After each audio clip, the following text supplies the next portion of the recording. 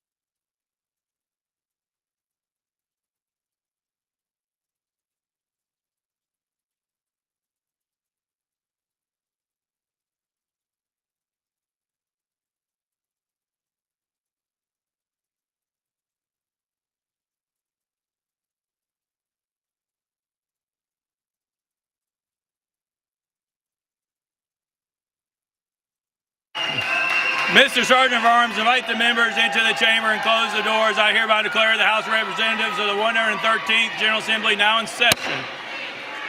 Will the members please stand with the visitors in the gallery remain standing through the Pledge of Allegiance?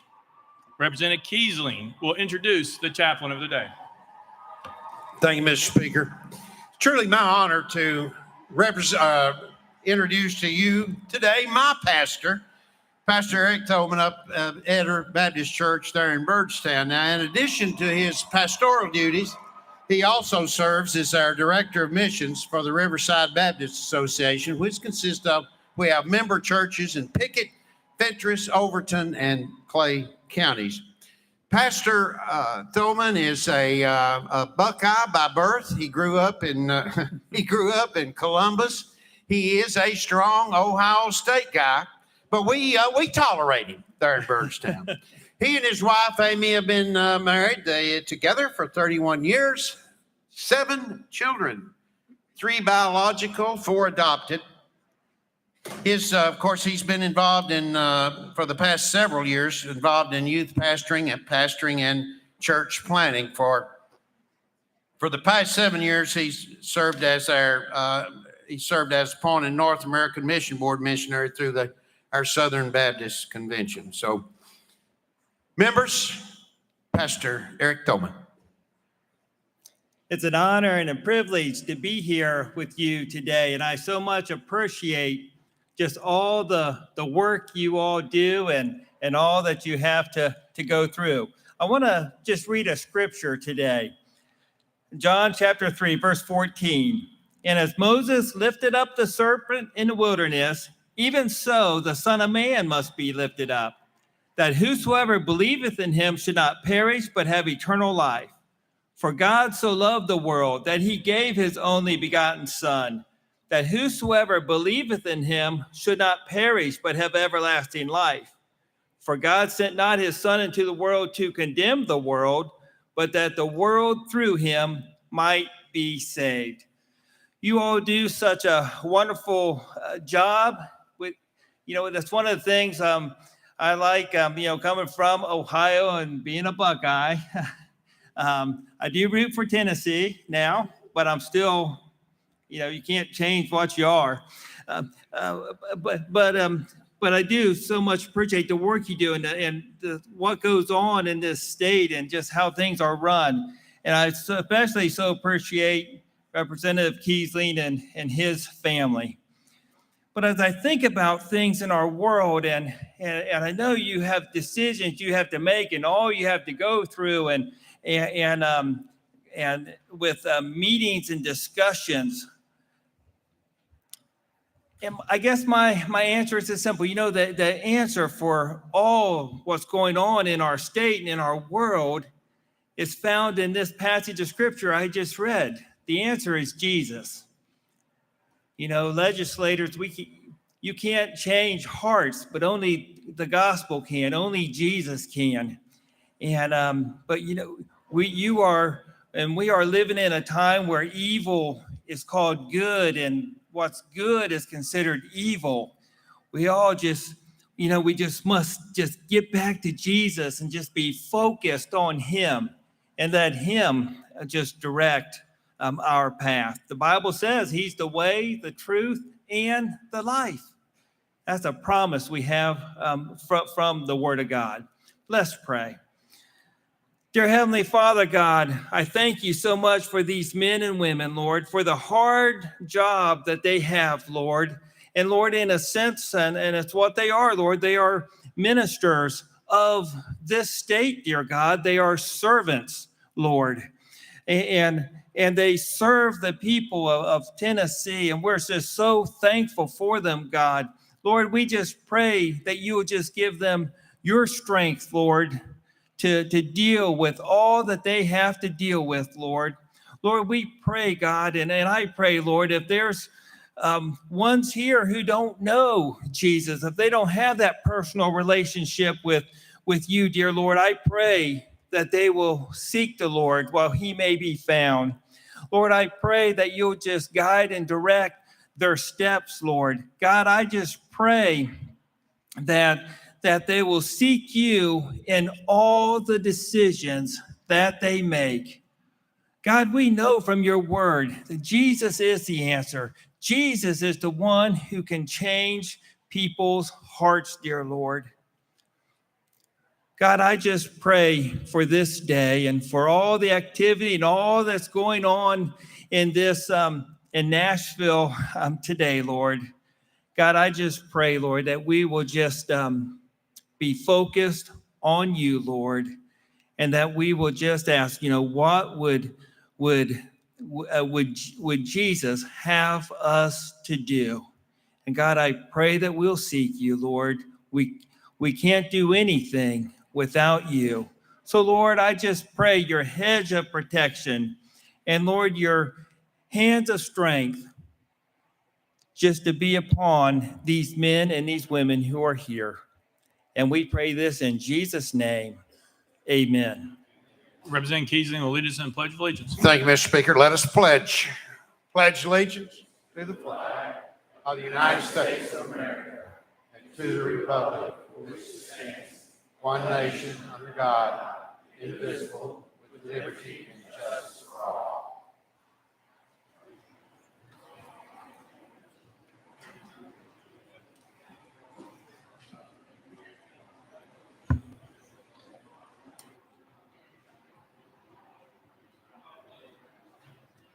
Mr. Clerk, take the roll. Roll call.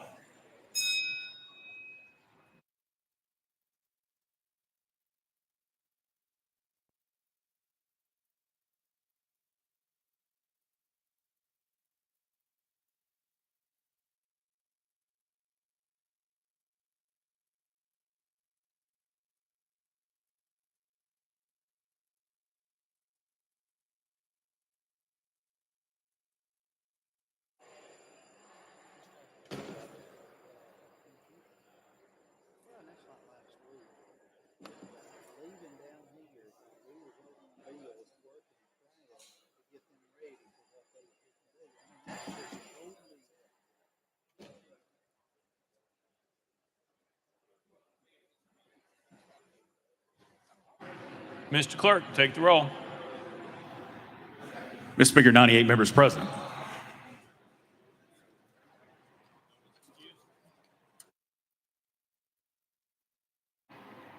Next order, Mr. Clerk.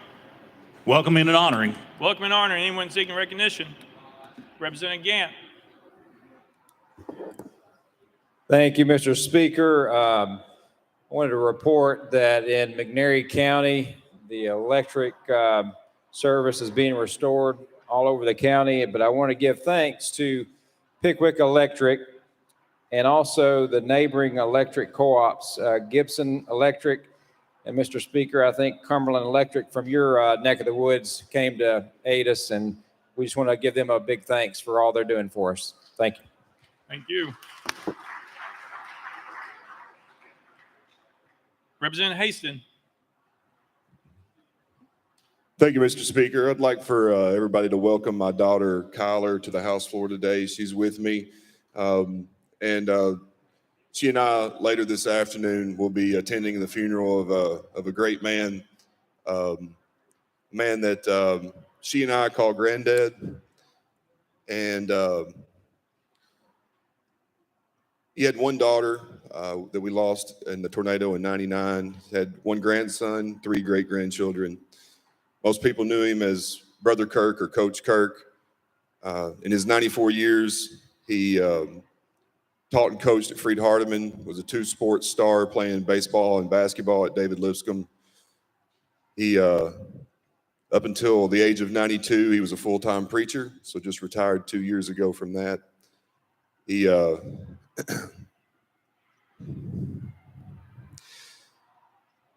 he served in the Navy.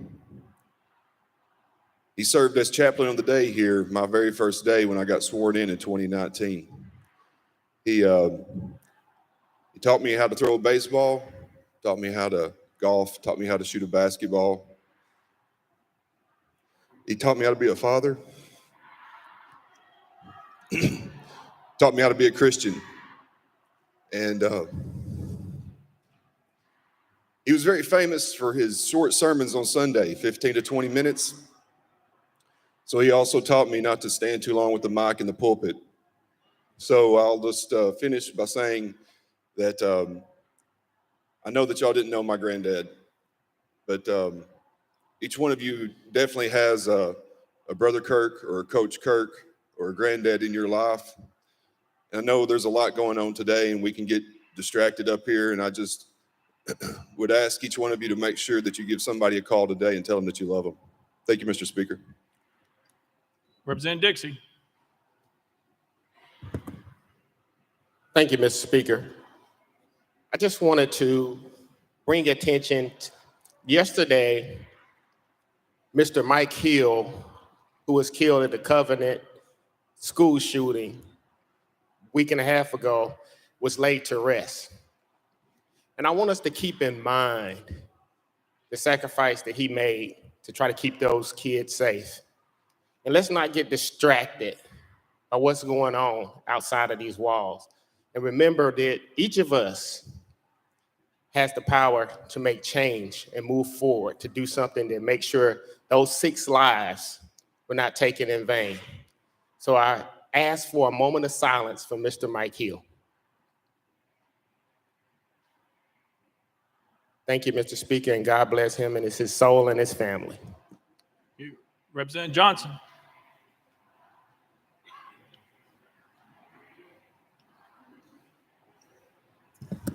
Thank you, Mr. Speaker. I just wanted to welcome all of the folks, the buses that came from Knoxville. I certainly appreciate them attending today. And I would just like to ask that all of the people in the gallery, I love that you're here. I hope you stay quiet today so you can be witness to this entire process. We appreciate you. We thank you. We welcome you, and we are here for our constituents. Representative Freeman. Thank you, Mr. Speaker. I'd like to welcome my cousin, Marcy, who is in the gallery today watching. And then I would also like to remind everyone, as my colleague, Representative Dixie did, of why everybody is here today, why they ended up here. And that's because we lost 6 lives in Nashville to a senseless gun violence. And also this week, Catherine Kuntz, who was a headmaster at Covenant, was laid to rest. And her husband said some pretty remarkable words that I'd like to share a brief excerpt. Catherine would be embarrassed if our admiration of her distracted us from the other wounded households. She was a champion for others and among the first to recognize when someone is isolated and lacking support, burdened by shame. Therefore, honoring Catherine compels us to remember a seventh family, equally wounded in the loss of someone dear to them. We count on the Lord and our community to support them generously, extravagantly, and to offer them the hope that sustains. We are trusting in the strong and loving embrace of a strong and loving God to take each of the 7 that died and heal their wounds and their souls. I don't think I would have the courage to, and the forgiveness to honor the 7th person, but Catherine did. And it reminds us all that we need to be forgiving and not be distracted by everything that's going on around us, and remember that 7 people died last week. Thank you. Representative Keisling. Thank you, Mr. Speaker. Joining us today, members, as an honorary page is Beth Perry. Beth is a junior at Oneida High School there in Scott County. She's accompanied today by her mother, who is a teacher at Huntsville Middle School, Joy. If you would, please make them welcome. Thank you, Mr. Speaker.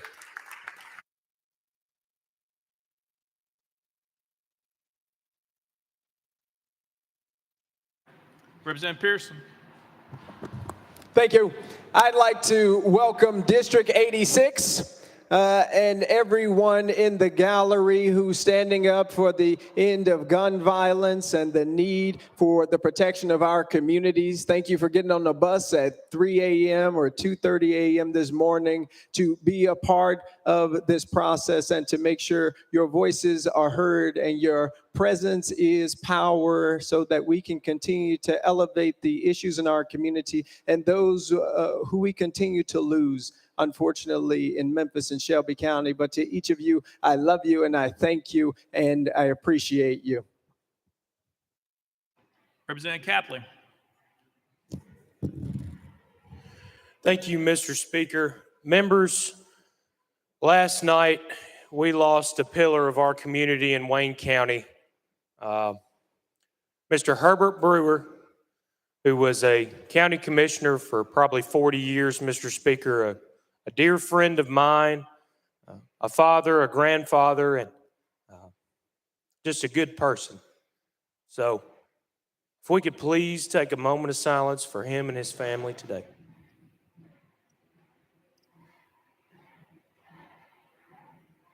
Thank you, Mr. Speaker. Thank you. Representative Harris. Thank you, Mr. Speaker. I just want to take a moment and recognize some of my friends and as well as constituents from Memphis, Tennessee. Representative Ritchie. Thank you, Mr. Speaker. Members, if you would take a moment to honor one of our freshman legislators today that is celebrating his birthday, Mr. Jake McCowan. Let's give him a round of applause.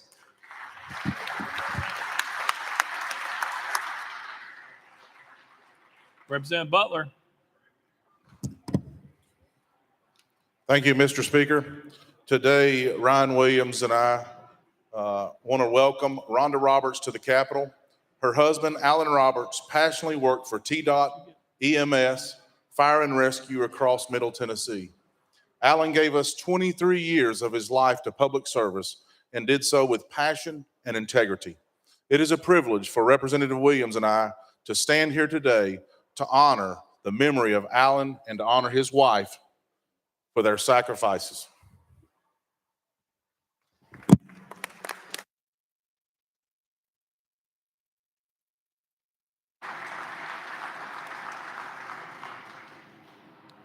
Chairman Clemens. Thank you, Mr. Speaker. I just rise today. I have 3 young children, 3rd grade, 5th grade, 7th grade. They have had the benefit of learning from some of the best public school teachers in the state of Tennessee at Waverly Belmont Elementary and J.T. Moore Middle School. And I just want to welcome the teachers that are here today for doing everything that you do each and every day with courage, with honor, with integrity. Thank you for being here. We appreciate you. Leader Camper. Thank you, Mr. Speaker. Mr. Speaker, members, I see some friends of mine in the audience I'd like for you all to make welcome. I saw Lexi Carter is a friend of mine, long-standing friend of mine. I see Theron Bond, and I know there are some people here from Whitehaven High School, there's some students here, so make them feel welcome. Thank you. Representative Hale.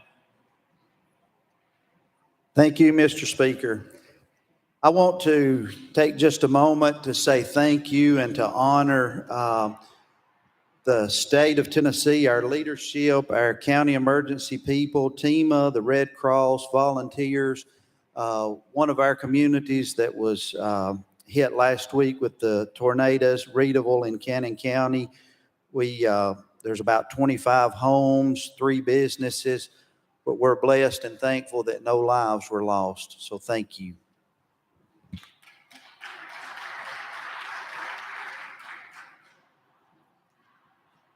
Anyone else? Next order, Mr. Clerk. Introduction to resolutions. Leader Lamberth, you're recognized.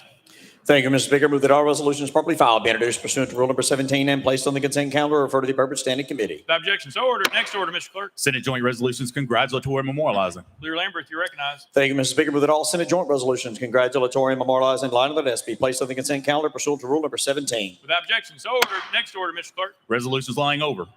Leader Lambert, you recognize. Thank you, Mr. Speaker. Move that all resolutions lying over be referred to the appropriate standing committee. Without objection, so ordered. Next order, Mr. Clerk. Introduction of bills. Leader Lambert, you recognize. Thank you, Mr. Speaker. Move that House Bills 1,571 through 1,573 be introduced and passed on first consideration. Without objection, so ordered. Next order, Mr. Clerk. Senate bills on first consideration. Leader Lambert, you recognize. Thank you, Mr. Speaker. Move that Senate Bills 213, 469, 477, 559, 561, 576, 698, 807, 838, 845, 858, 863, 927, 937, 993, and 1,391 transmitted by the Senate be held on the desk pending third consideration of their companion House bills. Without objection, so ordered. Next order, Mr. Clerk. Senate bills on second consideration, House bills on second consideration, petitions, memorials, reports from standing committees, reports from select committees, calendars. Mr. Speaker, the House has a consent calendar. Chairman Zachary, you recognize. Thank you, Mr. Speaker. I move passage of the consent calendar on third and final consideration, keeping with Rule 50. Gentleman moves passage of the consent calendar, probably seconded. Mr. Clerk, any objections been filed? Mr. Speaker, no objections filed. Anyone seeking recognition on the consent calendar? Seeing none, we're voting on the consent calendar. All members in favor vote aye when the bell rings. Those opposed vote no. Has every member voted? Does any member wish to change their vote?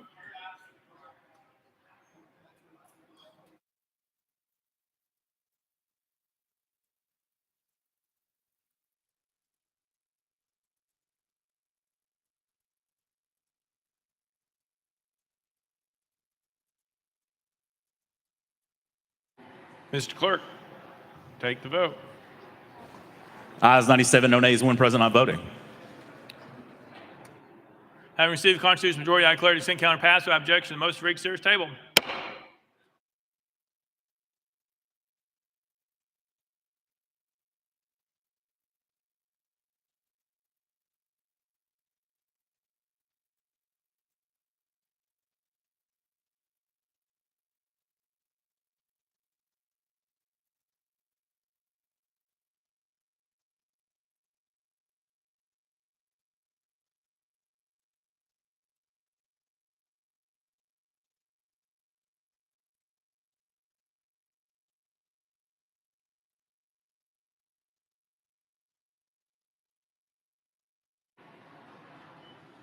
First bill, next order, Mr. Clerk.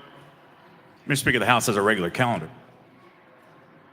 Leader Lambert, you recognize. Thank you, Mr. Speaker. Mr. Speaker, given the events of the last couple of weeks, I would like to take up item number 14, House Bill 322, out of order, first on the calendar today. Any objection? Without objection, so ordered. Mr. Clerk.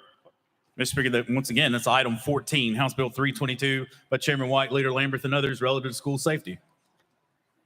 Chairman White, you recognize. Thank you, Mr. Speaker. I move passage of HB 322 on third and final consideration. Chairman White moves passage, probably seconded. Ms. Clerk, call the First Amendment.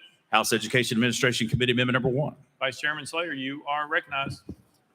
Thank you, Mr. Speaker. Roll to the heel of the amendments. Without objection, roll to the hill. Next amendment, Mr. Clerk.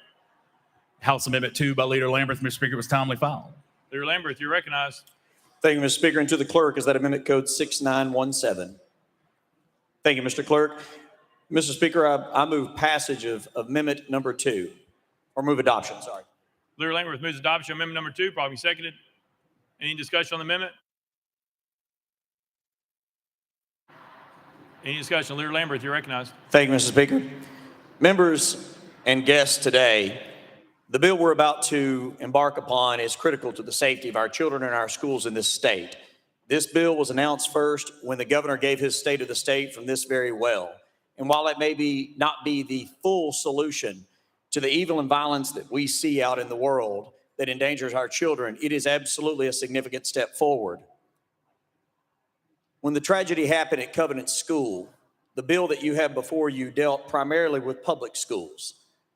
When that horrendous loss of life occurred, it immediately showed that we could not focus just on the safety of our public school students, but had to focus on all of our schools and all of our students. The amendment before you includes the following provisions. Private schools must develop safety plans that address emergency response and crisis management.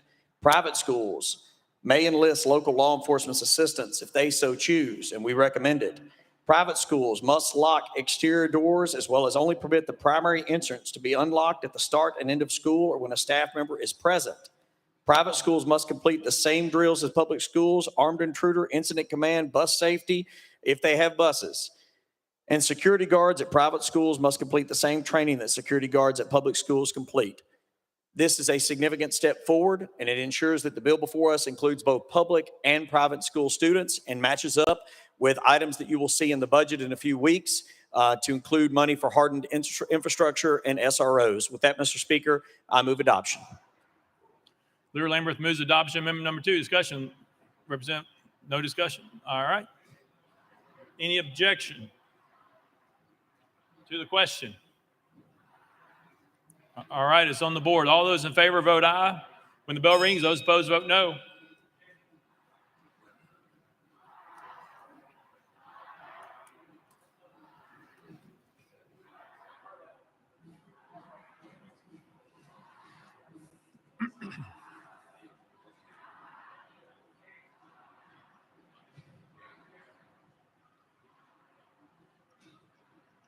Mr. Clerk, take the vote. Ayes 95, no nays, 3 present not voting. Amendment number 2 is adopted.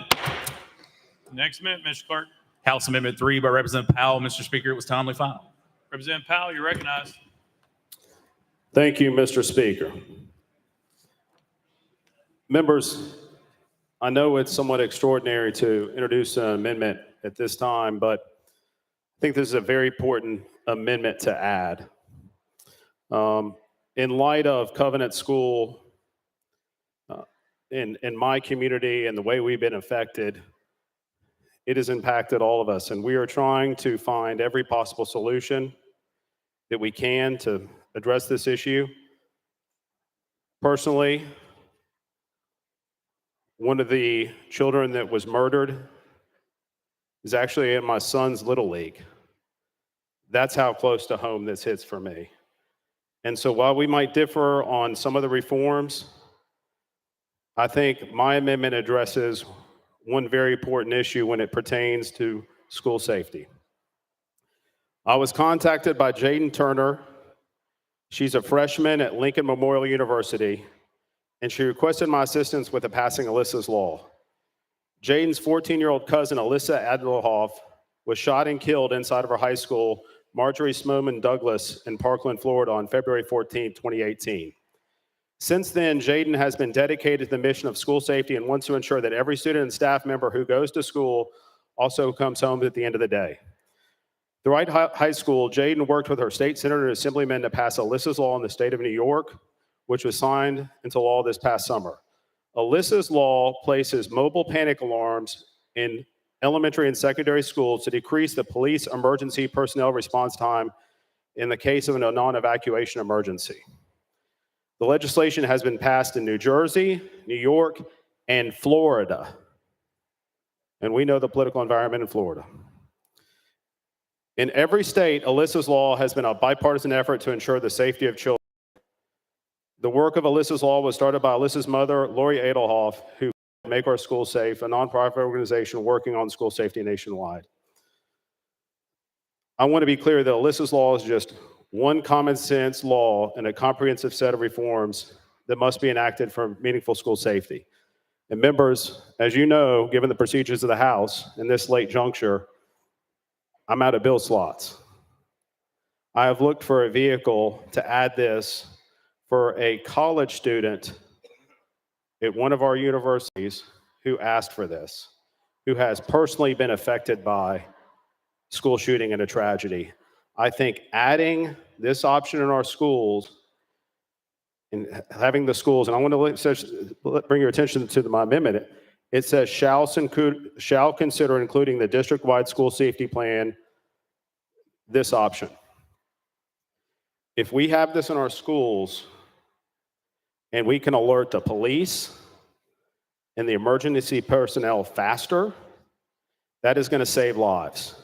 I'm hopeful schools are able to take this even further and put this throughout their classrooms so that if any classroom sees an emergency, they can hit this button. Members, I'm asking you, this is a common sense, small addition amendment to add to this overall plan. And I would request with that we move adoption. Representative Powell moves adoption of amendment number 3, properly seconded. Any discussion on the amendment? Leader Lambert, you're recognized. Thank you, Mr. Speaker, and for all of you on the floor and guests. Throughout the year, you've seen that we will table amendments that were untimely filed if they didn't come through the committee process. That is the normal procedure of this House. There is never a time when procedure or rules that can be suspended by this body, when gone through the proper channels, should get in the way of a good idea. We've always said that. I want to commend the sponsor of this amendment. He and I have served together for about a decade now. He came to me, came to the other sponsors of this legislation, contacted the governor's office who asked us to submit this bill, and he worked through the proper channels to say, look, we're late in the process, but this is a good idea. I thank you for bringing this, and I hope that we all stand in bipartisan support today of the safety of our children. I have no objection to this particular amendment and would encourage all to vote in favor of adding this amendment to the bill. It is a positive step forward. It's an idea that I wish we had had in the bill from day one. And so I thank you for bringing it even at this late date. And I would recommend that we not leave this chamber this year until we've addressed every single positive idea that can keep our children safe. Thank you, sir. Any further discussion? Any objection to the question? Seeing none, we are voting on amendment number 3. We're on the board. All those in favor vote aye when the bell rings. All those opposed vote no.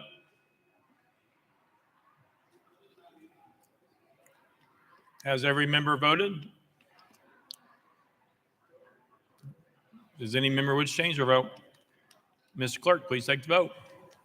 Ayes 98, no nays. Amendment number 3 is adopted. Next amendment, Mr. Clerk. Mr. Speaker, that brings the body back to the heel of the amendments. Education Administration Committee Amendment number 1. Vice Chairman Slater, you're recognized. Thank you, Mr. Speaker. We move to withdraw. Without objection, amendment number 1 withdrawn. Next amendment, Mr. Clerk. Mr. Speaker, no further amendments. Chairman White, you're recognized. Thank you, Mr. Speaker. And members, I would like to take a few moments just to describe to you the gist of this bill. I first like to start out by thanking Governor Lee, the administration. They brought, as the leader said, he spoke of this in the state of the state. We've been working on this since January, trying to go through many versions. I congratulate Representative Powell for bringing a great amendment, even at this time. So thank you very much. What the attempt is doing in this particular bill, and as the leader said, we may do more in the future, but here's the general gist.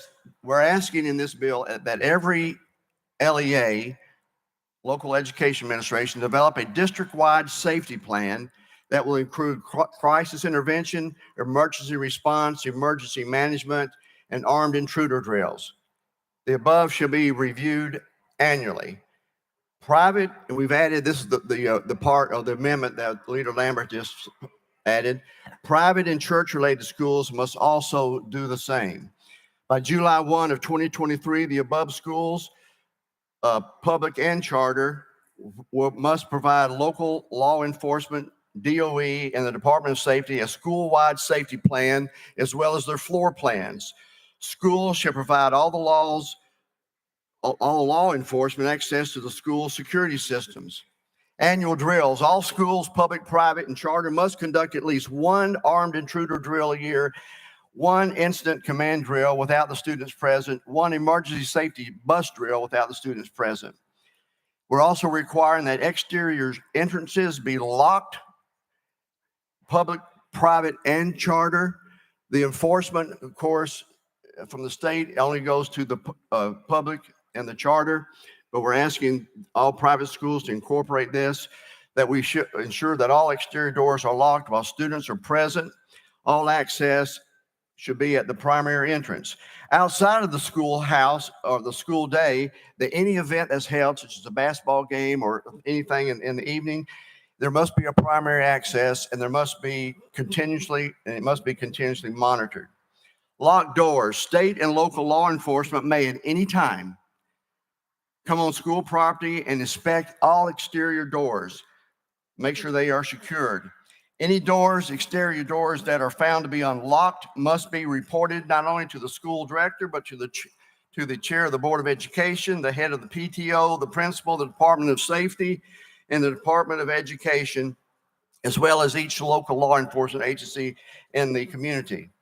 Schools must acknowledge correction and send written notification to local law enforcement. The letter must acknowledge that the school has an SRO officer. If a public or charter school has 2 or more infractions and they do not have an SRO on staff, they must hire an SRO or an armed SSO. This must be done within 30 days of the second violation. Now, congratulate Governor Lee. He put in the budget $140 million to allow all the schools to use this grant money to hire an SRO. The Commissioner of Education must be notified. In schools or LEAs that have a difficulty of hiring an SRO or an armed SSO, a letter must be submitted to the Department of Education Commissioner explaining why. State funds may be withheld from any school that has multiple violations. For a school with an armed SRO, funds shall be withheld after the second violation. Now, once violations are corrected and all agencies are satisfied, then the funds may be returned. Funds will be withheld until all corrections are made. And lastly, buildings constructed after July 1 of 2023, public and charter, must have all interior locking mechanisms on each classroom and a secure vestibule or at the primary entrance. If they are doing only remodeling, just those sections that are under construction. And training before providing security, a public charter private school should have an armed SSO, must complete active shooter training. Anyone that hires a security officer must have active shooter training. And Leader Lambert described what the amendment was on requiring private schools. We cannot withhold funds from private schools, of course, but we are asking them that they engage in the same activities. All right. Chairman White renews his motion. Chairman Clemens, you're recognized. Thank you, Mr. Speaker. Chairman White, does this bill require or facilitate placing more firearms in our public schools or private schools? Chairman White. This does not address that, sir. No. Chairman Clemens. Is there a limit on what type of firearms SROs in our state may have in our public schools? Chairman White. Oh. Chairman Clemens. This bill, which sounds like we're attempting to fortify our public schools and albeit make them safer, I believe this is part of, I believe you said, what the governor announced earlier this week as part of his plan. And in part of that plan, he announced that he was going to ensure that every school had an armed officer in that school. Is there another bill forthcoming that includes that? Chairman White. That's in the budget that he has proposed. It's not in this bill, but it's in the budget that will come for us in a couple of weeks. Chairman Clemens. Thank you for that clarification, Mr. Chairman. And so I just want to simply make the point that ensuring the security of our schools is important. As I said earlier in this session, obviously I have children in public school. I know everyone here has children or grandchildren or have had probably go through a school system, private or public. But I just want to make the simple point that the need for this type of law is a result of the real problem. This is not a solution to the real problem. I want to make sure that everybody is aware of that. And I appreciate Mr. Leader. I appreciate Mr. Chairman. I appreciate y'all acknowledging that this is not the entire solution, because that's true. And I hope that we can work together to pass an array of solutions, because simply fortifying our schools and doing everything we can to increase security of those schools is not it's not the solution. It's a result of the real problem. And so I ask for y'all to work with us to pass more legislation this session to address the real problem, to ensure or do everything we can to ensure the safety of our children. Thank you, Mr. Chairman. Thank you, Speaker. Leader Lambert. Thank you, Mr. Speaker, and Chairman, thank you. This is a significant step forward. And yes, fortifying our schools right now in this state is absolutely what we need to do. If there's one place on the planet that a child deserves to feel safe, it is in our schools. And I guarantee you, talk to any one of these children that have come down here, talk to any one of these parents, talk to everyone in your districts, they do not feel safe right now because they know that they are not. So whatever it takes to make sure they are safe at school and feel safe at school, yes, sir, we will fortify those schools. We will hire SRO officers. We will pay for them with state dollars so that no community throughout this state has any excuse not to have armed security that is well-trained, better trained than any threat that may come at that school, to be able to neutralize that threat long before any evil person gets anywhere near our kids, as well as the safety plans, as well as the locked doors. Every child should be safe at school. There are children that come to school in this state that are not safe in their own homes. It's heartbreaking to think about, but school should be a safe place for them, for every child in this state.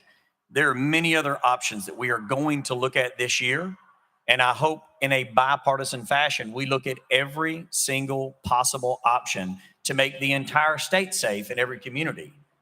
But for this bill, at this time today, I would ask you and all of our colleagues to vote in favor of a bill that I guarantee you will improve safety at our schools. We can at least do that today at this moment.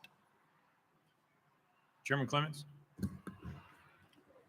Thank you, Mr. Slater and Mr. Speaker. I think we need to be cognizant as well that our children notice their surroundings, and I agree. Our schools need to be a safe, nurturing environment. Our students do not need to feel like they're imprisoned. They do not need to feel like they are learning in a fortress. So I understand we need to increase security, but I think we need to be aware of that and, again, continue to address the real problem. All right. Representative Jones. Thank you, Mr. Speaker. The majority leader just stated that we would do whatever we have to make students feel safe. In the past week, we've seen thousands of students here at the state capitol asking us to do one thing, and that is to ban assault weapons.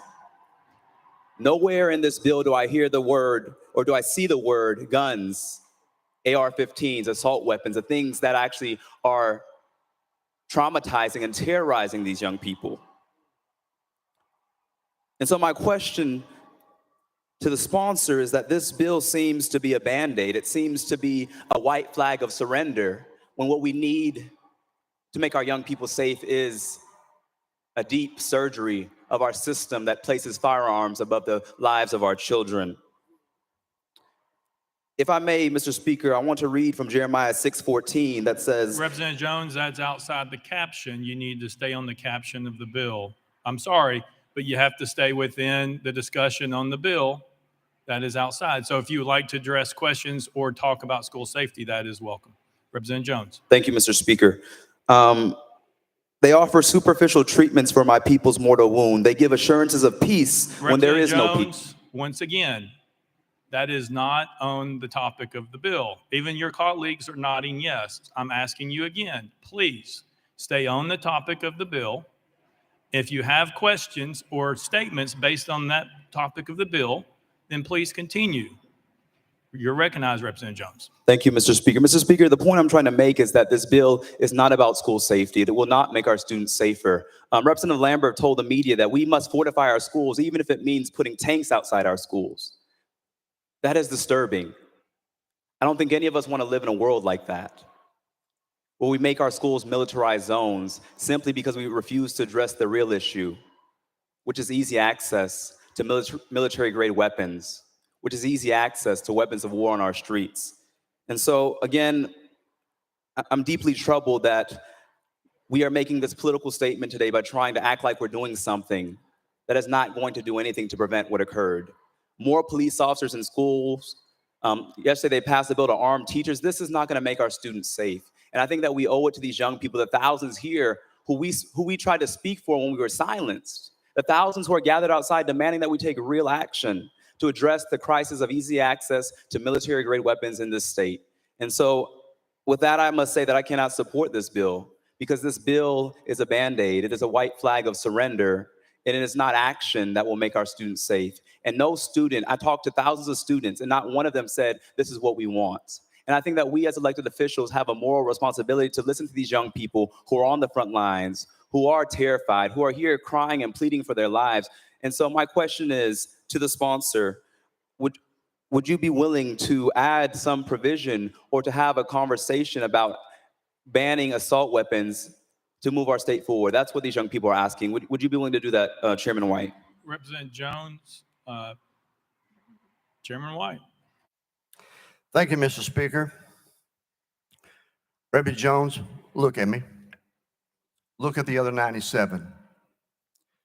This is exactly what we're trying to do. I have been up here 14 years. You have been in this assembly for 2 months, 3 months. We as a legislative body are constantly looking for ideas. But when things break down where we cannot continue to create and discuss ideas, this is where we get to, and this is what has led to this day. I used to be a school principal. I would literally step in front of anything for the protection of those little ones in my school. You assume that because we do not have everything that you may want or anyone else may want this bill, that this is a bad bill. We are trying to put things together to a starting place. So I answer your question with this. Yes, we've been trying to communicate with you and others on this floor since January. And here we are today. We have a good bill, and if you would work with us, we could have even a better bill in the future. That is my response to you.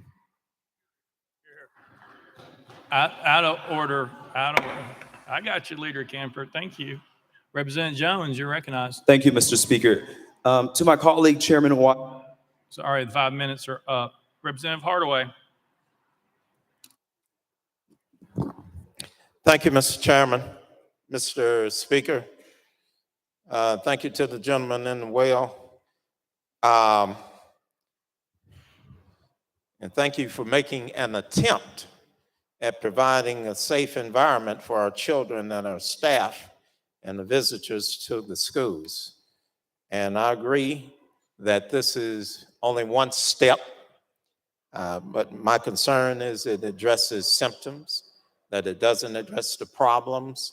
And as Chairman White said, we've got to do better bills in the future, especially in the case of mental health for our students, for staff, for teachers, because everything that we're dealing with now has traumatized all of the above.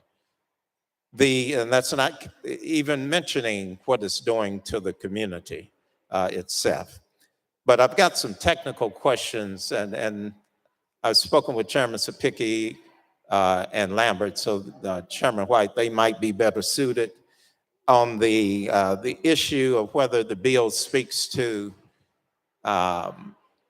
the ability to arm teachers, the authority to arm teachers. Does it speak to it one way or the other? Chairman White. No, sir, it does not.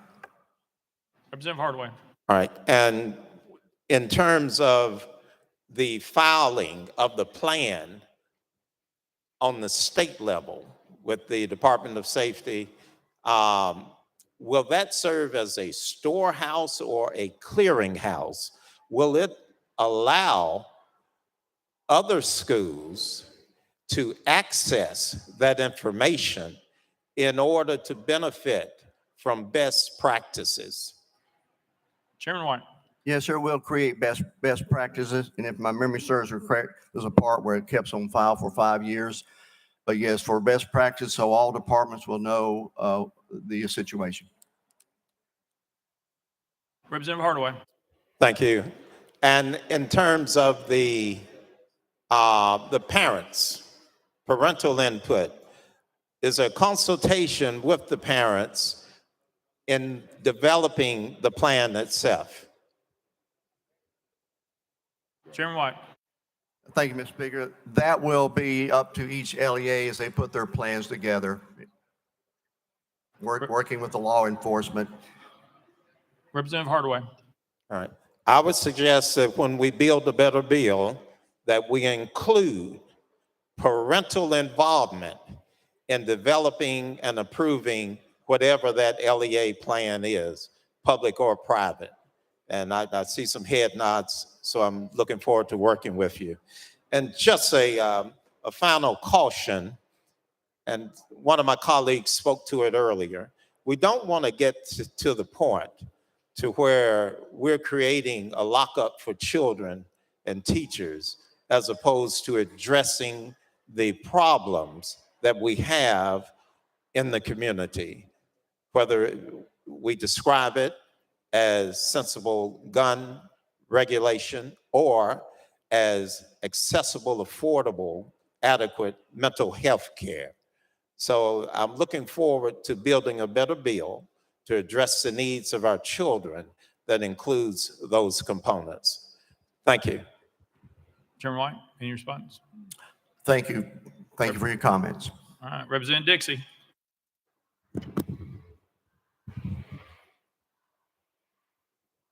Thank you, Mr. Speaker. I think that one thing that we can all agree is that we do want our children to be safe in schools, but they also deserve to be safe at their homes, in their neighborhoods, in the grocery stores, movie theaters, parks. So these are some of the things that we need to also look at this holistically and make a comprehensive bill that helps out. Now, this bill, I don't think it does, and I've read it a couple of times, address the mental issues that may come along when another shooting will happen. Because the locking of doors, and we saw that almost 2 weeks ago, doesn't prevent this from happening. So we have to also include in a bill where monies or funds or resources are allocated for the mental health of these students and the social guidance, because at this point, it will happen again if we don't address the root cause. So I hope that we all can agree that the things when we were growing up, the drills that we only had to deal with were fire drills and tornado drills of sitting in halls. But the way the world has changed, we're doing active shooter drills. We have changed so much. So we have to also change the way we legislate and look at things differently and not go into our corners and say, this is not right, but we have to talk to each other. And this is an opportunity for us to do that. And I hope that we can take advantage of this time in history right now to make serious change that will help all Tennesseans in school, in their neighborhoods, in their parks, to make sure everyone is safe at all times. We all deserve the right to feel safe wherever we are. So thank you so much, Mr. Speaker. Chairman White. Thank you for those comments. Very much appreciated. Just want to remind everyone, I think it was last year, year before, in the governor, we put $200 million in our mental health trust fund. We just added another $8 million in the budget this year to address that. So we are working towards that. And we're also working with the colleges and universities to provide more degrees in the program, such as you mentioned. So thank you for those constructive comments.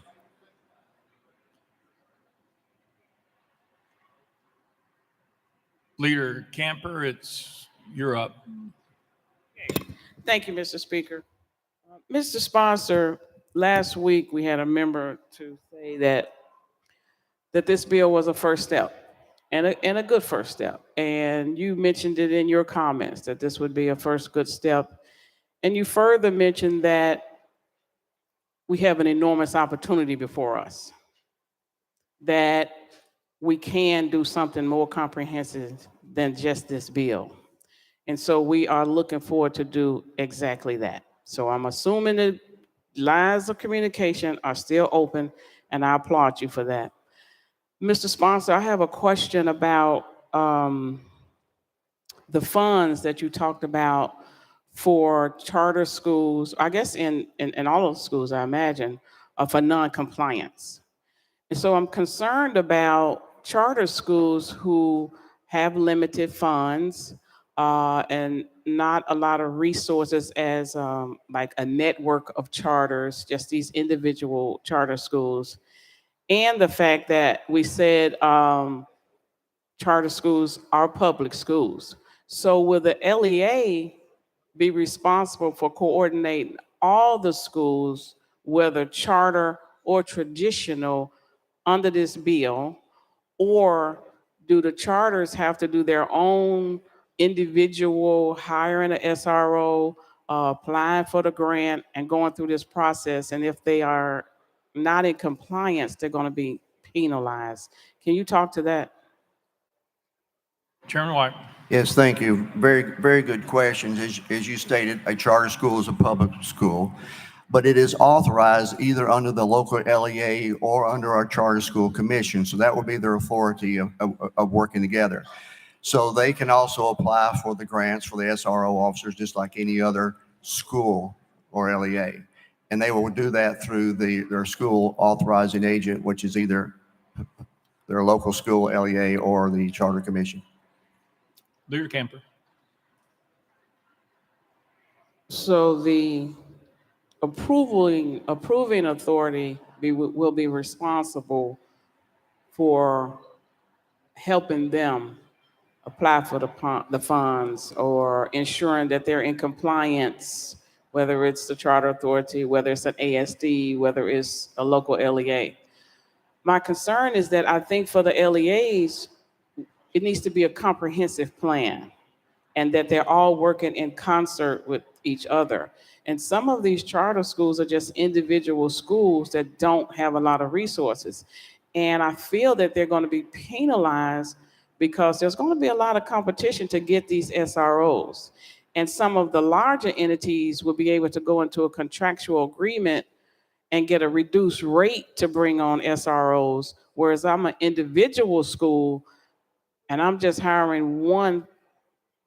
It's not going to be competitive for me. So I think we need to find a way to help some of these smaller entities without penalizing them because they're not in compliance. Chairman White. Thank you.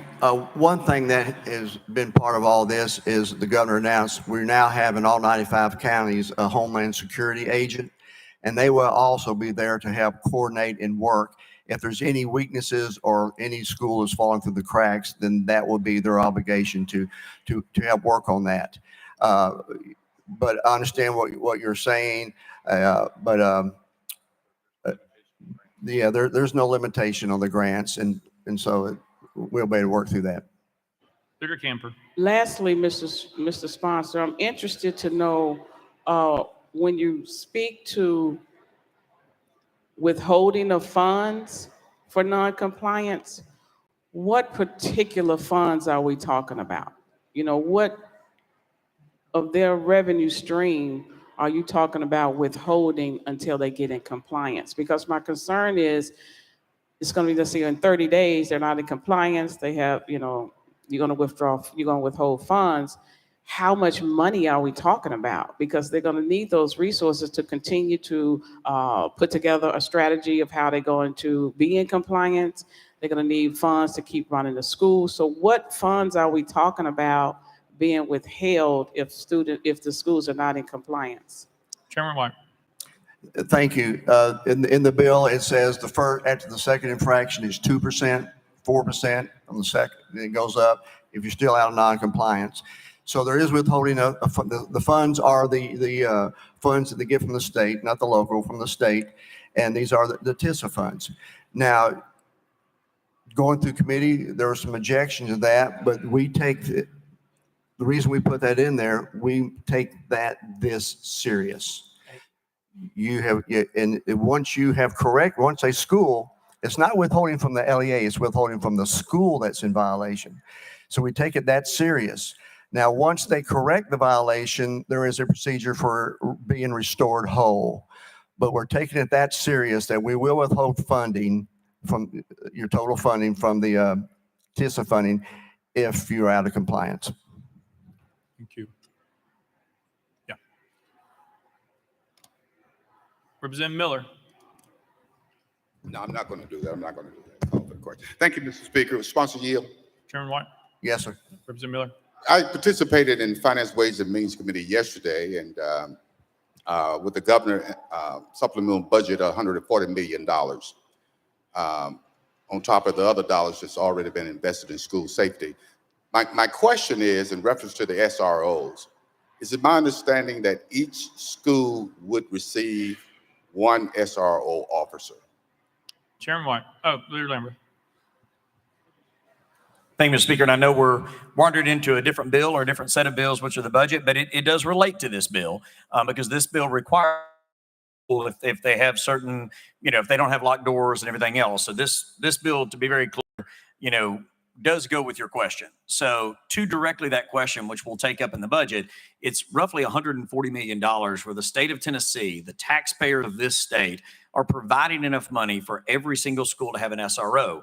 Now, the way that would work is you're going to have an MOU between the sheriff's department and the schools, and it does include also armed security guards. There are some places that use SSOs instead of SROs.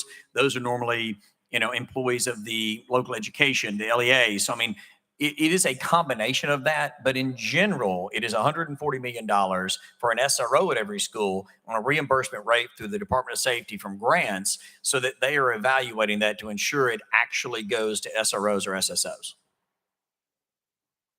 Representative Miller. Thank you. So am I to understand again, if you have a school, let's say with 1,000 students and personnel, that particular school would receive one SRO officer. What about a school with 500 students and personnel? Would they also receive one SRO officer? Leader Lambert. So again, we're going deeper into the budget, and those are questions for a certain chairman I'm trying not to look at right now, but who's a wonderful person, and we will talk about that in the budget soon. But I will say this to that point. The goal is to have an SRO in every single school. If a local school system, we choose to have 2 or 3 or 4, we're at least going to fund one of them, but we are not holding them back. So if you have a school system like ours in Sumner County that already has an SRO in virtually every school, some of them will go to 2 schools that are close by each other, they can keep that funding in place that the locals already provide and take these state funds and hire a second SRO for schools. I've already begun some of those conversations with local law enforcement and our local school system, and I would encourage all of you to do the same. We want to raise the bar, not just keep it at a par level. Representative Miller. Again, I think most members would agree that we're moving in the right directions, but we have to do better and do more. So thank you, Mr. Speaker. Thank you. Representative Johnson of Knox. Thank you, Mr. Speaker. I guess there's been a little of this discussed, but I understand the importance of having security in the schools. But as someone who was sitting in her classroom August 21st, 2008, preparing her classroom before kids came down for first period, looking out the window, seeing the door open from the cafeteria. I was in a portable down from the school and seeing just hundreds of kids running, screaming, crying from the building, running down to my classroom, not even able to articulate what just happened at the school shooting in Central where we lost Ryan McDonald. And my concern here is there were police officers in that cafeteria when this happened. What I think that we need to focus on, that school was secure. None of this would have happened. We had officers, we had security. We need to keep the guns from coming to the schoolhouse door. We need to be taking action that prevent them from ever getting to that door. We don't want gun battles at our schoolhouse door. We want our kids to be safe and feel safe. We are the only country in the world who has this type of violence. Please, I'm asking you, let's do something that prevents that from coming to the schoolhouse door. Also, do we not already have in Tennessee Code 49-6-4302 addressing these school security assessments? Isn't that already on the books? Chairman White. Thank you, Mr. Speaker. Thank you for your comments. No, we're pulling a lot of things together. Yeah, there's things throughout code that we passed in years past, but we're putting this collectively together to put teeth into it this time. Representative Johnson. Yes, but isn't it very similar? Chairman White. Ask your question one more time. Representative Johnson. Isn't it very similar to what already exists in code? I just want to make sure that we're actually doing something different that's a solution, because I don't feel that with this piece of legislation. Chairman White. I would go a step further and say there are a lot of things in code that sometimes don't have enforcement with them, and that's what we're doing with this. So you may or may not be correct in some of those things, but that doesn't negate what we're trying to do this today. Representative Johnson. Thank you. Representative Pearson. Thank you. Will the sponsor yield to a couple questions? Chairman White. Yes, sir. Representative Pearson. One of the main intents of this legislation is that every school will have an armed security resource officer. Chairman White.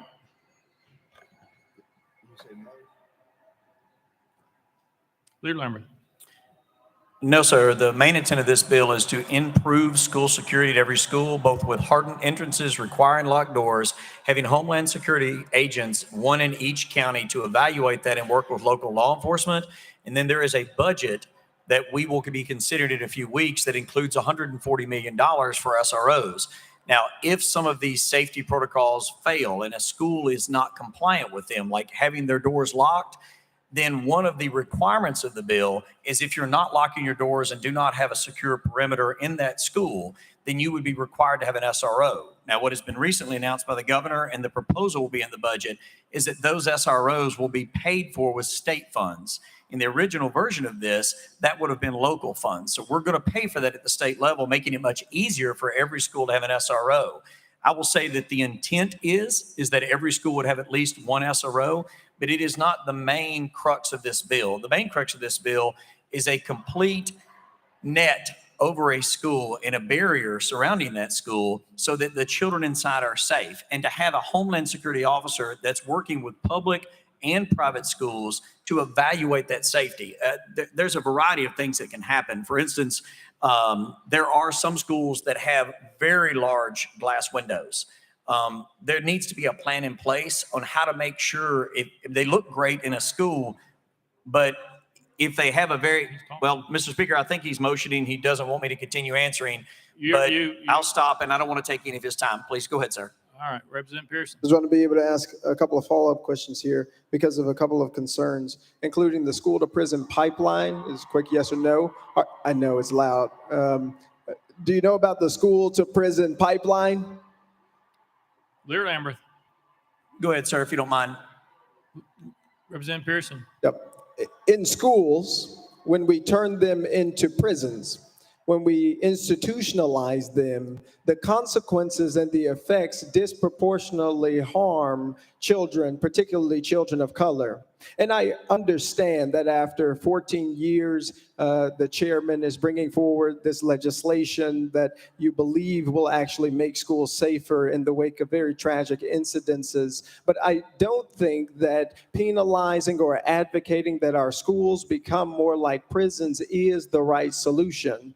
The idea that I think we really should think about is how do we prevent people with assault rifles from going into schools? And when you think about the SROs who would be at these schools, are you saying that children will go to school and these resource officers will have AR-15s on them, or will they have handguns, which compared to how many rounds an AR-15 could shoot and to kill people would be no match. This is a part of what I think is a symptomatic problem of really not addressing root causes.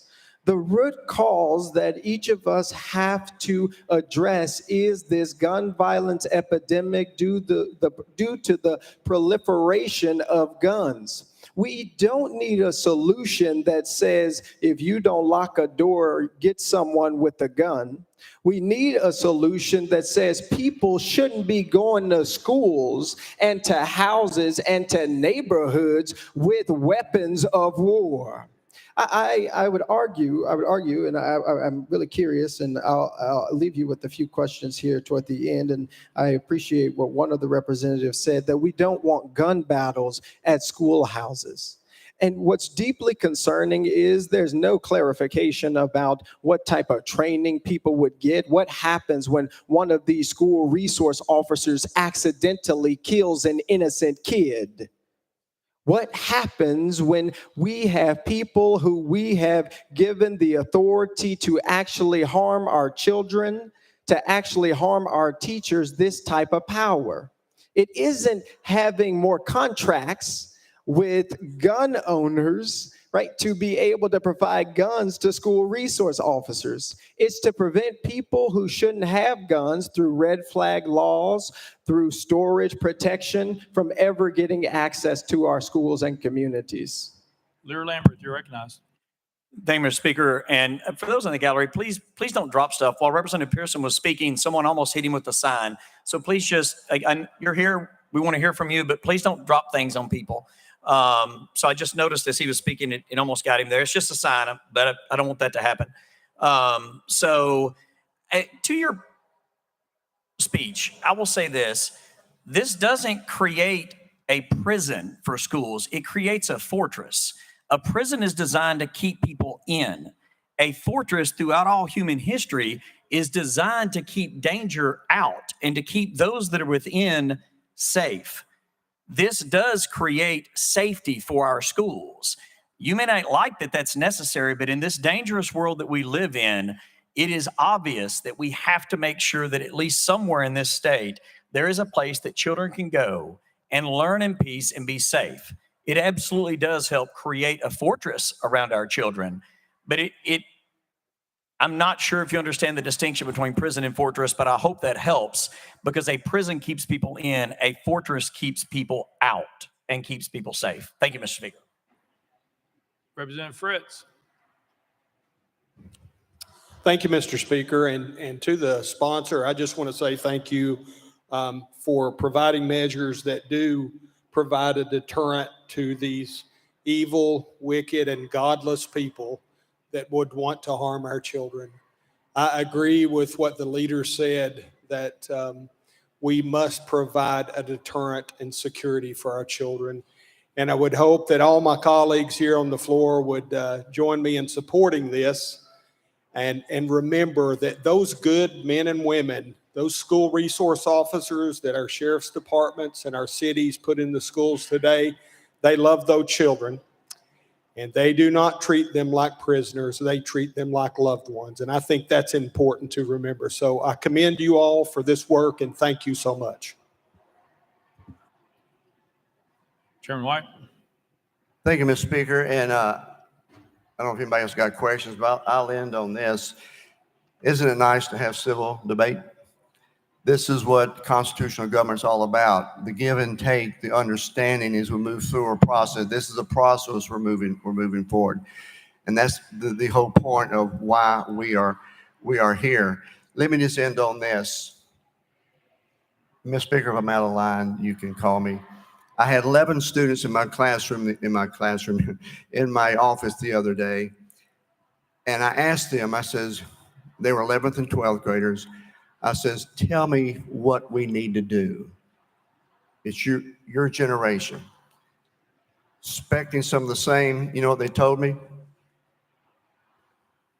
They said that we need to restore moral values in our country. We need to restore the sanctity of our homes, and we need to pray before it happens and not wait till after it happens. That came from the mouth of school children. And so that's what we're all here about, to do the best thing for our young people. We all have a heart for young people. We just have to be able to get to a process where we're all working together. With that, Mr. Speaker, we have an excellent bill here moving forward, and I renew my motion. Thank you. Representative Travis. Thank you, Mr. Speaker. I call previous question. Representative Travis calls previous question. Any objection? We're on the board. We're voting on previous question. All those in favor vote aye when the bell rings. Those opposed vote no.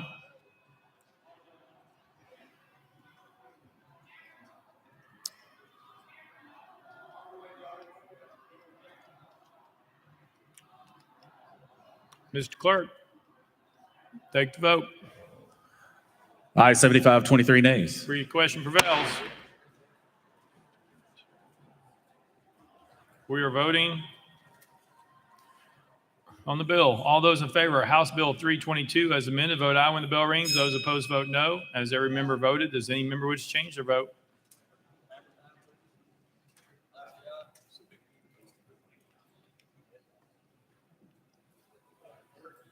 Hardaway, is that a yes? Yes. All right. Mr. Clerk, take the vote. Ayes 95, 4 nays. House Bill 322, having received the constitutional majority, I hereby declare it passed without objection to the most recent series table. Leader Lambert.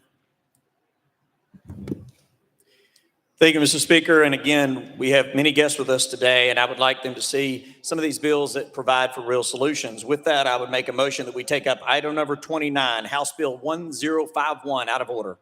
Any objection? Without objection, so ordered. Call up next bill, Mr. Clerk. Mr. Clerk, Yeah, call up next bill, Mr. Clerk. Mr. Speaker, House Bill 1051 by Chairman Vaughn, relative to individuals authorized to complete certificates of need. Mr. Speaker, the Senate bill is on the desk. Chairman Vaughn, you're recognized. Thank you, Mr. Speaker. I move to substitute and conform to Senate Bill 0672. Chairman Vaughn moves to substitute and conform to the Senate Bill 672, properly second without objection, so ordered. Chairman Vaughn. Thank you, Mr. Speaker. I now move passage of Senate Bill 672 on third and final consideration. Chairman Vaughn moves passage of Senate Bill 672 on third and final consideration, properly seconded. Mr. Clerk, call up First Amendment. House Health Committee Amendment number 1, Mr. Speaker, it's the same as Senate Amendment number 1. Chairman Terry, you're recognized. Thank you, Mr. Speaker. Move to withdraw. Without objection, amendment number 1 withdrawn. Next amendment, Mr. Clerk. Mr. Speaker, no further amendments. Chairman Vaughn, you're recognized. Thank you, Mr. Speaker. Colleagues, what this bill wants to do is restructure the way that certificate of need is issued for people who present in emergency rooms requiring psychiatric care. Whenever we have people who come to our regular hospitals and present, there is a system which has been damaged by the lack of trained professionals in the system and the bureaucracy that is there in place today. What we've done is we've worked with the Tennessee Psychiatric Association, Tennessee Hospital Association, the TMA, to come up with a new way for people to, when they present, to be seen faster, so that whether or not we can get them into a psychiatric facility and get them taken care of as quickly as possible. And with that, sir, I renew my motion. Chairman Vaughn renews his motion. Any discussion on the bill? Representative Parkinson, you're recognized. Thank you, Mr. Speaker. I know I'm out of order, but I did want to make note that our former colleague, Mike Stewart, is in the building. So if you make him feel welcome again, we appreciate him being here.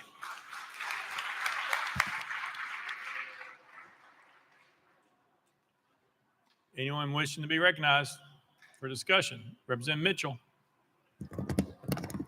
Yeah, thank you, Mr. Speaker.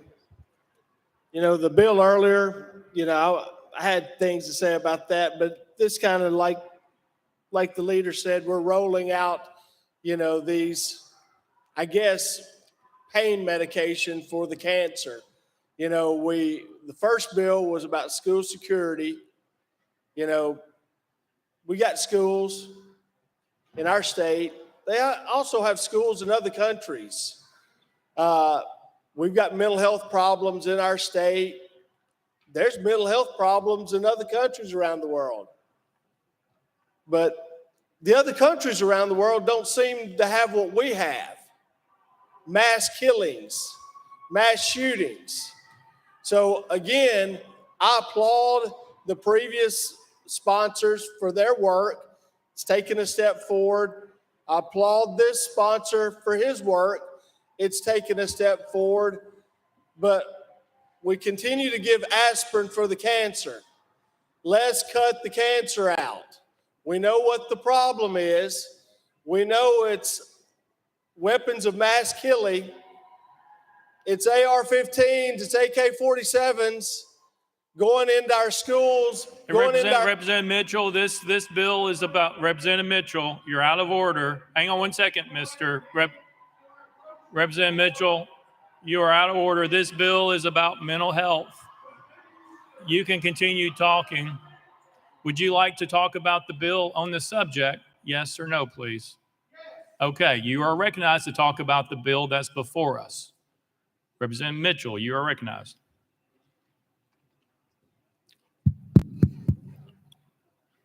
Mr. Sponsor, I heard this bill in multiple committees, and I have problems with it, but this bill was presented by your leader before you walked up there as one of the solutions to the violence going on in our society. Was that true? Chairman Bonner. Representative, to be honest with you, I was in transit coming to the podium and I can't recall. There was hubbub around me. I cannot recall. I apologize to you, sir. Representative Mitchell. Thank you, Mr. Sponsor. Well, I'm pretty sure maybe the speaker heard him introduce this as one of the solutions to the violence and the deaths in our schools and our society, because that's what I heard. So I think what I was saying was pretty germane to this issue. Either we're going to let people speak and address the issue. I take the leader at his word. He said this is the first step of many other things we're going forward to do. But I just want everybody to know we're giving aspirin to the cancer. We've got to address the cancer at some point. So he can cut off my mic over and over and over again. But I'm not going to shut up until we stop kids from being murdered in their schools. Members, you all voted on the House rules. The House rules say when the bill is before us, we stay on the topic of the bill. That is what you do. The conversation surrounds the legislation. That's been history in this place for as long as we've been here. That is the rule. You know that's the rule. You know that's how we have done it. Representative Hardaway, for what purpose, please? Representative Hardaway. Thank you, Speaker. Parliamentary inquiry. Staying on the bill sometimes requires placing comments in context, and that sometimes requires a little leeway from the speaker. That's been tradition. That's been the common practice. So I would suggest, sir, that we may want to keep that in mind. Thank you. Representative Hardaway, I think you could see on the previous conversations, leeway was granted for them to make their point on previous legislation. But this legislation is dealing with mental health. Leader Camper?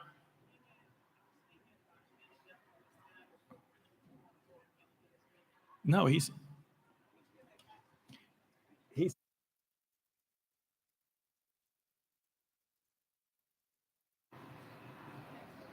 Representative Johnson, you're recognized. Thank you, Mr. Speaker. I guess following along with that's my problem again. It says as when someone comes to the hospital And we need to be addressing these mental health problems before somebody ends up at a hospital. We could have expanded Medicaid 10 years ago, and 300 to 400,000 Tennesseans would have had mental health care and perhaps gotten the care they need so they don't end up at the hospital. I appreciate what you're doing here, but I do believe that it is a Band-Aid. There is so much more we can do and we have not done. And again, it goes back to being preventative, to getting them care before they're at the hospital doors. There are things we can do, like expanding Medicaid, that would give mental health care to more than 300,000 Tennesseans. I see what you're doing, and I appreciate that. I'll use my colleague's analogy. It's an aspirin for cancer. And thank you for, it's nice to get called on so much today. I'm glad the crowd is here.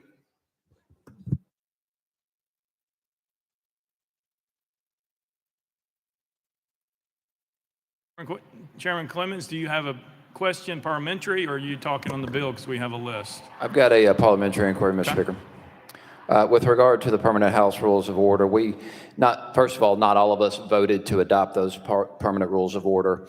But second of all, there is a rule expressly in this bill that speaks to 5 minutes of each member being able to speak on legislation. My colleague from Davidson County, Representative Bo Mitchell, did not get his full 5 minutes. So if we're going to comply and interpret the rules to benefit of one party, I would like them to benefit both parties. And I would ask the Speaker to recognize Bo Mitchell for his remaining 50 seconds. Thank you. Chairman Clemens, we will recognize him for 50 seconds, but let me be clear, members, when you say you are finished talking, you're done and we move on to the next one. That's how we've happened, whether you use all 5 minutes or not. If you say you are finished talking, that takes off your time. Representative Mitchell, my understanding was you said that. You said you didn't, so therefore you have 50 seconds. Thank you, Mr. Speaker. I'll take 15. All I've got to say is when the bill was presented, the leader made the assumption or made the statement that this was addressing one more measure, that you were addressing violence to solve the gun problem. That's what was said. You didn't gavel him and say he was out of order, off topic. So that's why I spoke in the manner in which I spoke. Thank you.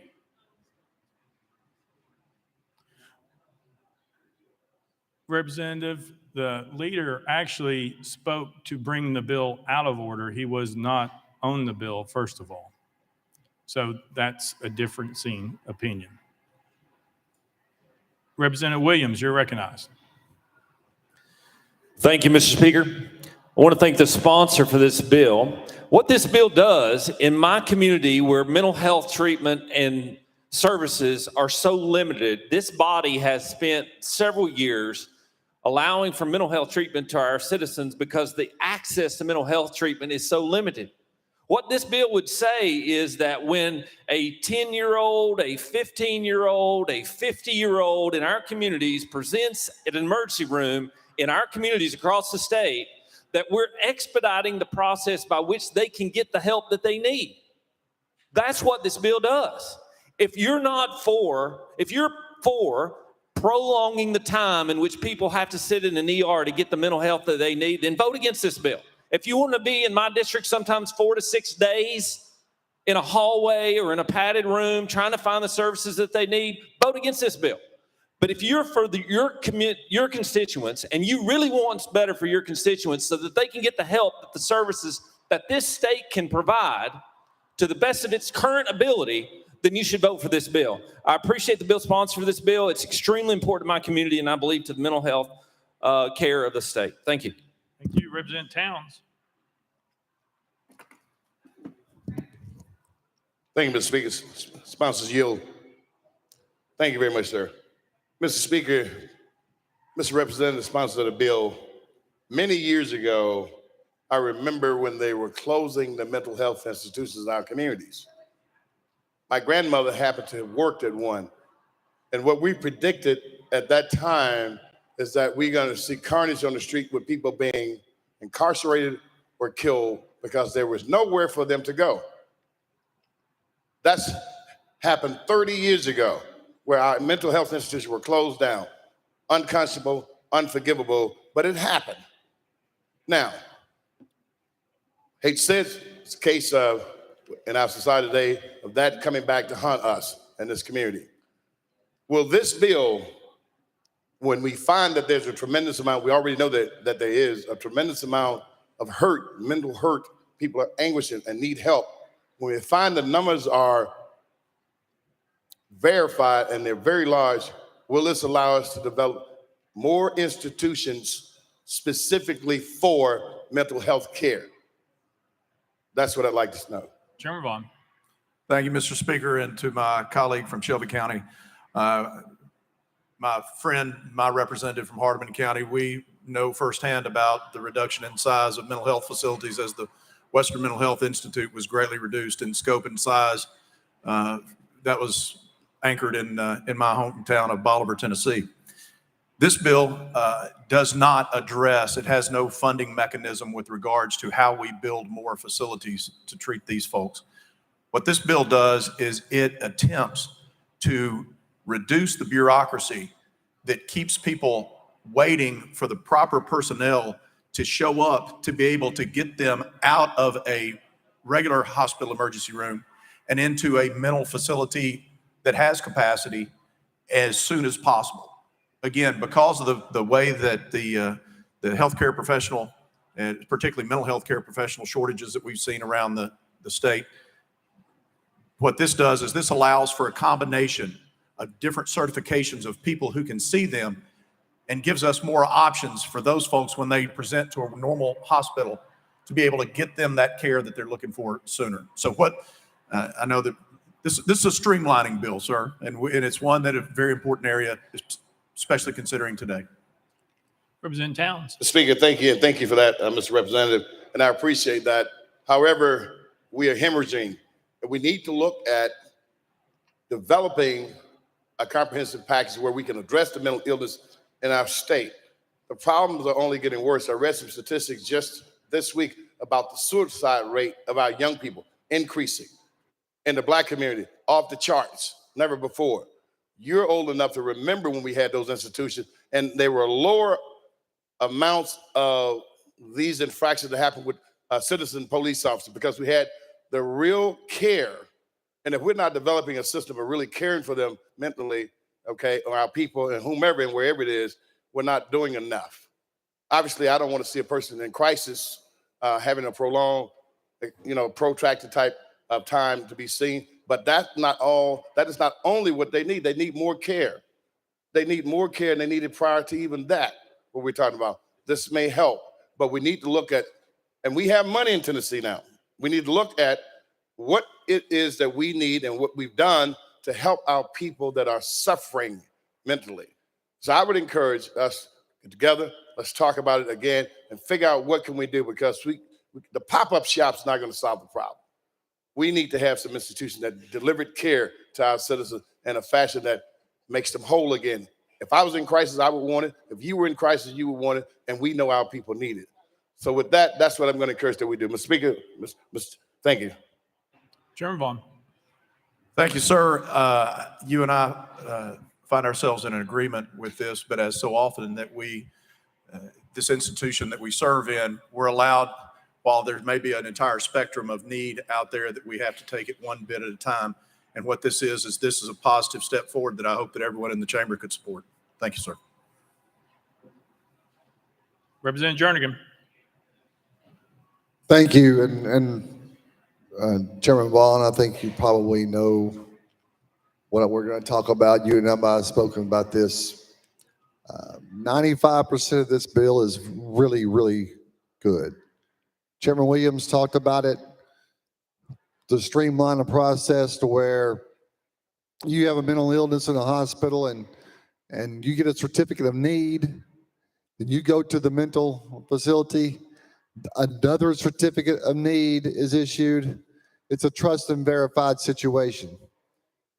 The 5% that I do not like about this bill is that a certified psychiatrist by themselves can issue a certificate of need. One person can commit someone without verifying on the other end. I do not like that much power being on one person certifying someone without their consent.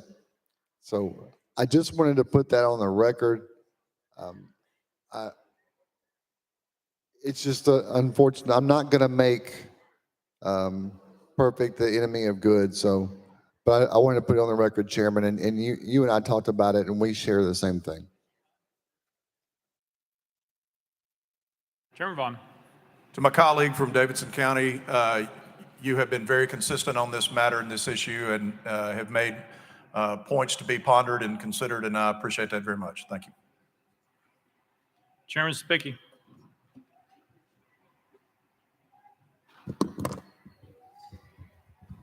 Thank you, Mr. Speaker and sponsor. Thank you for bringing this bill. In Murray County, we have a facility that sits less than a quarter mile from our hospital. And over the summer, I spent multiple visits in this mental health facility talking to the professionals in there about the importance and the things that are affecting our children. In education, Chairman Vaughn, COVID has escalated the mental health issues in our children. This facility has told me over and over, the quicker we can get the interventions for these children, the quicker we can get them returning back to normalcy. I applaud you on this bill. We are looking for solutions to the problems of how to make this whole issue with mental health work more efficiently. Members, this is something that we need to address across the state of Tennessee in every district that we have, that we need to make sure that the facilities are there and the process is there to make sure that the people who need this help can get it as quickly as possible. I'll be voting yes on this, and I'll urge everybody to vote yes to support this bill. Thank you, sir. Chairman Vaughn. Thank you. Representative Travis. Thank you, Mr. Speaker. I call previous question. Previous question been called. Any objection? Seeing none, we're voting. All those in favor of Senate Bill 672, vote aye when the bell rings. Those opposed, vote no. Has everyone voted? Does anybody wish to change their vote? Powers aye.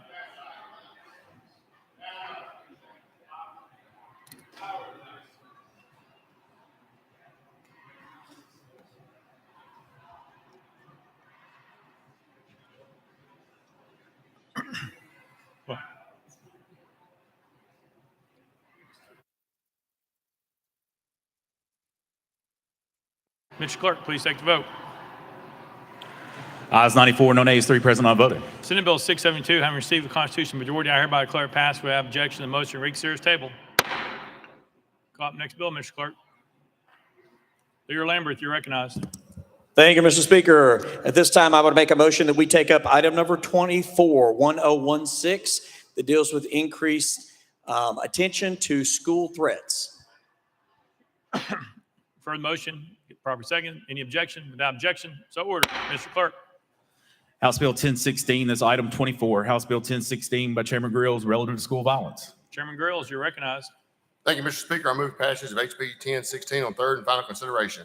Chairman Grills moves passage. Properly seconded. Mr. Clerk, call for First Amendment. House Criminal Justice Committee Amendment number 1. Chairman Halsey, you're recognized. Thank you, Mr. Speaker. This amendment makes the bill. Therefore, Mr. Speaker, I move adoption of House Criminal Justice Committee Amendment 1 and defer to the sponsor for further explanation. Chairman Halsey moves adoption of amendment number 1. Properly seconded. Any discussion on the amendment? Seeing none. All those in favor of amendment number 1 say aye, aye. All those opposed say no. The ayes have it. Good. Adopted. Next amendment, Mr. Clerk. Mr. Speaker, no further amendments. Chairman Grills, you're recognized.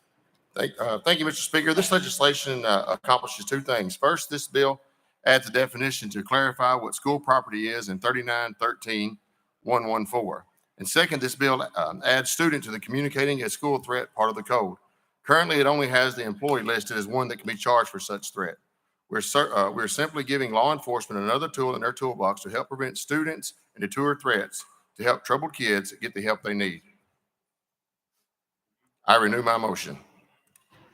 Chairman Grills renews his motion. Any discussion on the bill? Representative Jones. Thank you, Mr. Speaker. I hope that my colleagues here and the people in the gathering, the people watching across the nation realize what is happening. This is a optical spectacle decision to offer these false solutions right before an expulsion vote when we are saying we want you to do something. And so this is a very political, calculated decision. And I hope that the people watching at home and the Representative people Jones, watching you around the need world. to stay on the bill, sir. I apologize, but you have to stay on the bill. If you like to ask questions to the sponsor on the piece of legislation, please do. Representative Jones, you're recognized. Thank you, Mr. Speaker. A few bills ago, a member made a personal attack. Representative White saying, you've been here 2 months and I've been here 14 years. He was not gavelled down. But I want to respond by saying that I've only been here 2 months, but I've seen that what this body is doing is not. All right, Representative Jones, you're off the bill. If you would like to stay on the bill, we can go back. But we're not going to do those types of statements on the floor. If you would like to talk to the sponsor about the piece of legislation, that is perfect, if that's what you like to do. So please keep it with the bill that's before us. Representative Jones. Thank you, Mr. Speaker. Representative Grills, when this bill dealing with school threats, does it address the issue of mass shootings in schools? Chairman Grills. Thank you, Mr. Speaker. This bill addresses the threats towards schools. Representative Jones. Does it mention mass shootings, which is the #1 threat that we're trying to address in this body right now? Does it address mass shootings that are targeting our schools and our students? Chairman Grills. Thank you, Mr. Speaker. It addresses all threats towards schools. Representative Jones. Thank you, Mr. Speaker. It seems like we're just making bills to say we did something. So Representative Grills says it addresses all threats to schools. The threat that we need to be talking about are the mass shootings that have happened recently that have plagued our community. And so a bill that does not mention easy access to weapons of war, I don't think is addressing the threats to our schools. A bill that does not address the proliferation of guns in our communities is not addressing the threats to our schools. A bill that does not even mention these words is not really about the threats to our schools, but it's a PR move by the majority party. Thank you. Chairman Grills. Thank you, Mr. Speaker. I would like for the record to show that this bill was filed back in February. This is not reactive. This is something that we've been working on with some of the folks back in my district since late last year. This is not something that we're just trying to score political points with. And with that, I renew my motion. Thank you. Leader Lambert, you were wanting to be recognized earlier? Nope, you pass. Representative Campbell. Thank you, Mr. Speaker. This bill, House Bill 1016, was filed in the House January 30th, early February in the Senate. If you want to talk about playing to the cameras, that's what just occurred. This bill was filed in January. Stick to the bill, please. Very good. Representative Johnson, you're recognized. Thank you, Mr. Speaker. I've definitely been at schools that have had threats. That's absolutely happened. My concern is typically when there is a mass shooter, there is no threat. Once again, this is a very small measure that typically won't have effect on any of the school slaughters that we have seen. So I recognize that this is a bill that talks about the threats, but I'm not aware of a school that's gotten a threat before a serious incident. And so I'm just not sure that this is going to cause any effect on what we're seeing happening. Chairman Grills. I renew my motion. Any further discussion? Seeing none. Any objection to the question? Seeing none. All those in favor of House Bill 1016 as amended, vote aye when the bell rings. Those opposed, vote no. Mr. Clerk, has every member voted? Does any member wish to change their vote?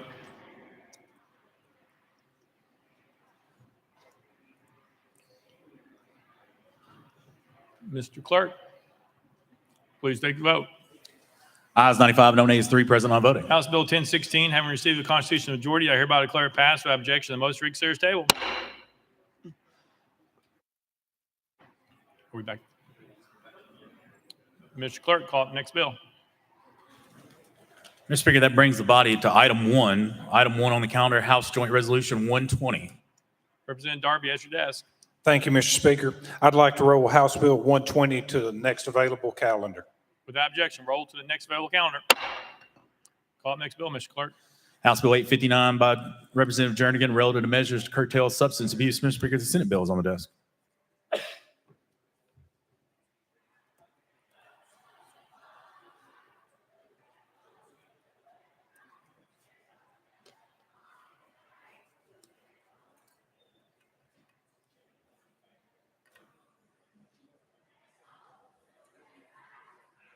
Representative Jernigan, you're recognized.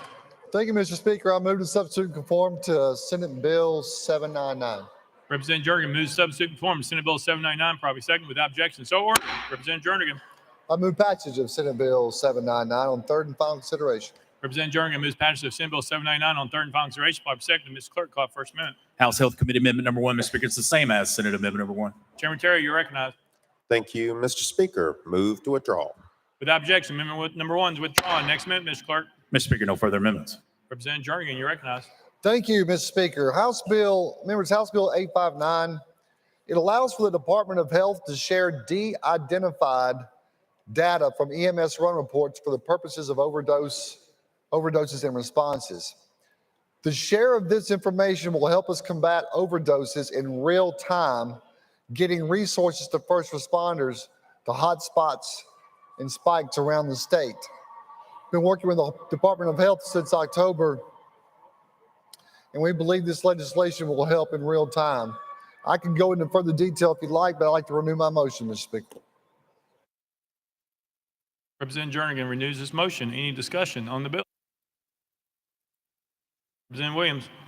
Thank you, Mr. Speaker. Representative, just want to say thank you for this bill. I think it's really important. One of the best ways that we can prevent overdose deaths is to be better aware of where those are occurring across the state. What your bill would do would give us more data, more information to be able to understand, and not just what's going on with those overdose deaths, but maybe where pathways as it relates to these illegal substances are passing through our state. So I really applaud you for this bill. I think it's really important and it keeps Tennesseans safe, but just want to say thank you. Representative Jernigan. Thank you, and you're absolutely correct. What we is the resources. If there's a spike in Cookville in a suburban area,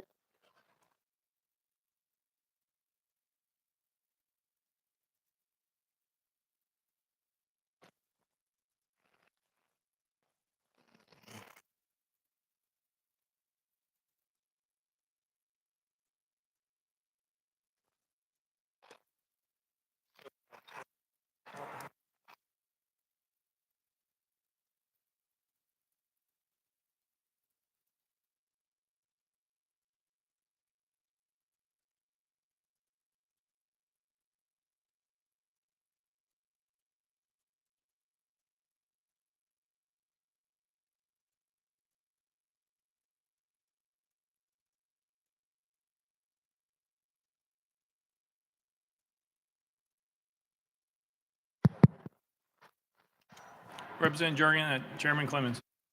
thank you. Just really quick, Chairman Williams. This will allow for, say, a suburb in Cookville that you get EMS reports, and then your county government sees that, and they get Narcan to the first responders immediately. And then for the police officers, they can look to see, okay, there's some bad operators. Let's go see where they're at. And they can do that at a census block level. So thank you for your comments. Thank you. Any further discussion? Seeing none, any objection to the question? Seeing none, we're voting. All those in favor of Senate Bill 799, vote aye when the bell rings. Those opposed, vote no. Alexander, aye. Has every member voted? Same member wish to change your vote. Dixie, aye. Grills, aye.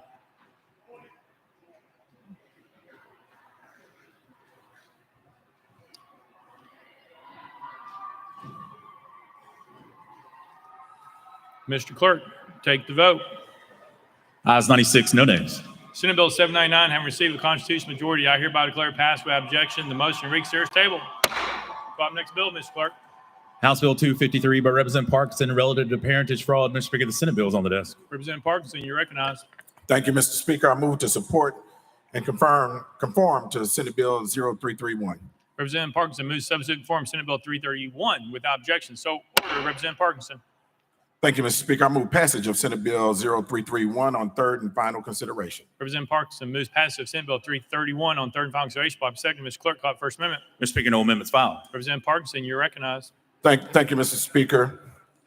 Mr. Speaker, Lori Delancey, a Nashville businesswoman, enjoyed watching ancestry shows such as Finding Your Roots and Who Do You Think You Are with her husband and stepchildren.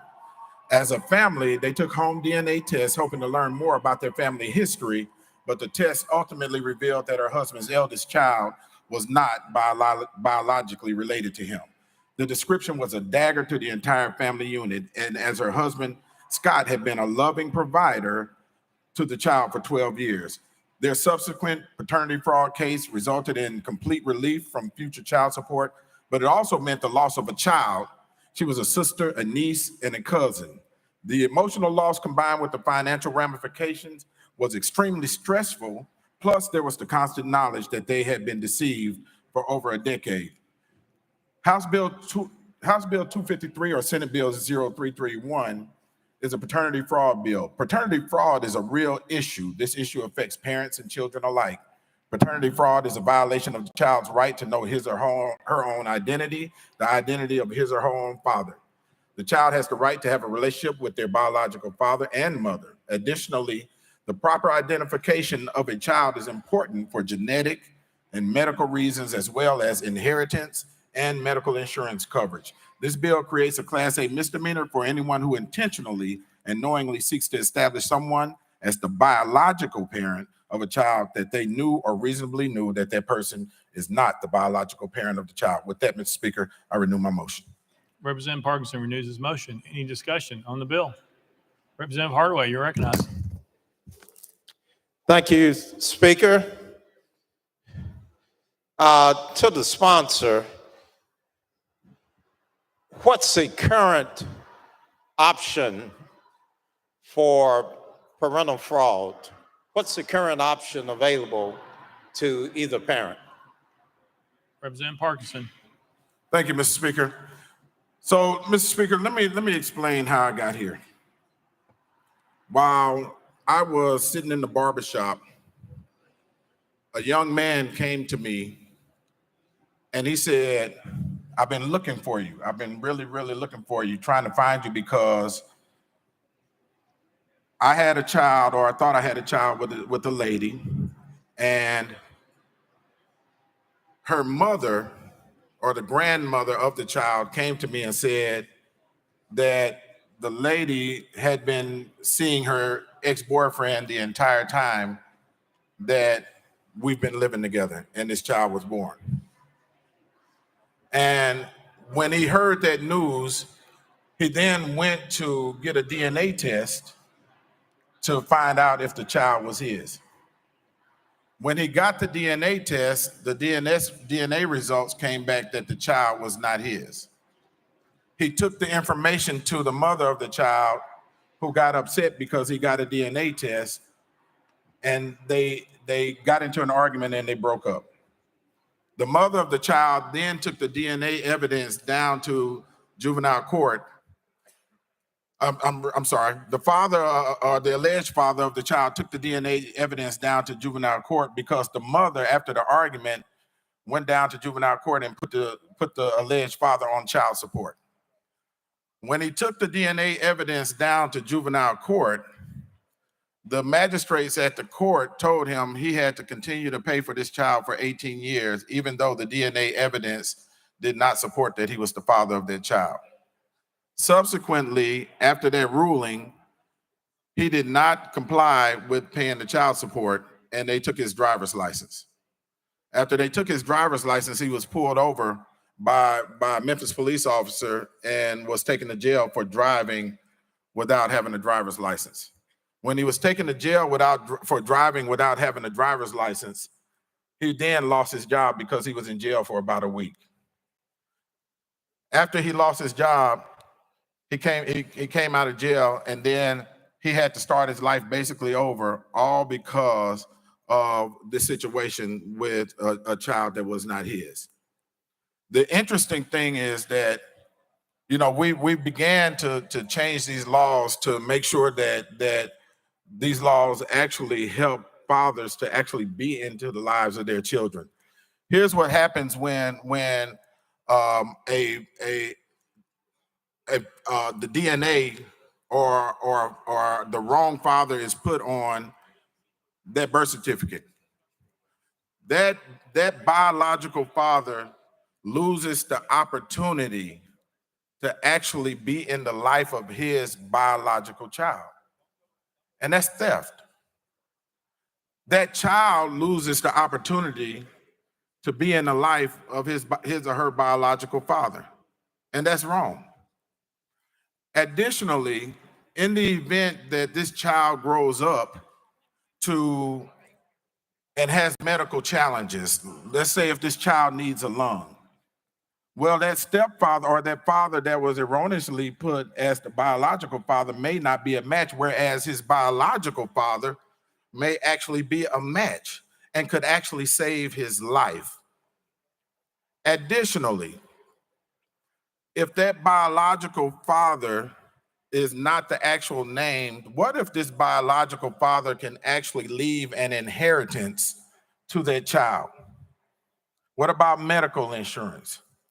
And I know that the member that's asking this question ran this legislation before, but he failed to be able to get it passed. But we are in a space now where we are getting meaningful legislation passed that will help these families to join together. And with that, Mr. Speaker, I renew my motion. Representative Parkins renews his motion. Representative Hardaway.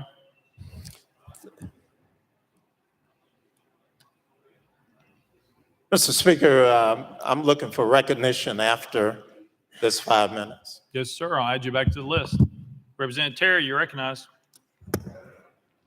Thank you, Mr. Speaker. And to the sponsor, I'd like to thank you for bringing this piece of legislation. A family friend of ours who's also an attorney who's helped me on other pieces of legislation, handles these types of cases and has brought this in the past to my awareness. And so I'd like to thank you for bringing this piece of legislation. I've signed on as a co-sponsor, and I would encourage other members to vote for your legislation. Thank you.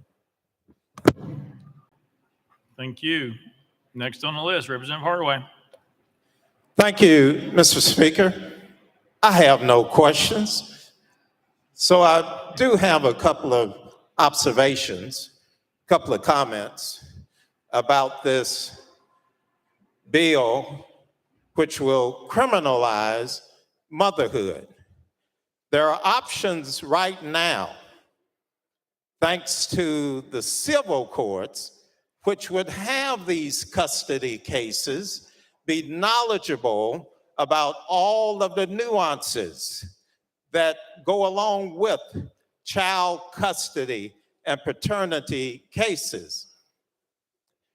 When you talk about criminalizing motherhood, you're talking about getting into the mind and the understanding the emotions in a relationship where two people have created a child, whether intentional or not.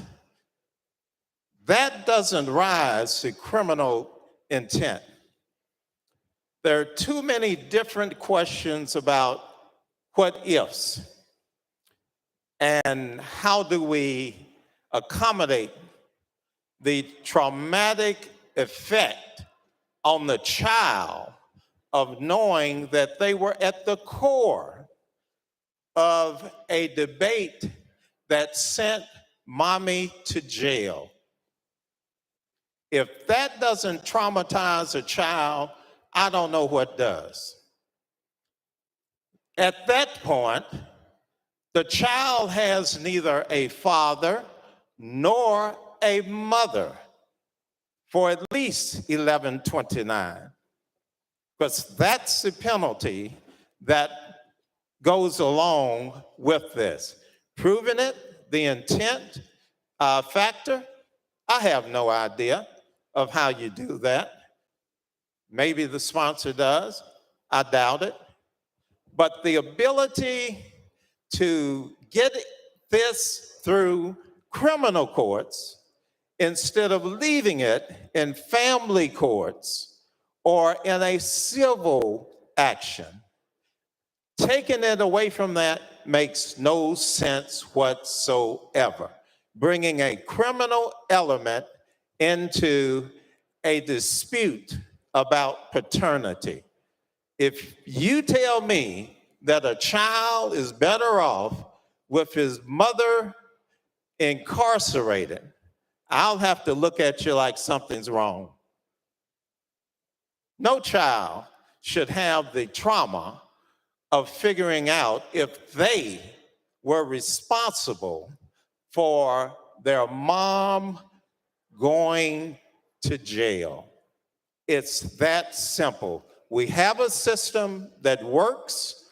We should stay with that system. It's in civil court. And I promise you this, if this bill should pass, you'll regret it and we'll be back here trying to undo it.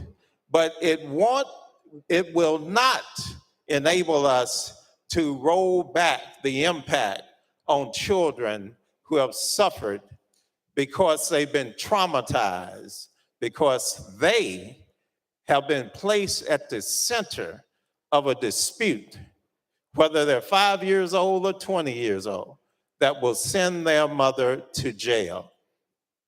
It's not clear whether there's a statute of limitations on this. Can you send grandma to jail? Can it go that long? A grown child that has to wonder whether their grandchildren and their children had anything to do with sending grandma to jail. There's nothing in here that tells us how we navigate those circumstances. So I will tell you again, we've got a system that works. It's in the civil courts. That's where it needs to stay. I don't care how mad you are at someone who may have put you through this. That's where it needs to stay, in the civil courts with judges that understand all the nuances of the case. Thank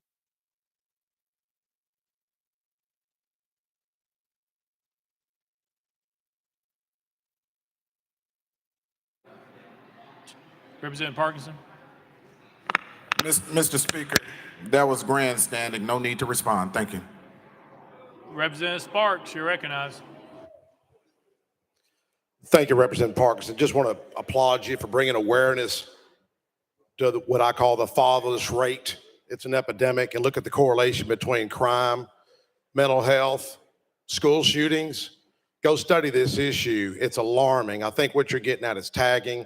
I appreciate you having the courage and conviction. We may not get it right. We may be here next year again, but at least you're raising awareness of a serious subject matter. Thank you, sir. Representative Shaw. Thank you, Mr. Speaker. Call for the question. Question's been called. Any objection? Seeing none, we're voting. All those in favor of Senate Bill 331, vote aye when the bell rings. Those opposed, vote no. Has every member voted? Does any member wish to change their vote?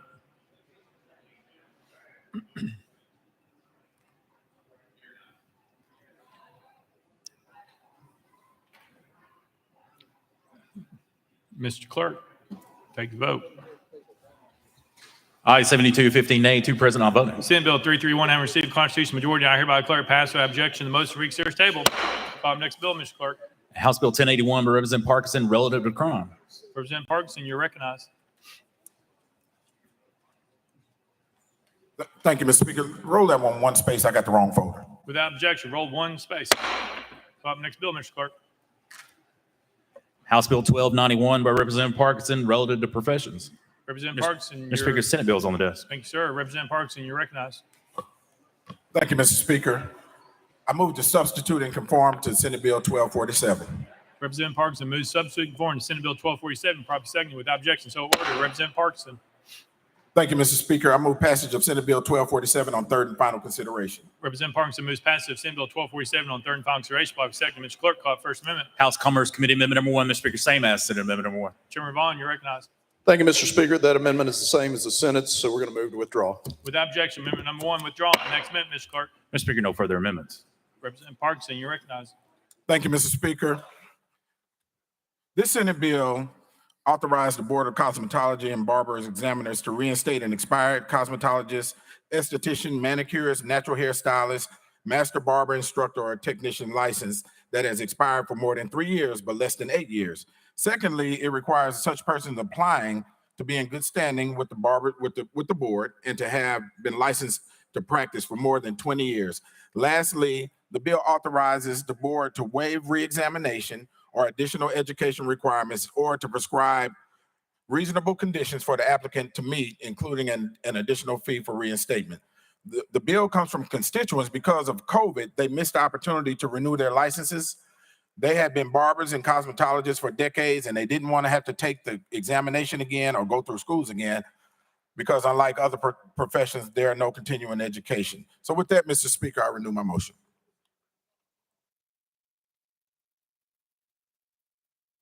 Representative Parkinson renews his motion. Any discussion on the bill? Representative Williams. Thank you, Mr. Speaker. Representative, I just had a couple quick questions here. This seems to be a subject matter that's very important to you. This is, I think, 3 or 4 years where you have reduced the requirements to create individual sections or new licensing permits in the state as it relates for different entities in cosmetology.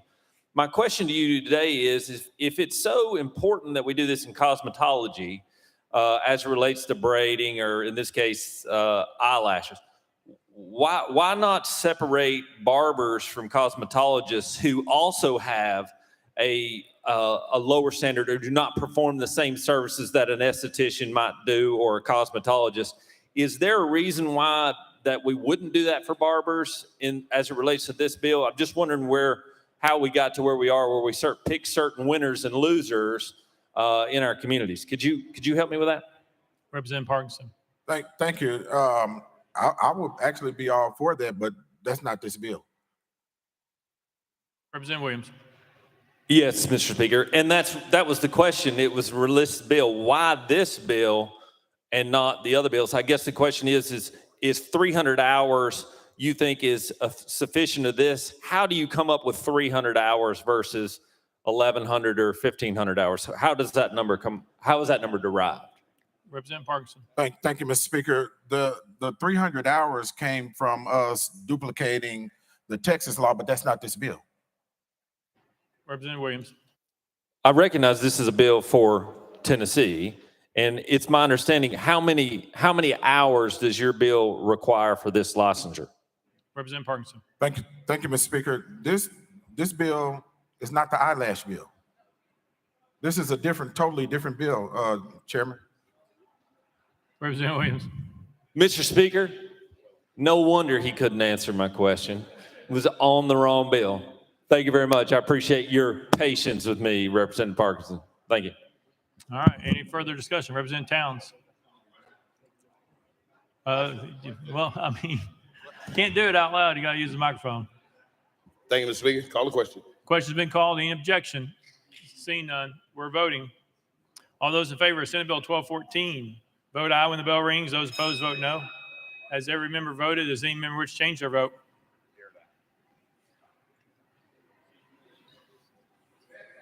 Burkhart, aye.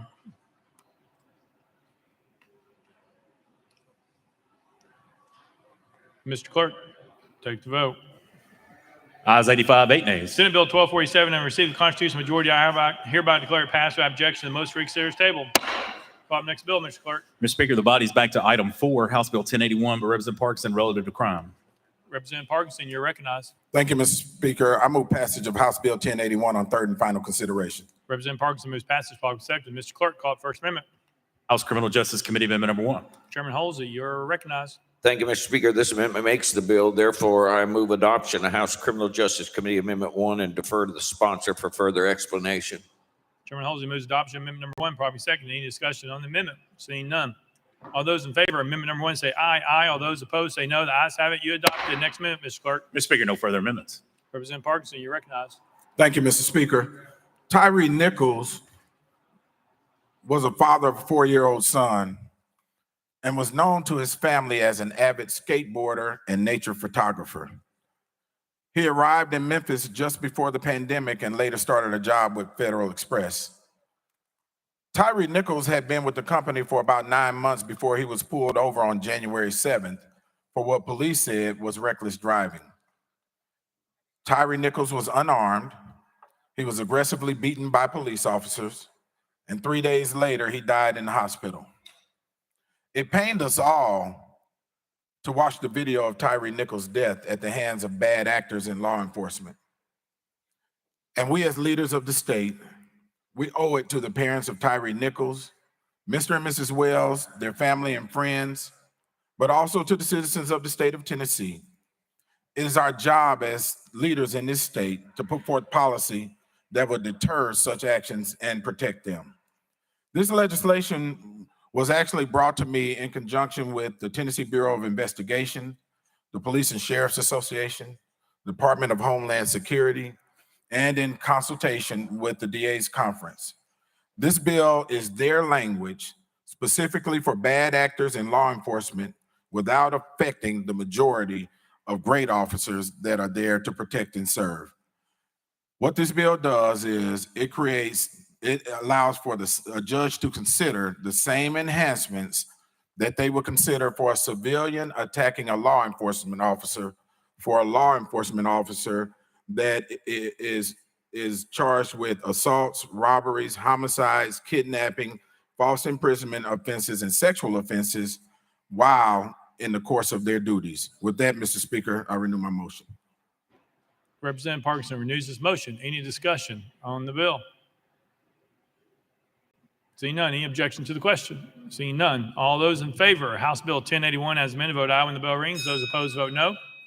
As every member voted, does any member wish to change their vote?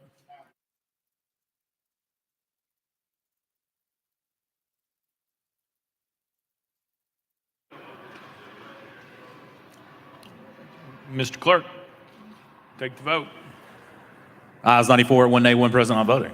House Bill 1081 and received a constitutional majority. I hereby declare it passed without objection. The motion reconsider is tabled. Call the next bill, Mr. Clerk. House Bill 1000 by Chairman Rudd and others relative to expunction. Chairman Rudd, you're recognized. Thank you, Mr. Speaker. I move passage on HB 1000 on third and final consideration. Chairman Rudd moves passage. Properly seconded. Mr. Clerk, call First Amendment. House Criminal Justice Committee Amendment number 1. Chairman Holsey, you're recognized. Thank you, Mr. Speaker. This amendment makes the bill. Therefore, Mr. Speaker, I move adoption of House Criminal Justice Committee Amendment 1 and defer to the sponsor for further explanation. Chairman Holsey moves adoption of amendment number 1. Properly seconded. Any discussion of the amendment? Seeing none. All those in favor of amendment number 1 say aye, aye. All those opposed say no. The ayes have it. You adopted. Next amendment, Mr. Clerk. Mr. Speaker, no further amendments. Chairman Rudd, you're recognized. Thank you, Mr. Speaker. This bill is a very targeted expungement bill. As you know, we passed in the last few years 41 expungements of misdemeanors and felonies. We just in the last 2 years, we passed a bundle of 12. And I have told people in my elections and campaign finance committee that I believe that if you have committed a non-violent crime with no weapon and no monetary theft, that you should have a pathway to get your citizens' rights restored. And this is setting an example. This is one of the strongest, if not the strongest, expungement bills in this legislature's history. Of 15 years after you serve your sentence, you have not been convicted of a crime, you can get your rights restored, both voting rights and gun rights back, so you can participate as a normal citizen. And this is covering a very targeted, specific thing of voter registration fraud and vote fraud. Again, if you've gone 15 years with no convictions, you can get your rights back.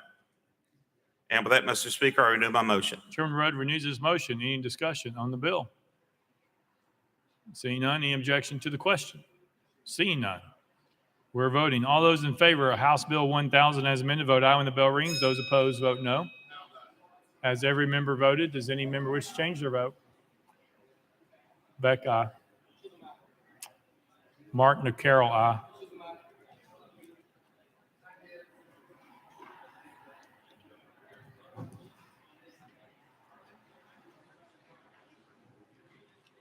Mr. Clerk, take the vote. Ayes 92, one nay. House Bill 1000, having a constitutional majority, I hereby declare it passed without objection. The most read series table. Call up next bill, Mr. Clerk. House Bill 318 by Chairman Rudder and others relative to children. Mr. Speaker, the Senate bill is on the desk. Chairman Clemens, for what purpose, please? Parliamentary inquiry, Mr. Speaker. Chairman Clemens.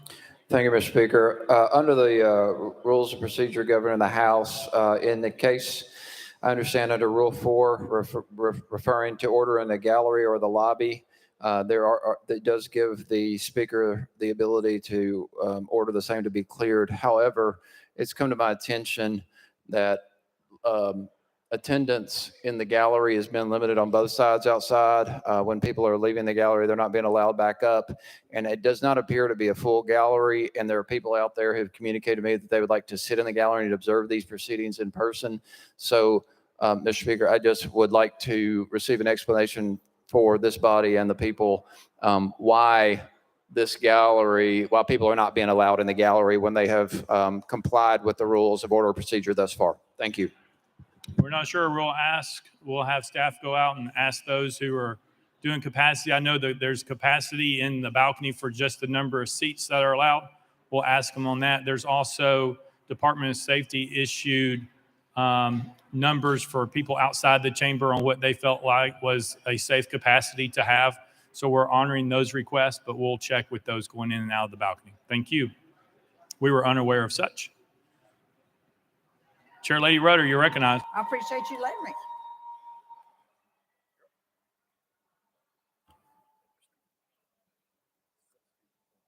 Chair Lady Rudder. Thank you, Mr. Speaker. I move to substitute and conform to Senate Bill 270. Chair Lady Rudder moves passage, probably seconded. Mr. Clerk, call it First Amendment. Oh, sorry. Chair Lady Rudder moves substitute and conform to Senate Bill 270, property second, without objection. So ordered. Chair Lady Rudder.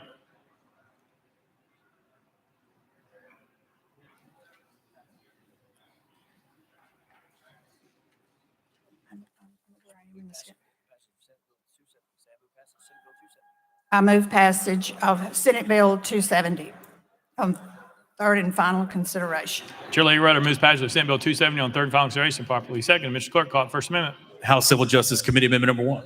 Chairman Farmer, you're recognized. Thank you, Mr. Speaker. Roll to the Hill of the amendments. Objection, roll to the Hill. Next amendment, Mr. Clerk. House Finance Ways and Means Committee Amendment number 1, filed as House Amendment 2, same as Senate Amendment 2. Chair Lady Hazelwood, you're recognized. Thank you, Mr. Speaker. Same as Senate amendment. Move to withdraw. Without objection, amendment number 2 withdrawn. Next amendment, Mr. Clerk. Mr. Speaker, that brings us back to Civil Justice Committee Amendment number 1. Chairman Farmer, you're recognized. Thank you, Mr. Speaker. Move to withdraw. Without objection, amendment number 1 withdrawn. Next amendment, Mr. Clerk. Mr. Speaker, no further amendments. Chair Lady Rudder, you're recognized. Thank you, Mr. Speaker. This is an administration bill to help streamline the adoption process so we can get babies into loving homes as soon as possible. This legislation seeks to make the process more user-friendly, efficient, and attractive as an alternative to abortion for unplanned pregnancies. With that, I renew my motion.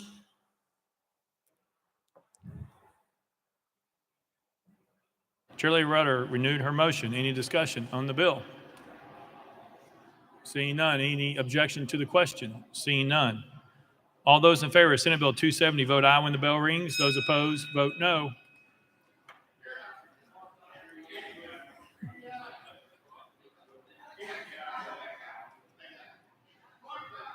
Has every member voted? Does any member wish to change their vote?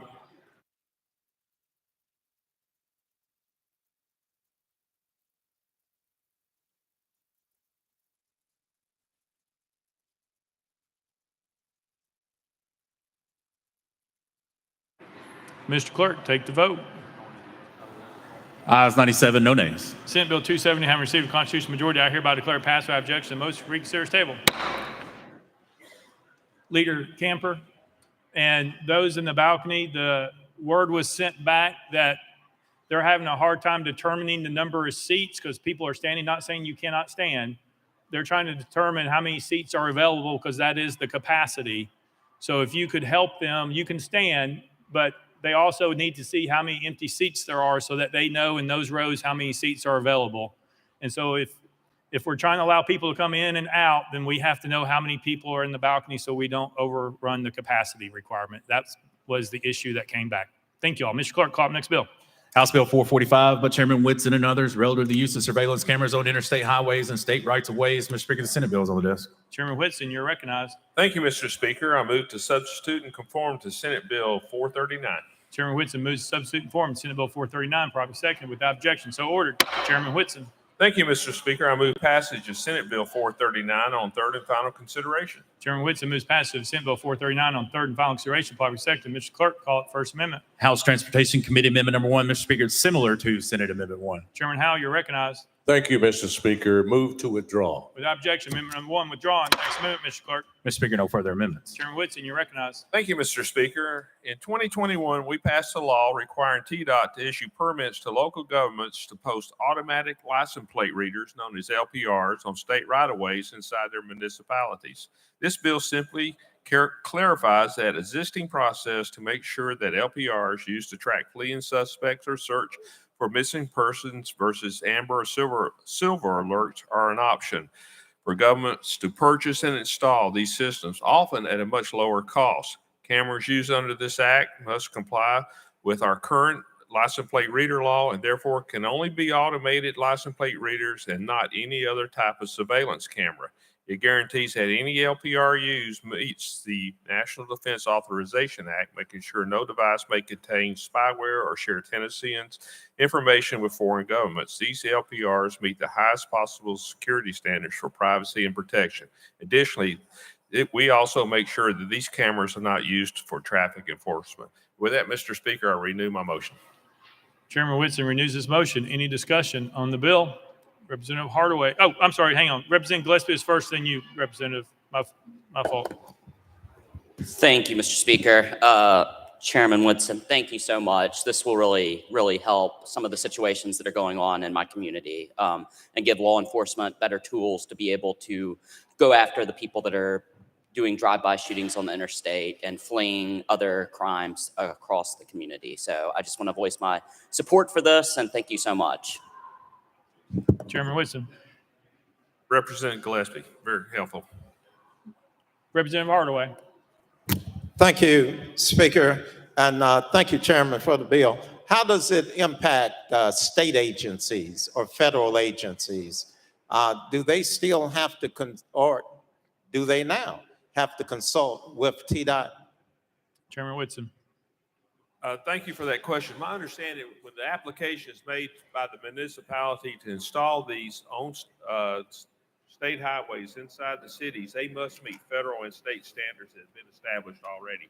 This bill. Hey, Chairman Whitson, they're having a hard time. Can you? Okay, I'm there sorry. We go. I'm sorry. There you go. That's better. Restate, Thank you. please.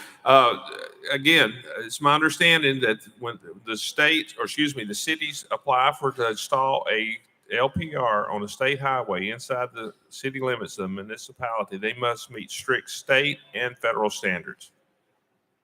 Representative Hardaway. All right. Thank you, Speaker, and thank you for the bill, sir. Representative Towns. Thank you, Mr. Speaker. Sponsor yield. Chairman Whitson. Sponsor yields. Representative Towns. Thank you so much, sir. I too want to rise to thank you for the legislation as well. And let me make sure that we have an understanding that you're saying that it's not going to be intrusive where it goes into a citizen's privacy or something of that nature, but simply allows us to apprehend the person based upon the information that they will track. Chairman Whitson. Yes, exactly. There are safeguards in place that this information cannot be used for any other means other than to track criminals or help locate lost individuals via the Amber Alert. For instance, if a criminal commits an act and their license plate is identified, they can enter that license plate into the system, and if they should show up on the LPR, that will tell law enforcement where that individual's automobile is. It cannot be used for traffic enforcement. Representative Towns. Thank you here again. Now, the information, Mr. Representative, is maintained for a certain period of time and it goes away. Chairman Whitson. Normally from 30 up to 90 days. Representative Towns. Very good. Very good. Thank you, sir. Thank you. Any further discussion? Representative Lafferty. Thank you, Speaker. I'm just curious. We had a bill last year that we had talked about covering our highways with cameras. I understand you to say that there will not be any sharing of this information, that it will be stored if it's not someone that we're looking for. My nature is to be distrustful of government at all levels. What assurances do we have, and how would it be possible in this digital age for us to monitor that they properly dispose of this information, these license plates that are recorded and kept? How do we follow up with that? How do we enforce that? Chairman Whitson. That goes beyond the scope of this piece of legislation, this bill. This bill merely allows cities to apply to TDOT to install a camera system that's different by what TDOT is requiring now if that camera meets the standards. All this does is to allow the cities to save money from being restricted to one type camera system. The standards that you're asking about was covered in previous legislation, and we have not changed that. Representative Lafferty. So thousands of people drive by this camera daily, and they're only looking for whatever license plate number might be on the radar for them that day. Is that accurate? Chairman Whitson. That is correct. Representative Lafferty. And the rest of the plates would be stored for 90 days? Chairman Whitson. That's my understanding. It depends on the agency. I've been told from 30 to 90 days. Representative Lafferty. Thank you. Thank you. Representative Howe. Thank you, Mr. Speaker. And thank you, sponsor, for this bill. This bill came through transportation. This bill does not in any way change the existing law. There are safeguards in place already about the use of this data. What this bill does, as I understand it, Mr. Sponsor, and you can correct me if I'm wrong, is open up competition. Currently, the law only allows TDOT to approve one type of camera. And I will say it's very, very expensive. This bill allows TDOT to open up competition to other types of cameras who do the same thing, but it's much, much cheaper. So it saves taxpayers money. Is that correct, Mr. Sponsor? Chairman Whitson. Chairman Howe, you are exactly correct. That's what this bill does, and it does not expand the scope of what these readers can and cannot do. Thank you for those comments. Chairman Sapicki.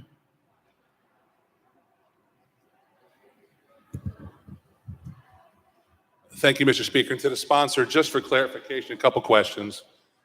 Does this bill, with the competition aspect, does this bill allow local municipalities to petition or work with TDOT to place these cameras on federal interstates? Chairman Whitson. This bill deals with state highways inside the municipalities that TDOT approves. Chairman Sapicki. Okay, maybe I'll ask a better question then.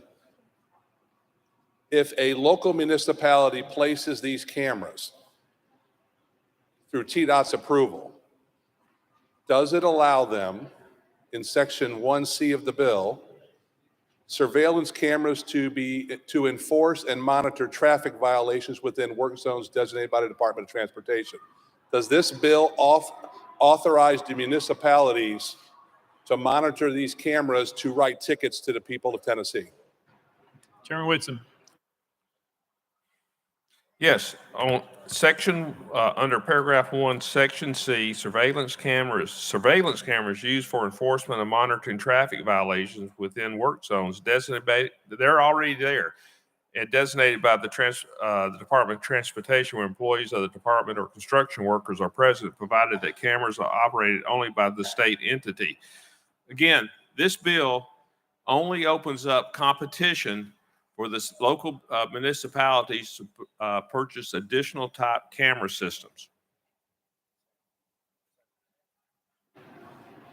Chairman Sapicki. So was the answer yes to the question?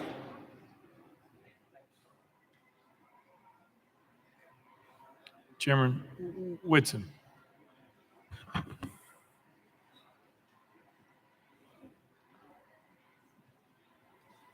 Chairman Whitson.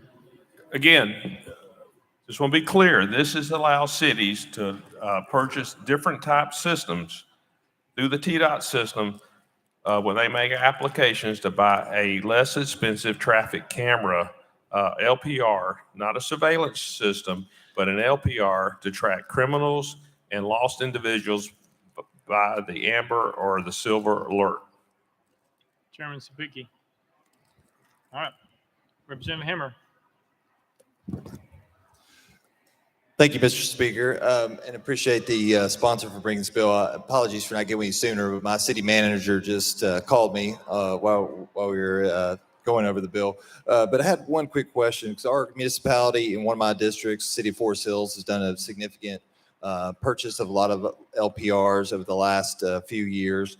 And from discussion I had with the city manager, they did not use the TDOT's purchasing process. They used an additional vendor, but we're concerned a little bit about the language in there that the department could revoke some of the LPR or removal of the surveillance cameras upon a determination. So I was just trying to find a little clarity about that process. If a city like mine had already purchased and installed these LPRs on these state highways, how TDOT would make that decision if they were to take those away. Thank you. Chairman Whitson. Okay. Again, I cannot go into, it's part of the application process and the memorandum of understanding between the city and TDOT. But just want to be clear, cities can already purchase these type LPRs and put them on non-state highways within the municipality. That is already allowed. This only deals with the purchase and installation on state highways within the municipality. Representative Hammer. Thank you, Mr. Speaker. Thank you. Answered my question. I appreciate it. It's a good bill. Thank you. Thank you. Representative Powell. Move previous question. Previous question has been called. Any objection? Seeing none, we are voting. All those in favor of Senate Bill 439 vote aye when the bell rings. Those opposed vote no. Has every member voted? Does any member wish to change their vote?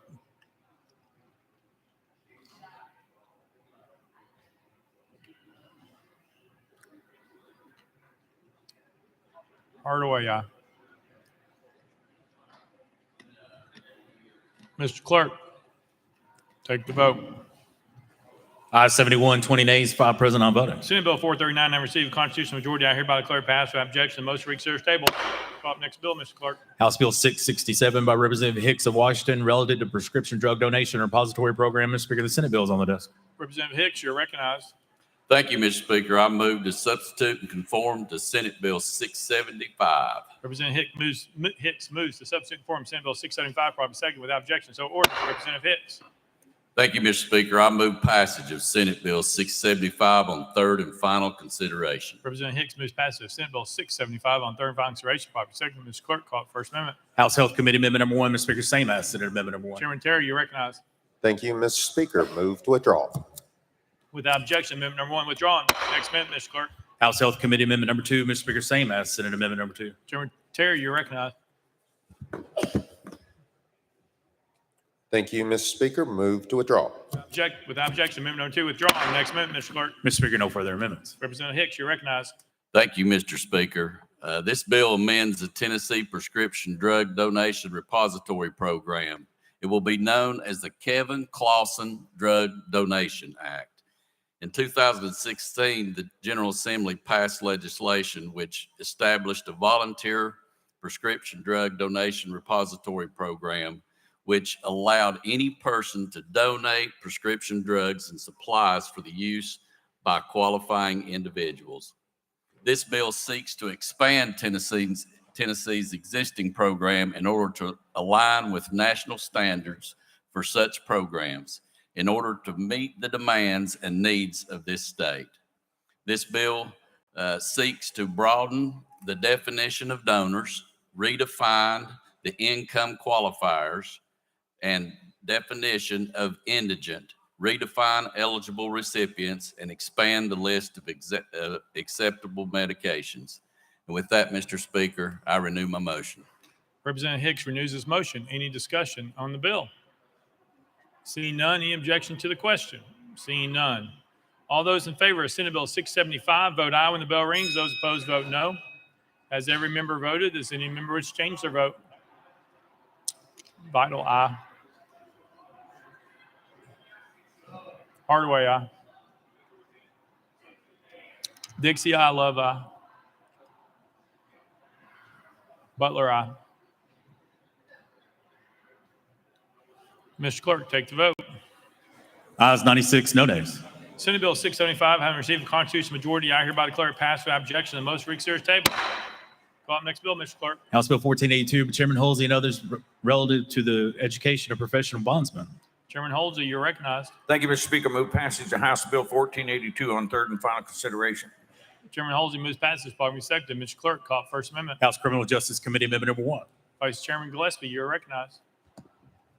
Thank you, Mr. Speaker. This amendment tasks the clerks of the court with handling criminal background checks for the Tennessee Association of Professional Bail Agents. With that explanation, Mr. Speaker, I move adoption of House Criminal Justice Committee Amendment Number 1. Vice Chairman Gillespie moves adoption of amendment number 1, properly seconded. Any discussion on the amendment? Seeing none. All those in favor of amendment number 1 say aye, aye. All those opposed say no. The ayes have it. We adopted. Next amendment, Mr. Clerk. Mr. Speaker, no further amendments. Chairman Halsey, you're recognized. Thank you, Mr. Speaker. This bill does two things dealing with professional bail agents.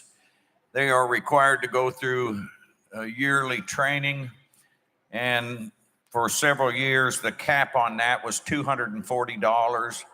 This raises the cap to $450.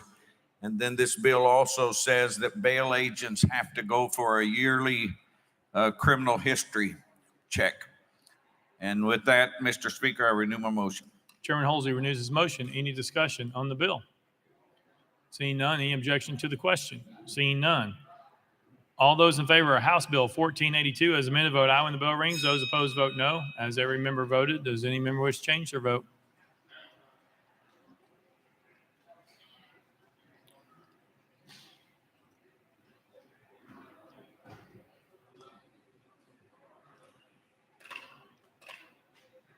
Mr. Clerk, take the vote. Ayes 90, no nays, one present on voting. House Bill 1482, having received the constitutional majority, I hereby declare it passed without objection. The most reconsidered table. Call up next bill, Mr. Clerk. House Bill 1310 by Chairman Kumar relative to genetic information. Chairman Kumar, you're recognized.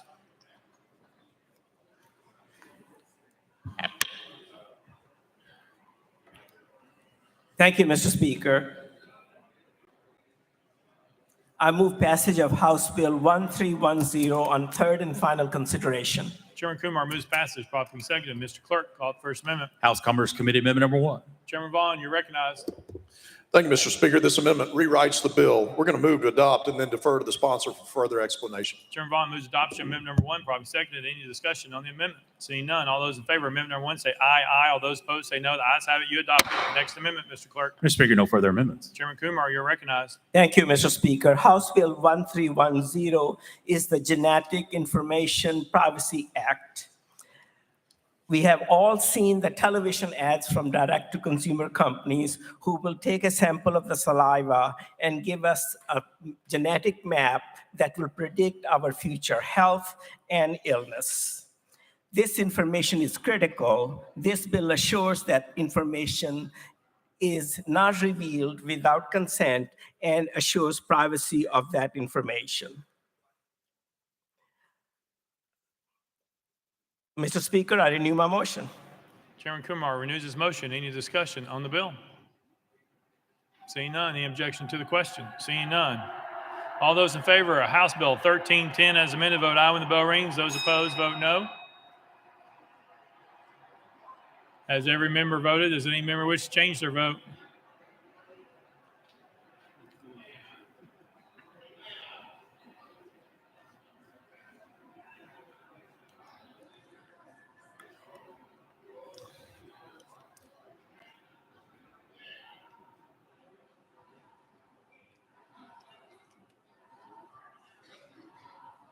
Mr. Clerk, take the vote.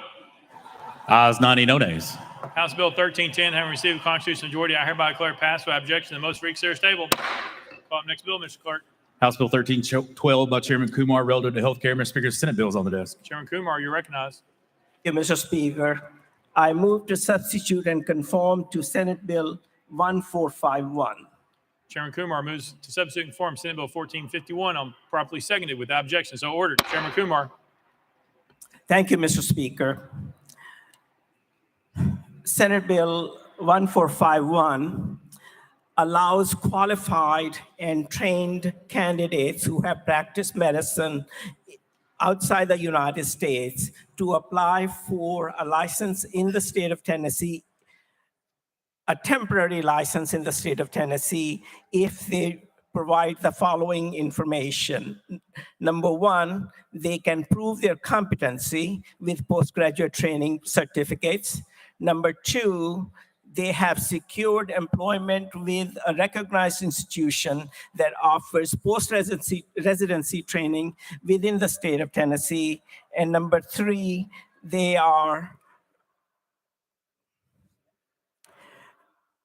will qualify for taking the licensing exam after 2 years of satisfactory performance in that institution. Considering the shortage of physicians within the state of Tennessee, Mr. Speaker, this provides a smooth way and an easier way for physicians who have practiced outside the United States to be able to obtain a Tennessee license. I renew my motion. I move for passage on third and final consideration. Chairman Kumar moves the passage of Senate Bill 1451 on third and final consideration. Probably second. Mr. Clerk, call it first amendment. House Health Committee Amendment number 1, Mr. Speaker, same as Senate Amendment number 1. Chairman Terry, you're recognized. Thank you, Mr. Speaker. Move to withdraw. Without objection, amendment number 1 withdrawn. Next amendment, Mr. Clerk. Mr. Speaker, no further amendments. Chairman Kumar, you are recognized. I renew my motion. Chairman Kumar renews his motion. Any discussion on the bill? Representative Hardaway. Thank you, Speaker. Chairman Kumar, in the section that speaks to them working at an accredited institution, postgraduate training, is the bill specifically say they must be in that program, in that training program, or merely employed by the institution? Chairman Kumar. Thank you, Mr. Speaker. Yes, Representative Hardaway, they are required to be in the training program. Representative Hardaway. Thank you, Speaker. Thank you. Your bill is welcome because we haven't found another way to speed up the production of health professionals. So thank you. Thank you. Any further discussion? Any objection to the question? Seeing none. All those in favor of Senate Bill 1451, vote aye when the bell rings. Those opposed, vote no. Has every member voted? Does any member wish to change their vote? Cheryl, aye.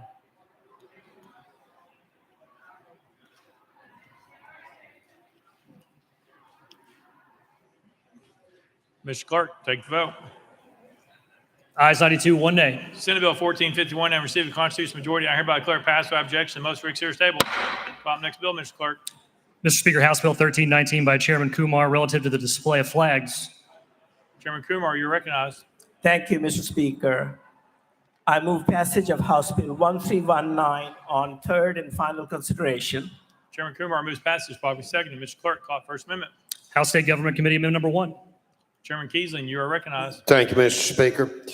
Amendment 1 does rewrite the bill. We'll defer to Chairman Kumar for further explanation. We move to adopt. Thank you, Mr. Speaker. Chairman Kiesling moves adoption of amendment number 1. Probably seconded. Any discussion on the amendment? Seeing none. All those in favor of amendment number 1 say aye. Aye. All those opposed say no. The ayes have it. You adopted. Next amendment, Mr. Merck.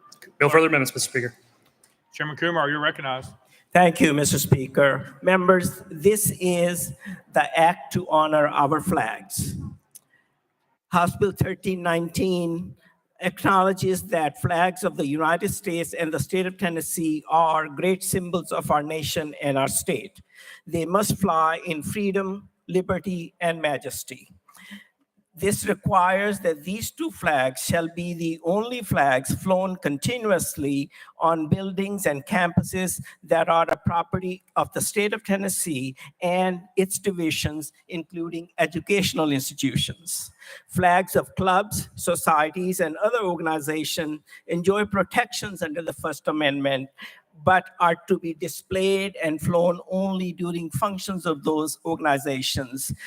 Only the flags of the United States and the state of Tennessee shall be flown continuously on these places.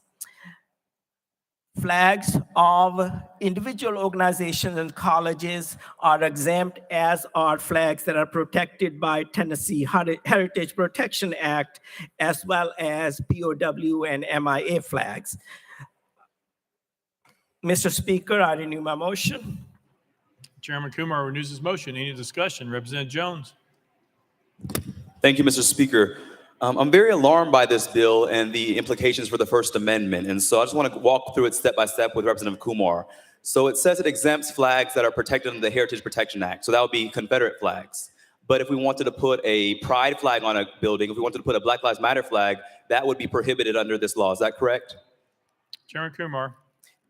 These are flags flown on buildings owned by the state of Tennessee and its divisions and educational institutions. This does not affect the private buildings. Representative Jones. So a college campus, if the students wanted to fly the pride flag, they will be prohibited from doing that. Is that correct, Representative Kumar? Chairman Kumar. Kindly specify the flag. Representative Jones. The pride flag, the flag that is to support the LGBTQ plus community that we've seen students flying because of the harmful policies of this legislature. Chairman Kumar. Under the First Amendment, they are permitted and they have a right to fly that flag during the time that they're holding their function or meeting. Representative Jones.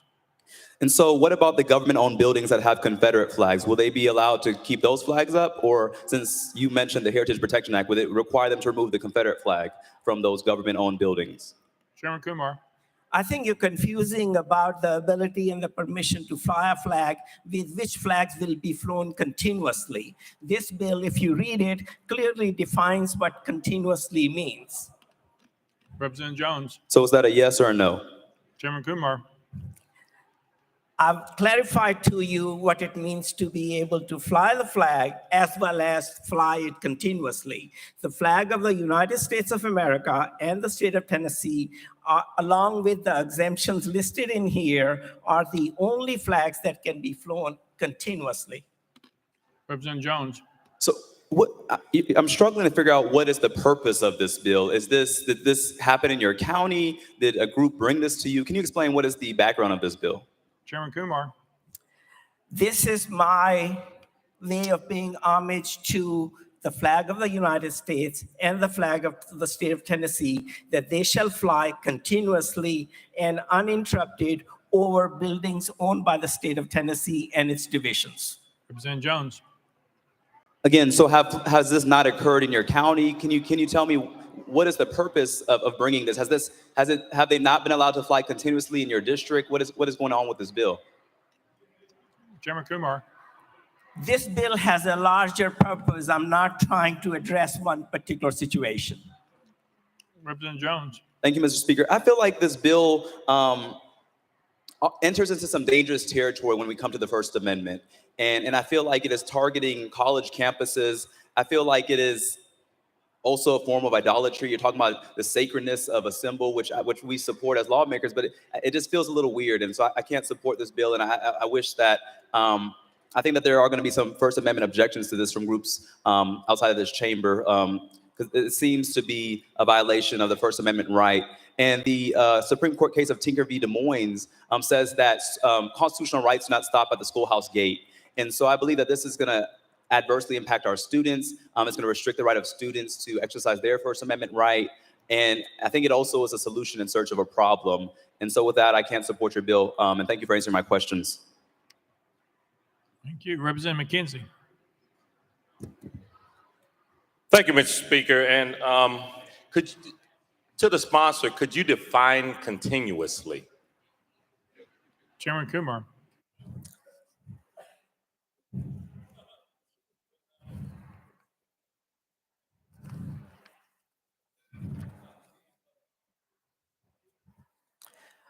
Thank you, Mr. Speaker. in this bill, continuously means without interruption during normal operating hours of a public building or an educational institution in which the section applies only, provided that the public entity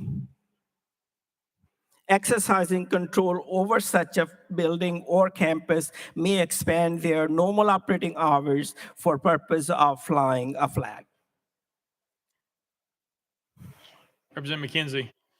Thank you, Mr. Speaker. So in terms of the owner, I guess I wouldn't consider a college student who's in a dormitory an owner. So if that college student had a Tennessee Titans flag flying outside of his window, would he have to bring it in every night and he or she have to bring it in every night and repost it in the morning? Or can they fly that Tennessee Titan flag continuously? Chairman Kumar. Flags of these organizations are exempt from this restriction. Sorry, Representative McKenzie. Thank you, Mr. Speaker. Now, so how about we change that to the Sons of the Confederacy? If they're having, if they're, you know, having their flag flown, if a student's flying that, would he or she be able to have to bring it in at night, or is that flag on the list as well? Chairman Kumar. Kindly tell me again, which flag are we talking about now? Representative McKenzie. The Sons of the Confederacy. Chairman Kumar. Since that is a society and a club, they can display their flag only during the time they are having their meeting. Representative McKenzie.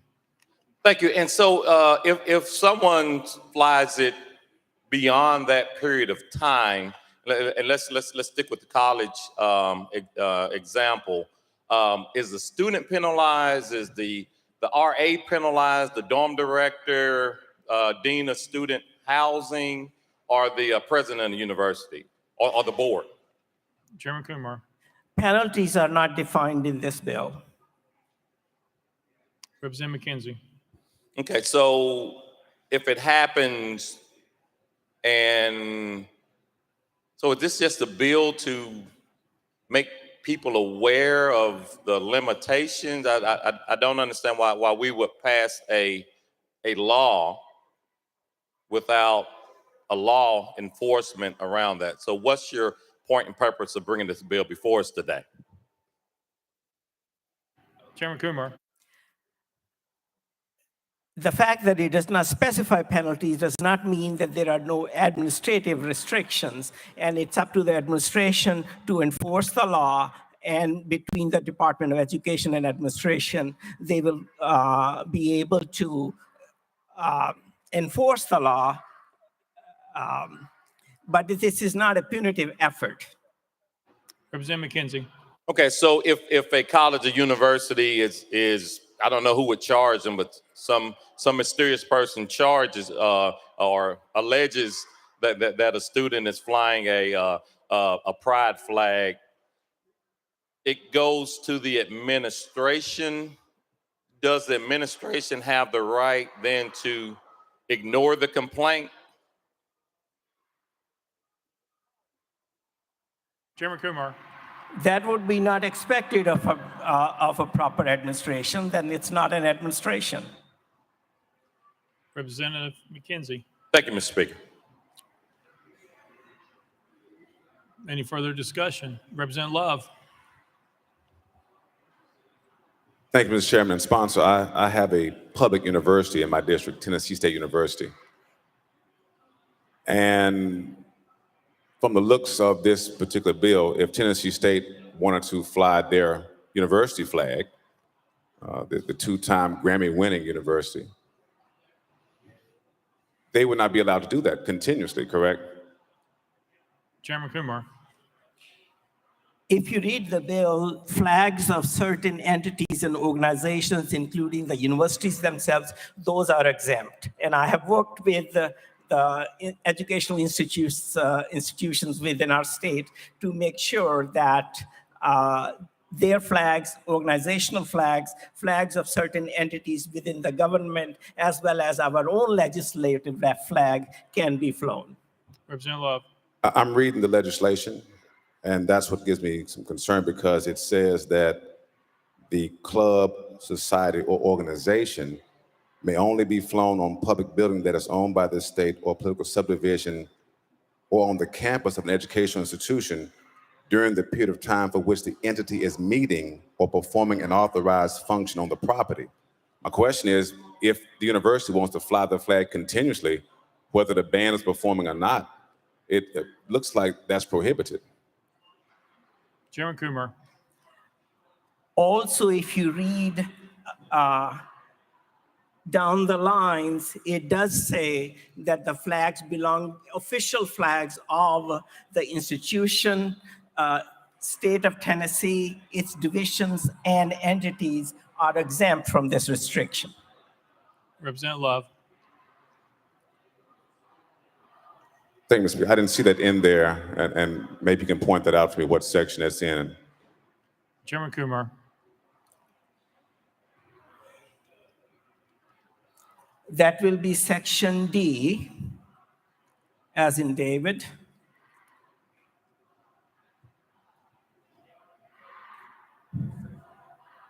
Representative Love. Section D says, as used in this section continuously means without interruption during the normal operation hours of the public school to which this section applies, provided that the public entity exercising control of such public school may expand their normal operating hours for purpose of flying one or more flags in accordance with this section. Nothing in there says official flags of the university or the entity. Chairman Coomer. Section 2, subdivision 2, section 2, C2, subdivision C1 does not prohibit a political subdivision, a department or agency or entity of the state or a post-secondary institution of higher education from flying one or more official flags. Representative Love. Show me that section again. I'm sorry. I was looking at section D, but you showed me first time. So what section is it in now? Chairman Coomer.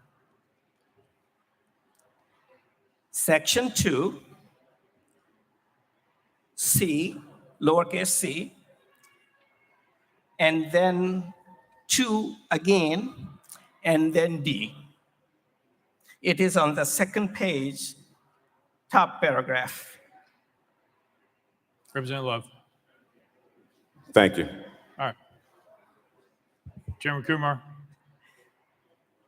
Chairman Coomer.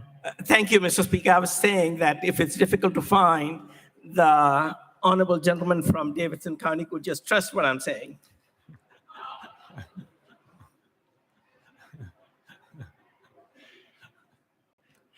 Representative Shaw. Thank you, Mr. Speaker. Sponsor yield. Chairman Coomer. Yes, Mr. Representative.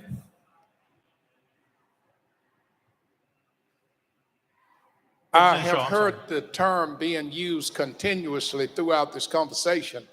Help me. I thought the United States flag and the Tennessee flag already had law to move to be flown continuously. You mean we're limited to how often we can fly our federal and state flag right now? Are we? Chairman Coomer. Mr. Representative, this does not change the current law as to flying of the U.S. flag and the Tennessee flag. All it says is that those are the only two flags, along with the exemption listed in, that shall be flown continuously over state-owned buildings and educational institutions.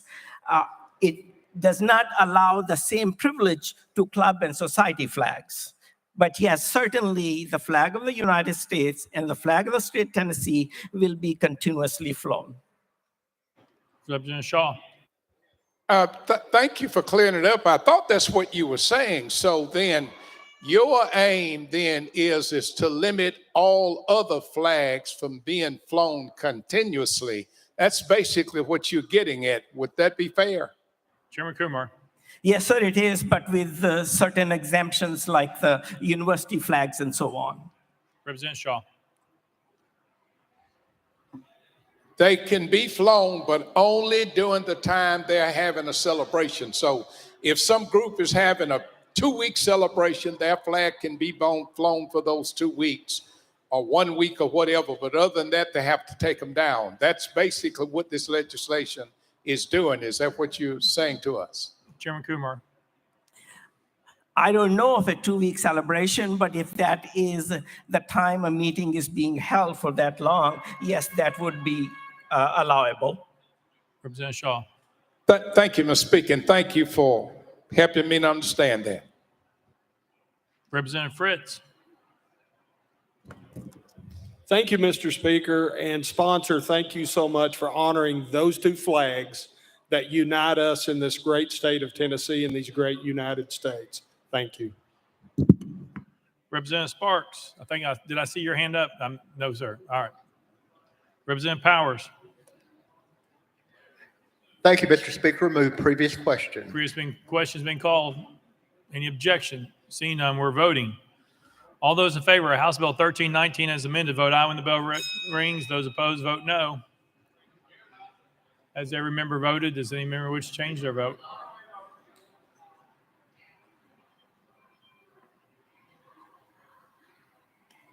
Mr. Clerk, take the vote. Ayes 73, nays 23. House Bill 1319 having received a constitutional majority, I hereby declare it passed without objection. The motion reads serious table. Call up next bill, Mr. Clerk. Mr. Speaker, the body has already disposed of item 14. We are on item 15, House Bill 1388 by Chairman Reagan relative to radiologic imaging and radiation therapy. Chairman Reagan, you're recognized. Thank you, Mr. Speaker. I move passage of House Bill 1388 on third and final consideration. Chairman Reagan moves passage, probably seconded. Mr. Clerk, call up First Amendment. House Health Committee Amendment number 1. Chairman Terry, you're recognized. Thank you, Mr. Speaker. Move to adopt. Chairman Terry moves adoption of amendment number 1, probably seconded. Any discussion on the amendment? Seeing none. All those in favor of amendment number 1 say aye, aye. All those opposed say no. The ayes have it. You adopt it. Next amendment, Mr. Clerk. No further amendments, Mr. Speaker. Chairman Reagan, you're recognized. Thank you, Mr. Speaker. This bill terminates the Board of Radiological Imaging and Radiation Therapy and leaves the X-ray Operator Board under the State Board of Medical Examiners. Over the last 6 years, from the time this board was created, it has been unable to finalize permanent rules and establish licensing process. Getting rid of this redundant board prevents rules from being put in place that would negatively impact hospital radiology staffing. Tennessee currently has 69 different license requirements, is tied at 9th for the most in the nation. This will eliminate one of those requirements that was potentially going to be on the book. With that explanation and the statement that this board has done nothing except use $50,000 out of our treasury, I renew my motion and stand ready for questions. Chairman Reagan renews his motion. Any discussion on the bill? Representative Jones. Thank you, Mr. Speaker. I was trying to pull up my email, the multiple emails I received when I was a member of Government Operations Committee from radiologists in this state opposing this. In fact, we had many of them come meet with us in our offices and come testify in government operations that this is a bill that is going to put in danger public health and the safety of patients receiving radiological training. One of them was Dr. Thompson, who came to testify before our committee and warned us against the adverse impacts of this bill. This bill was formed slightly prior to the COVID-19 pandemic, which is why they were not able to accomplish all that they needed to do. So abolishing the board will harm patient health, is what she told us. And so I wasn't able to find that email because my Wi-Fi is not working, but I just want to let my colleagues in here know that we did have multiple radiologists come before Government Operations Committee and warn us that this bill is dangerous to patient safety, dangerous to the standards of public health, and begged us to not vote for this bill that Reagan brought without consulting with the radiologists of the state. Chairman Reagan. Thank you, Mr. Speaker. As a matter of courtesy, sir, I would appreciate you using my title. You may refer to me as Chairman, Representative, or Chairman Colonel. Reagan. Stay on the bill, sir. All right, Chairman Reagan. Thank you, Mr. Speaker. The information that was put forward is not entirely correct.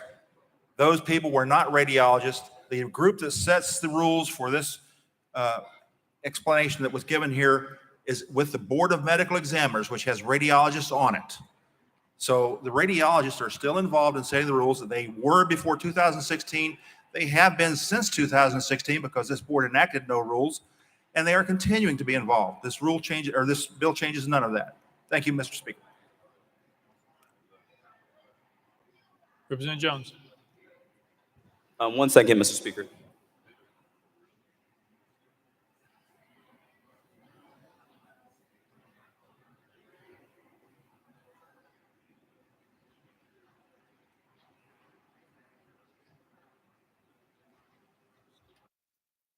Sorry, Mr. Speaker. The Wi-Fi in here is not working, but again, I just want to share that we received dozens of emails from radiologists in this state warning us about the dangers to patient safety in this legislation. And so I would urge my colleagues to vote against this. Multiple radiologists came to my office as a member of Government Operations Committee saying that we please speak up for them, that this was a bill that's being pushed by the Tennessee Hospital Association. That's the only lobbyist group that came in support of the bill before Government Operations Committee, but the actual people impacted, the radiologists, all came before our committee and testified against this bill. And I hope that we listen to the professionals and not a lobbying association that is not related to this specific field. Thank you. Chairman Reagan. Thank you, Mr. Speaker. The professionals on this board have done nothing for 6 years. There can be no danger in existence because they did nothing. The rules that are in effect right now came from the Board of Medical Examiners. They were the rules that were in effect prior to 2016, have been in effect since 2016, and will continue in effect. The shibboleth that was put forward is false. Thank you, Mr. Speaker. I renew my motion. Okay. All right, just making sure. Representative Boyd. Representative Boyd. Thank you, Mr. Speaker. I move previous question. Previous question has been called. Any objection to the question? Seeing none. All those in favor of House Bill 1388 as amended, vote aye when the bell rings. Those opposed, vote no. Has every member voted? Does any member wish to change their vote? Barrett, aye.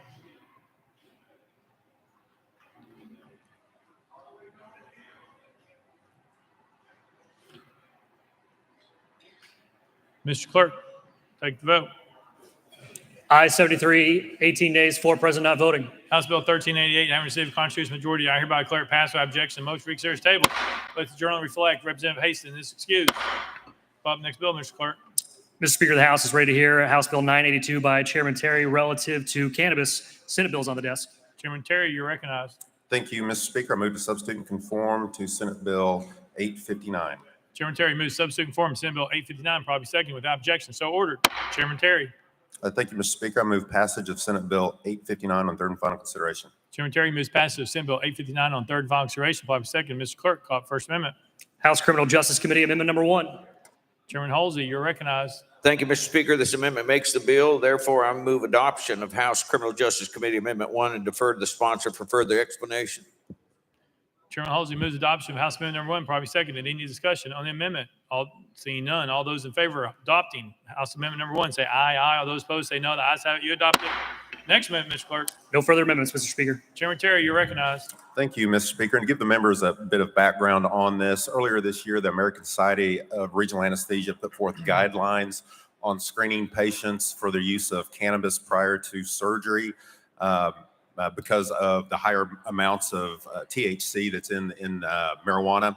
And it does not help us as providers if we ask those questions, if the patients are not willing to answer those questions. And so what this bill basically says is that a patient's statement, and only their statement regarding the use of marijuana to a doctor, a pharmacist, or other healthcare providers during the scope of their medical care for the purposes of obtaining medical advice about interactions of marijuana with other medications or medical treatment will not be used against them in a criminal proceeding. With that, I renew my motion.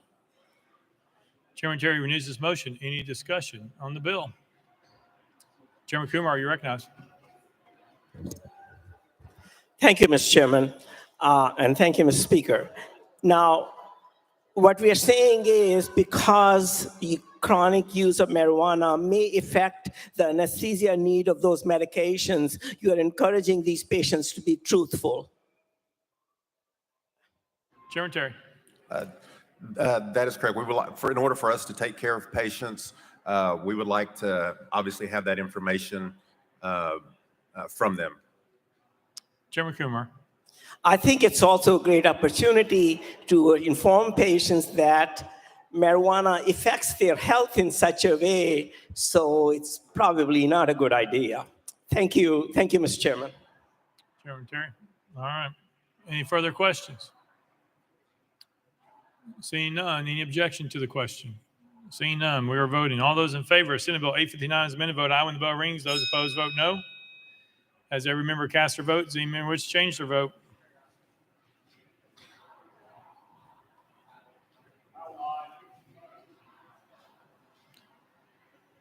Mr. Clerk, take the vote. Ayes 93, no nays 3, present not voted. Senate Bill 859, having received a constitutional majority, I hereby declare it passed without objection. The motion reconsiders table. Call up next bill, Mr. Clerk. House Bill 1162 by Chairman Todd relative to arbitration. Chairman Todd, you're recognized. Thank you, Mr. Speaker. I move passage of House Bill 1162 on third and final consideration. Chairman Todd moves passage following second. Mr. Clerk, call up first amendment. House Civil Justice Committee Amendment number 1. Chairman Farmer, you're recognized. Thank you, Mr. Speaker. This amendment rewrites the bill. I defer to the sponsor for further explanation. Move to adopt. Chairman Farmer moves adoption of amendment number 1. Probably seconded. Any discussion on the amendment? Seeing none. All those in favor of amendment number 1 say aye. Aye. All those opposed say no. The ayes have it. You adopt the next amendment, Mr. Clerk. Mr. Speaker, no further amendments. Chairman Todd, you're recognized.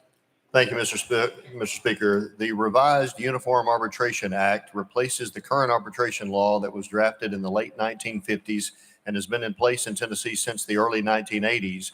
It replaces the law with a revised uniform version that has been updated to meet modern needs and addresses procedural issues not included in the original Arbitration Act. Some form of this bill is now passed in 22 other states. The bill updates and changes arbitration procedures to meet modern needs, addressing numerous procedural issues not included in the original act, and is supported and has input from the Tennessee Bar Association, Tennessee Automotive Association, NFIB, and the Tennessee Chamber. With that, Mr. Speaker, I renew my motion. Chairman Todd renews his motion. Any discussion on the bill? Representative Garrett.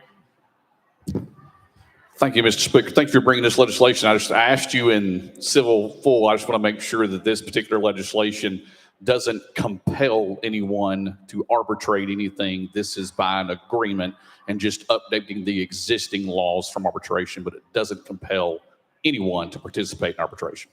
Chairman Todd. Thank you, Mr. Speaker. That is absolutely correct. All right. Any further discussion? Seeing none, any objection to the question? Seeing none, we're voting. All those in favor of House Bill 1162 as amended, vote aye when the bell rings. Those opposed, vote no. Has every member voted? Does any member wish to change their vote?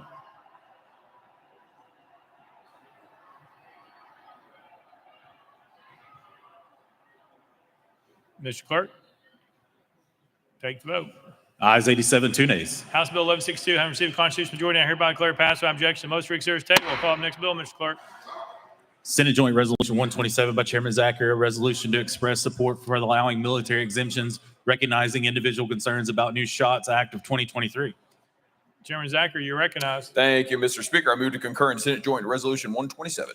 Chairman Zachary moves to concur in Senate Joint Resolution 127. Probably seconded. Mr. Clerk, call it First Amendment. Mr. Speaker, no amendments filed. Chairman Zachary, you're recognized. Thank you, Mr. Speaker. Members, this resolution simply encourages the United States Senate to pass the Americans Act, which is in front of them now, that would restore military members who were involuntarily removed from their service because they would not take the COVID vaccine. With that, I renew my motion. Chairman Zachary renews his motion. Any discussion?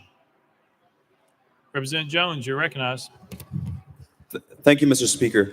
To the sponsor, is this bill saying my body, my choice?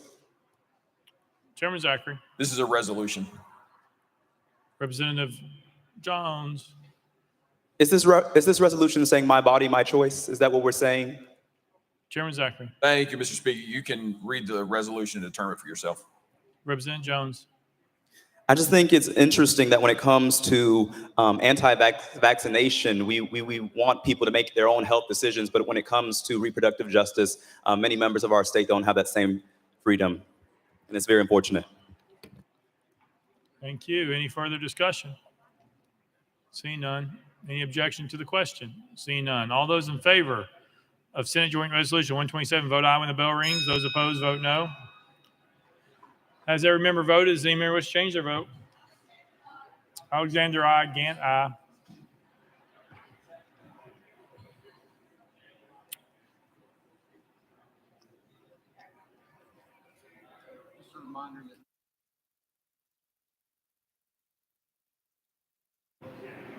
Mr. Clerk, take the vote.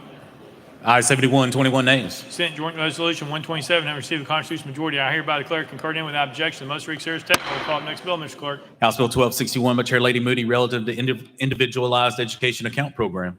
Chair Lady Moody, you're recognized.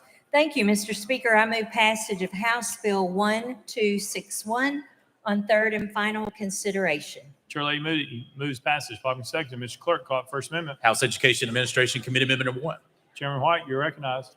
Thank you, Mr. Speaker. The amendment rewrites the bill, so I move to adopt and defer to the sponsor for further explanation. Chairman White moves adoption of amendment number 1. Properly seconded. Any discussion on the amendment?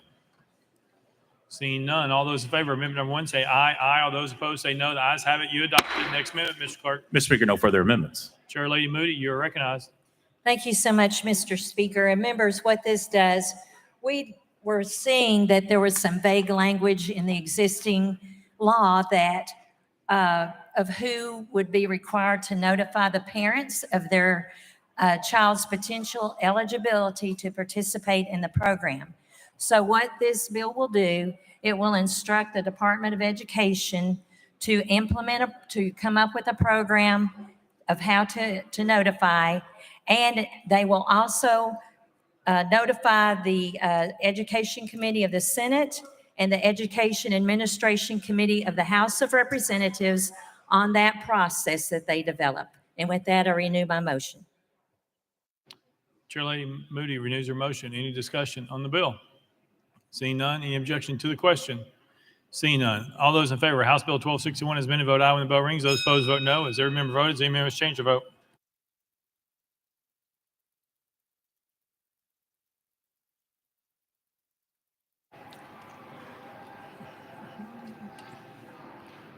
Mr. Clerk, take the vote. Ayes 87, 2 nays. House Bill 1261 having received a constitutional majority, I hereby declare it passed without objection. The motion reconsider is tabled. Call next bill, Mr. Clerk. House Bill 843 by Representative Lynn. Representative Lynn, at your desk. Thank you, Mr. Speaker. I request that this bill be moved to the next available space on the next available calendar. Without objection, roll to the next available calendar on the next available space. So ordered. Call next bill, Mr. Clerk. House Bill 841 by Representative Lynn. Representative Lynn, you're recognized. Thank you, Mr. Speaker. I move that this bill be moved to the next available space on the next available calendar. Without objection, roll. Call next bill, Mr. Clerk. House Bill 641 by Chair Lady Littleton relative to children. Mr. Speaker, the Senate bill is on the desk. Chair Lady Littleton, you're recognized. Thank you, Mr. Speaker. I move to substitute and conform to Senate Bill 0656. Chair Lady Littleton moves to substitute and conform to Senate Bill 656. Properly seconded without objection. So ordered. Chair Lady Littleton. Thank you, Mr. Speaker. I move passage of Senate Bill 0656 on third and final consideration. Chair Lady Littleton moves passage of Senate Bill 656 on third and final consideration. Properly seconded. Mr. Clerk, call it first amendment. House Civil Justice Committee Amendment number 1, same as Senate Amendment number 1. Chairman Farmer, you're recognized. Thank you, Mr. Speaker. Same as Senate amendment, move to withdraw. Without objection, amendment number 1 is withdrawn. Next amendment, Mr. Clerk. Mr. Speaker, no further amendments. Chair Lady Littleton, you are recognized. Thank you, Mr. Speaker. This bill requires the Department of Children's Services to conduct a home visit to determine whether a child will receive proper care and supervision in the home prior to notifying the court of its intention to place the child at home on a trial home visit. With that, I renew my motion, Mr. Speaker. Chair Lady Littleton renews her motion. Any discussion on the bill? Seeing none, any objection to the question? Seeing none. All those in favor of Senate Bill 656 vote aye when the bell rings. Those opposed vote no. As every member voted, does any member wish to change their vote?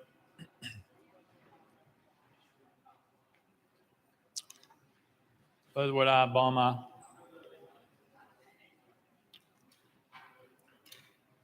Mr. Clerk, take the vote. Ayes 88, no nays. Senate Bill 656, having received a constitutional majority, I hereby declare passed without objection. The motion reconsider is tabled. Call up next bill, Mr. Clerk. House Bill 551 by Chair Lady Littleton and others relative to children. Mr. Speaker, the Senate bill is on the desk. Chair Lady Littleton, you are recognized. Thank you, Mr. Speaker. I move to substitute and conform to Senate Bill 0528. Chair Lady Littleton moves substitute conform to Senate Bill 528, properly seconded without objection. So ordered. Chair Lady Littleton.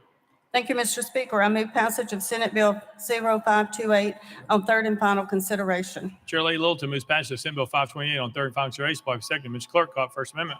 House Bill, Mr. Speaker, House Civil Justice Committee Amendment number 1, the same as Senate Amendment number 1. Chairman Farmer, you're recognized. Thank you, Mr. Speaker. Move to withdraw. Without objection, amendment number 1 withdrawn. Next amendment, Mr. Clerk. House Civil Justice Committee Amendment number 2. Chairman Farmer, you're recognized. Thank you, Mr. Speaker. This amendment reroutes the bill, deferred to the sponsor for further explanation. Move to adopt. Chairman Farmer moves adoption of amendment number 2, properly seconded. Any discussion on the amendment? Seeing none, all those in favor of amendment number 2 say aye. Aye. All those opposed say no. The ayes have it. You adopt the next amendment, Mr. Clerk. Mr. Speaker, no further amendments. Chair Lady Littleton, you are recognized. Thank you, Mr. Speaker.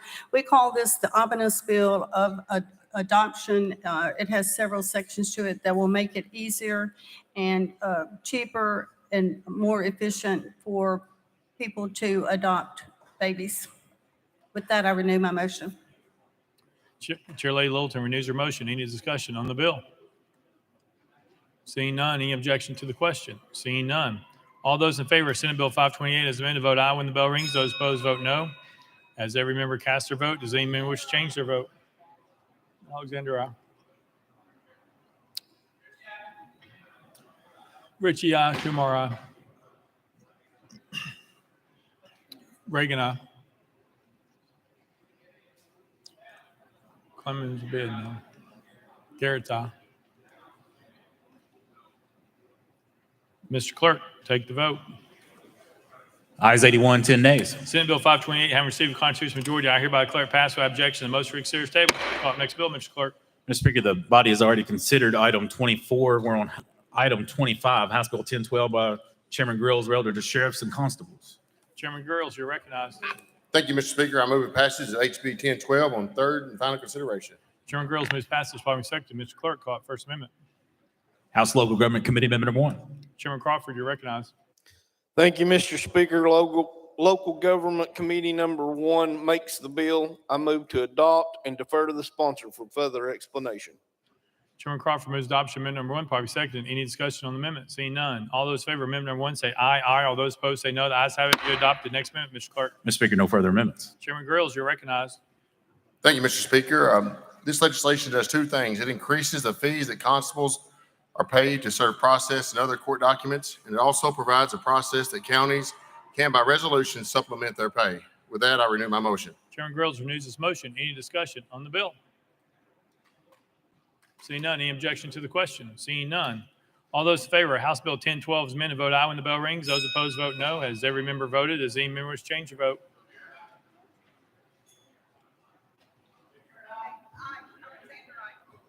Barrett, aye. Love, aye.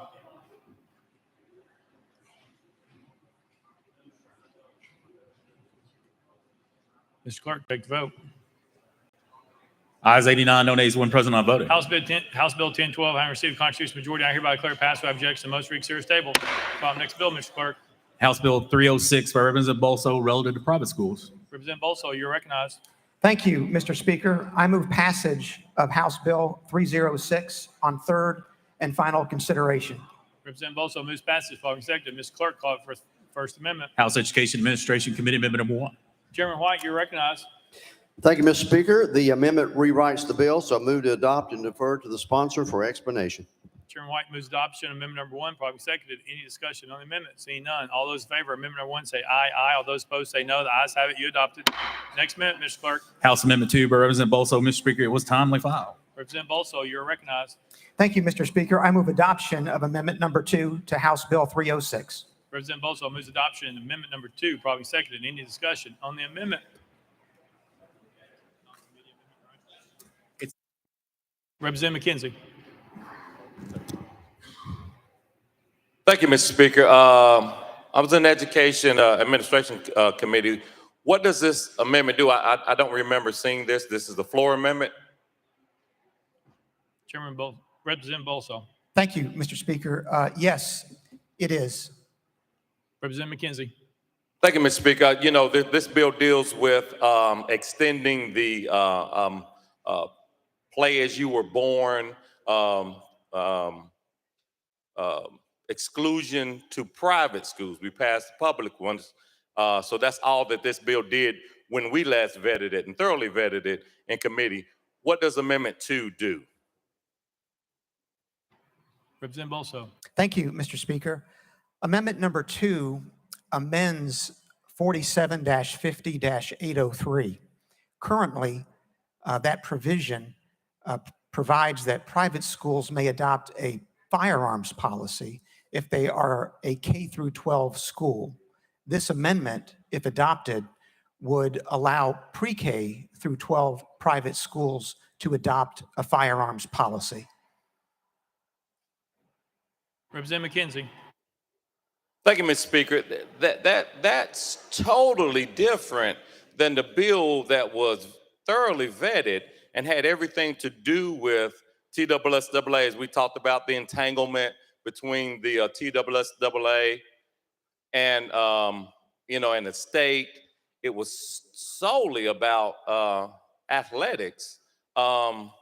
This bill, this amendment is totally different than that. So how can that not be? How can that be added on at the floor, and then not be vetted through our committee system? Representative Bolso. Thank you, Mr. Speaker. It can be because it actually addresses the very same part of the same chapter of the same title that HB 306 addressed. And I can further respond to my good friend from Knox County that this bill was necessitated by the tragic events that occurred on May 27, because after those events, we had a small private Christian school in Williamson County that's on the border of my district and Chairman Whitson's district that advised us that they had requested permission from the Department of Education to adopt a firearms policy. They were refused because, according to the department, a pre-K through 12 private school is not covered currently by 47-50-803. So we drafted this amendment to provide protection for that school and all other pre-K schools as quickly as we could. Representative McKenzie. Thank you, Mr. Speaker. And I fully understand the need, but the speed of this, we're not there yet. We can still take this, we can refer this back to committee. That way we can get it right. This may or may not hit all the points to it. So I really think this, we have time before the end of session. It's not going to go into effect into July. So would you be amenable to referring this back to committee and bringing it back this year, this session? Representative Bolso. Thank you, Mr. Speaker. No, we would not. In our view, we need to act swiftly and promptly to protect our children. Representative McKenzie. Thank you. That is a totally false narrative. That is wrong to just totally bypass a system that we've had in place for hundreds of years. You're talking about acting in favor of our children. July 1st will be the day. I'm not saying don't pass this. So please don't misunderstand me. This is not expediting anything. It's taking one bill that dealt with transgender folks wanting to play in private school. That's all this bill does. That's all this bill does. And then to put a firearms thing on top of it without any consideration to what the public wants to hear or wants us to hear is not the way to legislate. That's just not. We have a committee structure here and it works. We have time to take this through the committee structure. Representative Bolso. Thank you, Mr. Speaker. The amendment was brought timely. It was filed in accordance with the permanent rules that this body adopted in January. With that, Mr. Speaker, I will renew my motion. Leader Lambert, for what purpose? And Camper. Thank you, Mr. Speaker. And on the amendment, later in the session, and I agree with everything that's been said as far as adding amendments on, we have had other bills that have minor changes. I understand we're talking about firearms here, and that is always a passionate topic, but the member has an issue in his district. He has a bill that opens that caption up. And from my understanding, and correct me if this is wrong, it literally allows right now K through 12 can hire armed security for their schools. But if you are pre-K through 12, you're precluded from doing so. It is a pretty minor change in the law, in my humble opinion. Yes, we can send this back to committee and everything else. I, for one, will be voting for the amendment today because I would like private schools to at least have that ability to be able to do this, whether they have a pre-K or they're K through 12. However, vote your conscience. I mean, if for some reason on the amendment goes down, I hope there's still a bill out there somewhere that would be able to contain this. It seems like a reasonable request, but it is something that obviously I would prefer we not do very often. But it does deal with the member's district and it does fit within the caption and it was timely filed. So I just wanted to throw that out there. Thank you, Mr. Speaker. Leader Camper. Thank you, Mr. Speaker. Mr. Speaker and Leader, you all have been pretty strict about adding amendments on this floor and had this tremendous respect for the committee process. And we've had to abide by that. Even when we had something was just as urgent, our bills were sent back. And I think we need to be fair about that. This bill doesn't go into effect until July. Education Committee is still open. We're only asking for 1 week so that it can be vetted. And I think that's okay. We have time. And it goes again to the point where members are feeling like they're not being heard, Mr. Speaker. And I don't think it's too much to ask a member to be open to sending the bill back to committee so that the people on that committee could discuss the bill, maybe take testimony, and maybe somebody that's willing to come and put their name on a list and ask to speak on the bill. But if we don't send it back, we won't get that opportunity. I think it's unfair because we have been strict about it in this body. But now we want to change it because we're at the end of session. Well, we're not at the end of session. According to the leader, we're at the end when we finish. So the committee is open, and I hope, Mr. Sponsor, you be open, at least to allow us to vet this in the Education Committee. Thank you, Mr. Speaker.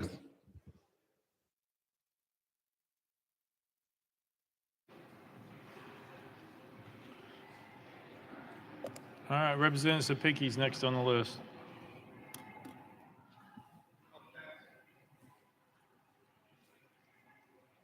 Representative Love, for what purpose? Mr. Speaker, I'd like to make the motion that we send this back to Education Administration Committee. It's a proper motion, probably seconded. All right.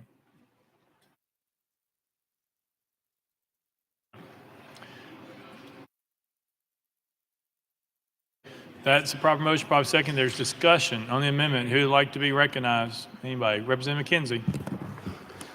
Thank you, Mr. Speaker. On last Thursday, Representative Hakeem had his bill sent back to committee to strike one word. It was sent back to committee to strike one word.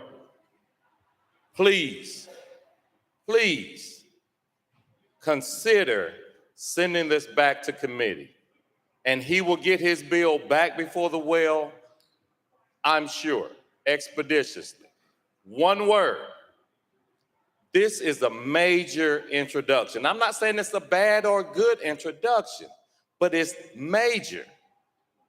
Please consider sending this back to committee. Thank you. Representative Bolso. Thank you, Mr. Speaker. In our view, we need to act promptly and swiftly to protect children. That was the genesis of this amendment, the events that happened on March 27, which were horrific. There is no need for this body to delay further. The amendment is properly filed. It's timely filed. It is very simple. It simply takes 47-50-803 and expands it from K through 12 to pre-K through 12. Representative Love. Thank you, Mr. Speaker. And to the sponsor, I understand your urgency. Here's my issue. We talk a lot about respect and decorum and rules.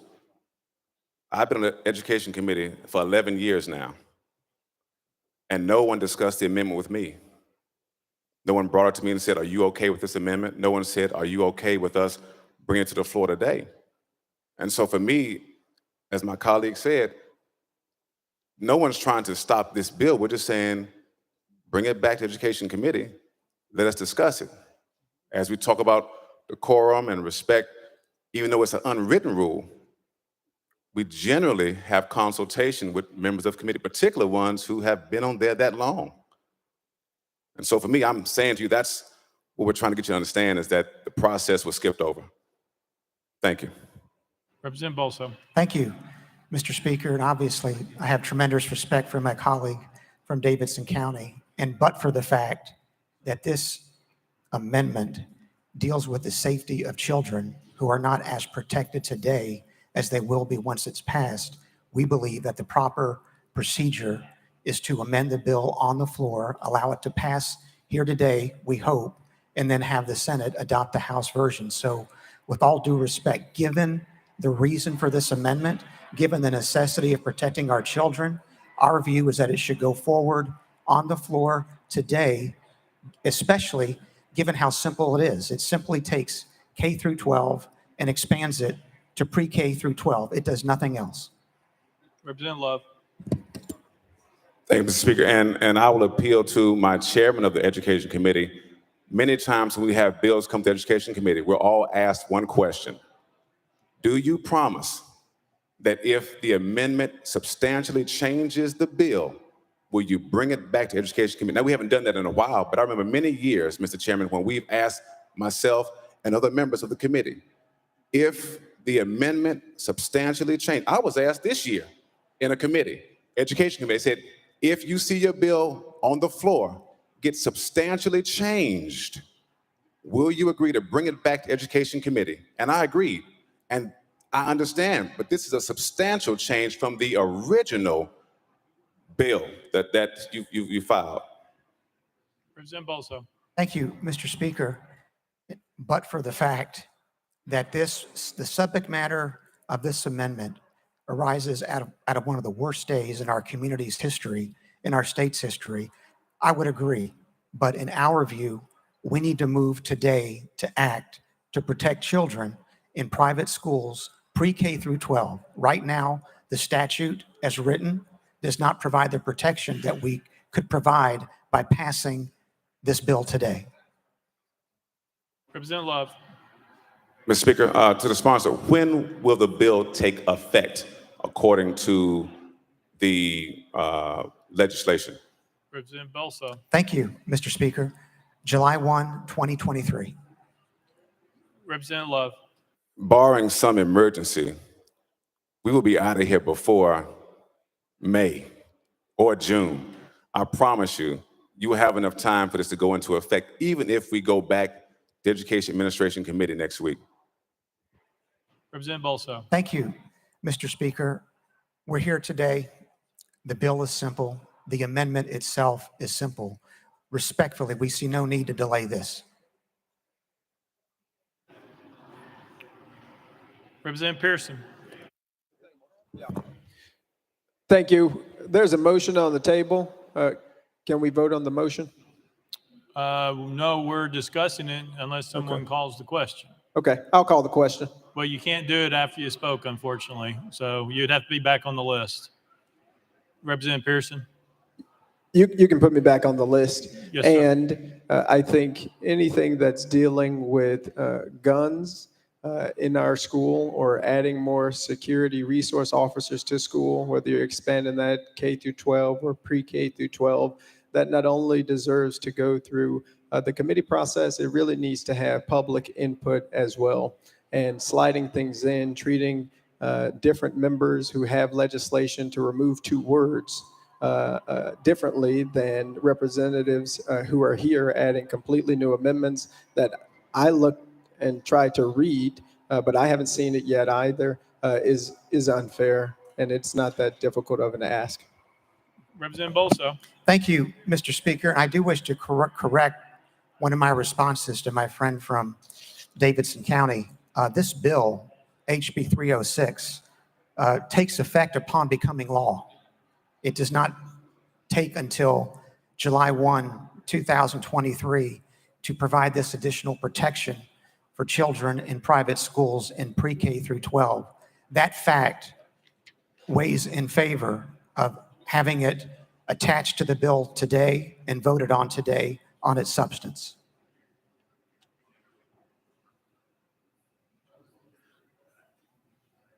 Representative Williams.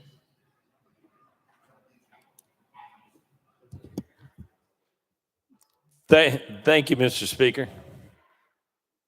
It's good to see you today. I was going to ask the representative, I did not sit on the committee of subject matter regarding this bill today, but because of the subject matter associated with this bill, I wondered if you had an opportunity to further clarify the physical fitness, the physical participation form for doctors to provide students with a physical before they could participate in these athletics. You seen that form? Representative Bolso. Thank you, Mr. Speaker. Chairman Williams, if you could ask me that question one more time, please. Representative Williams. Yes, sir. I was trying to slow talk there for a minute. Every student that participates in TSSAA sports has to provide their athletic department or their school a physical fitness evaluation form, which is filled out and signed by their doctor or their family doctor, pediatrician. Have you seen this form? Representative Bolso. Thank you, Mr. Speaker. I have not. Representative Williams.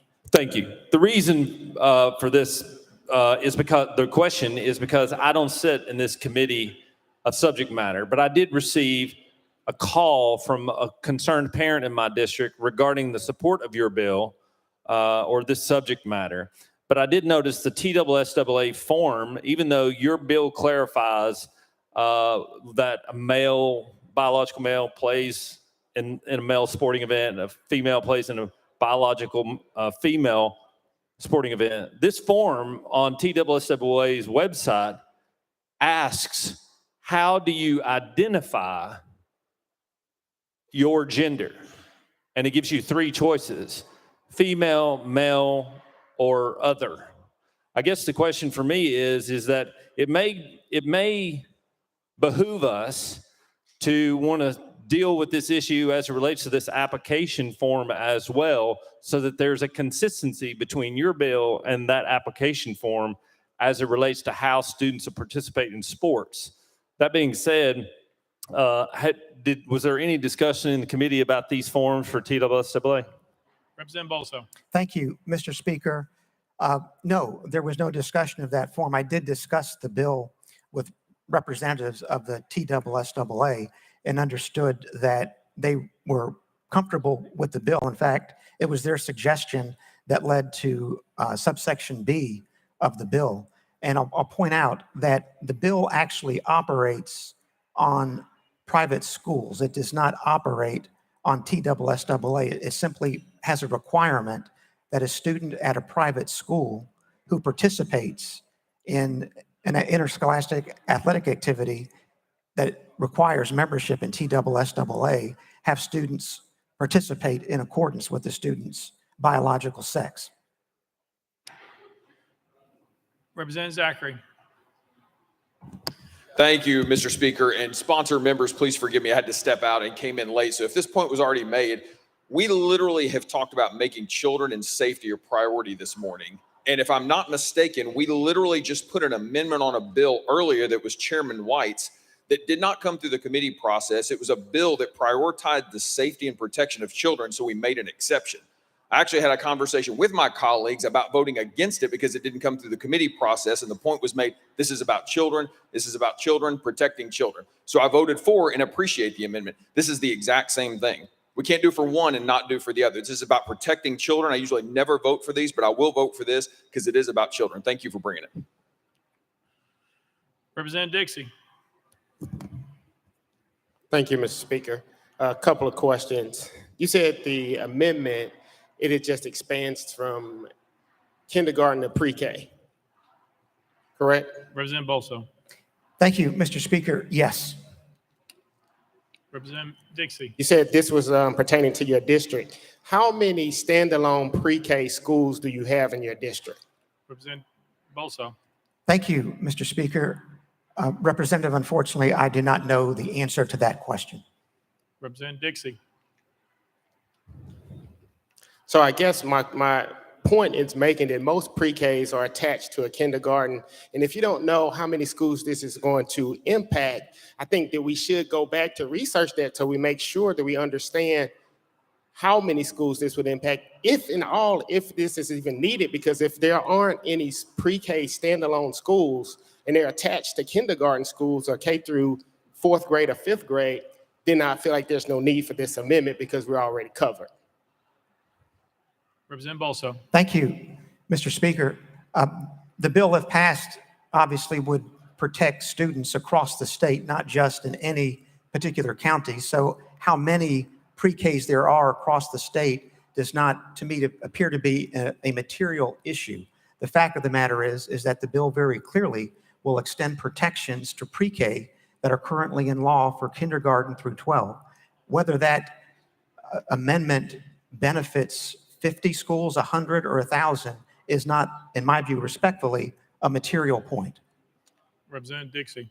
Okay, I may have been mistaken, but I thought that I heard that you brought this because you said there was an issue in your district. If I misheard, I apologize. Thank you, Mr. Speaker. Representative Bolso. Thank you, Mr. Speaker. No, you did not mishear anything. That was the immediate reason that the bill was brought when it was, because the concern was raised by a school, a pre-K through 12 school that was in our district. Representative White. Thank you, Mr. Speaker, and to the sponsor, thank you for such a great bill. But as Chair of the Education, I would like to ask that let's just bring it back. We've gone through this before. Let's bring it back. We'll fix it, put it right back, throw it back on the floor in a few days. So I would like to ask that you do that for the body. Representative Bolso. Thank you, Mr. Chairman. At the request of the chairman of the Education Administration Committee, for whom I have tremendous respect, I would request that we have the bill sent to the Education Administration Committee, Mr. Speaker. All right. Any objection to send back to Education Administration full? Without objection, so ordered. Call up next bill, Mr. Clerk.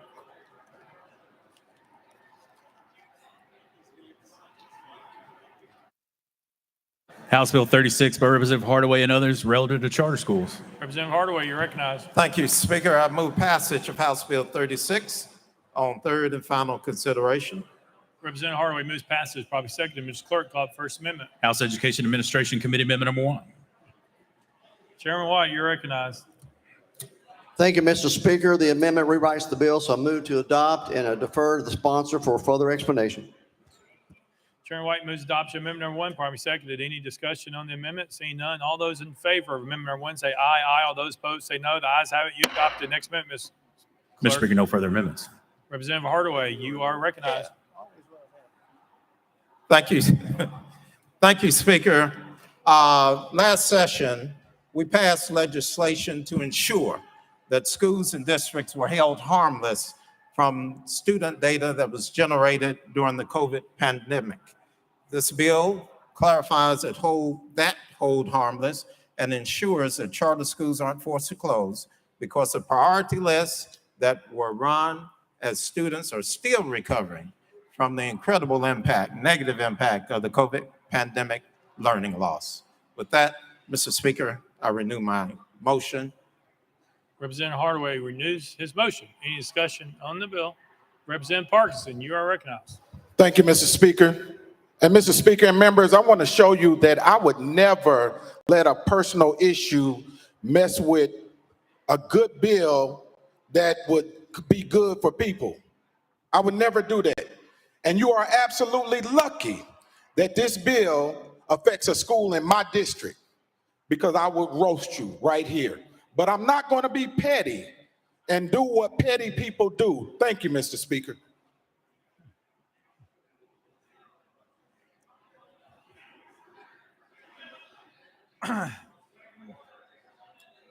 Representative Hardaway, you anything except maybe renew that motion? I thank the representative for his comments. I renew my motion. Representative Hardaway renews his motion. Any discussion further on the bill?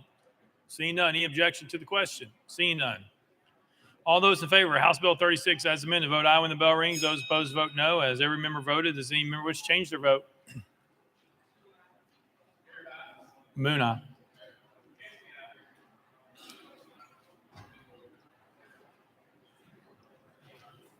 Mr. Clerk, take the vote.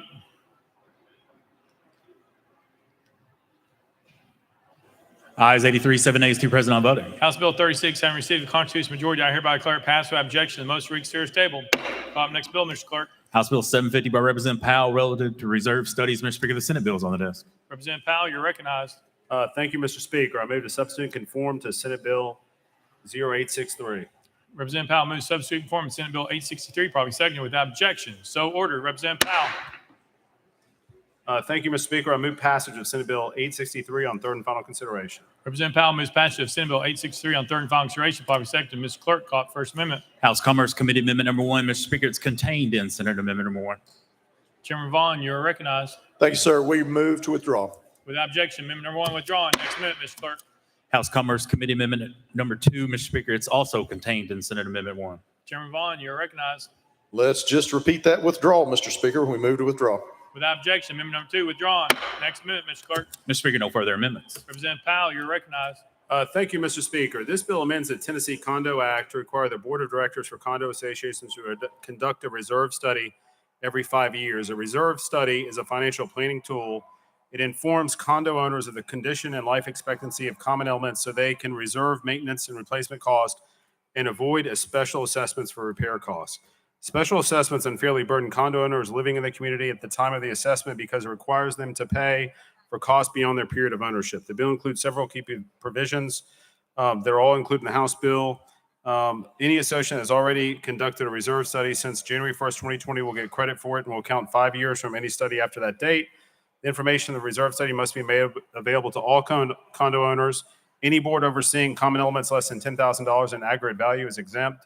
Single condos are exempt. Any condo whose board is appointed by the board and controlled by the developer is excluded.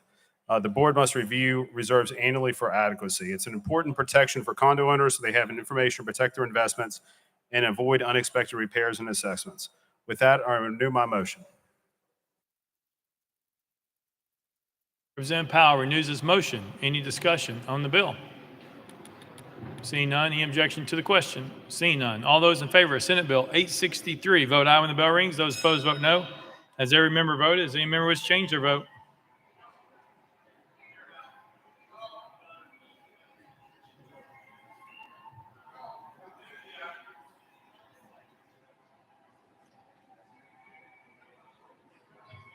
Mr. Clerk, take the vote. Ayes 87, 1 nay, 2 present, on voting. Senate Bill 863, having received the constitutional majority, I hereby declare it passed without objection. The motion reads to its table.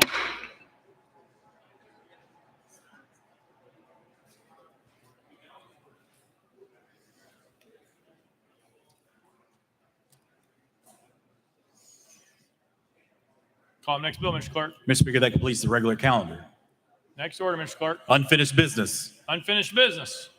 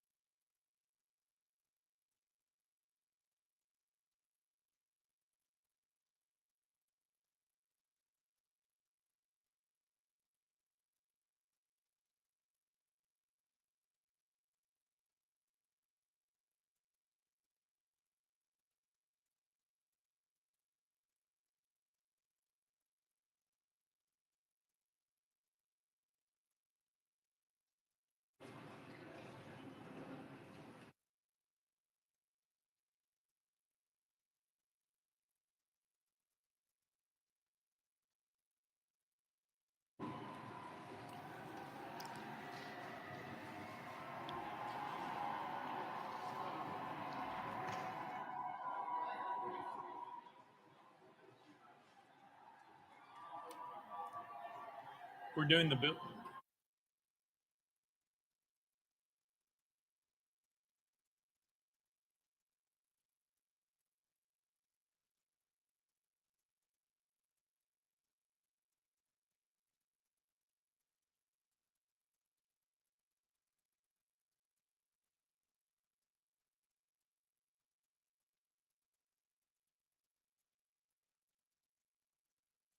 Leader Lambert, you recognize. Thank you, Mr. Speaker. Members, a couple of procedural issues here under unfinished business. There are some bills that did not make Government Operations Committee that should have this week, and I'm in discussion with the Democratic leader. There's no objection. So thank you, Mr. Speaker. I move that House Bills 1,380, 942, 1,317, 348, and 566 be heard in the Government Operations Committee next week. You've heard the motion. Any objections? Without objection, so ordered. Leader Lambert. Thank you, Mr. Speaker. This next one is self-explanatory, and it is in agreement with the Democratic leader. Mr. Speaker, I move to return Senate Joint Resolution 234 to the Senate for further consideration. Without objection, so ordered. Representative Mitchell, you recognize. Thank you, Mr. Speaker. With consultation of both leaders, I move that the rules be suspended for immediate introduction and consideration of HJR 514. Mr. Clerk, read the caption. House Joint Resolution 514 by Representative Mitchell, resolution to commemorate Copperhead Road by Steve Earle on the designation as a state song of Tennessee. You've heard the caption. Any objections? Without objection, the rules are suspended. Representative Mitchell. I move adoption of HJR 514. Representative Mitchell moves adoption of House Joint Resolution 514. Probably second. Any objection to the question? Seeing none. All those in favor of House Joint Resolution 514 say aye. Aye. All those opposed say no. I hereby declare it adopted. Without objection, the motion reconsider is tabled.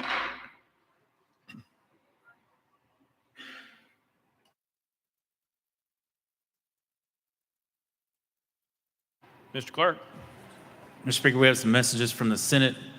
Mr. Speaker, I'm directed to return to the House SJR 234 for further consideration. Monday's message calendar. Mr. Clerk.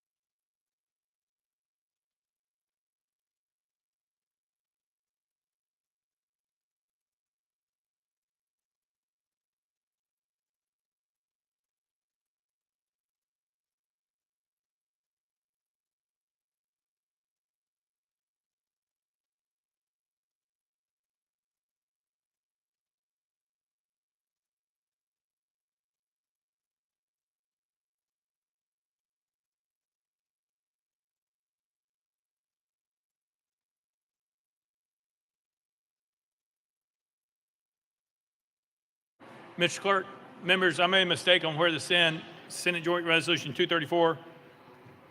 Without objection, we will undo our actions on Senate Joint Resolution 234.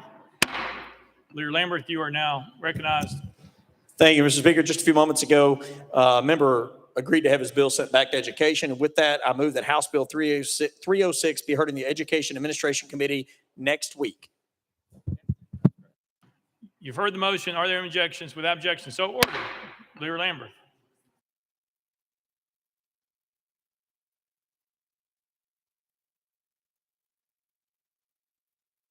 Leader Lambert, you recognize. Thank you, Mr. Speaker. With that, I move to return Senate Joint Resolution 234 to the Senate for further consideration. Without objection, so ordered. Now, Mr. Clerk.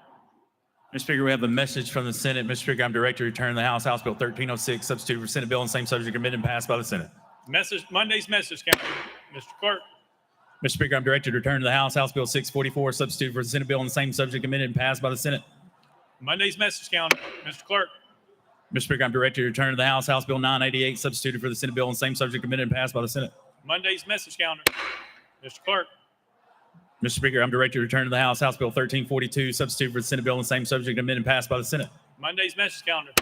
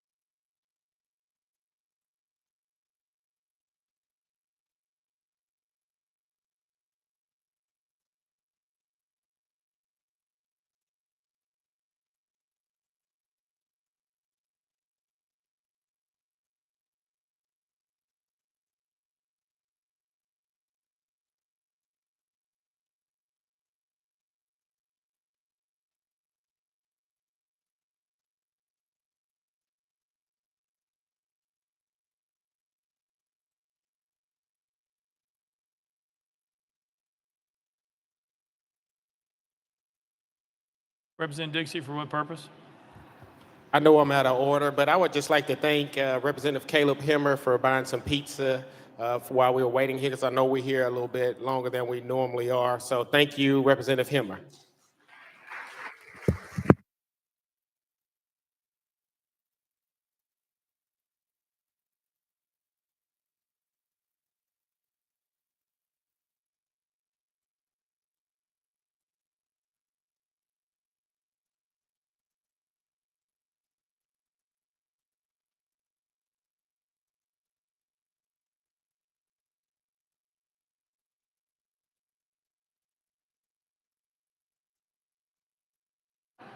Leader Lambert, you're recognized.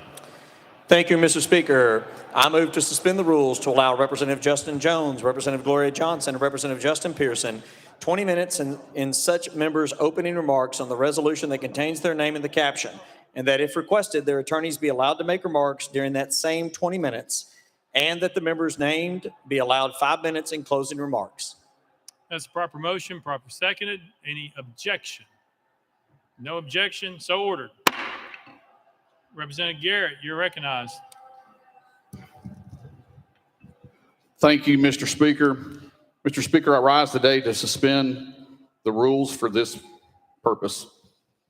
Members, those that can hear my voice, today in the People's House, we had 29 bills on the calendar, 29 bills that were debated, Everyone had an opportunity to speak, but most importantly, we had 29 bills, some that were in that well that were Democrats, some in this well that were Republicans. Today, our republic worked. Today, the gallery was able to watch and stand, watch us do our work. It worked today. That's what's supposed to happen on this House floor when we debate legislation. We hear each other. We don't hear the hate. We don't hear the vitriol. It worked today. It can work for the future. 1 week ago, Mr. Speaker, it didn't work. 1 week ago, we had members take it upon themselves to rush the well and stop the people's business. People will say that when they speak or when they can't speak under the permanent House of Order here in the people's house, that somehow that suppresses their word. It didn't happen today. And what happened 1 week ago is that members that shut the order of this institution down silenced 7 million people. Today, I have a motion to suspend the rules to allow the video depicting the events occurring on March 30th, 2023 to be played in the chamber at this time. I so move. That's a proper motion, proper seconded. Any objection? All right, there's objection. That means we are voting.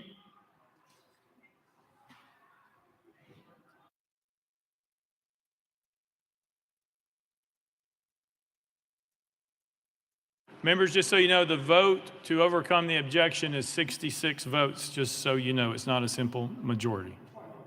Representative Parkinson. Go first. Mr. Speaker, with this motion he's making, is we talking about the entire video? What portion of the video? What are we talking about? That would be a question for Representative Garrett. Representative Garrett. This is a 7-minute video of the public's video of all the action that took place on the floor.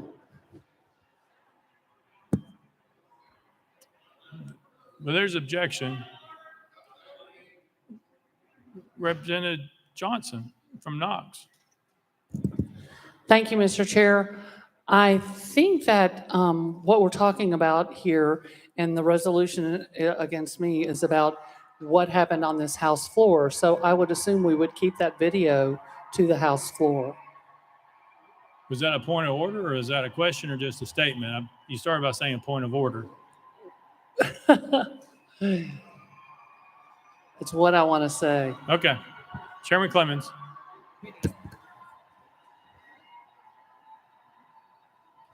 Thank you, Mr. Speaker. My question is, first of all, we had no prior notice of this motion to suspend the rules. Second of all, we are looking at a piece of evidence here is what has been proposed to play in this body. It has, from what I understand, it is a selective portion of a bigger picture. It does not encapsulate what happened to those poor children. It does not encapsulate what happened outside this building. It did not encapsulate or contain what the footage is from outside this chamber. We want to choose 7 minutes of what? I don't know what events that transpired is he referring to, is the sponsor referring to. So my question is, what 7 minutes? Why only 7 minutes, or why not 3 minutes? I think we need more explanation on this matter. Representative Garrett. Thank you, Mr. Speaker. I think the video will speak for itself. Chairman Clemens. Mr. Speaker, this is completely out of order. This is completely unorthodox.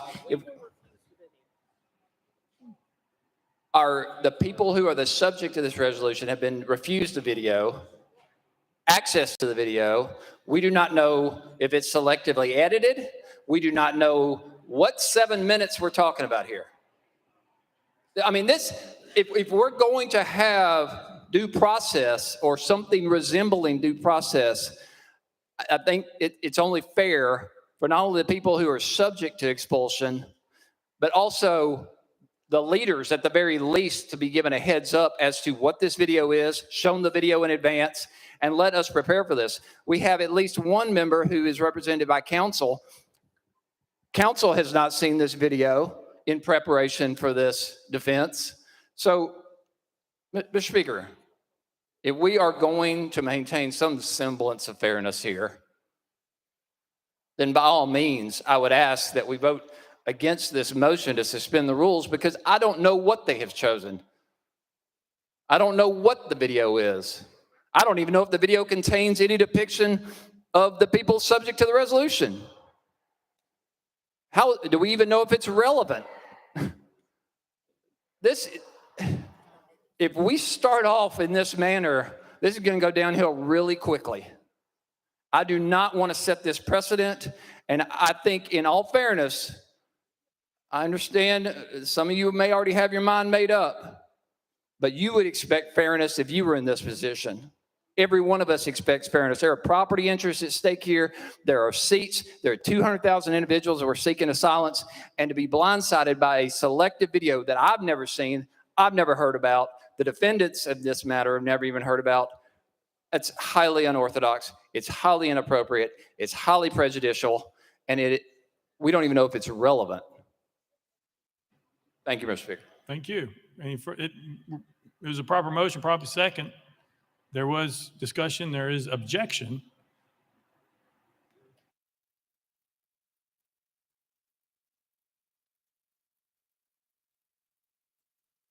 Oh, that's right. So we're on discussion on whether or not to suspend the rules to allow the viewing of the video.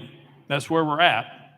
And so right now, that's where we are. It's a proper motion, proper second. It's before us. There's objection. We're discussing it.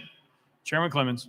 Thank you, Mr. Speaker. I think we deserve, at the very least, I maintain my objection, but we at least need a description of what the video entails before people vote, so they actually have an idea of what they're voting on.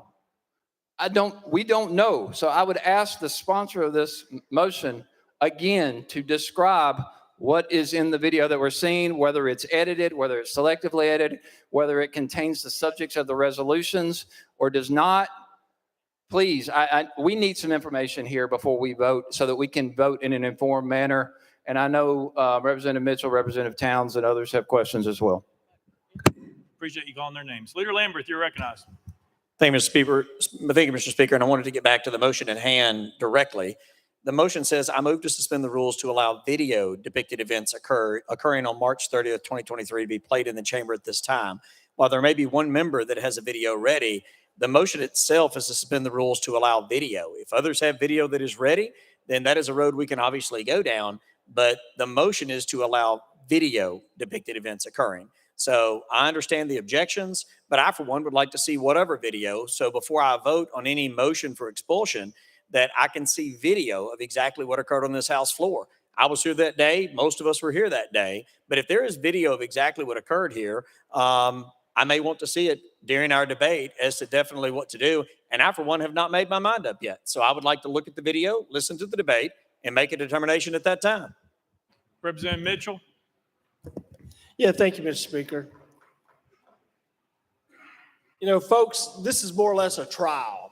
So what we're doing right here is we're presenting evidence to the jury before we know whether it's prejudicial or not, which is totally unfair to the defense. From my understanding, the three individuals have not been allowed the video from the leadership. Now, how is that fair when you will not let the people that you're trying to expel have a fair defense, when you won't even let them have the video, but you're willing to show a video that you haven't even allowed the defense to see? You're going to show it to the jury, and the defendants are going to see it at the same time for the first time that the jury sees it. How is that fair? You know, not just the folks in this room are watching, not just the folks in this state are watching, but the entire nation is watching us today.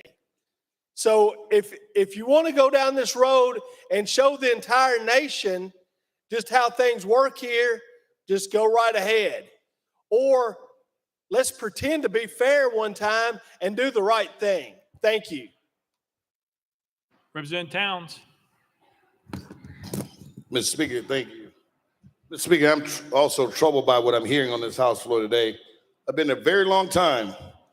I've seen a lot of activity, good and bad, especially during the time of the income tax invasion against the state income tax during the state.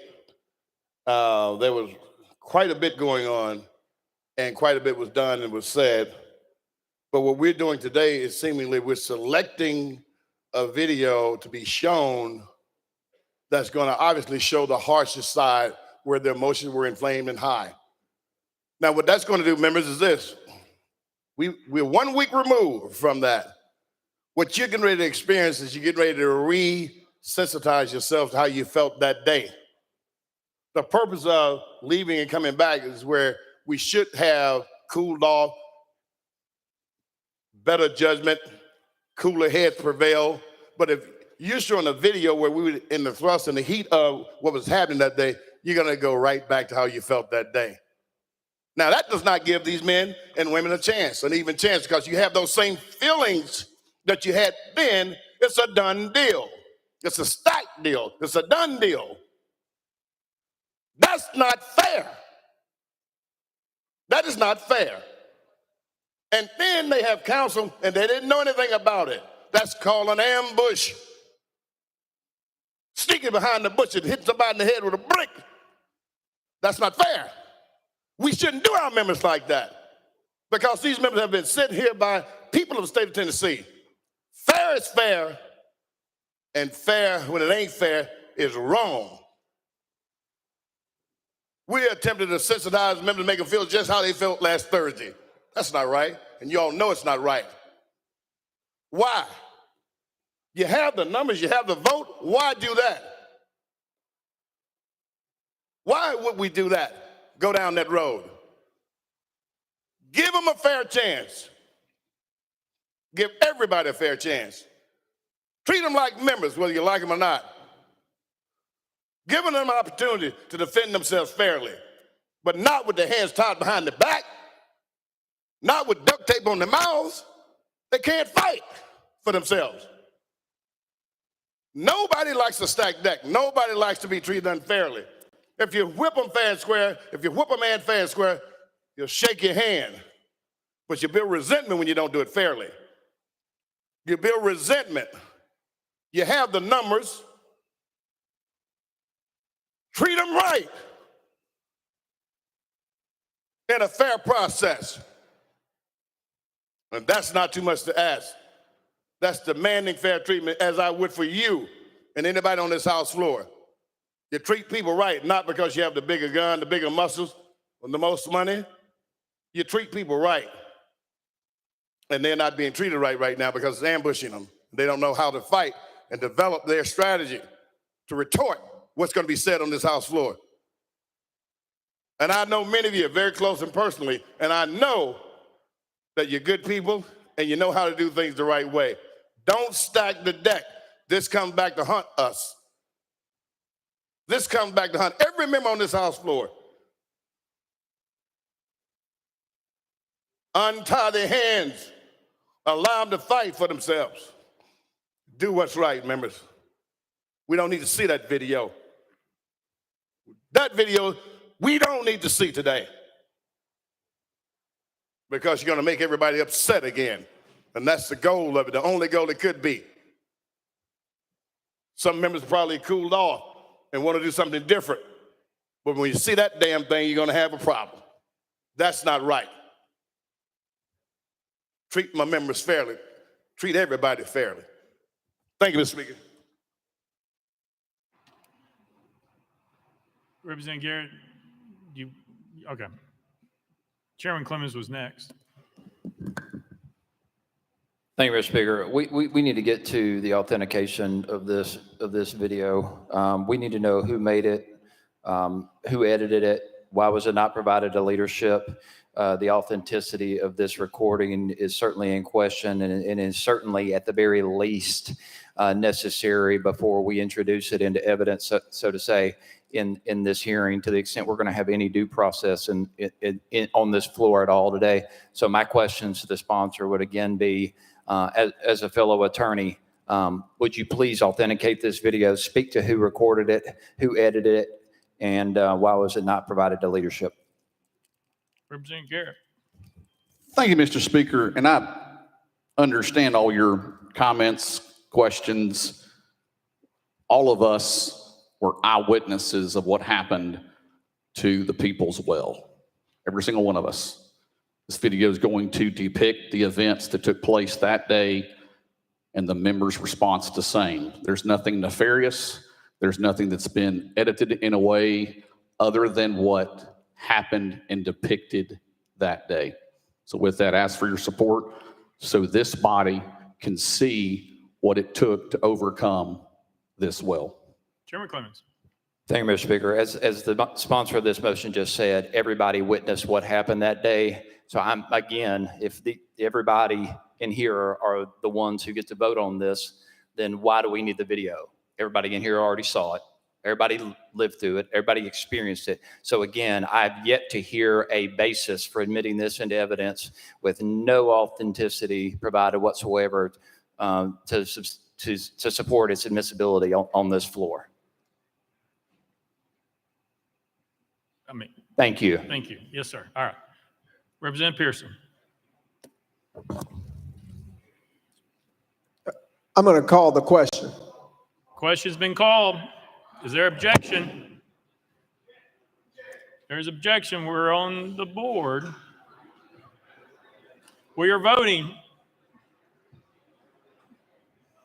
on the objection. All those in favor of previous question, vote aye when the bell rings. Those opposed, vote no.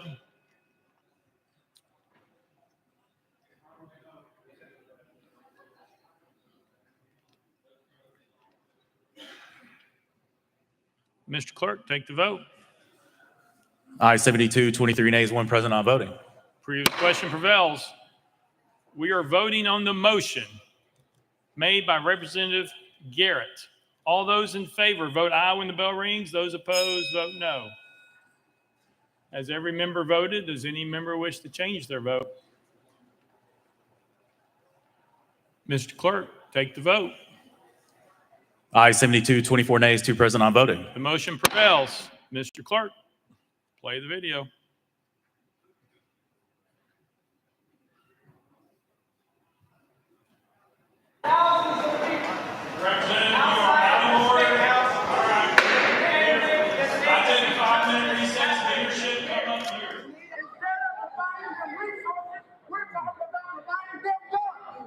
Instead of stopping the NRA's legislation that we know is killing people, we are seeing the proliferation of gun bills. And now we are demanding that enough is enough. Enough is enough. Enough is enough.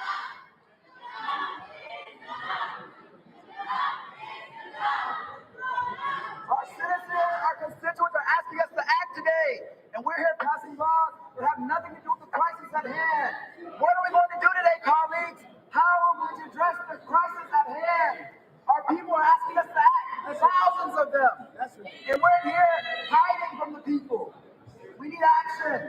We need action. We need action. And to each of you who've decided to make the fight for a better Tennessee possible, for you who've taken off from school and from work because you believe that our state can be better, because you believe that Cameron and his pawns here that are supported by the NRA don't have the final say for the future that we have, for you who believe in justice and advocacy and who believe in democracy, thank you. Because our fight is not over. I can tell you today we're going to win, but we're going to win. I can tell you the bill that we're going to pass that rolls waters like righteousness and justice like everyone, but it's going to come. And it's going to be because you choose to stand up. These folks are old, no offense. These folks the future that we create and craft together. But if we remain steadfast and unmovable, if we follow the leaders like Gloria and Justin, if we do not yield and do not quit, if we remain focused on our vision, which is that kids should go to school without worrying about dying. Teachers should go to classrooms without worrying about becoming if we believe that this is the one that our democracy is built on. And it's the old task, do it not just today, but tomorrow and in the days to come. Surely justice will come. To the media, there comes a time when we have to do something out of the ordinary. That's why we're standing in the well today, occupying the well, because our colleagues refuse to listen to the people of Tennessee. You left us with no other choice. We asked you, what will we do?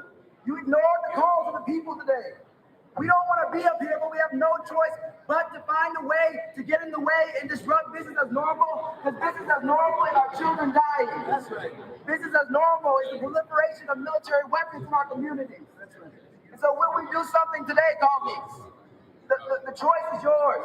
The choice is yours. The people are asking us. That's right. That's right.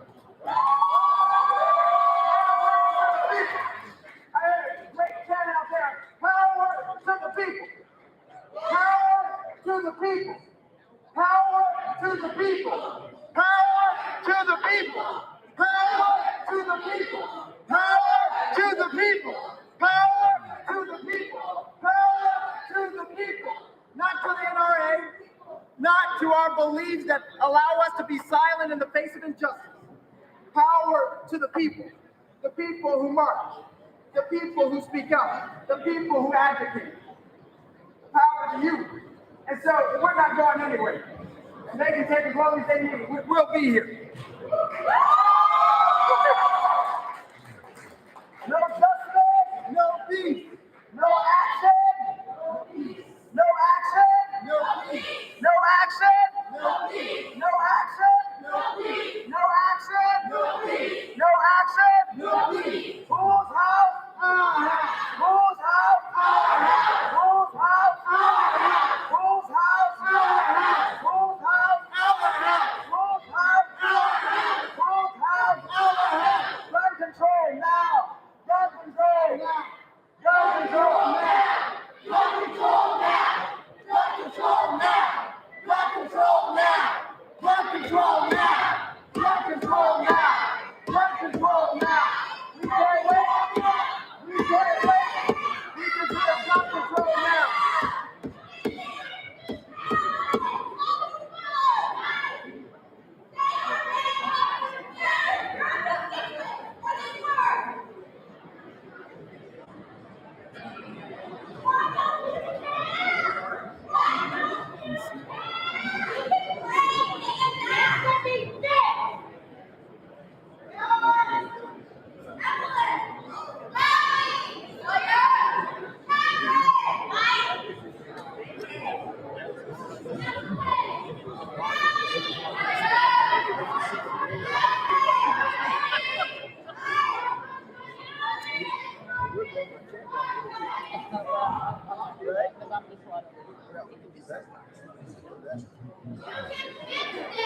That's right.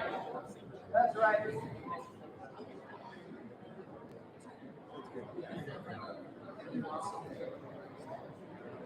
Again, thank you.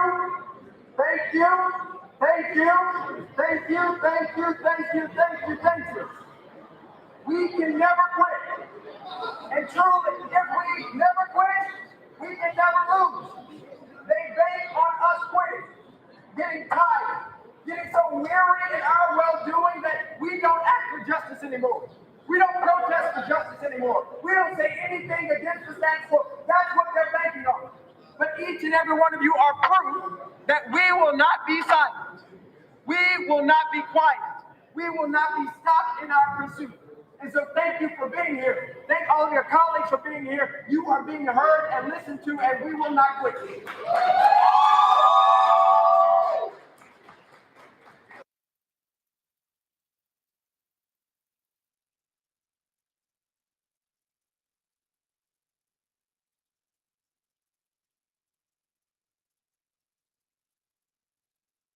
Chairman Holsey, you're recognized. I think it's important that you note, we have accountability and responsibility, and personally, I have accountability and responsibility for what we did on Thursday. It broke House decorum.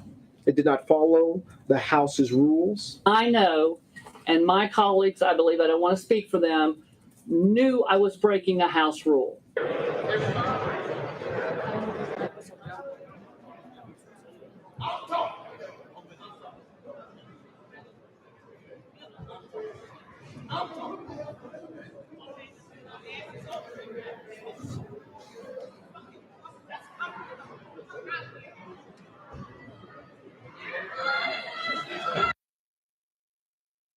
Chairman Holsey, you recognize. Thank you, Mr. Speaker. I move adoption of H.R. 65. Chairman Holsey moves adoption of H.R. 65, properly seconded. Chairman. All right. Point of order by who? Well, question. We're on the resolution. I appreciate that, Mr. Speaker, but I would like the clerk, if you could read what part of that video appeared to be recorded on the House floor. So could you read the rule in the permanent rules of order with regard to recording on the House floor by members? Mr. Clerk.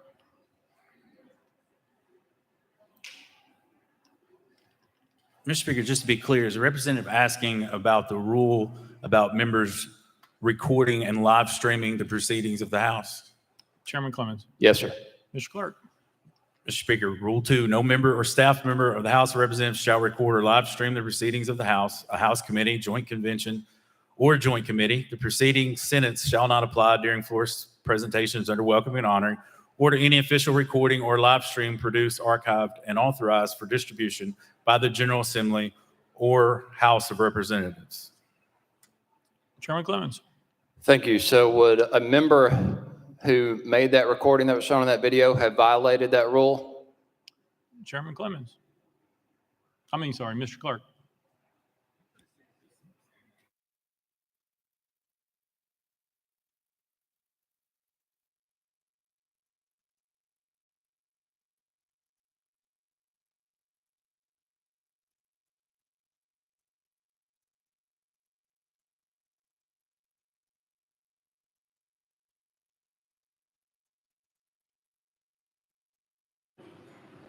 Mr. Clerk. Mr. Speaker, I believe at the time during those events, the House was in recess. Chairman Clemens. Thank you, Mr. Speaker. We were not in recess, in fact, until much later. And if we were in recess, it would have been reflected on the video. I would argue that whoever made that recording was in direct violation of the permanent rules of order adopted by the House of Representatives. And so I think that point needs to be in the record, that we not only have failed to authenticate a video that was shown on this floor, we have failed to identify who recorded it. It obviously wasn't provided by anybody in the House Democratic Caucus because we don't know where it came from. So somebody across the aisle who sponsored this resolution or a part of this resolution broke House rules. So are we going to punish them as well today? Mr. Clerk. Mr. Speaker, if a member was recording the proceedings of this body while the House was in session, yes, they violated the House rules. Recordings made while the House was in recess would not be while the House was having proceedings. If a member felt that another member was recording during session in violation of the rules, they could have raised the point of order at the time of the violation.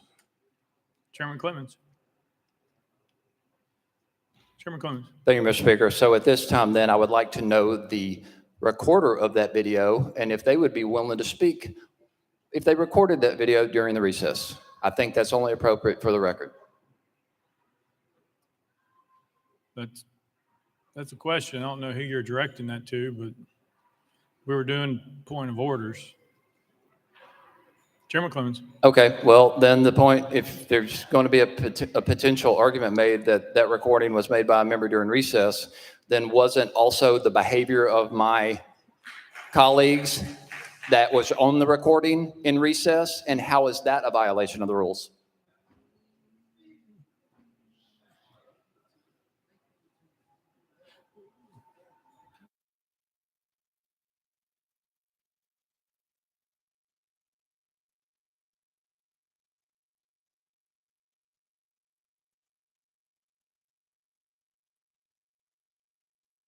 Mr. Clerk.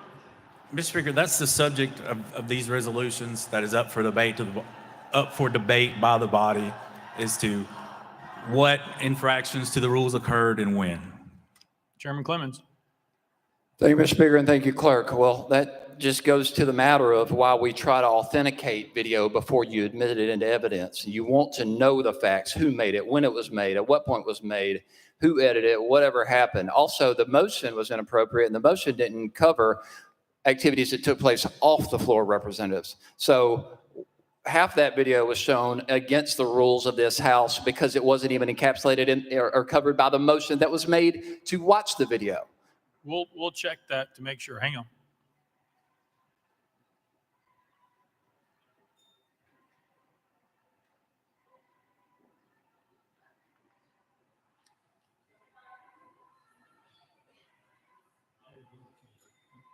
Mr. Clerk. Mr. Speaker, the motion was to have video of that day's events played in the chamber at this time.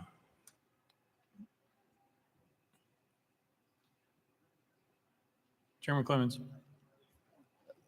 I don't believe that was, if that was in fact the same motion, the press conference clips that were shown were not even made that same day. That was the next day. So here we have another violation of the rules, and we're not playing by the same rules in an even manner that's creating a fair process. Also, I'd like to raise a point of order that the ethics rules governing this House say that anyone who knowingly knows of someone who broke the House rules and doesn't report them has also violated a rule. So at this time, I'd like to know if anyone knows who violated that rule. Obviously, multiple people in this room saw this video before it came to the floor today, so you all know that someone knowingly broke the rules in the order of this House. So you have all violated the rules at this point, everyone who knows that that video exists at least. So again, the point of order is, are we going to expel everyone in this House that knows that video was made and by whom?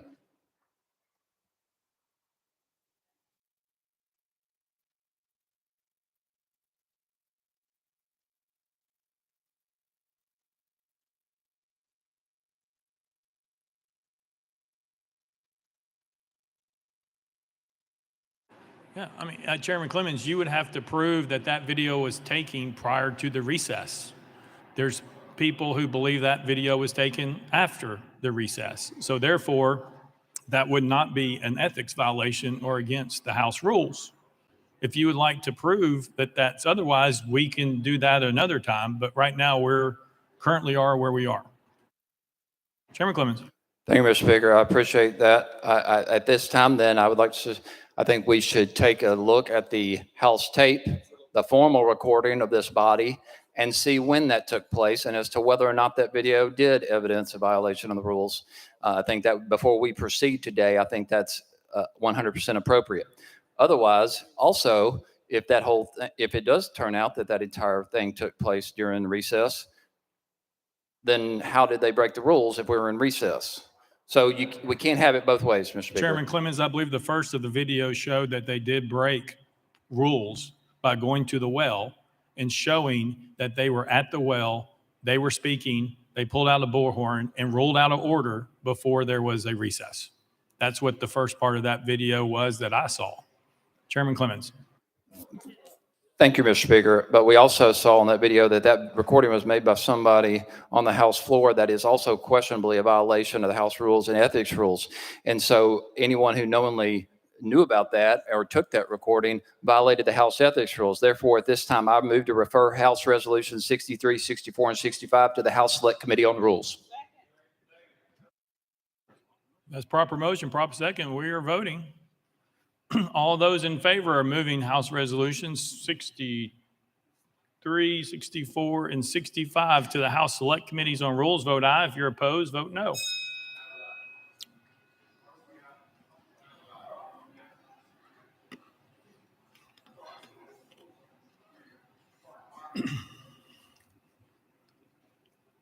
Mr. Clerk, take the vote.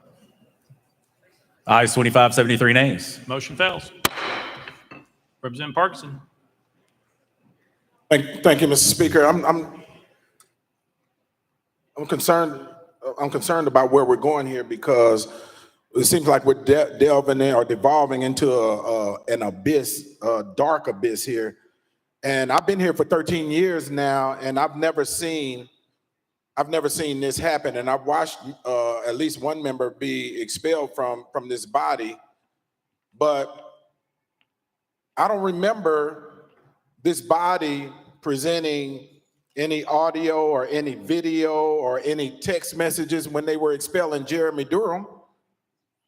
But now we're presenting videos that appear to be extremely inconclusive or indicting on other members to bias the members or stoke emotion out of the membership.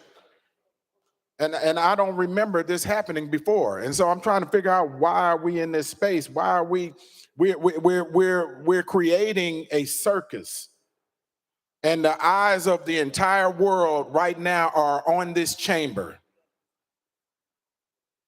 But we're off the top. From the very beginning, we are creating a circus, and it's embarrassing. This is embarrassing. The world is watching us, and they know that what just happened was unfair. They know that this didn't happen when Jeremy Durham was being expelled. He was given a shot to defend himself. But we are biasing all of the members in here with the way we're handling this and the way we are conducting ourselves. Let's be the leaders of our state. Let's lead, and let's lead with fairness. We as members here, all of the members, none of us deserve to be embarrassed worldwide. We are being embarrassed. So let's do this the right way. Let's lead like we should lead, and let's do this the right way. Thank you, Mr. Speaker. Mr. Clerk, he asked a question about a previous expulsion. Can you share with him what evidence was submitted? Mr. Speaker, there was, at the time, the Speaker appointed an ad hoc committee to file a report, to investigate and submit a report to the House. And that report was submitted to the House, and it was posted on the legislative website and distributed to all members. So there was an actual report submitted to the body. President Parkinson. Thank you, Mr. Speaker, and thank you, Mr. Clerk. Did we get that information with this video sent to all of the members, just like that ad hoc committee did for Mr. Durham? Mr. Clerk. Mr. Speaker, to my knowledge, I don't know who the video was sent to. Representative Parkinson. Thank you, Mr. Speaker. And to your point, thank you for your point. I don't remember getting anything from an ad hoc committee. I don't remember getting any video from an ad hoc committee that gave us a chance to preface what was going to be said and stated on this House floor this morning. I feel ambushed. And so do many other members. We feel ambushed. And that's not right. Let's do this thing the right way so that we are not the circus that everyone is watching and talking about globally. That's all I'm asking.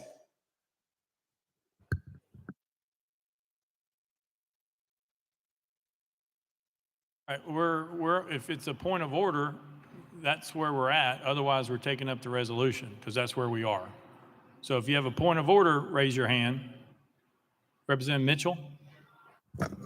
Yes, sir. Point of order, Mr. Chairman. I'm just trying to figure out, was it ever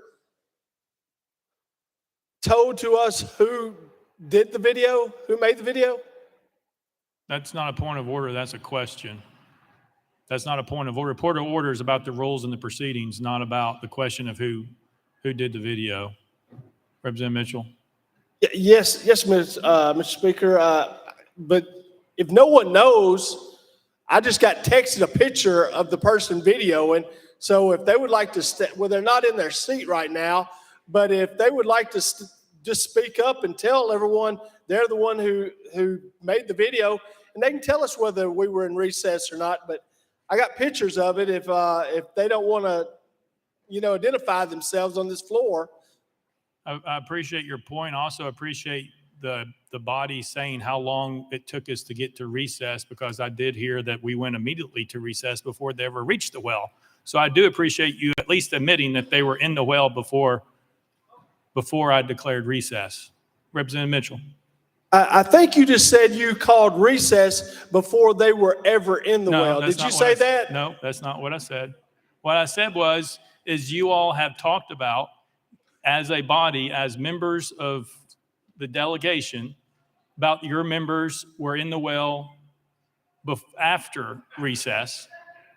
The video shows, and I appreciate you indicating now that they were in the well before the recess, because you're admitting that that video showed them in the well before recess. So I do appreciate that. Representative Mitchell. Like you said, if you're talking about in the well, it also showed Mr. Lafferty videotaping them on this House floor.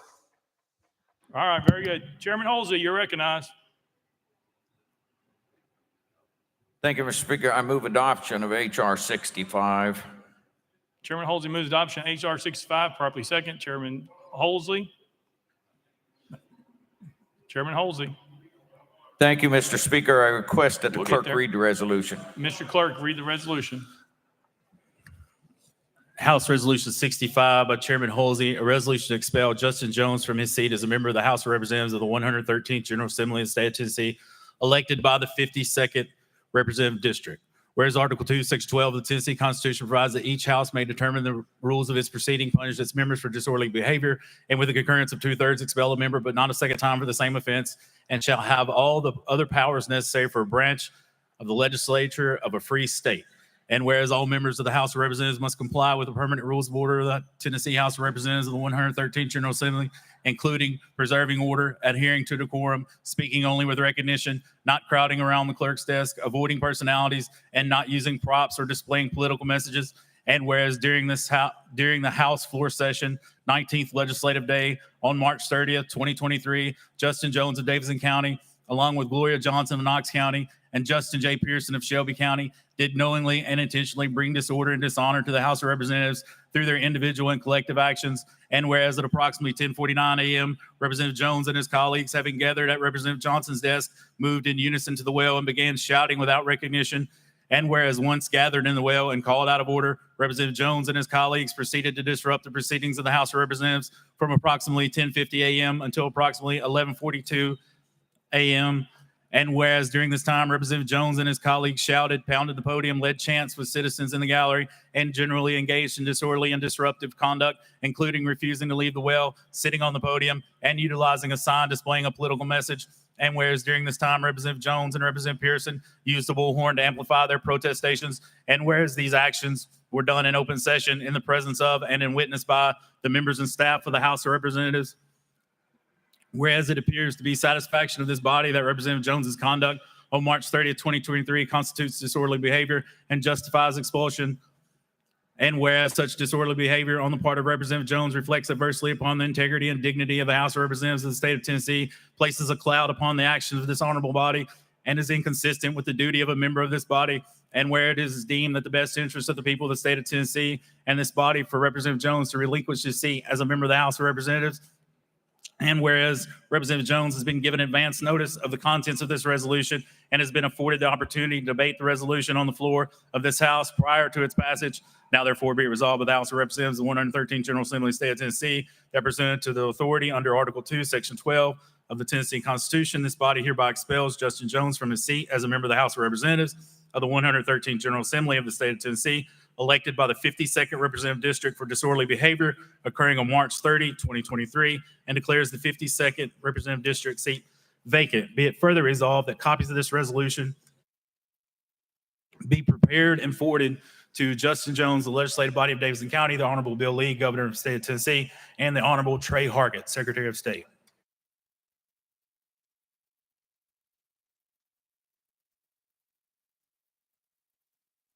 Representative Jones, you have 20 minutes for your opening, sir.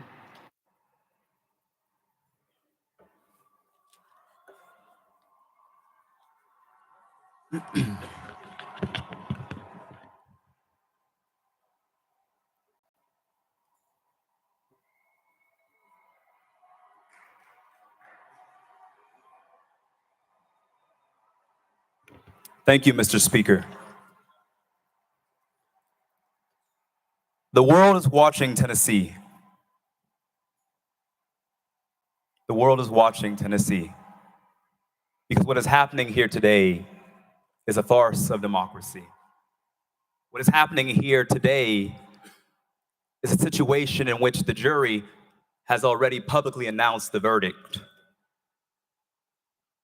Just yesterday, the House Speaker took to national news to condemn us and call for expulsion before any evidence was presented, before any trial happened. And so what we see today is just a spectacle.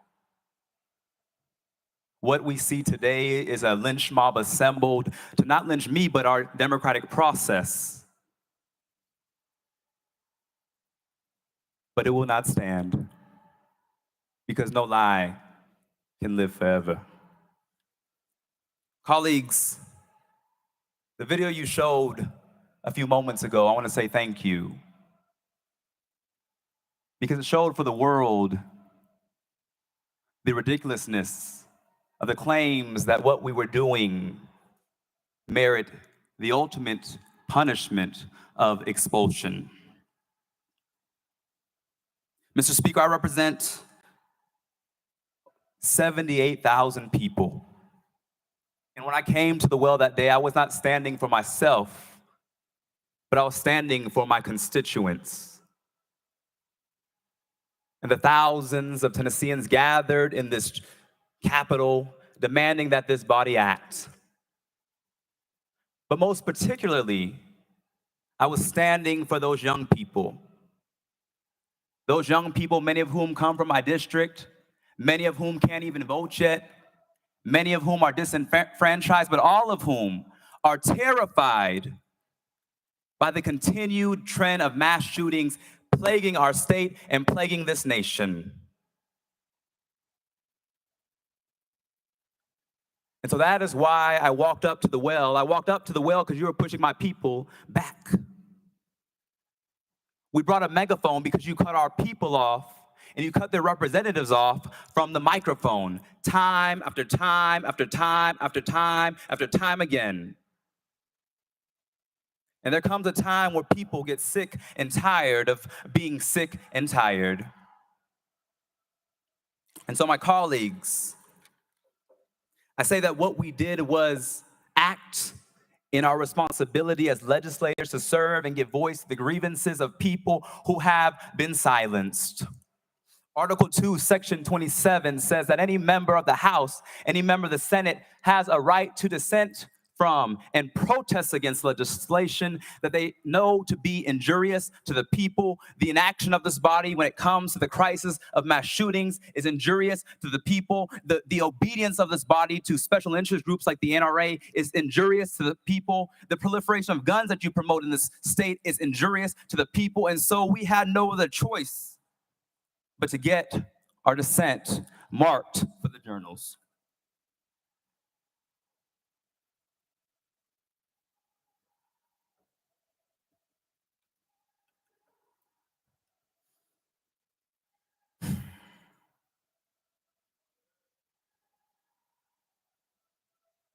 The next day, I was shocked to get messages, shocked to get copies of articles that House Speaker Cameron Sexton went on national television to lie to the world and say that what happened in this well was an insurrection. What happened out in those halls was an insurrection.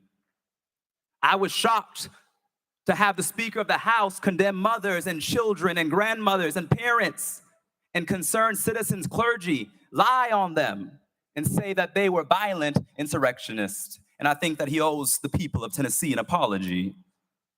Because at no point was there violence. At no point did we encourage violence.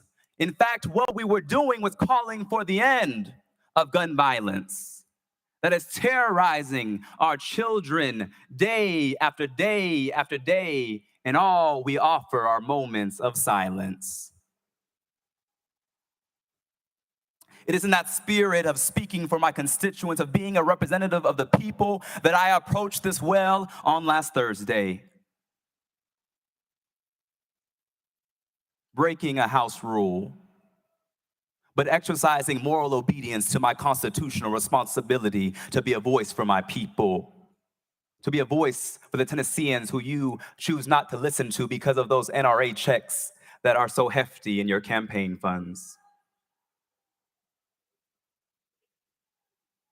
There comes a time where people get sick and tired of being sick and tired. And so I came as a representative to this well. And so today, we are brought to here, where members are responding in the most extreme measure, not because of what we did, but because by breaking decorum, we broke the glass of your false power for the world to see.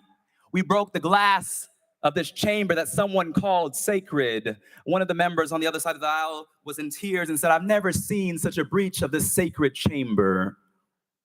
And I thought to myself, that representative has obviously never read history.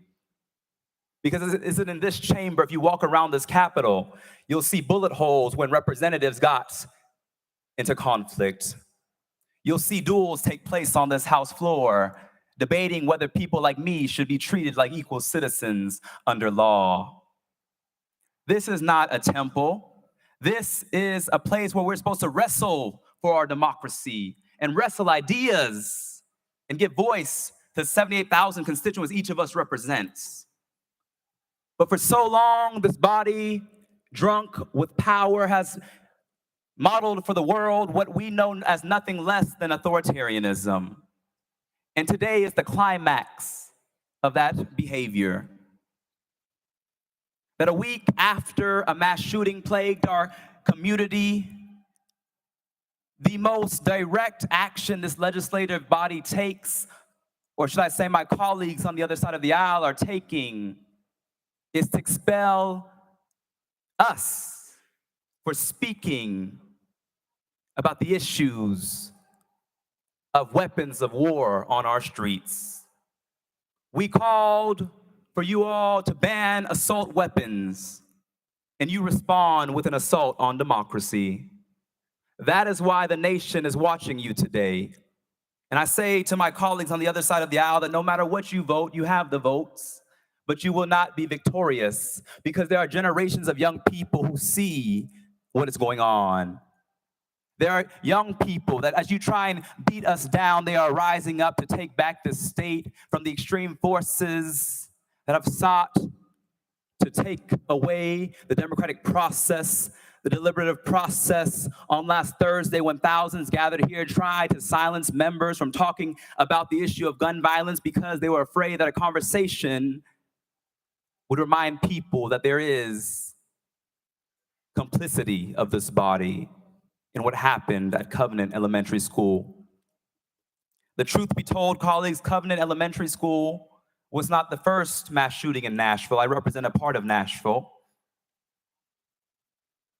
And one of my constituents, who I don't know is in this chamber, Ms. Brooks, lost her son, Akila, in that mass shooting that occurred at the Waffle House in Antioch. And after that massacre, we demanded that this body act, but once again, you turned a blind eye and closed your ears and put your head in the sand and refused to listen to the voice of the people. Refused to listen to the voice of the people. And so once again, it was in that spirit of a representative for people who have time after time after time in silence that I approached this well. And now this body who showed the video of what occurred, no violence, no death threats, but simply saying that until we have action, there will be no peace or safety in our communities. And how do my colleagues respond?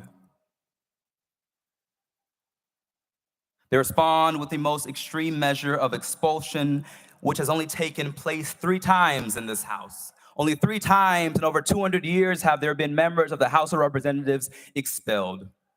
The first case was in 1866.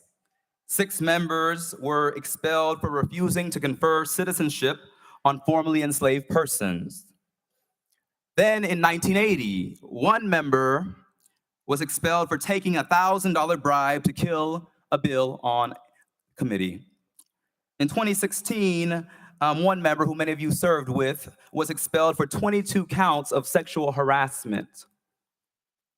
And now what you're doing with this prejudged expulsion resolution is saying that our actions were on par and equivalent with those egregious, some would say criminal activities that occurred.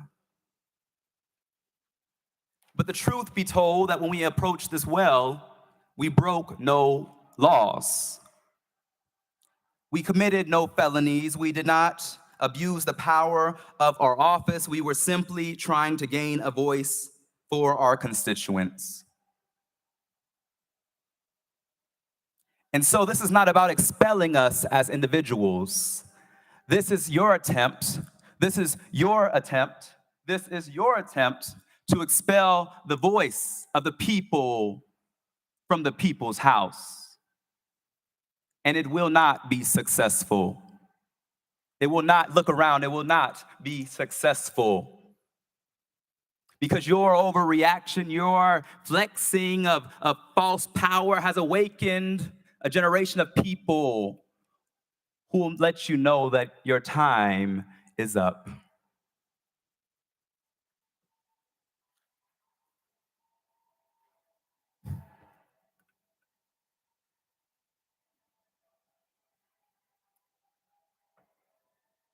Let's talk about expulsion. For years, one of your colleagues who was an admitted child molester sat in this chamber. No expulsion. One member sits in this chamber who was found guilty of domestic violence. No expulsion.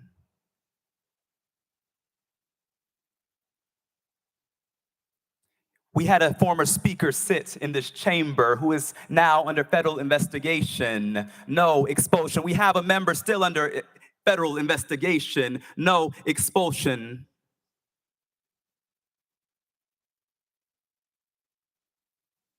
We had a member pee in another member's chair in this chamber. No expulsion. In fact, they're in leadership, but in the governor's administration. And so once again, what you're saying to us, since you're trying to put us on trial, I'll say what you're really putting on trial is the state of Tennessee.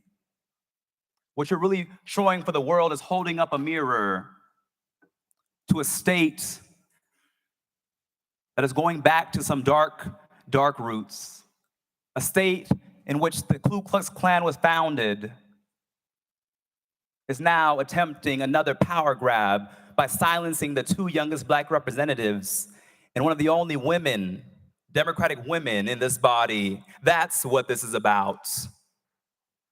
Let us be real today.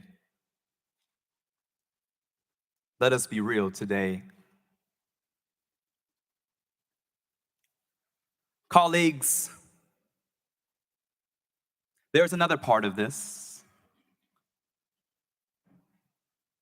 This extreme measure is a violation twofold,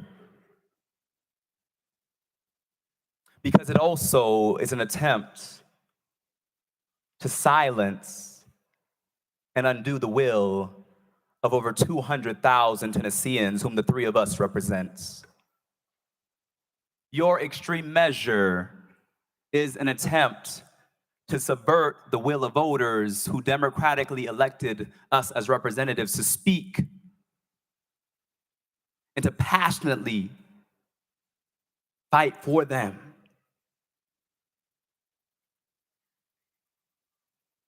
When I entered into this chamber, many members said, "What will you do with this supermajority?" I said, "We will fight for you. We will not bow down simply because they have numbers, because we know that we are on the right side of history and that this body is not the ultimate say. That this is not a palace or a frat house or the Belmead Country Club, but that this is the people's house." And so when we came into this well to say, "I see you, I'm with you, the people of the state, we are standing with you," we were saying, this is the people's house. and we will not bow down. Somebody said they were shouting on the floor. They were shouting on the floor. And it reminded me of a scripture from Genesis that said, the blood cried out. The blood cried out. That's what we were saying. There's a scripture that says, if we are silent, the stones will shout out. That's why we were shouting.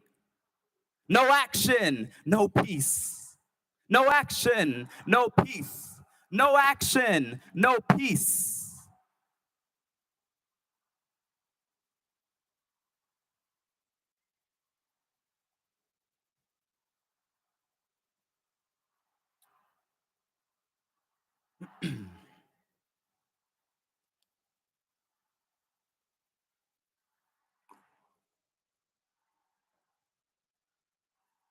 Let's talk about the power grab. This is unprecedented, not just for our state, but it's the reason why states across this nation are sending letters condemning this body. The White House is talking about what's happening in this body because what Tennessee is doing is a power grab of ousting 3 lawmakers, your colleagues, simply because you have the numbers to do it. If I didn't know this was happening to us, and I read the news, 3 opposition legislators expelled from the legislature, I would think that this was another nation. But no, it is Tennessee showing to the world that democracy is no more. That simply because of gerrymandered districts and voter suppression, you have stolen the people's house and think that you are ultimate authority.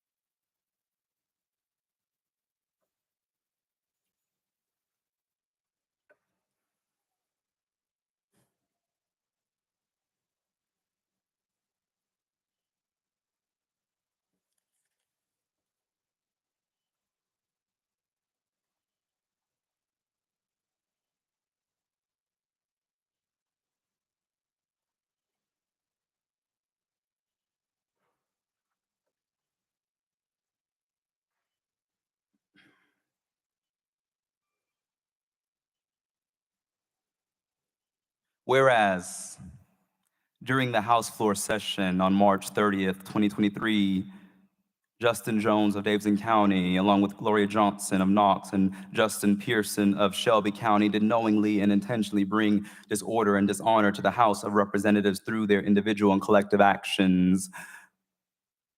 Mr. Speaker, how can you bring dishonor to an already dishonorable House? How can you bring disorder to a House that is out of order, where the Speaker refuses to let representatives elected to speak for their people even be heard? How do you bring dishonor and disorder to a chamber that does not follow decorum, due process, constitutional rights, or the rules that they enact themselves? There is no equal application of law or rules as we see in this chamber, as we saw today. But it depends on who you know. It depends on if you have a certain letter by your name. It depends on if you have the supermajority. That does not sound like democracy to me.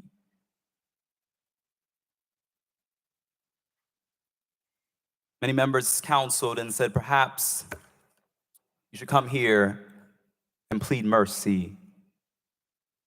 Perhaps you should come here and say, we throw ourselves at your mercy.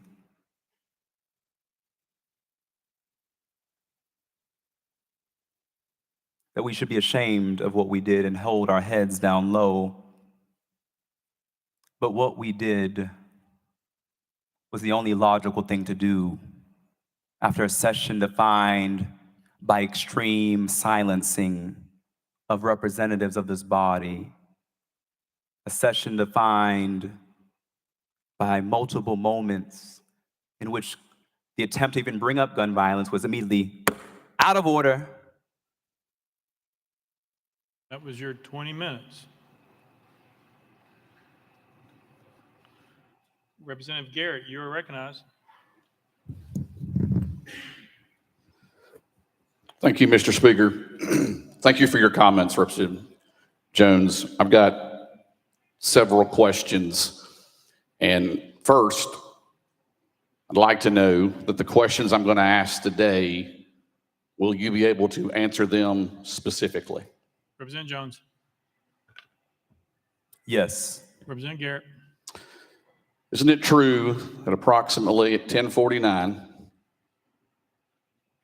last Thursday, Representative Johnson, Representative Pearson, and you gathered at Representative Johnson's desk at approximately 10:49 last Thursday?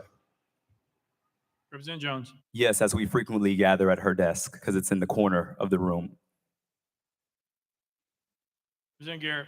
You, Representative Johnson, and Representative Pearson then moved in unison to the well of the House, correct? Representative Jones. Are you saying at that time, or are you saying it in general? Representative Garrett. At that time, you moved in unison with Representative Johnson and Representative Pearson to the well, isn't that correct? Representative Jones. I'm not sure the certain time, but we did walk together. Representative Garrett. At approximately 10:49 a.m. that day, on Thursday, you walked from Gloria Johnson's desk, Representative Johnson's desk, with Representative Pearson to the well, correct? Representative Jones. Thank you. This question has been asked and answered, but I'll answer it again. I'm not sure of the particular time. I want to be factual. Unlike this resolution, I want to make sure I have the facts correct. And so I cannot say the exact time, but I can say maybe around that time we walked over together. Representative Garrett.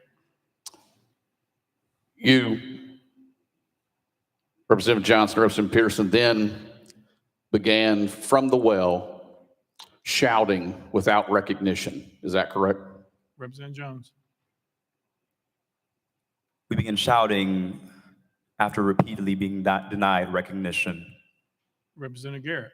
That at that time that you approached the well, did you have recognition from the Speaker of the House to speak at the well? Representative Jones. And I also want to say that I just want to speak for myself. I don't want to speak for my other colleagues. And so I'll speak for myself that after repeatedly being denied, I did shout with the people in the chambers and offer solidarity to the people calling for an end to mass shootings and the proliferation of firearms in our community.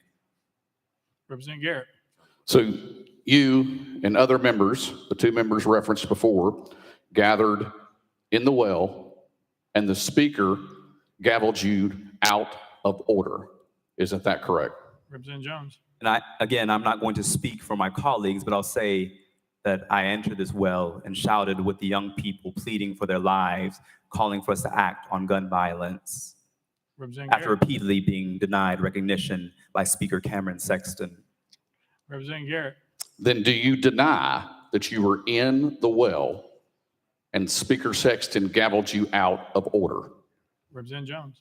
From my recollection, the Speaker gavelled out of order, recess almost instantaneously when we approached this well. And as you said in that video, much of what occurred on that video that Justin Lafferty took was not while we were in session, but it was after the Speaker, within about 10 seconds, gavelled a recess. And so what we did in this well, the majority of the time we were in this well, was during a recess.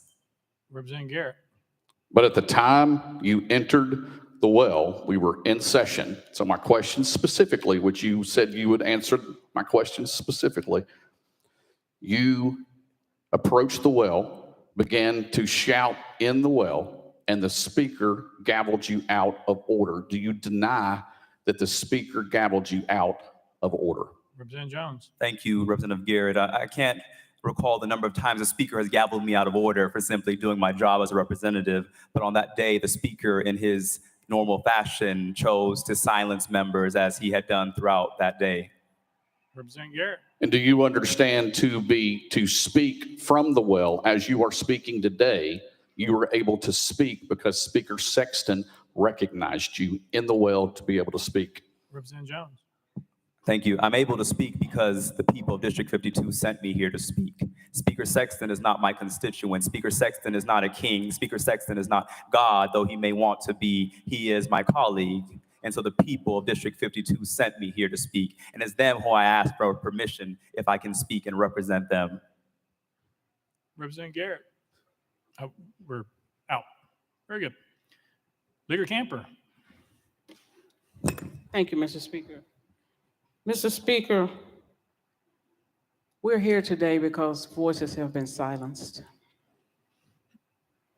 We're here today because we have a system that says we value a process. Yet in that process, particularly in our committees, voices are continuously silenced. Then we get to the floor and the same is true. We don't get to fully vet bills. People can't represent their constituents' voices, and it has happened time and time again. This is not democracy. Democracy says your voice will be heard. I served 21 years in the military, and I do it again to protect democracy. I've traveled to other countries in the name of democracy. Yet, on this floor, for what appeared to be 15 seconds of a rule violation, we're not protecting democracy. Representative Jones represents thousands of people in this state whose voice have been silenced time and time and time again. And we had just had this mass shooting and only wanted to elevate the voices of those people. That's what he wanted to do. And for a simple rule violation, we have elevated this to the highest level of admonishment. That's not democracy. And even more, the gentleman has already been stripped of his committees, has already been restricted access to this building to represent those voices. And so now we're going to double punish. We're going to punish you, and then we're going to punish you. That's not democracy. As a member of this body, I'm here to make sure that we do uphold our democracy and that we value the voices of the people that are sent here, all of us. It's honorable to be sent here to represent those voices. And history is going to reflect what we do this day. History will reflect if it was worth these 15 minutes, 15 seconds of elevating the voices of the people rises to this level of admonishment. We have an opportunity in this body today to say it doesn't rise to that level. We have an opportunity to recognize someone just want to elevate the voices of their people. And maybe in the heat of passion, we feel like we have to admonish at the highest level, but I beg of you not to do that today. History will reflect it. And I am hoping that you decide to be on the right side of history at this moment in time. This would be a dangerous precedent to set. And one day, it will be you. One day, if we don't have the courage right now to say, we may not agree with how they decided to elevate the voices. We don't have to agree. But to expel someone punish them, then expel them. That's out of order. I beg of you to allow them to continue to serve, allow them to represent their voices, have a full conversation in this state. Thank you, Mr. Speaker. Representative Williams.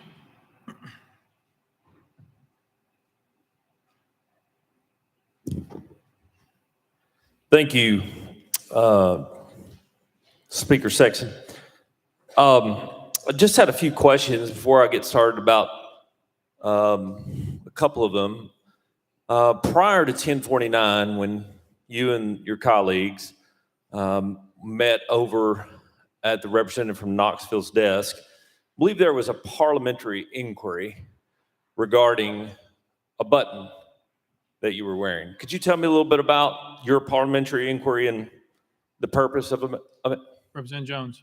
Yes, thank you, Mr. Speaker. There actually were multiple parliamentary inquiries levied. The first parliamentary inquiry was when the Speaker shut off my voting machine when I walked out to stand with those protesting. And I came back and it said I could not vote on that machine. I've never seen that happen in this body, a member who stepped outside coming back in and their voting machine being shut off. The second parliamentary inquiry is when the House clerk said that the Speaker had filed a complaint against a pin that I was wearing that stated, that had a picture of an AR-15 and said, "We must stop the assault."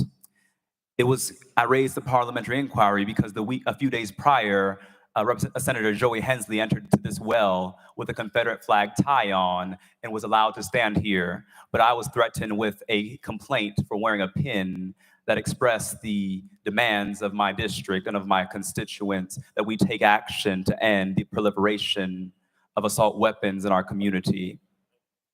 Representative Williams. Thank you. Appreciate your answer to the question. The reason for the parliamentary inquiry was because after the rules say that we can't have props or buttons or things of that nature, and the fact that we do have, even today, we welcome our senators into the well, of which we have 4 in here today.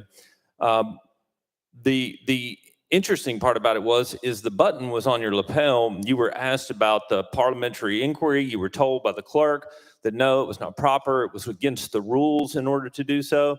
And as soon as that was happened, I sat here at my desk, I looked over there, and then immediately you put the button back on your lapel and said, "The rules don't apply to me."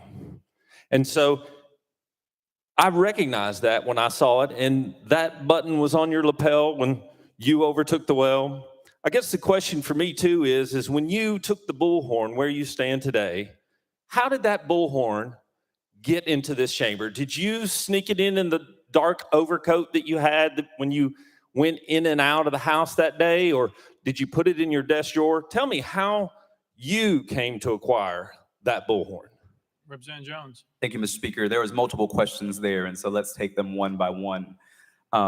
Representative Williams, with all due respect, I answered and you tried to tell me what my answer should have been, but which it was not. And so just because you want it to be an answer does not mean that it is the answer. When I raised my parliamentary inquiry, the Speaker once again shut off my microphone as I was addressing the issue. Can we roll the tapes? The Speaker once again shut off my microphone because he has a button up there that he loves to use to silence members. And so I was not able to complete my parliamentary inquiry. And if you notice in the video, the megaphone, which was in my jacket, the miniature megaphone, was not brought out until the Speaker said, "Recess." And after he said recess, that's when I pulled it from my jacket. So every complaint you have with the megaphone was for actions that happened during recess. And the only reason that I had to use a megaphone is because House Speaker Cameron Sexton cut my voice and the voice of the 78,000 people I represent from the microphone. That's the only reason I had to bring a megaphone, is because the Speaker cut off the microphone. Representative Williams. Thank you, Mr. Speaker. I appreciate the representative's honesty about being the one who brought the bullhorn into the well, because I did not know where it had come from. And out of limited time, obviously, there's one question that, as I thought about this over the weekend, and we wanted to make sure you had an opportunity to defend your actions, one of the questions that keeps coming back to my mind that I hope maybe you can answer is when you say no action, no peace, what do you mean? What does Representative Jones mean by no peace? Thank you. Representative Jones. Thank you. I would invite my colleague from Putnam County to join any protest where that is a very familiar chant that usually goes, no justice, no peace. And I believe the roots of it lie in something that Martin Luther King stated, that true peace is not merely the absence of tension, but it is the presence of justice. That's what I was saying, is that until we act, there will be no peace in our communities. In addition, I would like to read some context about that chant that comes from Jeremiah 6:14. I'll read the New Living Translation. It says, they offer superficial treatments for my people's mortal wound. They give assurances of peace where there is no peace. I'll go to the New International Version. They dress the wound of my people as though it was not serious. Peace, peace, peace, they say, where there is no peace. That's what the chant means, is that we have no peace. And that until we act, there will be no peace for the thousands of children who came here demanding that we act, who are afraid that if they're in school, they will be gunned down because you have passed laws to make it easier to get a gun than it is to get health care in this state. You've passed laws that make it easier to get a gun than it is to vote in this state. And so that there will be no peace in Tennessee until we act on this proliferation of weapons of war in our community. That is the peace I was talking about. That is what I was saying. Representative Williams, thank you for your question. Representative Freeman. Thank you, Mr. Speaker. And members, I rise today to implore you not to do this. We have votes on this floor all the time that I disagree with, but this one sets a very dangerous precedent. There are 78,000 people that Representative Jones represents. He was elected in a competitive primary. This is who that district wants to represent them. March 27th, 6 people were killed in Nashville, 3 children. We had a couple of presentations. I was fortunate enough to say some words. My colleague, who also represents Davidson County, wanted to say some words and didn't get the opportunity. The passion that he has for his constituents overflowed, and he couldn't take it anymore and felt like his voice and the voice of the 78,000 people that he represents needed to be heard. You know, I understand that my colleague, Representative Jones, challenges you. He's an intelligent, powerful advocate for some causes and issues that you don't want to deal with, that are uncomfortable for you, that challenge your norms, that challenge your beliefs. He speaks to all these people up here. They want him to be here. And I think that scares people in this room. I think it scares people in this room that he can speak to the people and speaks for the people in a way that many of us in this room can't. I urge you to not vote to expel. We need his voice. You may not agree with him. I don't agree with all of you all the time. Surprise. But we need his voice. He represents a constituency in our state, which we are the Tennessee State House of Representatives, and we cannot silence those people.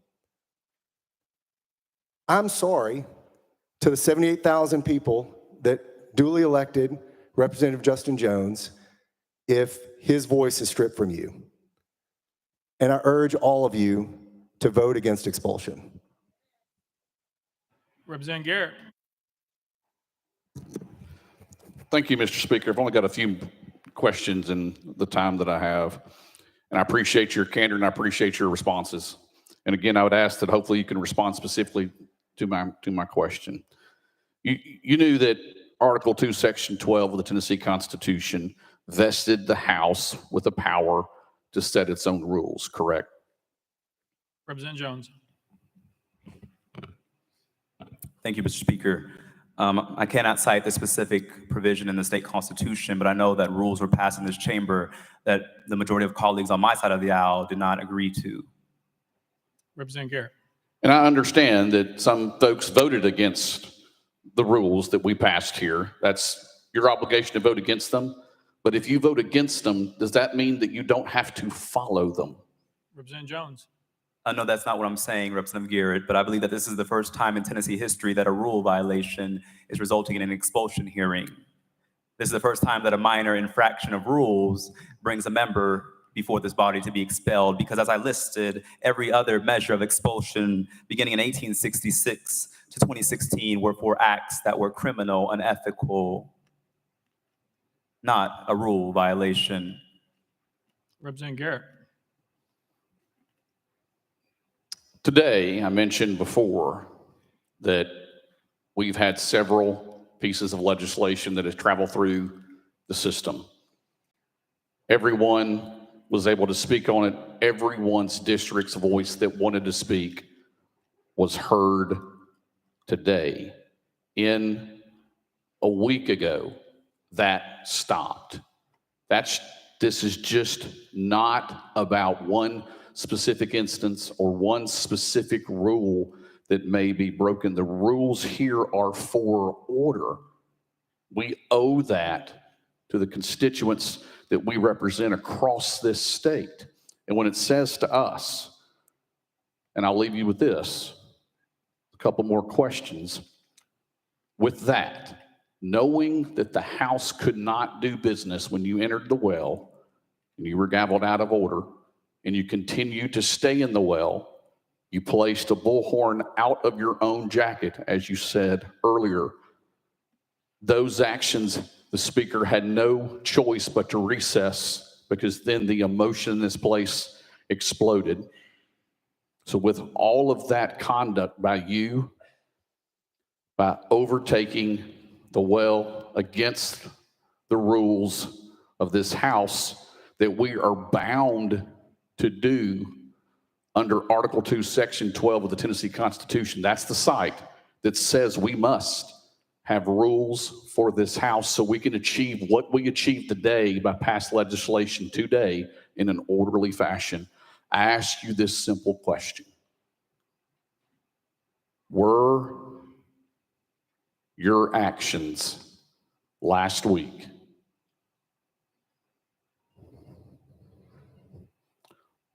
as you define them, were they disorderly and disruptive to this House chamber? Representative Jones.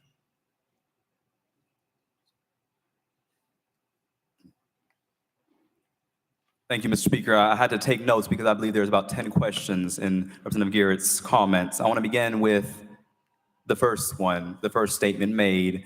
Today, every member was allowed to speak.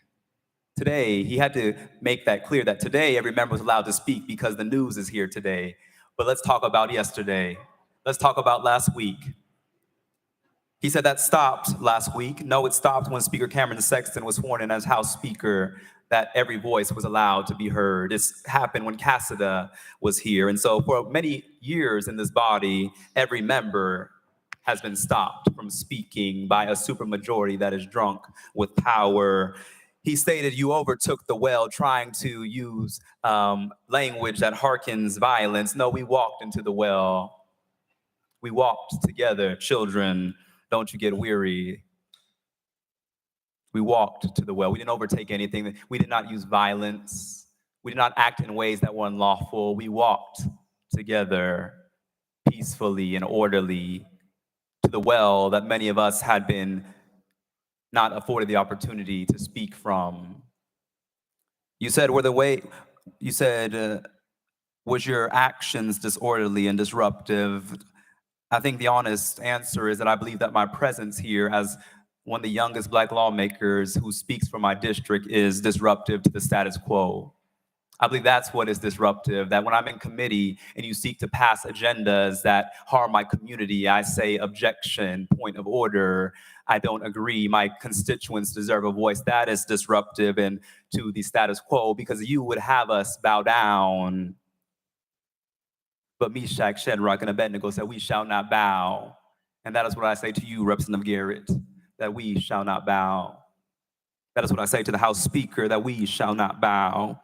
Because what is disorderly is a body that has used voter suppression and rigged maps to take control of our state. What is disorderly is a body that silenced the voices of Nashville at the congressional level, at the city council level, now trying to remove us at the legislative level. That is disorderly to democracy. That is disruptive to what we have an obligation to uphold. And so that is my response. Yeah, Representative Love, yep, all right. Thank you, Mr. Speaker. Members, a few years ago, we made the Bible the state book. And there is this common thread in there about grace. Grace. It's not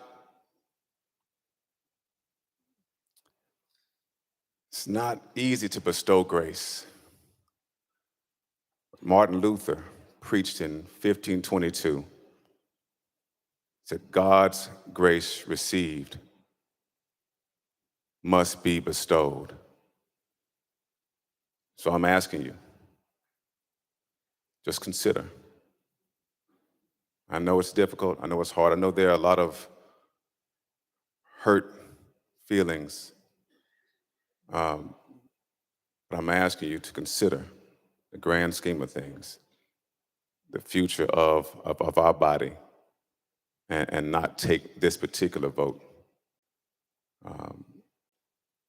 And consider what my colleagues have said about representation and about those members who will not be able to have their voices heard in this chamber. Thank you for hearing me and considering what I've suggested. Thank you. Representative also.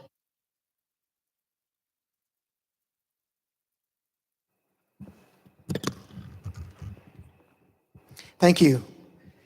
Mr. Speaker, I have one question for the representative, but before I ask it, I want to say a couple of things. First, the representative's address was a compelling, eloquent statement of why he needs to be expelled.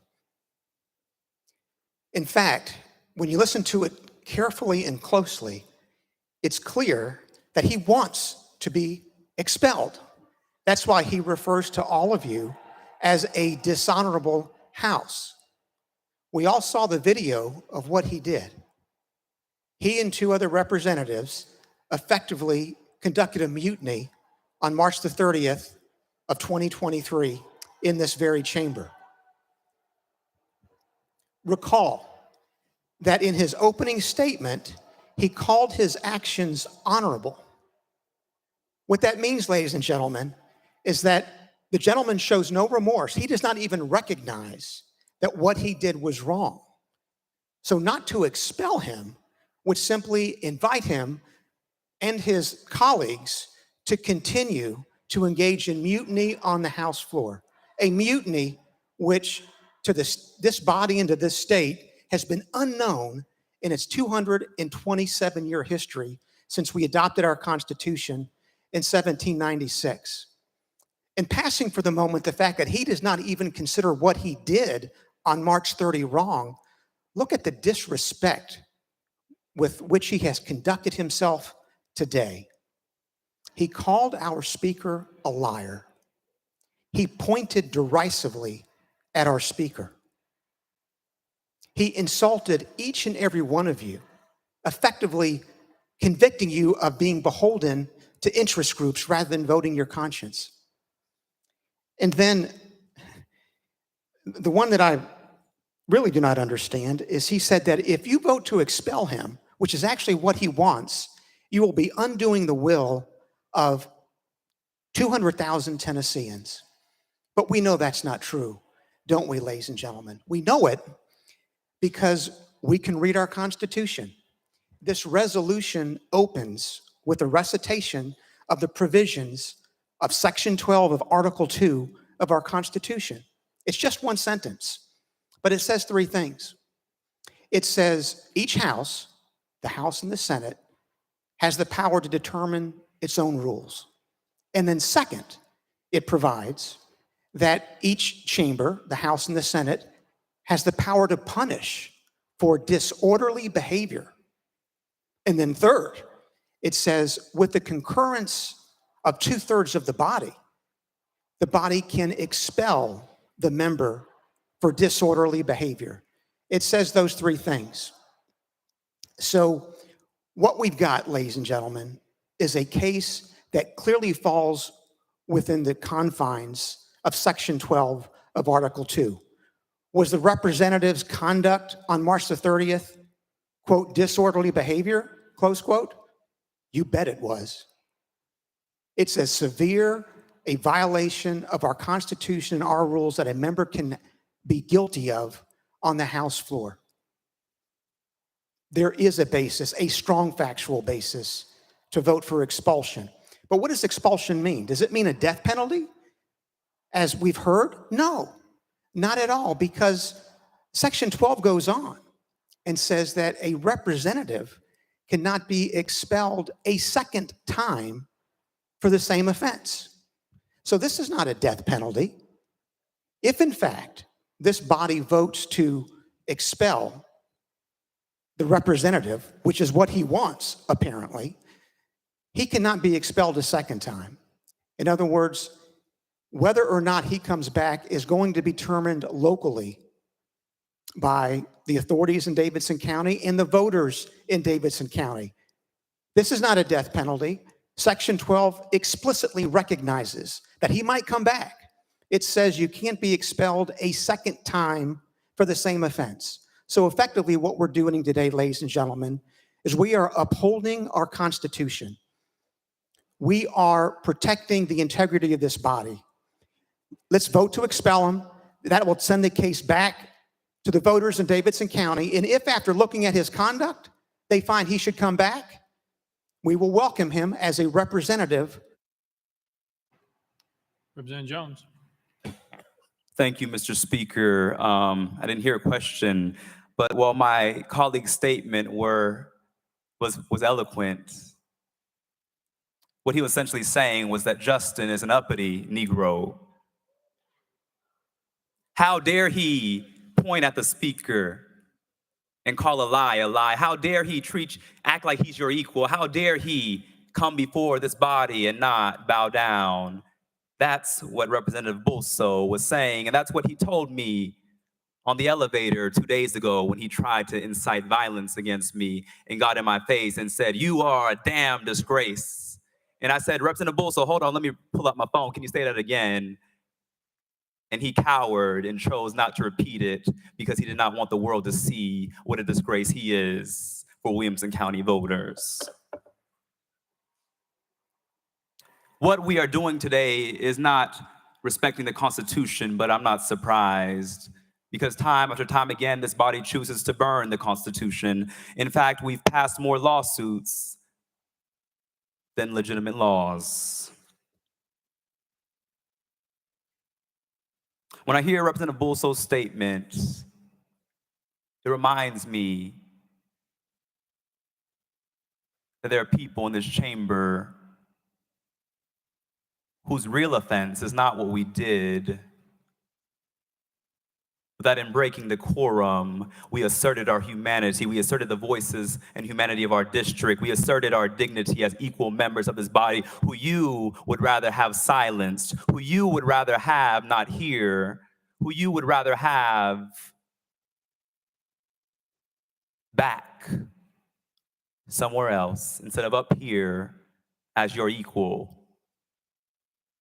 And that, sir, is disheartening. Because I know that not every member of the other side of the aisle feels like you do, Representative Bulso. But throughout this session, I have seen the passion with which you have to attack marginalized communities, and it has disheartened me to see that someone like that sits in this chamber.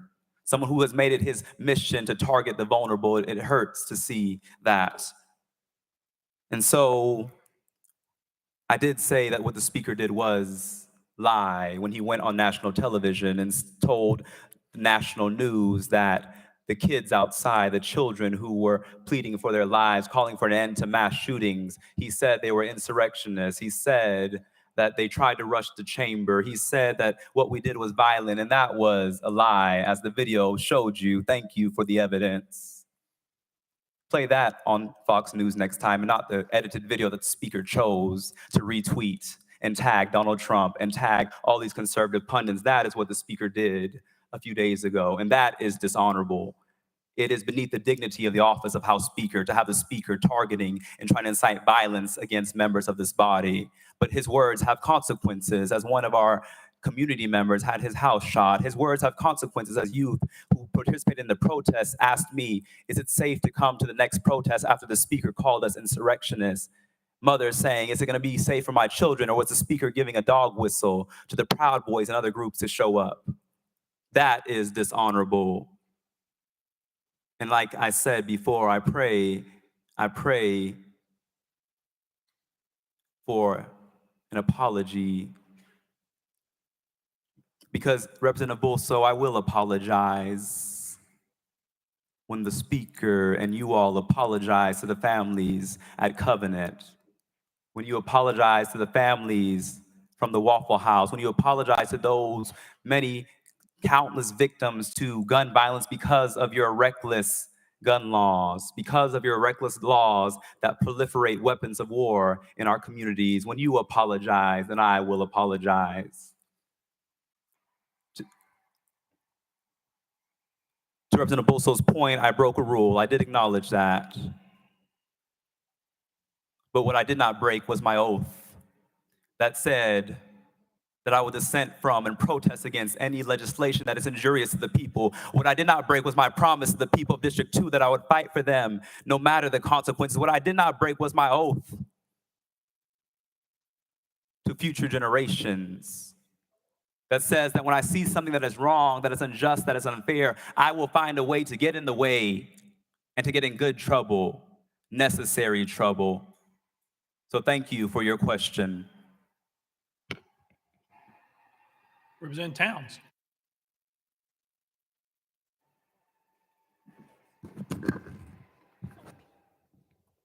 Thank you, Mr. Speaker. Members, what I see today is really a spirit of anger on this House floor. People are angry.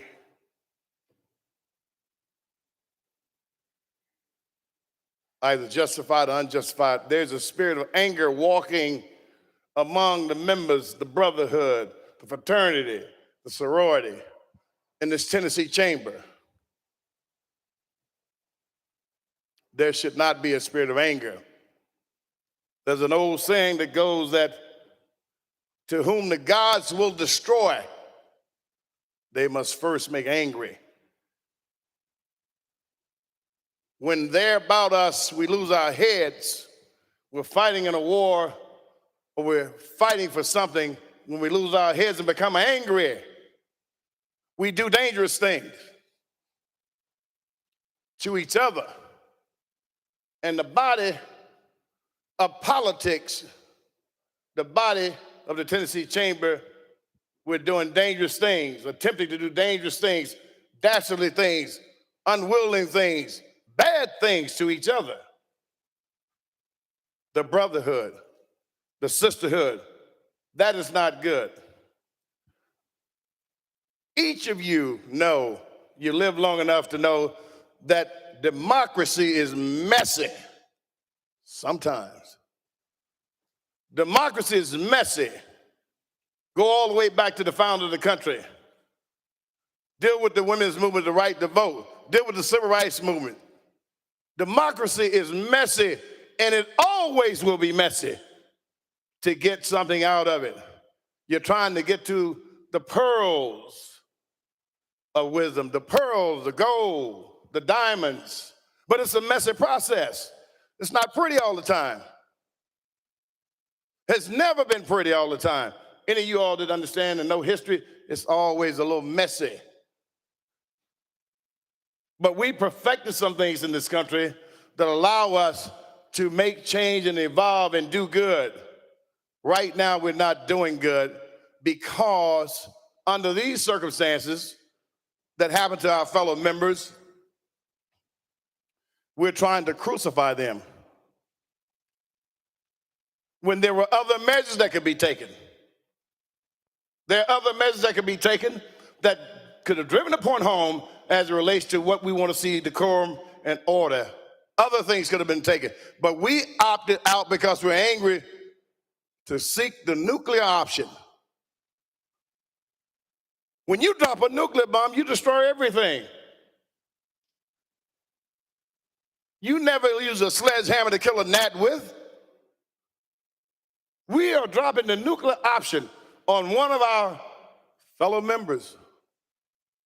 Now, ladies and gentlemen, that dog bites twice. Comes back to bite you in your butt too.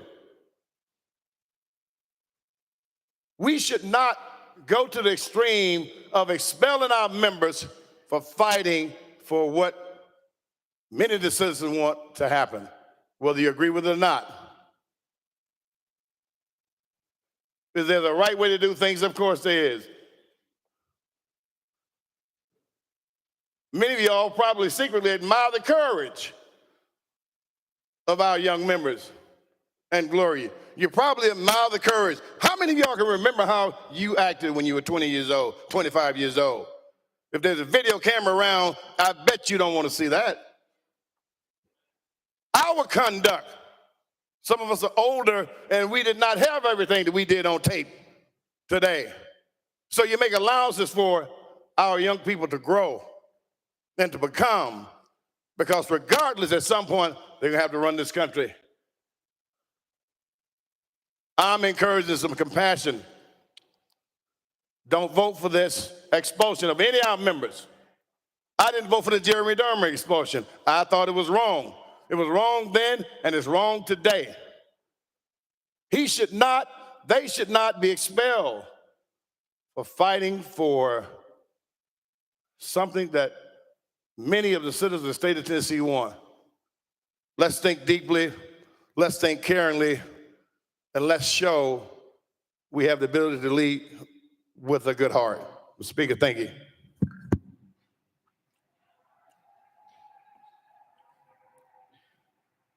Representative Farmer. Pass. Representative Hardaway.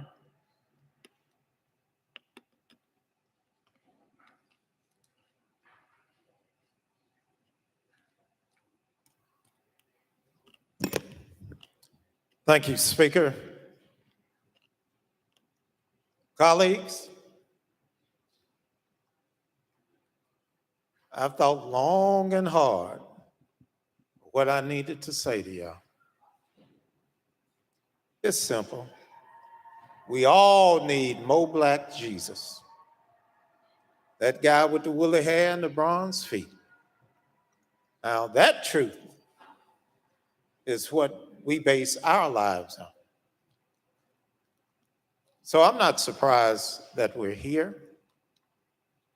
I'm disappointed and to a great extent, just disgusted. I was here when Kent Williams became Speaker. The chaos, the confusion, threats against his life. It all happened right here on this floor. And you know who led that? My Republican colleagues.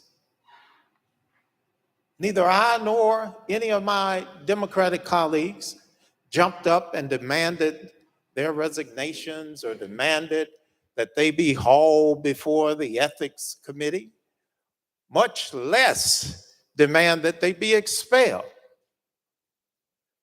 And after he was elected Speaker, listen to me, he had to have the Tennessee Highway Patrol to escort him from his desk to the Speaker's podium. Speaker, you were here.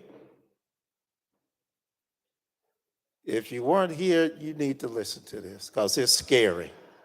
It is scary. I watched how men and women went from gentlemen and gentle ladies into monsters. It was the worst possible scene that I have ever seen and that you could ever imagine on the floor of the House. But let's talk about why we're here. We're here because 3 9-year-olds and 3 adults were murdered at school, which should be one of the safest places that you could be in your life. I can't imagine the trauma that these young folks will have to live with for the rest of their lives. I can't imagine the trauma that their parents will have to experience every time they leave the house going to where? School. And it's something that we could have acted on last session, session before that, the session before that, and we chose not to. These young folks came in, refused to be a prisoner of procrastination, and demanded justice. That's why we're here. They demanded justice for those children and justice for those hundreds of children who have died across Tennessee over the years. I'm happy that we've started to move on legislation that will help to mitigate the problem so that our classrooms and our playgrounds don't become killing fields in Tennessee. I'm grateful for the work that we've done. But I tell you, young, gifted, intelligent, and Black, I'm proud of him. He broke rules. He did not break the law. This is, in spite of what my colleague said, this is the death penalty, because if he's expelled, he will no longer be a part of this process. So I urge you, do the right thing. Vote like you were voting for your seatmate.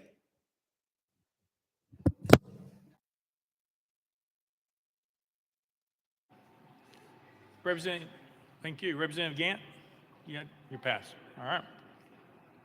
Representative Mitchell. Thank you, Mr. Speaker.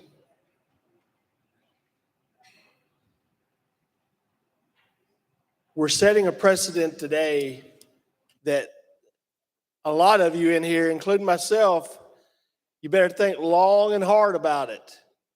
You know, there's been many of us in here, and you know who you are. There's rules that are broken. I mean, there's been many a time we've had debate on this floor. I've gotten hot. Another member's gotten hot. I know of 2 instances of 2 people in pretty high-level positions on the other side have come back here to my desk and threatened bodily harm. Do I say we ought to jump up and throw them out of here for that? No, in the moment, they lost their temper. They lost their composure because they believed what they believed. They were willing to fight for what they believed in. You got to admire that. So I'm sorry if you're sitting in here and you're not willing to fight for what you believe in. I understand you've got to be composed, but every now and then you're going to lose it.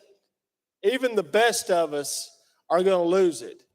But today, you set this precedent that you're going to throw him out of here for breaking a rule. I've said it before and I've said it again. I've had some people sit beside me on this House floor. I've had to look up the aisle at a former speaker that there's not a jail cell that he doesn't deserve to be in, and have to sit here and look at that. And I didn't hear a peep out of anybody saying we ought to toss him out of here. And everybody knew it wasn't a rule he broke. There wasn't a felony he didn't see, he didn't want to break. But not a soul said a thing about it.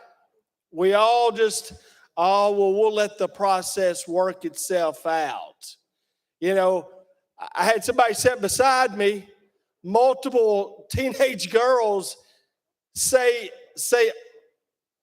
things that should make us all cringe about that member.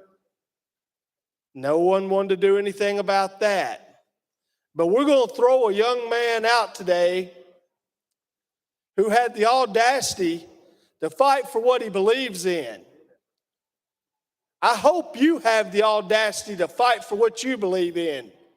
If not, there's the door. You shouldn't be here.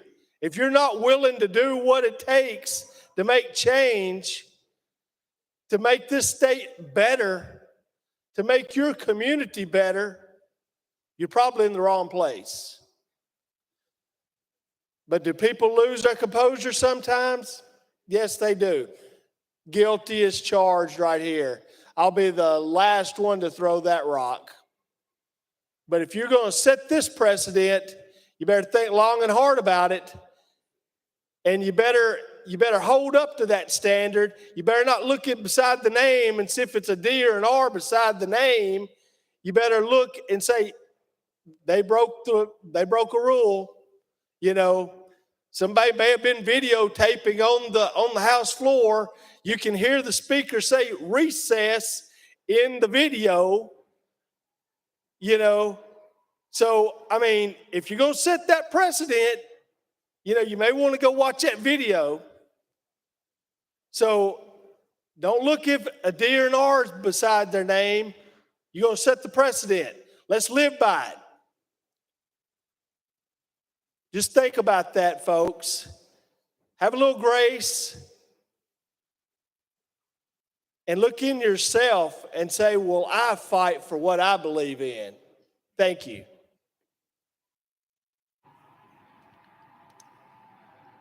Representative Kumar. Thank you, Mr. Speaker. Members, I feel very disappointed. I've been excited about democracy. I've been excited since I got elected to this House, and this is terrible. And really, it's just disappointment is what comes to mind. Representative Jones, you had a difficult time.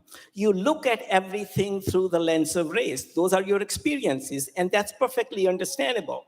But sincerely, after becoming elected, you should be celebrating. You really should be. You should join the House, become one of us, make the transformation from being a person who, yes, we've known you demonstrating a lot, mobilizing the community, but make the transformation to be a representative who represents. You claim that you have 78,000 people to represent.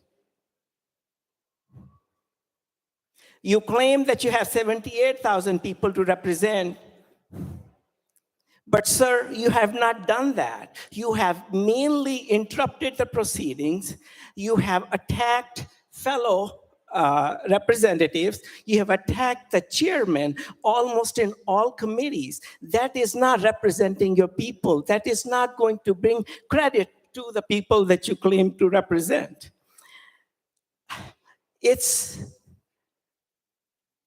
I'm an immigrant, everybody knows. I have been in this country for 53 years. And when it was 50 years, you recognized me for that. It was a celebration in my mind and for my family. In those 53 years in America, I have never encountered a racial slur. I'm really not aware that any of that applies to me. I live a good life. Yet, you on tape call me a brown face. Yes, sir, it's on tape. It's on tape, okay? You can't deny that. Wow, I said it's on tape, okay? You called me that. After the committee meeting on that same day, you walked up to me. You had no business coming up to me. You were sitting a row or two ahead of me. You shoved your finger in my face and said, Kumar, they will never accept you. You said it twice, and you were so intimidating that the sergeant at arms, without my invitation, came and intervened between us. Sir, that is very disappointing. You did that. I was there. Hang on, Chairman Clemens, you have a question? Point of order, Mr. Speaker. Thank you very much. He's talking about things that aren't the subject of the resolution. Well, I don't know that he's even telling the truth, but he's definitely not talking about anything that's subject of the resolution. Well, The events that took place on this floor. Chairman Clemens, I'd be careful about the language that you use because that would impugn his reputation, which we had conversations about a few weeks ago. So I would be careful. You didn't go there, so I appreciate that. We have given latitude to the representative in the well who's made many accusations against me and other members of this House. I'll ask Chairman Kumar to stay on the topic of today, but I would advise you then that everybody in this chamber, including as the representative in the well, to stay on the topic and germane to the conversation. Representative Kumar. Thank you, Mr. Speaker. I wrap it up by saying that it is disappointing that you have insulted this body. You have insulted your colleagues. You have insulted the House of Representatives in the state of Tennessee. You have insulted our speaker. You have personally insulted me. And part of that is on tape, sir. I implore you that let us take it from here, whether you are expelled or not, but please, come on, you are a talented young man. You have a lot to offer, but offer it in a way that people are accepting of your ideas. Join the society where you celebrate your achievements. I wish you all the best. Thank you, Mr. Speaker. Thank you. Representative Jones. Thank you so much, Mr. Speaker. And there's a lot to unpack there, Representative Kumar. I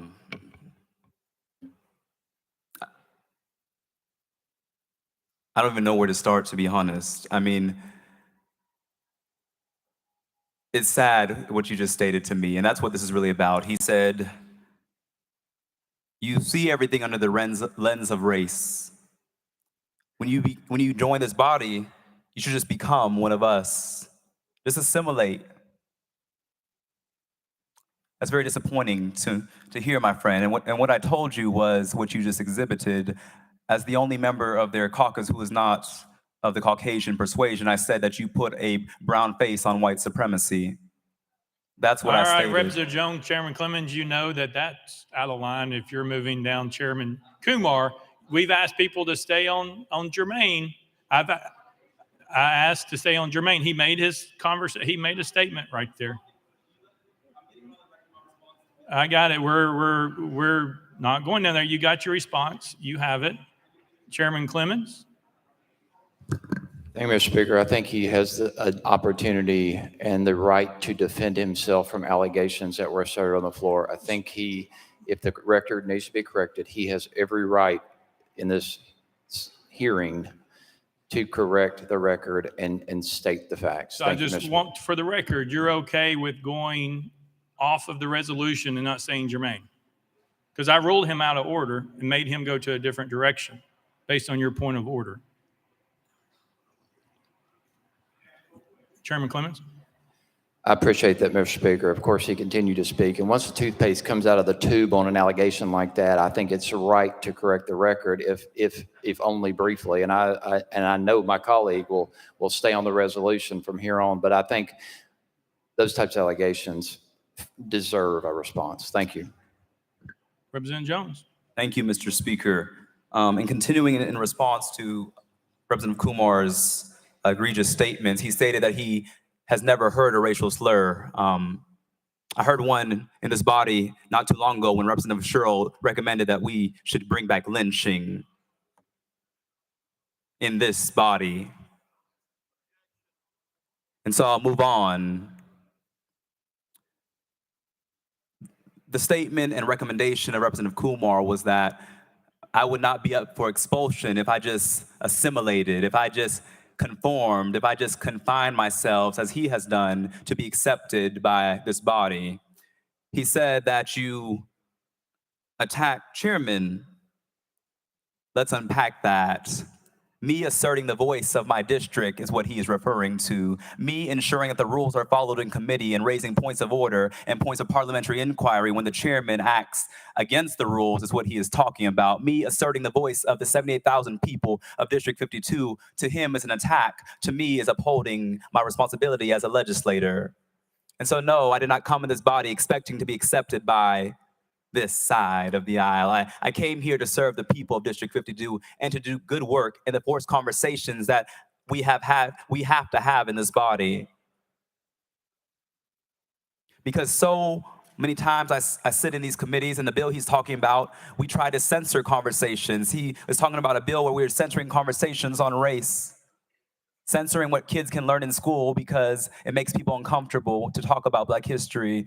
And he expected me to be censored as a equally elected representative to not talk about the history of racism in America when he made those egregious statements in Government Operations Committee. He expected me to sit there and conform and accept things because that is the only reason that he's been accepted by these members here. But I don't want acceptance from you. I want acceptance from the people of my district.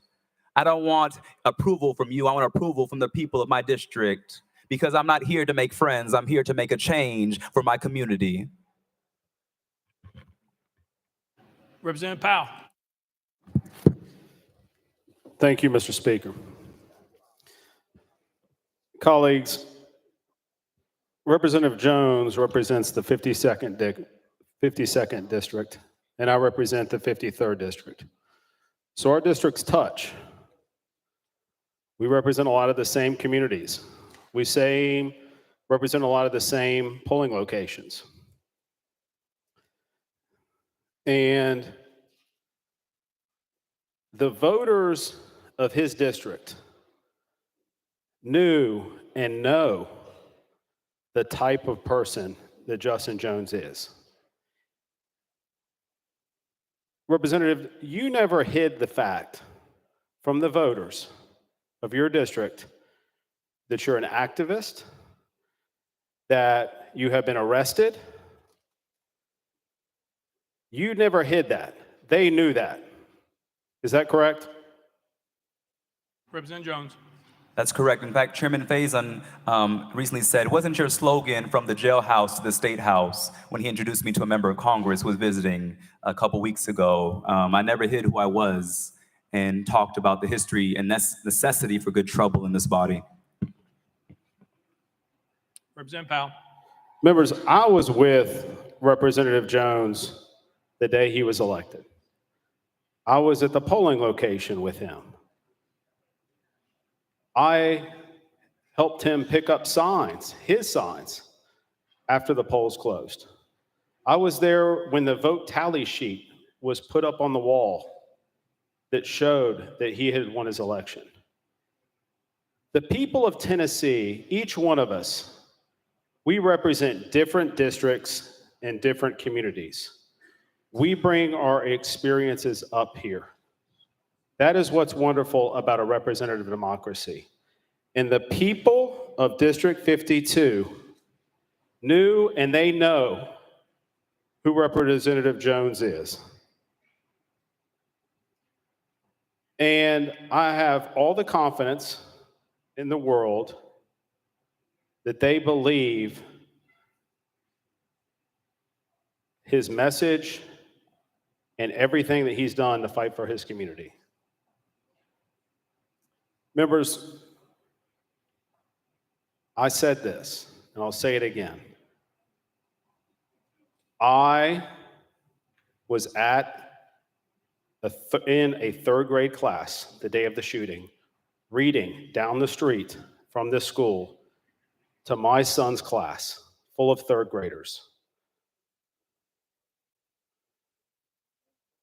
When that shooting occurred, I was concerned that that might be my child's school. I didn't know.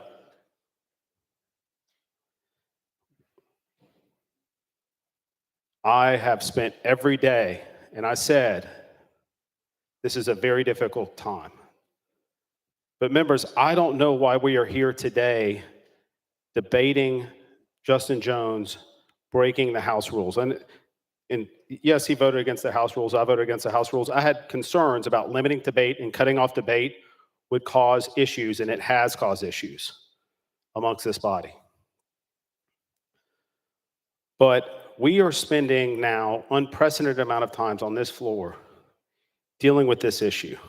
I had to leave here Monday night after this resolution was introduced and go to my son's Little League field and see red ribbons surrounding the outfield in memory of William Kinney, who was murdered. And I'm outraged, and we should all be outraged. We need to do something, and expelling Justin Jones is not the answer. It's a threat to democracy. It jeopardizes future generations that are outside watching us now. The people know who Justin Jones is. I'm proud of the type of person that Justin Jones is.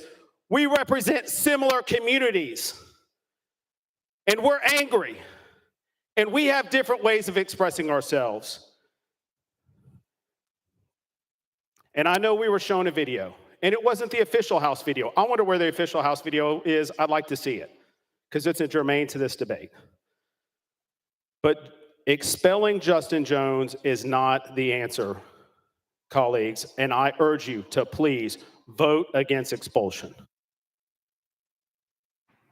Thank you. Representative Jones, anything? Nope. Representative Keisling. Thank you, Mr. Speaker. I call for the previous question. Previous question been called. There's objection. We are on the board. Previous question's been called. We're on the board. All those in favor vote aye when the bell rings. Those opposed vote no. As every member voted, does any member wish to change their vote?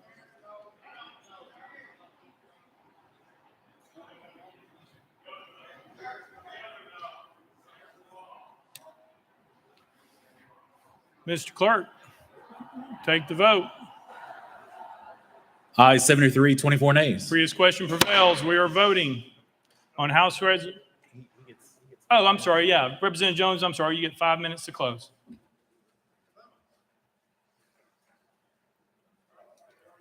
You have 5 minutes. Chairman Clemens.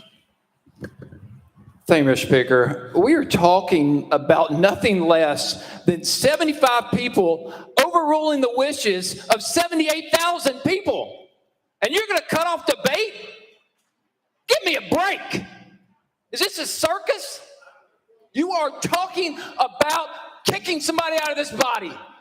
Grow up. If you can't sit through a conversation or a debate on something no less than expelling a colleague, grow up. Get out of here. You don't belong here. You want to call the question? I am humiliated. I'm embarrassed. Look at the rules of procedure, the ethic rules. The purpose of this is to hold the respect and confidence of the people. Representatives should avoid conduct that even appears to violate the trust the people have placed in them. What are we doing? Call them the question. Ladies and gentlemen, point of order is, if you don't want to sit here and have this discussion, withdraw the resolution.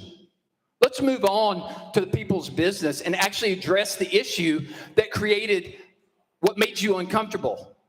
The loss of life, not just those 6 losses of lives, people in every community across this state that continue to be killed by gun violence. Hey, Chairman Clemens, it's a point of order. I understand you're upset by the call of the question.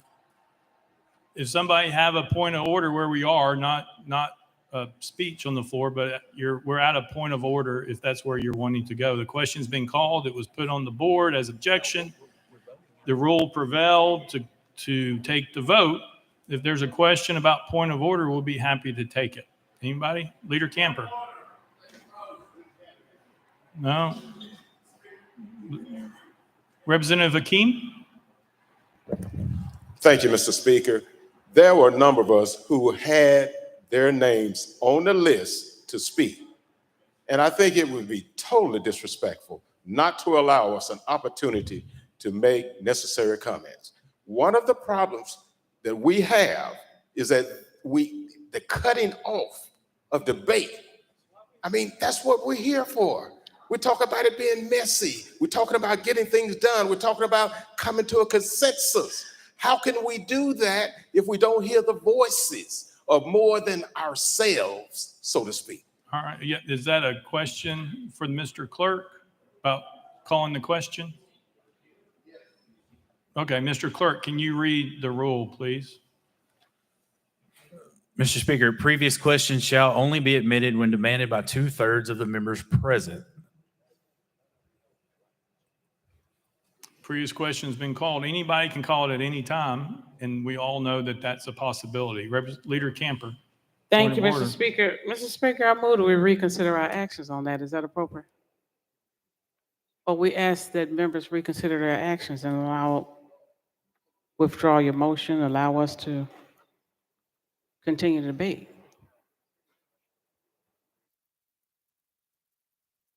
Hang on one second.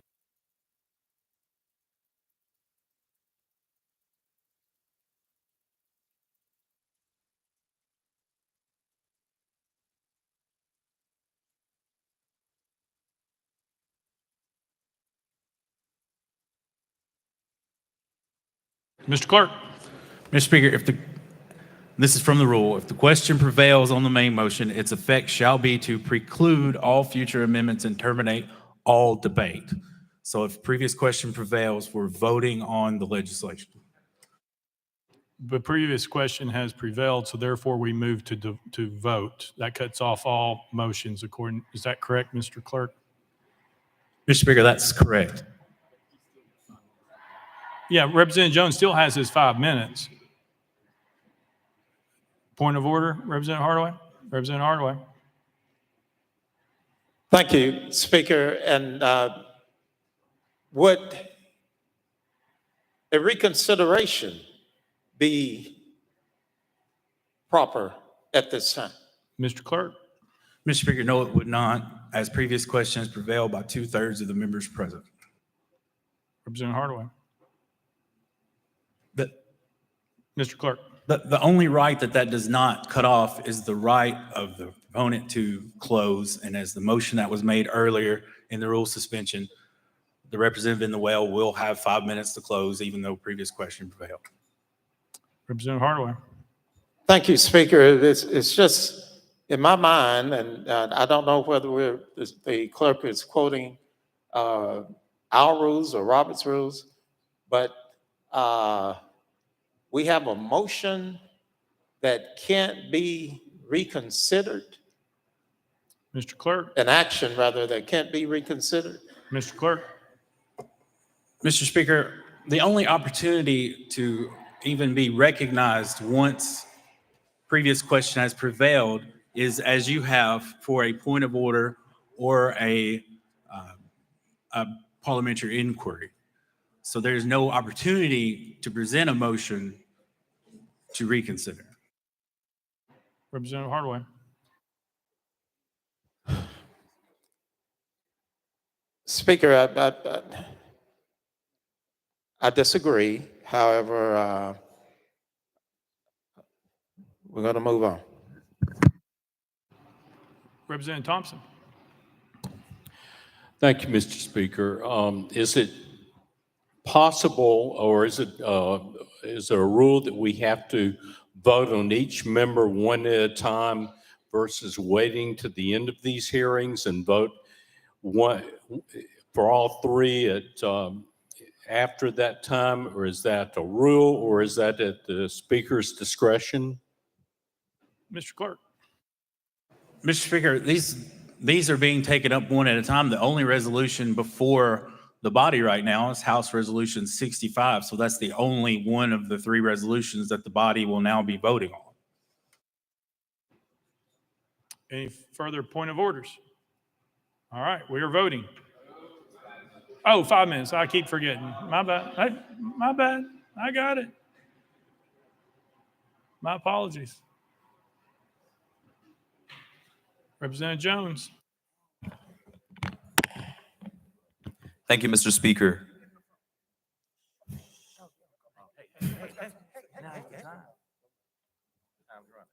Thank you, Mr. Speaker. To my colleagues on the other side of the aisle, I want to say that you have the power, you have the votes to do what you're going to do today. But I want to let you know that when I came to this well, I was fighting for your children and grandchildren too. But to those who here will cast a vote for expulsion, I was fighting for your children too, to live free from the terror of school shootings and mass shootings. When I walked up to this well on last Thursday, I was thinking about the thousands of students who were outside demanding that we do something. In fact, many of their signs said, do something, do something, do something. That was their only ask of us, is to respond to their grief, to respond to a traumatized community. But in response to that, the first action of this body is to expel members for calling for common sense gun legislation. We were calling for a ban of assault weapons, and the response of this body is to assault democracy. This is a historic day for Tennessee, but it may mark a very dark day for Tennessee, because it will signal to the nation that there is no democracy in this state. It will signal to the nation that if it can happen here in Tennessee, it's coming to your state next. And that is why the nation is watching us, what we do here. My prayer to you is that even if you expel me, that you still act to address the crisis of mass shootings. Because if I'm expelled from here, I'll be back out there with the people every week demanding that you act. If you expel me, I'll continue to show up because this issue is too important. I talked to too many students and mothers in tears this week who said, thank you for doing something. And so if you expel me, I recognize that it's not just about expelling me, but it's about expelling the people. But your action will do the exact opposite. It will galvanize them to see what is happening in this state requires sustained action. And so I hope that my colleagues on the other side of the aisle, regardless of what you decide to do to me, because this is not about me, but this is about those young people who are asking us to use our position and to uphold our oath, to protest and dissent from any action or legislation that is injurious to the people. I pray that we uphold our oath on this floor because, colleagues, the world is watching. All right, we are voting on House Resolution 65. All those in favor, vote aye when the bell rings. Those opposed, vote no. Has every member voted? Does any member wish to change their vote?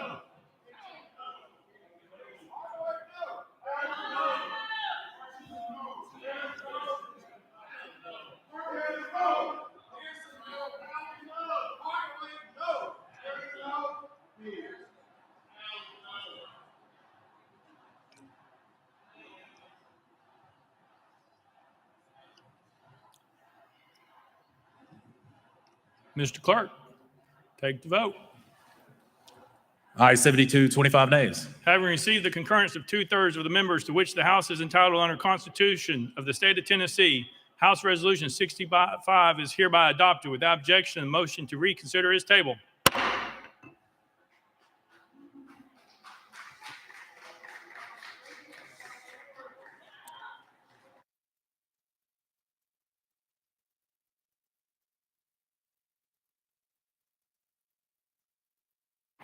Pursuant to Article 2, Section 12 of the Constitution of the State of Tennessee, I hereby declare Representative Justin Jones of the 57th Representative District expelled from the House of Representatives of the 113th Assembly of the State of Tennessee.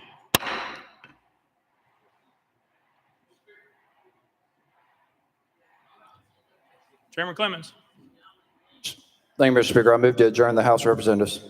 That's a proper motion, proper and second.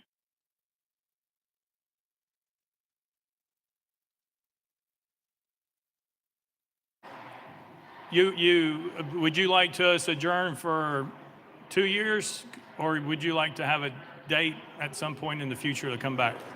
Chairman Clemens. Mr. Speaker, I move to adjourn this body until Monday, 5 p.m. It's proper motion, proper second. Is non-debatable. We are voting on the motion to adjourn until Monday at 5 p.m. We're on the board. All those in favor vote aye. All those opposed vote no.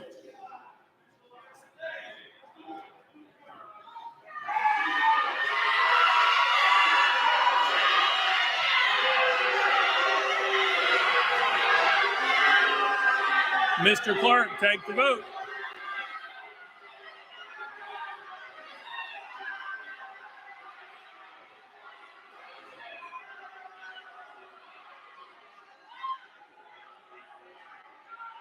Mr. Clerk, take the vote. Ayes 23, 73 nays. Motion is denied. Members in the gallery, that is disruptive behavior. If it continues, we will have to clear the balcony except for the press. That's the one warning. Representative Bolso, you are recognized. Thank you, Mr. Speaker. I move adoption of H.R. number 64. Representative Bolso moves adoption of House Resolution 64, properly seconded. Representative Bolso, you're recognized. Thank you, Mr. Speaker. I request that the clerk read the resolution. Mr. Clerk, read the resolution. House Resolution 64 by Representative Bolso, a resolution to expel Gloria Johnson from her seat as a member of the House of Representatives of the 113th General Assembly of the State of Tennessee, elected by the 90th Representative District.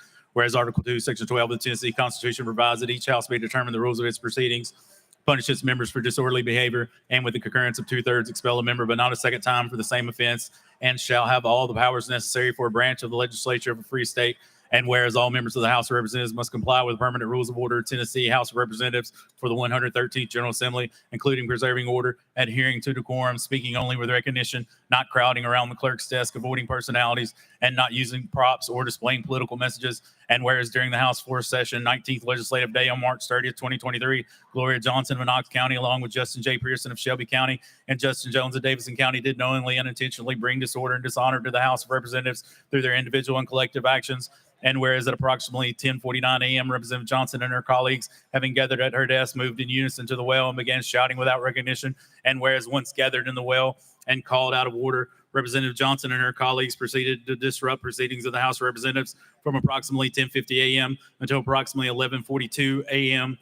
And whereas during this time, Representative Johnson and her colleagues shouted, pounded the podium, led chants with citizens in the gallery, and generally engaged in disorderly and disruptive conduct, including refusing to leave the well, sitting on the podium, and utilizing a sign displaying a political message. And whereas during this time, Representative Pearson and Representative Jones used the bullhorn to amplify their protestations, and whereas these actions were done in open session in the presence of and witnessed by the members and staff of the House of Representatives, and whereas it appears to be satisfaction of this body that Representative Johnson's conduct on March 30th, 2023 constitutes disorderly behavior and justifies expulsion, and whereas such disorderly behavior on the part of Representative Johnson reflects adversely upon the integrity and dignity of the House of Representatives of the State of Tennessee, places a cloud upon the action of this honorable body, and is inconsistent with the duty of a member of this body. and whereas it is deemed in the best interest of the people of the state of Tennessee and this body for Representative Johnson to relinquish her seat as a member of the House of Representatives, and whereas Representative Johnson has been given advance notice of the contents of this resolution and has been afforded the opportunity to debate the resolution on the floor of this House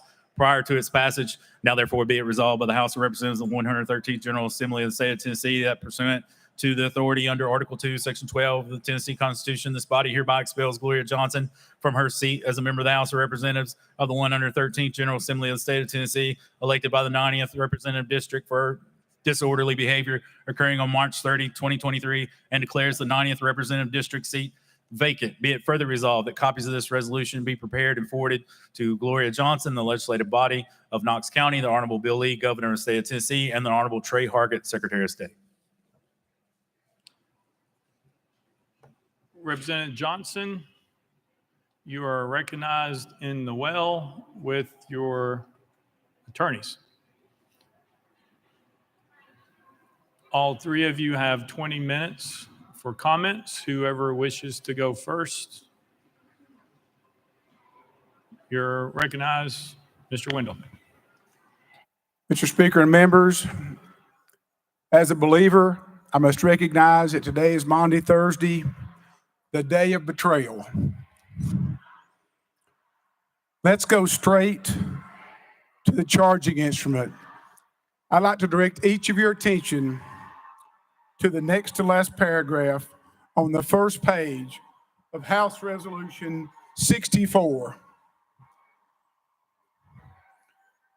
At approximately 10:49 a.m., Representative Johnson and her colleagues, having gathered at her desk, moved in unison and began shouting without recognition. I challenge the author of this document to come to this well and to tell Tennessee and America that that's a true statement. It is an absolute falsehood that has been perpetrated on this body. This woman did not shout, and that's the first particular that they charged her with. So if the author of this document can come up here, I'll yield the well. Please explain to this woman and to America why you committed a falsehood. Representative Wendell, you can't ask people that, but who else would like to talk? You have 20 minutes. Is that the end of the opening? Mr. Wendell. Let's move on to the second part of the bill of particulars. Top paragraph of page 2.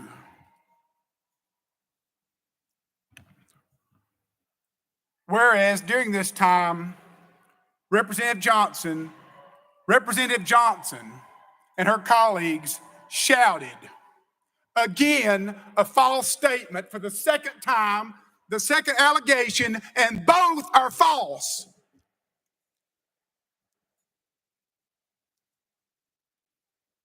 Please come up and face the people and explain why you perpetrated a fraud on this woman in the state of Tennessee. Where is the sponsor of this document?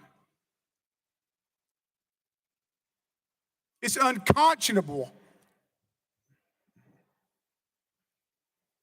Whereas during this time, Representative Johnson pounded the podium.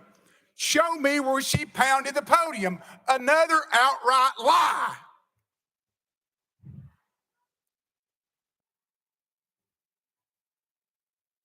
Somebody contradict me in this body.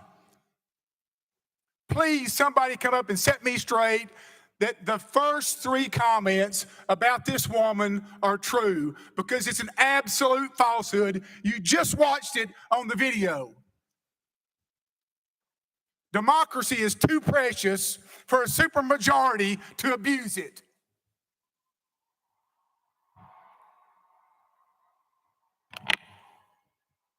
Whereas during this time, Representative Johnson generally engaged in disorderly and disruptive conduct, including refusing to leave the well, sitting on the podium, and utilizing a sign displaying a political message. This is in the conjunctive.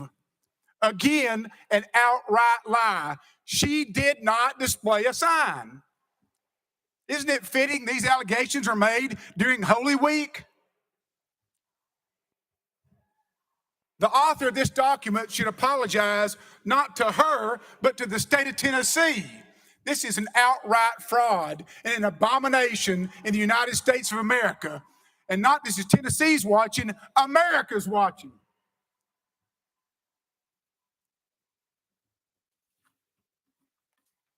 And I'll yield the podium anytime any member of this chamber wants to come up and defend this heinous action.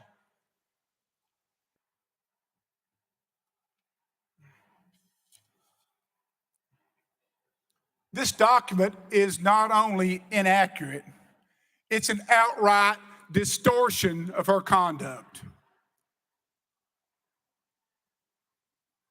Any sessions court in the state of Tennessee in all 95 counties would dismiss this on a simple motion, but this body is going to take it seriously and try to oust somebody and subvert the will of the voters of Knoxville, Tennessee.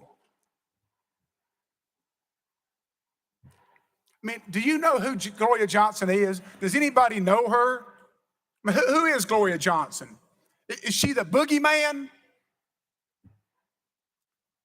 I mean, Gloria Johnson's a school teacher, a public school teacher,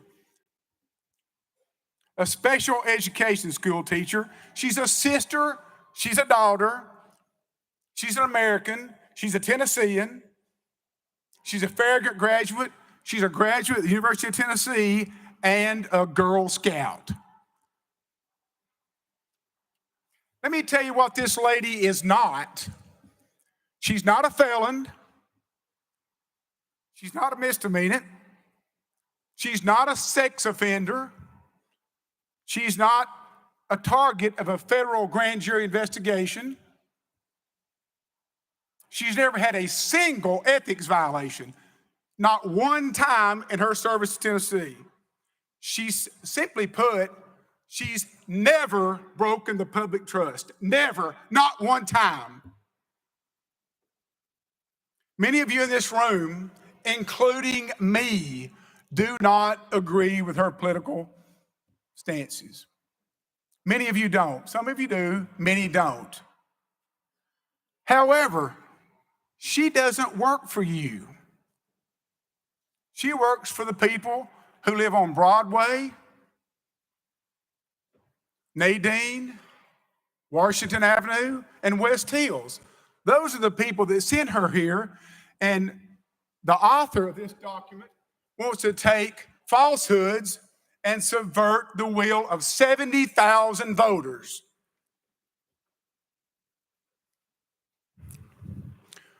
I'm sure most of you are going to be surprised that you vote with this woman 80% of the time. 80% of the time, the members of this body vote exactly the way she votes.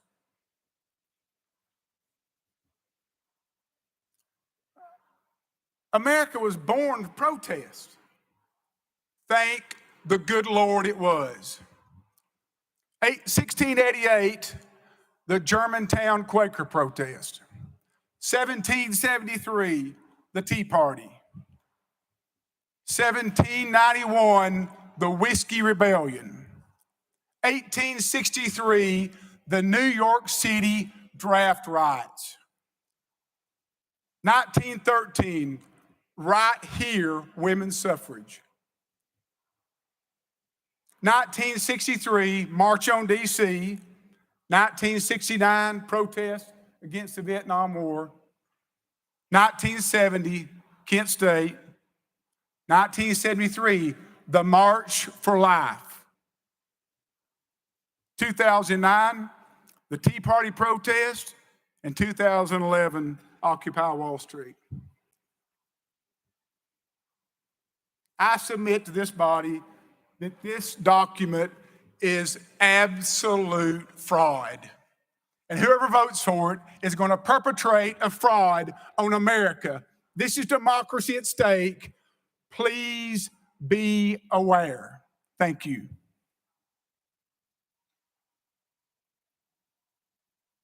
Mr. Speaker, members of the House,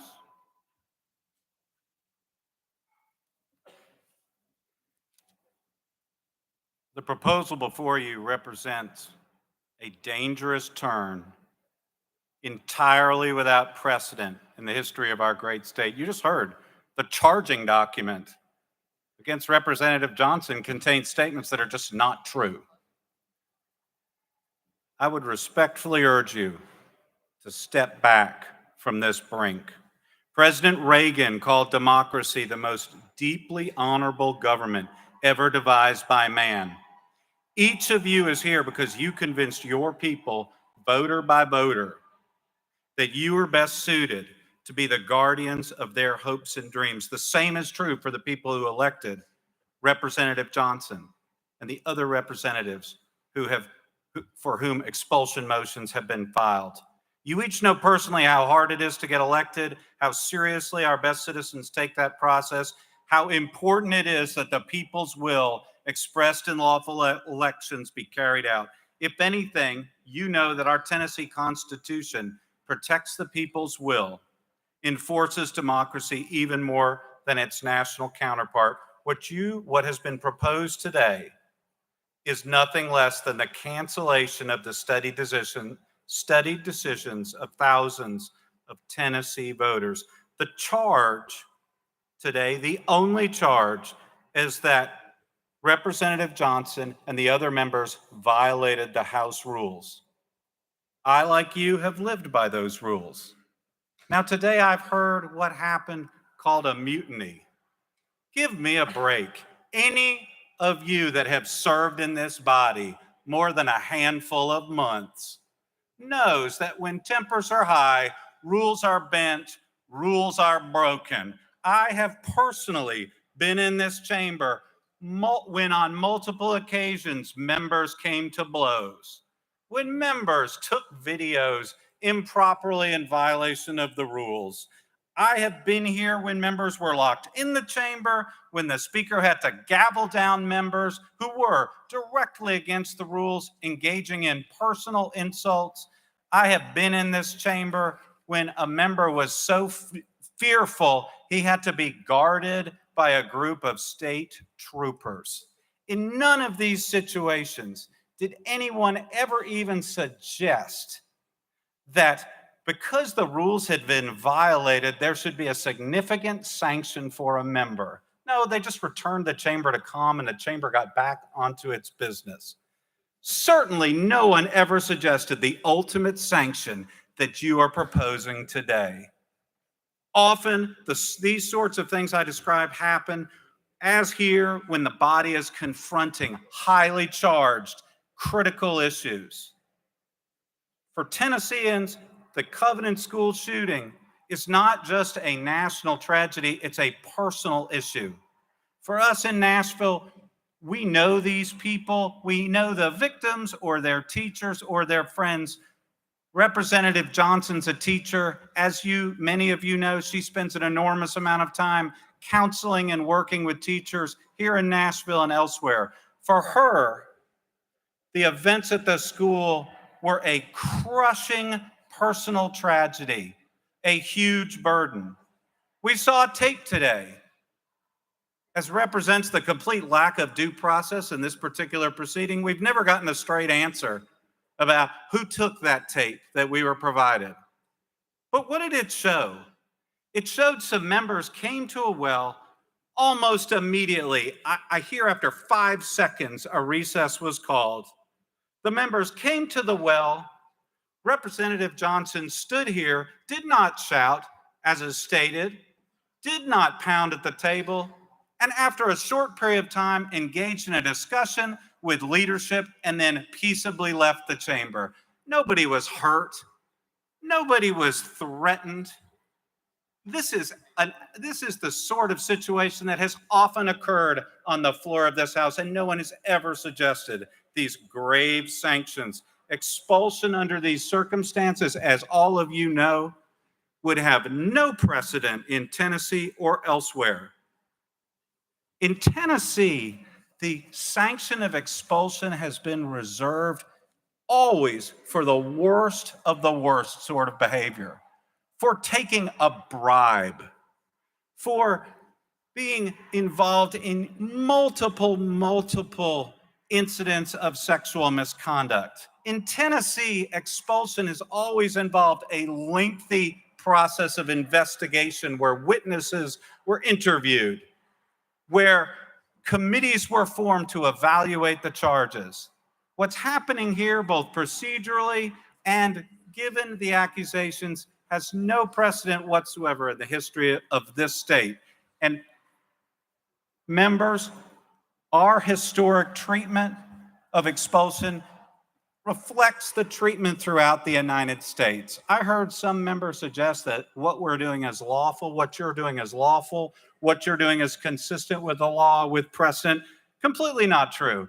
In 2020, the Idaho House expelled a member. What for? For conspiring to defraud the U.S. government after conviction. In 2018, an Arizona representative was expelled for engaging in a pattern of sexual harassment over many, many years. In New York, assemblymen have been expelled when they were convicted of felonies like wire fraud, mail fraud. In Massachusetts, a representative in 2014 was expelled after being convicted of assaulting a woman who declined to have sexual relations with him. These are the sorts of grave and criminal activities that have resulted in this sort of extraordinary sanction. I haven't heard anybody on this floor cite a single example of somebody being expelled from a legislative body based on these sort of flimsy charges. This is not just unprecedented in the state of Tennessee, it has no precedent in the United States of America. You can read the proposed resolution. The behavior at issue is that Representative Johnson was standing in the well trying to process with the citizens of this state a horrific attack on a school just down the road. That's what she's accused of doing. Step back for a moment. Can anybody seriously suggest that expulsion from this body is an appropriate sanction for that activity? Members, I'd urge you to pause. This proposal has come very precipitously. In contrast to past expulsions, organized by speakers of both parties, there's been no organized investigation.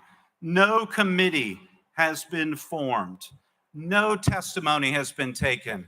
Apparently, nobody even bothered to proofread the charging document to see whether it applied to each particular individual. The press accounts that have been the basis for most persons' understanding of what happened have at times painted an accurate and incomplete picture.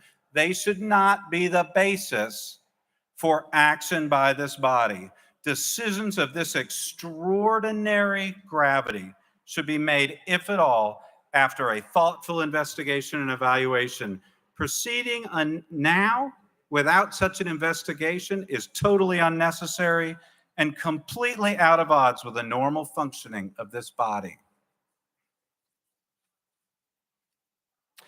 Tennesseans from Cordell Hull to Fred Thompson to Diane Nash have so often led the fight to protect the rule of law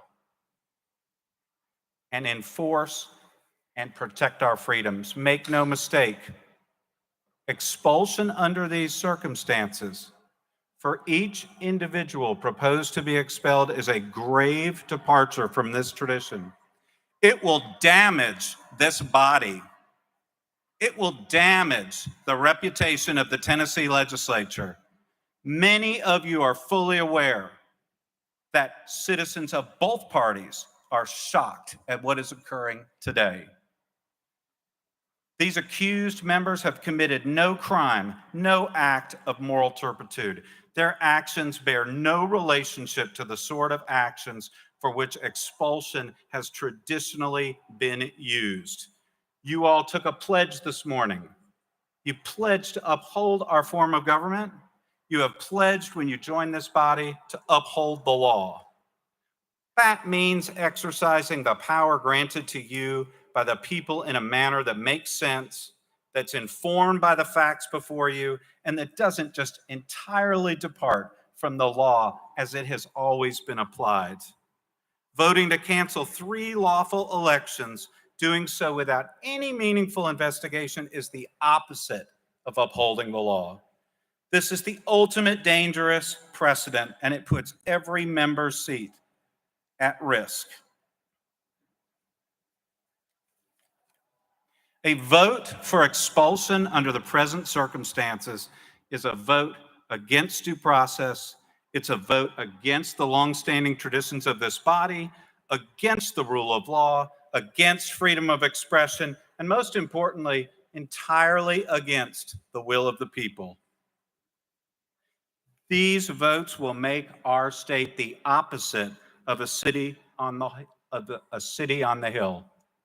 Step back, reconsider. Don't add your support for this lawless, arbitrary, completely unprecedented action. I, Representative Wendell, and Representative Johnson will be available to answer any questions you may have. Thank you. Thank you, Mr. Stewart. Mr. Wendell, the rule to suspend was only Representative Johnson would be able to take questions. Your role was limited to just comments under when we suspended the rules. Representative Bolso, you're recognized. Thank you, Mr. Speaker. Representative, your attorneys have challenged the accuracy of the factual allegations in the resolution. So I'm going to spend my 5 minutes just walking through those allegations with you. Representative Wendell. But Representative Wendell, the rule, hang on. Hey, stop the, Mr. Clerk, please stop the clock. Mr. Wendell, please, that is not appropriate. The suspension of the rules request, Mr. Clerk, can we just go back over what that was? Hang on. Just 1 second. 1 second.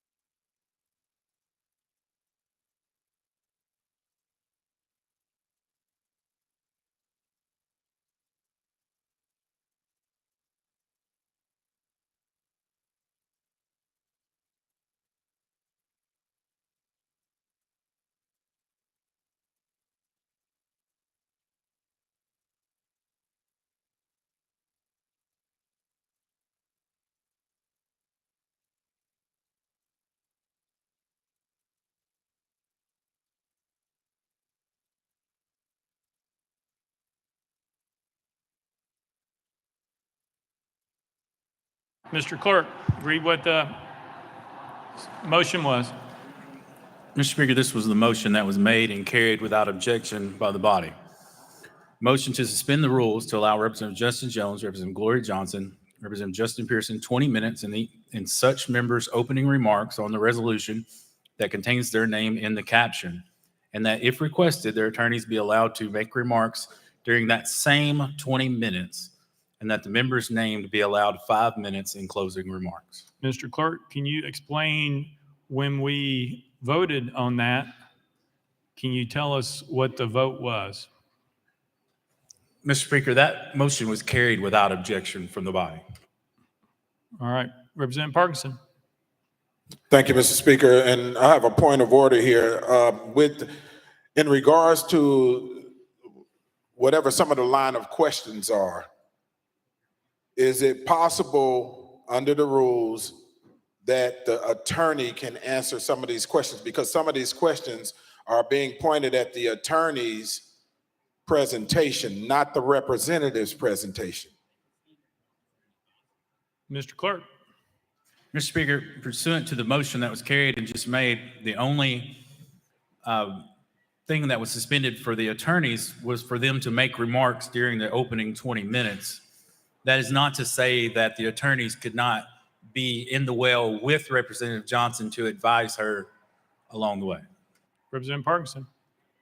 Thank you, Mr. Speaker, but for clarity purposes, can the attorneys answer questions from the members? Mr. Clerk. Mr. Speaker, absent a further suspension of the rules, no, they cannot. Representative Parkinson. Thank you, Mr. Speaker. Representative Towns. Mr. Speaker, what I don't understand is that how do you have attorneys in the well or in the court, as it's become today, that cannot respond for their client? Now, to me, that makes no sense anywhere you go.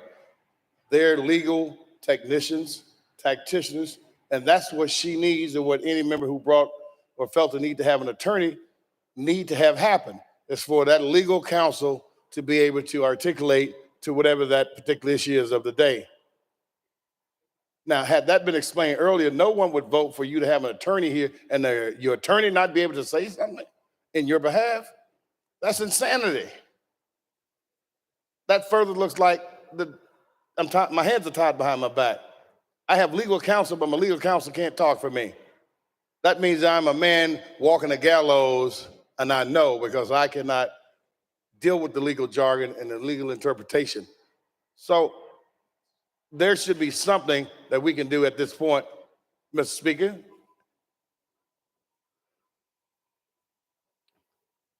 Representative Towns. Yes, sir. My question to you, Mr. Speaker, what is it that we can do at this point where this member, her legal counsel can respond to questions? What is our parliamentary procedure? I know, but what? Representative Towns. Yes, so sir. I will let Mr. Clerk answer the procedure. What I can tell you is there was a motion made by Leader Lamberth to suspend the rules. In that, he stated such of what the motion was very clearly. We put it before the body. We asked if there was any objections. There were no objections by anyone on the House floor. Therefore, it was approved by unanimous consent. That's where we're at. Mr. Clerk.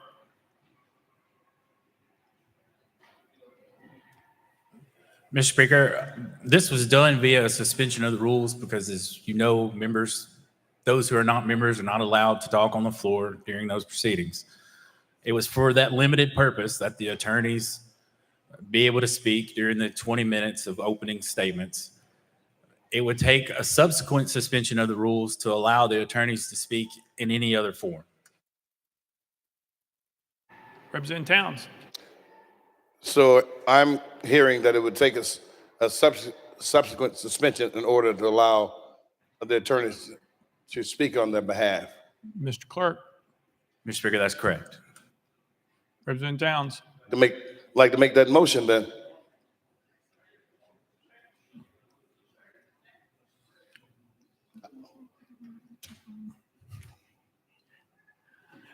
That would be a motion to suspend the rules to allow the attorneys to answer questions for Representative Johnson.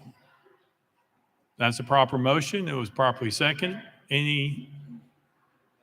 Clerk. Let me get it right. And for the record, that motion has been reduced to writing and presented to the clerk's desk, stating, I move to suspend the rules to allow counsel to answer questions from the body. Representative Towns. As need be. Okay, we got it in right. That's fine, sir. That's the motion from me, sir. All right. Leader Lamberth. Mr. Chairman, on this suspension of the rules, if I could ask the clerk to remind the body as to what would be required for this motion to be successful. Majority or 2/3? I believe it's 2/3, but just wanted to double check. Mr. Clerk. Mr. Speaker, it's 2/3 of those entitled, which is 66 votes. All right. Representative Bolso. On the motion. Thank you, Mr. Speaker. I rise to oppose the motion on two bases, one procedural, one substantive. First, procedurally, this motion is untimely. We began this process of dealing with these three resolutions with a motion to suspend the rules that was to apply to all three. Now we are in the middle of the process attempting to change the procedural rules that apply to our deliberations. That is inappropriate. Second, as a matter of substance, the party to the resolution is the representative from Knox County. It is appropriate for members to address questions to the party the way you would to a party in a civil proceeding, to a defendant. Lawyers are not allowed to testify on behalf of parties or on behalf of witnesses. What we are about to do is to ask the representative from Knox County questions. It would be highly inappropriate as a substantive matter to allow attorneys to respond to questions that the representative is obligated to respond to under our rules of procedure. For both of those reasons, Mr. Speaker, I oppose this motion. Representative Towns. Mr. Speaker, thank you. To my new representative on the House floor, this is not to be run like a courtroom.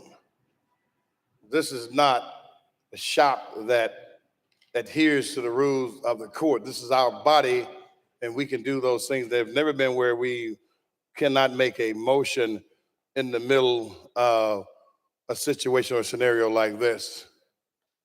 If it were you there, I would do the same thing, because if she needs her legal counsel to share something as it relates to the law or something that's going to help her defense, should be allowed to do it.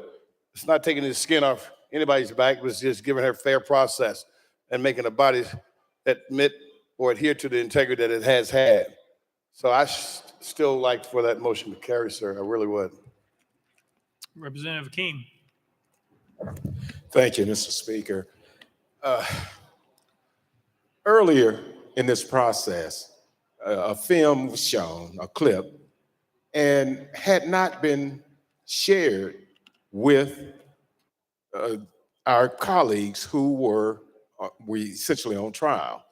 And I mean, if we're going to have equity, if we're going to have fairness, I really question, I'm asking, were rules and guidelines shared with both parties before this process started?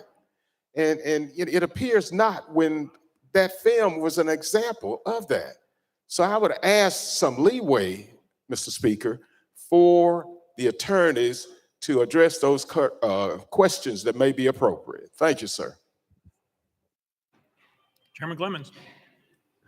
Thank you, Mr. Speaker. I believe the motion was that the council can respond if asked a question or referred to by the body, not to answer for Representative Johnson. I know that Representative Johnson, under the rules, can seek counsel to answer a question and then respond herself. But the motion is, just to be clear, that if a question is posed to the council, they may respond. I just want to make sure we're clear about that.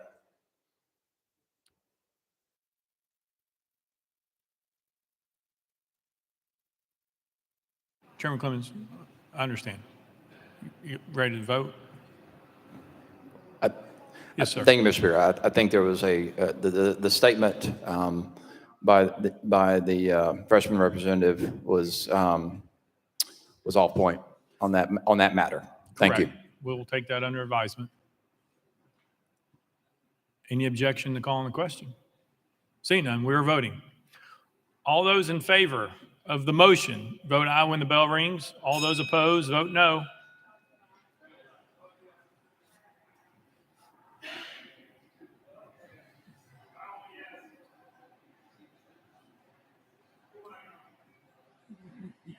Mr. Clerk, take the vote. Ayes 21, 67 nays. Motion fails. Representative Bolso. Thank you, Mr. Speaker. Representative, the resolution states that at approximately 10:49 a.m., you and your colleagues gathered at your desk. That is a true statement, correct? Representative Johnson. I'm not certain on the time, but that's probably right. They're very close. Representative Bolso. Thank you, Mr. Speaker. The resolution goes on that you and your colleagues moved in unison to the well. That also is a true statement, correct? Representative Johnson. Yes, we did walk to the well together. Representative Bolso. Thank you, Mr. Speaker. The resolution goes on that you and your colleagues began shouting without recognition. That is true, correct? Representative Johnson. No, sir, that is not true. This resolution is my understanding, it's about me. I went to the well and I did not speak. And as a matter of fact, I will say that when my colleagues spoke, they were not yelling because this microphone was on. And as long as this microphone was on, and I don't even remember which colleague it was, I stood with them. But as long as this microphone was on, they spoke to the microphone and did not yell. When the microphone was cut and the speaker called recess, I think that's when the megaphone came out, but I absolutely never yelled. This is about me as I understand it with this resolution. Representative Bolso. Thank you, Mr. Speaker. Well, let's just walk through it slowly. You will agree that your two colleagues, one from Shelby County, one from Davidson County, used a bullhorn to address the gallery, correct? Representative Johnson. It is correct that a small megaphone was used, and yes, I stood with my colleagues, but the video showed what I was doing. Representative Bolso. Thank you, Mr. Speaker. And the video shows that you were chanting with your colleagues, correct? Representative Johnson. I believe that the charges were that I was yelling and I was not yelling. Representative Bolso. Thank you, Mr. Speaker. But my question, Representative, was this. Do you agree that you were in the well chanting?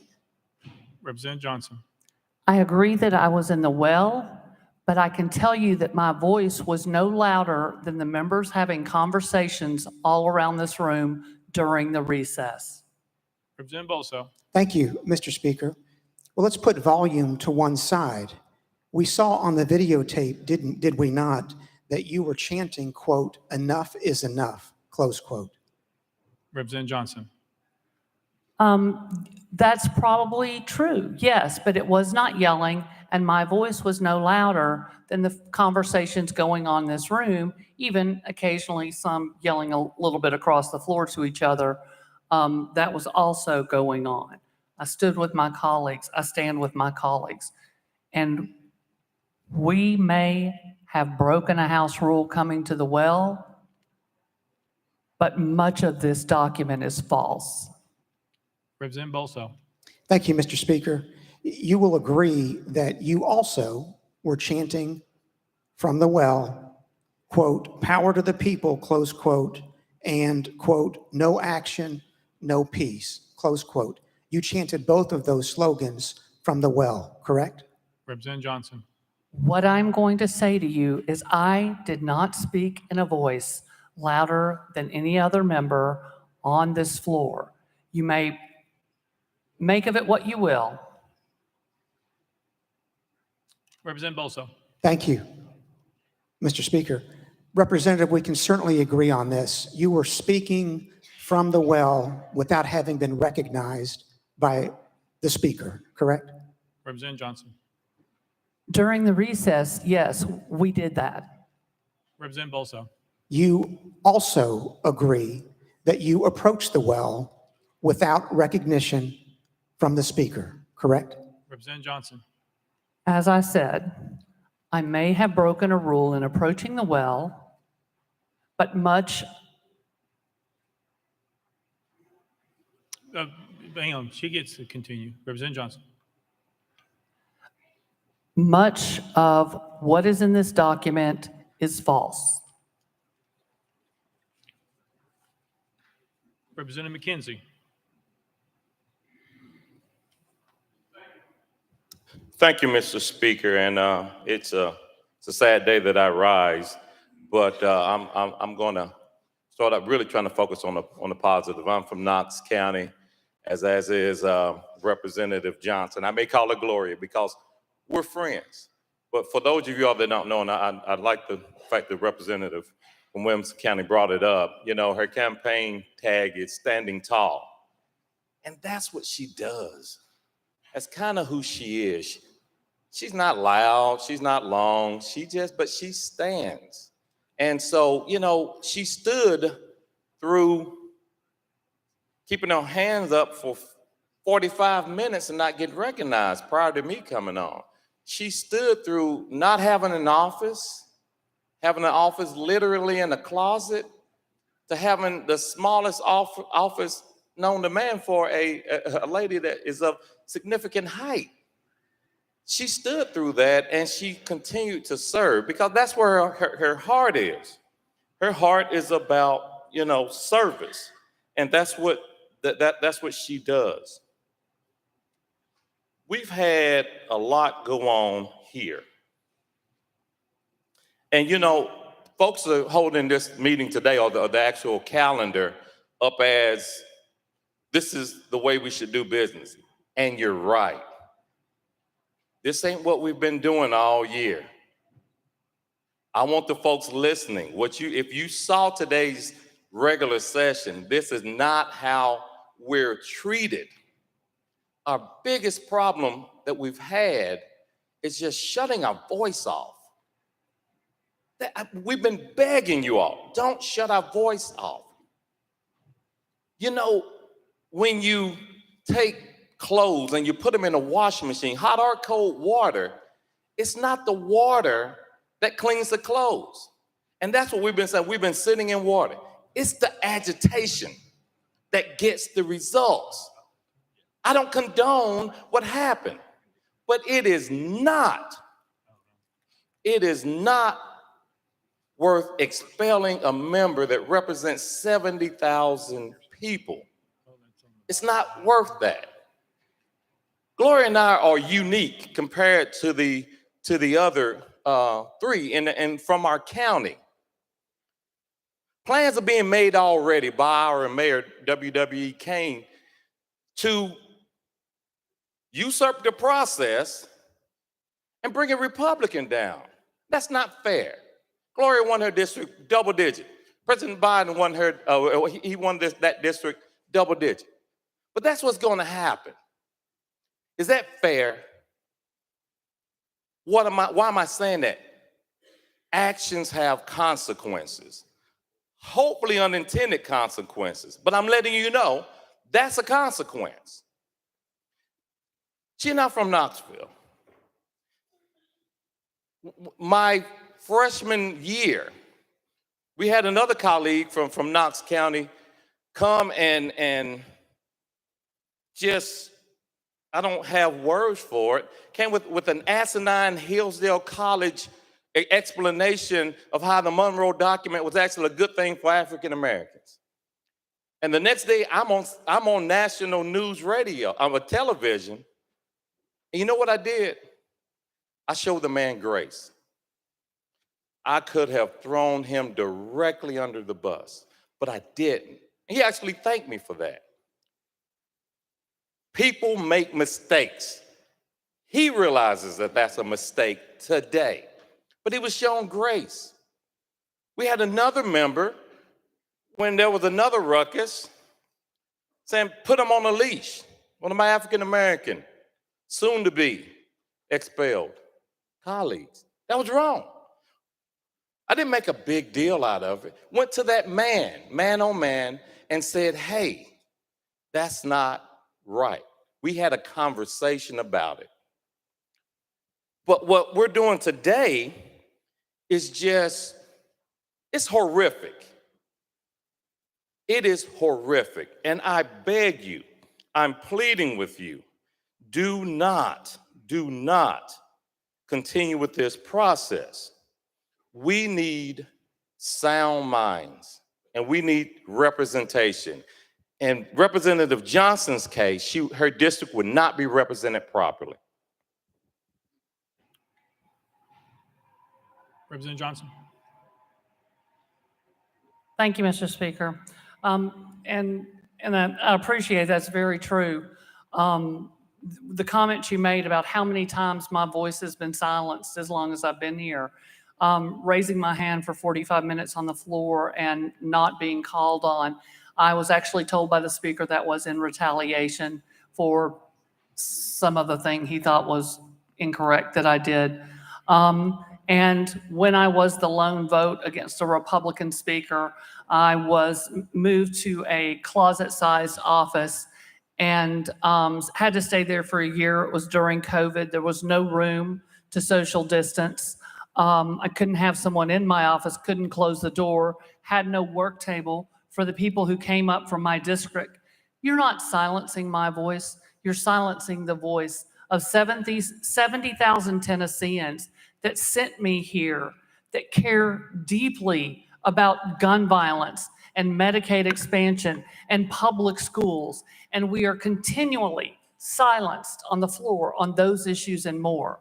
And today, my colleague is right. Today does not look anything like every other day in the legislature.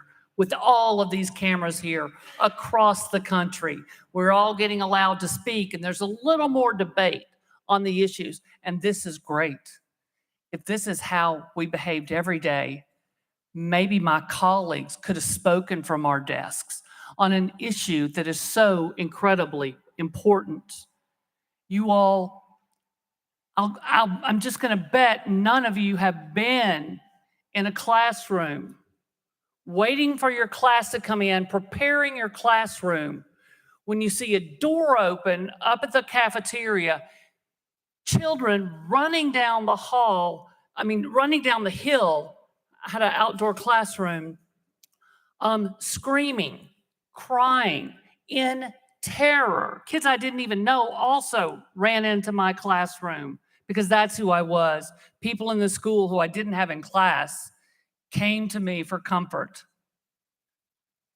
And I stood there trying to figure out what happened because they couldn't even articulate it for quite a bit of time, and found out that one of our students was shot and killed in the cafeteria while everyone was there, including the police, including the principals, including our other security. And I spent that day comforting those children, waiting for their parents to come and pick them up. And when my kids all got picked up, I went up to the circle and stood there. I don't even remember how many hours that day until every child, we connected every child with every parent. And you're just in shock. You're moving in shock. The trauma on those faces, you will never, ever forget.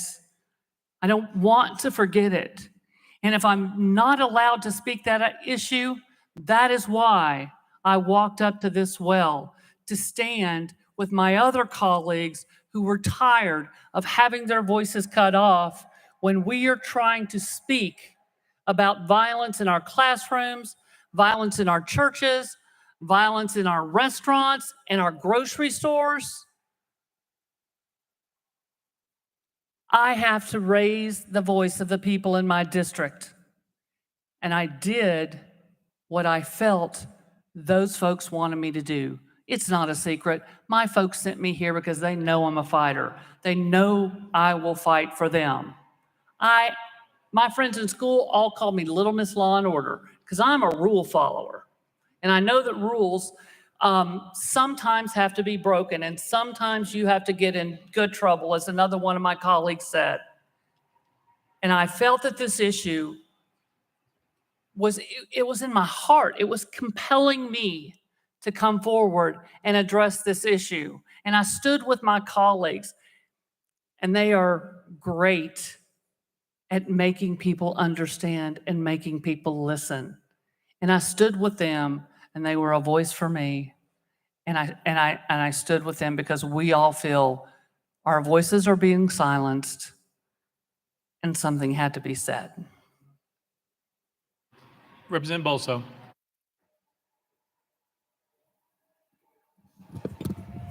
Thank you, Mr. Speaker. You stated just a few minutes ago, Representative, that the facts set out in the resolution were false. Let me just explore that with you a little more, if I could. The resolution goes on and says that once you and your colleagues gathered in the well, that you were called out of order. That is a true statement, correct? Representative Johnson. I remember, I guess they gavelled out of order. I don't remember. I remember the mic being cut. That's the thing that I remember most. Representative Bolso. Thank you, Mr. Speaker. Well, if in fact the videotape shows that you got to the well and were gavelled out of order by the speaker, you would not dispute that, correct? Representative Johnson. What is my crime, sir? What? You continue to ask this question. I think we've been through it over and over and over. I came to the well. I stood with my colleagues. I fought for my constituents in a quiet, non-desk pounding, whatever the word, whatever it said about holding up signs or whatever. But I came here and I stood because I did it for the kids in my district, for the kids in the state, for the kids in this community. And you are continually asking the same question. You're going to get the same answer. Representative Bolso. Thank you, Mr. Speaker. Representative, I'm simply exploring a claim you made here that the facts in this resolution are false. And my last question was simply whether, in fact, it was true that once you got to the well, the videotape shows that you were gavelled out of order. Now, if the videotape shows that, you do not dispute that, correct? Representative Johnson. I think I've answered that question. I've explained it over and over. You are beating a dead horse. What is my crime? Representative Bolso. Thank you, Mr. Speaker. And the resolution continues that after you were gavelled out of order, that you proceeded to disrupt the proceedings of the House of Representatives. That is a true statement, correct? Representative Johnson. Thank you, Mr. Speaker.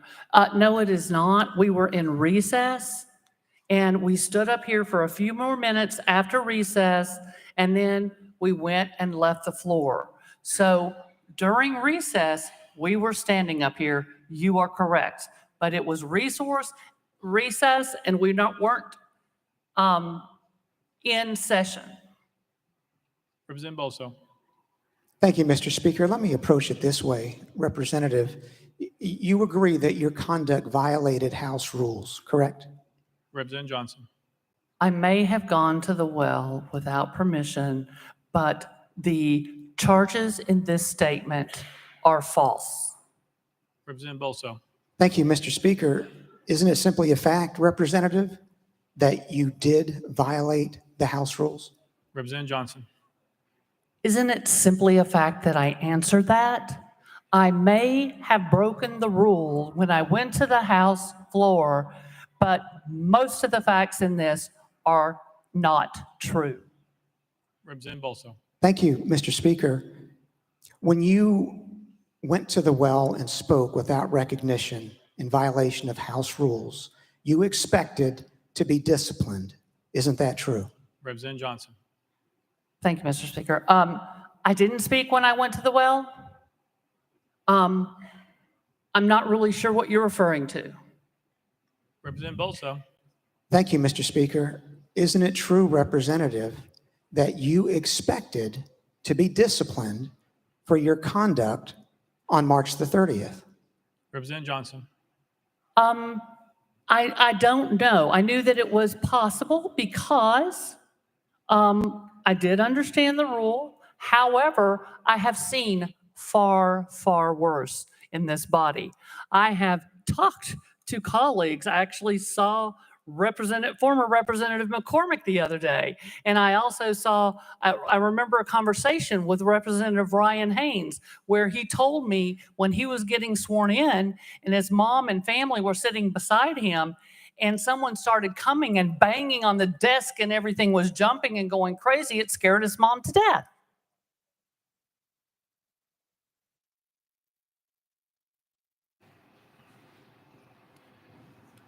Representative Keene.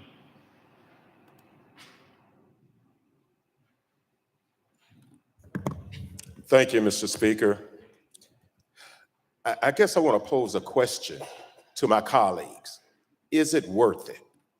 Is it worth it to have representatives come in here not knowing all of the information that is being proposed against them, and to have this procedure where we, in a sense, making it on the fly as to what is appropriate and what is inappropriate? Now, I'm asking, I keep hearing violating rules. I don't remember them hitting anybody or anything of that nature. But if we think about it, I believe at one time or another, we all have violated rules within this body. And asking my colleagues once again, what are we getting out of it? I mean, if we don't have our way, you're wrong. Think about it. We have to not just think about it, but look at it from the viewpoint of the perspective of a person who is not in agreement with you. If we're going to be fair and equitable, we need to see it from the eyes of the other person. My colleagues, 3 of them, were responding to the changes that many citizens feel that we need to consider, gun laws. And what I'm saying is that mothers, fathers, their children, suburbs, in the rural communities, and in the cities, I believe they are saying to this body, not just we want a change, there has to be a change if we're going to deal with the safety and security of the children of this state. And in my view, my colleagues were responding to that need. And what are we here for if we're not striving to respond to the needs of our people? And, you know, should we give consideration to closing our eyes and saying, if it's a person down the street from me who's been shot, is it a member of my family who's been shot? Would I react in the same manner that is being proposed right now? One of our colleagues, you've already removed from this body. So I'm saying that many of us in this body espouse to be children of God, our Lord and Savior, Jesus Christ. Now, I strive to say that's the head of my life. That is my leader. And you know, there's this little band that people used to have on their wrist. What would Jesus do? Are we doing that in which our Lord and Savior would do to that average person? We need each other. There are so many perils in this world, and we think we've got it made. We're in control. The world will bend to what it is we want it to be. That's not reality. And I would ask that we give consideration to what they were responding to, the concerns of children in letters that have been sent not only to myself, but to others, afraid to go back to school. Parents afraid to leave their children at school. We are all in this together. And you know, it's interesting that we have not found a way of sitting down, talking about the reality of coming together to make those necessary changes for our citizens.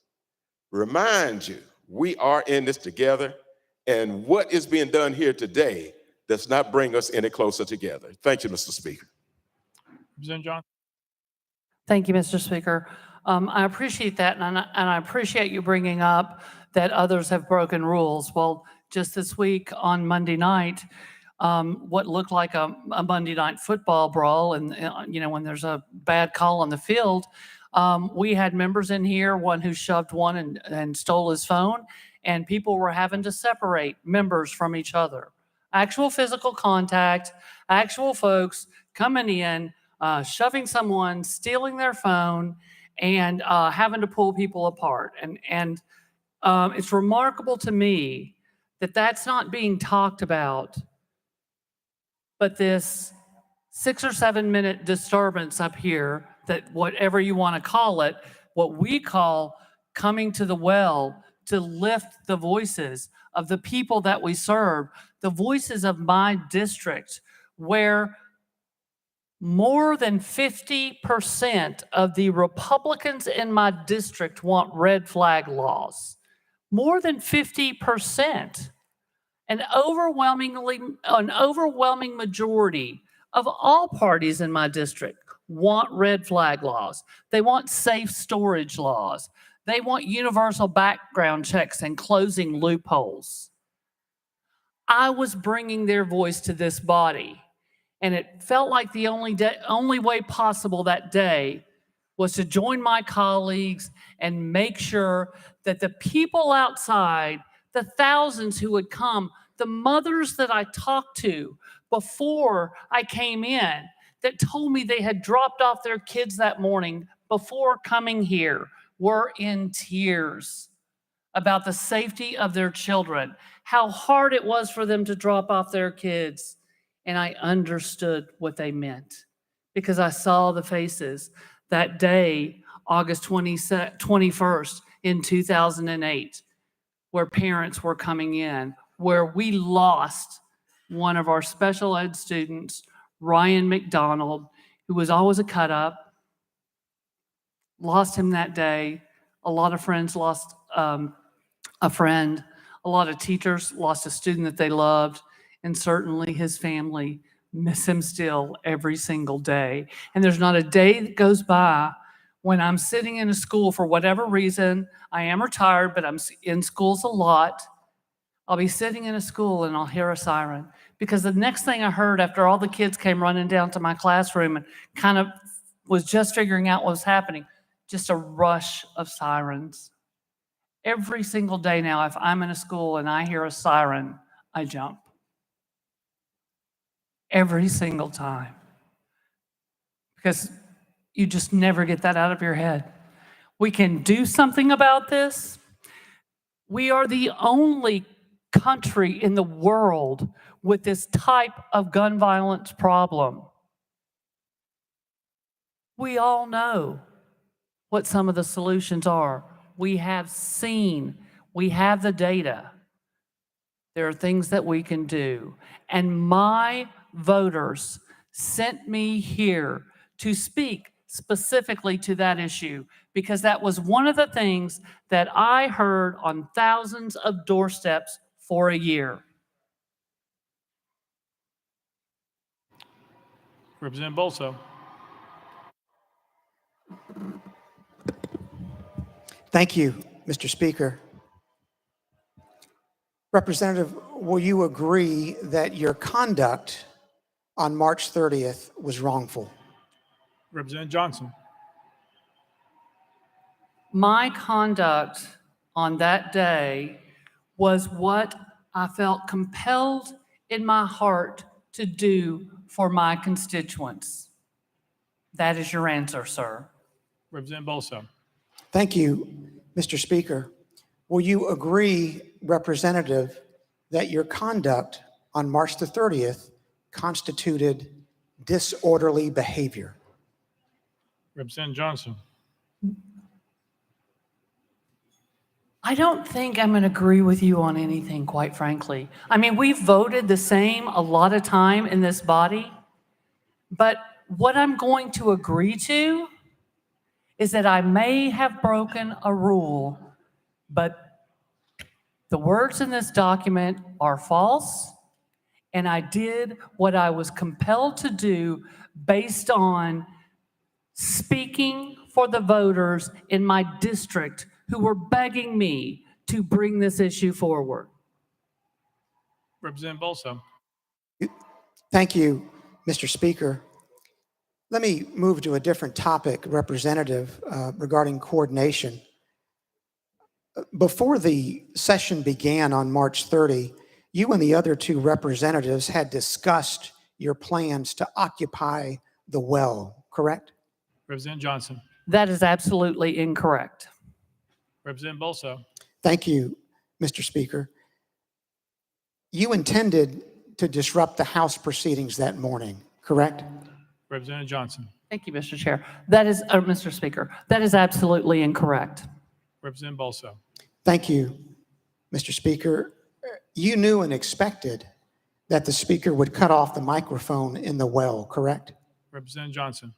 As he cuts off our microphones a lot, I thought that was possible, yes. Representative Bolso. Thank you, Mr. Speaker. And is that why you and your colleagues brought a megaphone to the well? Representative Johnson. Is this resolution about my colleagues or is this about me? Representative Bolso. Thank you, Mr. Speaker. Did you have difficulty understanding the question, Representative? Representative Johnson. Oh, I understand pretty well. Representative Bolso. Thank you, Mr. Speaker.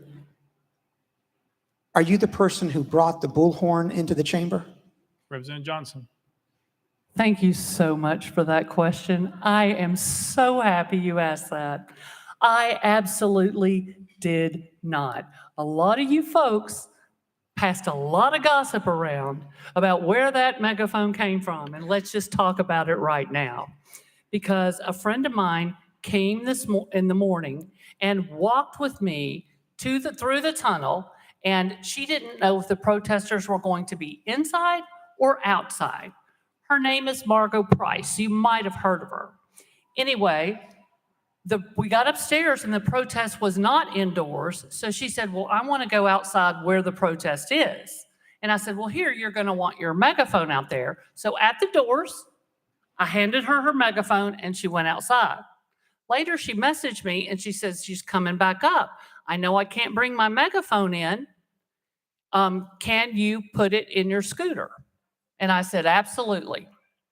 And so we put the megaphone in the scooter. I talked to two troopers who watched me do it.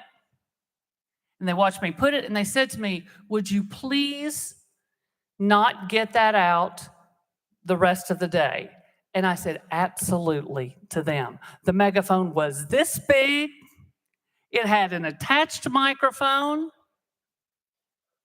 So much for the gossip. That megaphone never left my scooter. It's on my office now. If anybody would like to go down and look for prints, it'll have my prints and Miss Margot Price prints on it. Representative Bolso. Thank you, Mr. Speaker. Based on your responses, Representative, it seems that you do not view your conduct as wrongful, and that if you thought it appropriate, there might be another occasion when you'll take the well without the permission of the speaker and hijack House proceedings. Isn't that true? Representative Johnson. You know, you're reading minds again, and it's happened a couple of times today. I'm trying to be as respectful as possible, but I don't like to have my mind read. And if we conduct business like we have today, where people get to speak, I don't think it'll ever happen again, to be quite honest.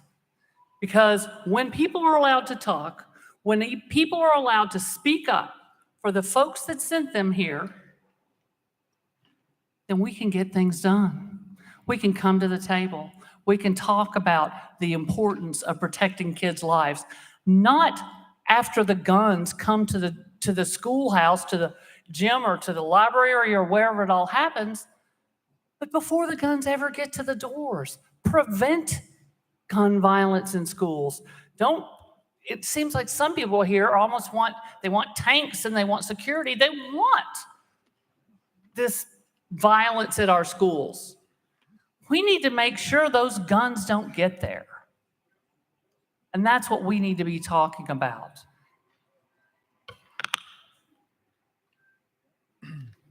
Representative Shaw. Thank you, Mr. Speaker. Thank you. I rise, first of all, to say that I've been around here long enough to know that when we have these long discussions, we pretty well know how the vote's going to turn out before we ever vote. So I don't think I need to guess how this vote will turn out. But I rise to speak on behalf of myself, Representative Pearson, Representative Johnson, Representative Jones, and all of us in this chamber. I want to share just a little quick story with you all. And I didn't rise to point fingers at who is right and who's wrong in those things, but I just want to share a story that I read that will eventually affect all of us.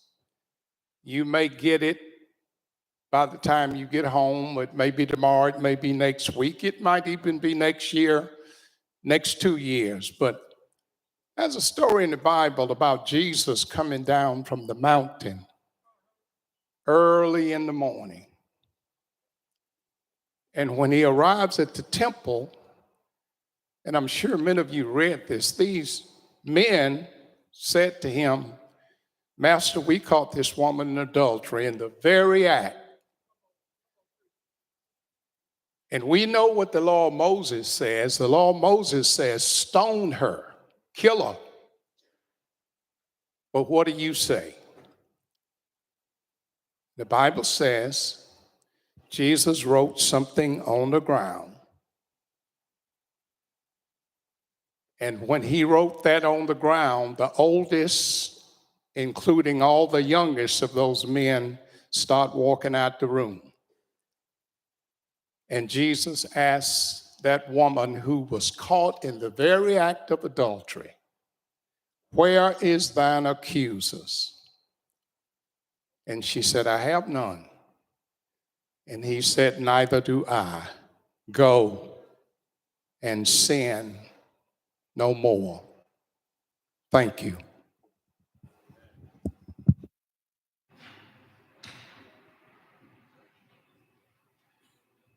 Representative Jernigan.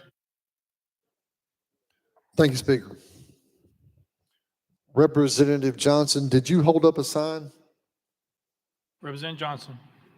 No, I did not. Representative Jernigan. Did you pound the table? Representative Johnson. No, I did not. Representative Jernigan. Did you yell? Representative Johnson. No, sir. Representative Jernigan. Members, during the opening remarks, Colonel Wendell went through a couple of falsehoods and he challenged every member on this body to dispute it. And there was silence, crickets, including from the sponsors of the resolution, who did not dispute it. But when it came time, when opening statements were over with, the sponsor, the first thing he did was get rid of the lawyers. Now, I don't know. I wouldn't want to be up against Colonel Wendell or Captain Stewart either. But I've yet to hear anyone challenge those falsehoods that are in this resolution. We can't vote on a resolution that's poorly written. So I would ask you and urge you to vote no on expelling her, because this resolution is poorly written. It cannot be defended, and there is just too many falsehoods within it. Thank you.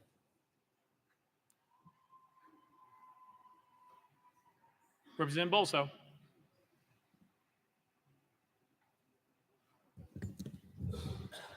Thank you, Mr. Speaker. Members, you've heard several references to the Bible this morning, primarily from the New Testament.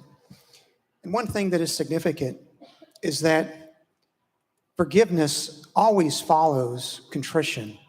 It always follows penance. It follows someone taking responsibility for conduct. What you've heard here this afternoon from the representative from Knox County is not contrition. She's not even willing to agree with me on anything, that her conduct was disorderly or that she disrupted the proceedings. She wouldn't even agree not to do it again. That's why this issue of forgiveness does not factor into the equation this afternoon at all. What you've heard from these representatives who are the subject of the resolutions is that they believe what they did was right, and we have no guarantee whatsoever that they're not going to do it again. We have an obligation to protect the integrity of this body. What we saw on March the 30th had not happened, so far as anyone can remember, at any time in the prior 227 years of our state's history. That's point number one. Forgiveness follows contrition. It follows penance. We have neither. And then secondly, with regard to the facts, we've heard these broad statements that the facts contained in the resolution are inaccurate. And I think we've demonstrated that's not true. Because I walked through with the representative the first 5 or 6 facts in the resolution, and she agreed that they were all true. And then we got to a point that she wouldn't answer the questions anymore. Because as we continue to walk through the resolution, what we see is exactly what was evidenced by the videotape. We see that they proceeded to disrupt the proceedings. We see that collectively, this representative and the other 2 pounded on the podium, led chants with citizens in the gallery, and generally engaged in disorderly and disruptive conduct. That's exactly what they did. They are all 3 in this together. They acted in unison. They acted in concert. One is just as responsible for the parts of the disruption as the other. That is what is in the nature of coordinated conduct or a conspiracy. Each member is responsible for the conduct of the conspiracy as a whole. They approached the well in unison. They disrupted the proceedings in unison. They are responsible together. And then the resolution goes on that these representatives generally engaged in disorderly and disruptive conduct, including refusing to leave the well, sitting on the podium, and using a sign displaying a political message. We saw every bit of that in the video. Collectively, these 3 did every one of those things. And collectively, that unquestionably constitutes disorderly behavior in violation of Article 2, Section 12 of our Constitution. And so the question, members, whether these representatives remain in the House or whether we put them outside the House, they have already answered for us. They, by their conduct, voluntarily put themselves outside of the Constitution. They put themselves outside of the rule. They are unrepentant about it. They're willing, apparently, to do it again.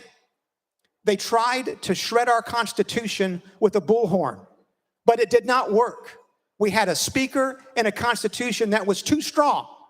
It's been here since 1796, and I urge every member to uphold the Constitution and vote in favor of the resolution. Thank you. Representative Johnson. Thank you, Mr. Speaker. Again, my colleague for I'm not sure how many times, was reading my mind again, put words in my mouth and said things that I never said.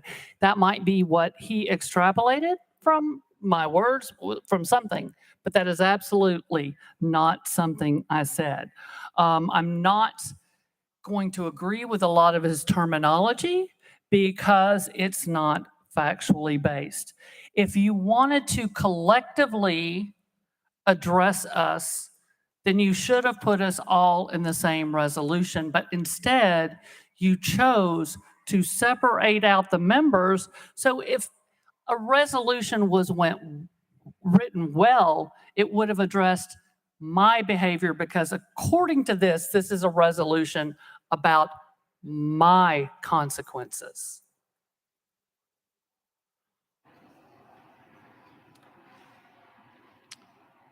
Representative Clemens.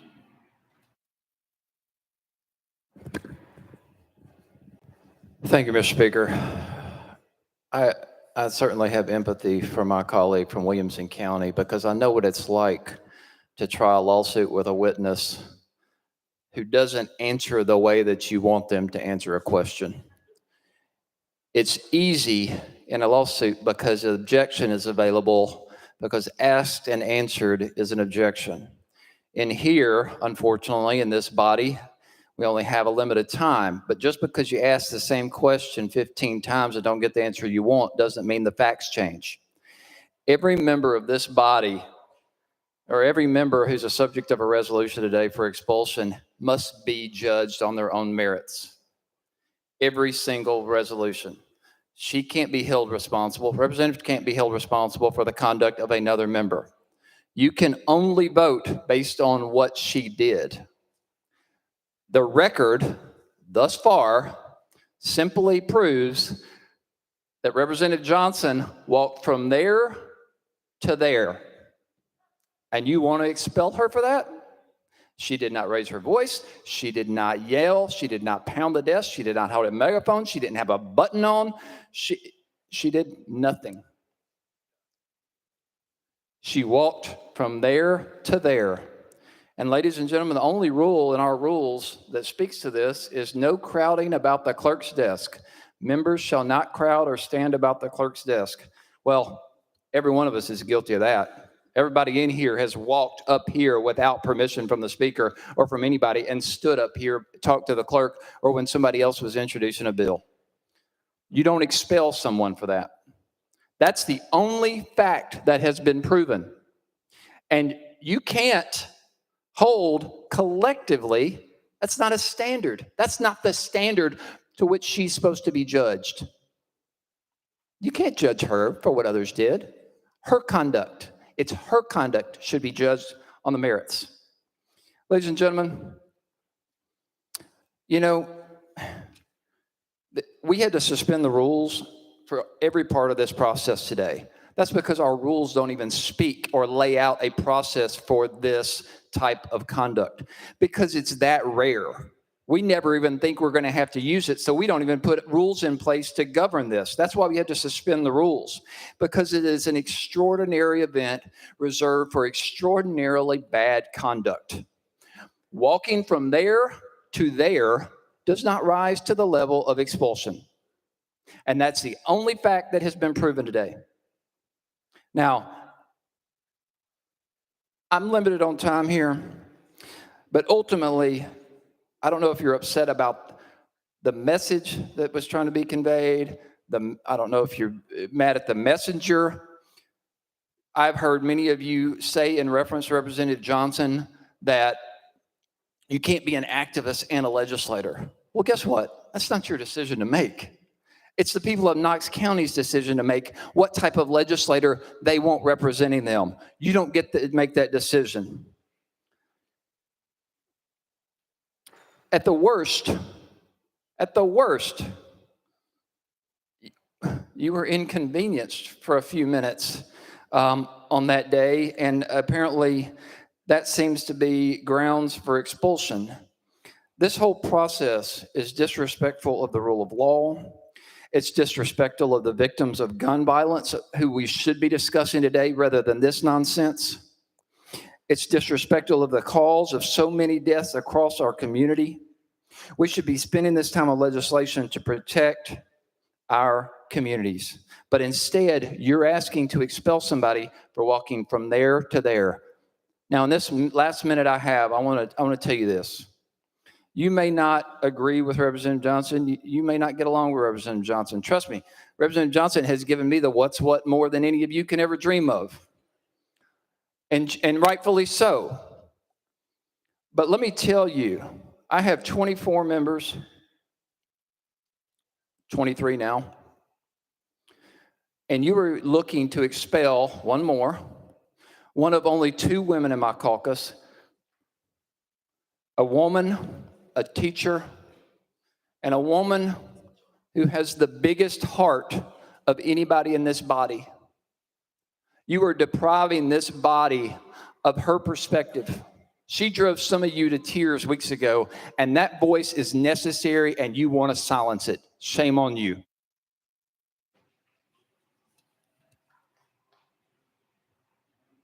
Representative Johnson. Thank you, Mr. Speaker. I think that one thing that we have to look at, I'm 60 years old and my colleagues are much younger. The younger generation, I am so proud of. I love them. I love working with them, and I trust that they are going to make a change. And we're starting to see that change in this body, and I stand with them. We may not do things exactly the same. The younger generation is not going to do things the same way that all of us do of 1 and 2 generations down the road. But they're strong. They're going to fight. They are smart. They are amazing speakers, and they connect with their voters. And they connect with their voters by speaking directly to them. And they did that during a recess. And I was there with them, and I stood with them because our hearts were the same. Our hearts were there for our constituents who cared deeply, for the children that begged us to do something to protect them. I was out there at 7 a.m., conversations all morning with moms and kids, people, staff at Covenant that I wasn't able to recognize on the floor that had reached out to me because I was a teacher. And we just have to do something. And as long as we are not allowed the voice to represent our districts on an issue so critically important that has impacted my life. I went to Denver, Colorado in 2001, the year after Columbine, to take a job at Dakota Ridge High School, which was about 2 miles away from Columbine. And some of the kids from Columbine who could not go back into that school went to Dakota Ridge. Some went to Chatfield, which was about 2 miles in another direction. I was at Dakota Ridge. When I got there, I saw the trauma that these kids had been through. I wrote a program. I wrote a grant for a program very similar to a program we had in Knoxville that addressed mental health. It did wonders. We had a counselor, we had a psychologist, and we were able to help those kids. And we are looking for solutions so that it never happens again. It should never, ever happen again for any parent, for any child, for any classroom.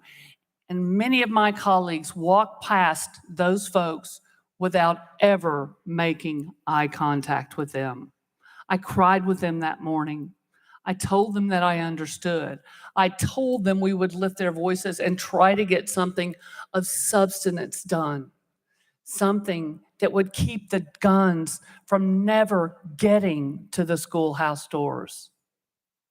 And that is why I walked to the front with my colleagues who felt the same, because their generation is a generation that has come up in this gun violence. I'm going to stand with them. I've seen it. I've heard them. I've tried to work with them. We can do better. We are better than this, Tennessee. We are. We can acknowledge that there are things that we can do to get guns out of the hands of people who shouldn't have them. There's plenty of research out there. We can do that by having those discussions. But folks weren't even willing to recognize those folks, who they were, why they were here, and tell them, we see you, we hear you, and we care about making your communities and your schools safer.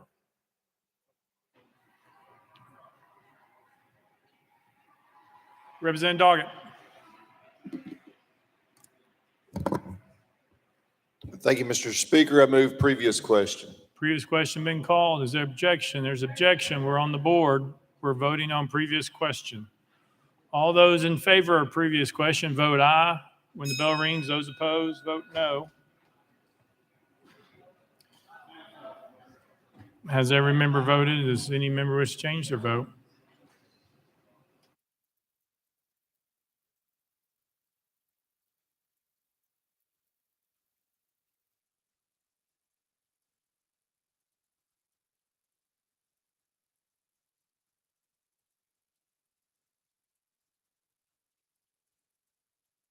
Mr. Clerk, take the vote. Ayes 71, 23 nays. Previous question prevails.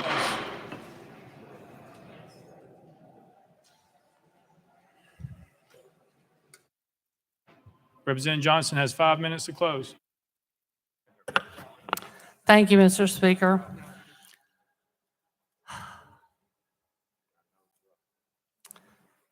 First, I want to say some names. Evelyn, Hallie, William, Cynthia, Catherine, Mike, Ryan McDonald.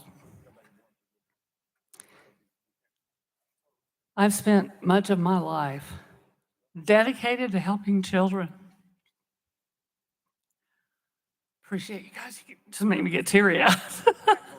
And I really want to thank you for standing with me, because I know you care about children. And I hear a lot of talk about caring about children, but I continue to hear no one having conversations about things that will prevent gun violence from coming to our doors. There are so many things we could do that would change the trajectory of where we're headed. More school shootings, more church shootings, more Waffle House shootings, all of these, theater shootings. It's happening everywhere, folks. There's one common denominator.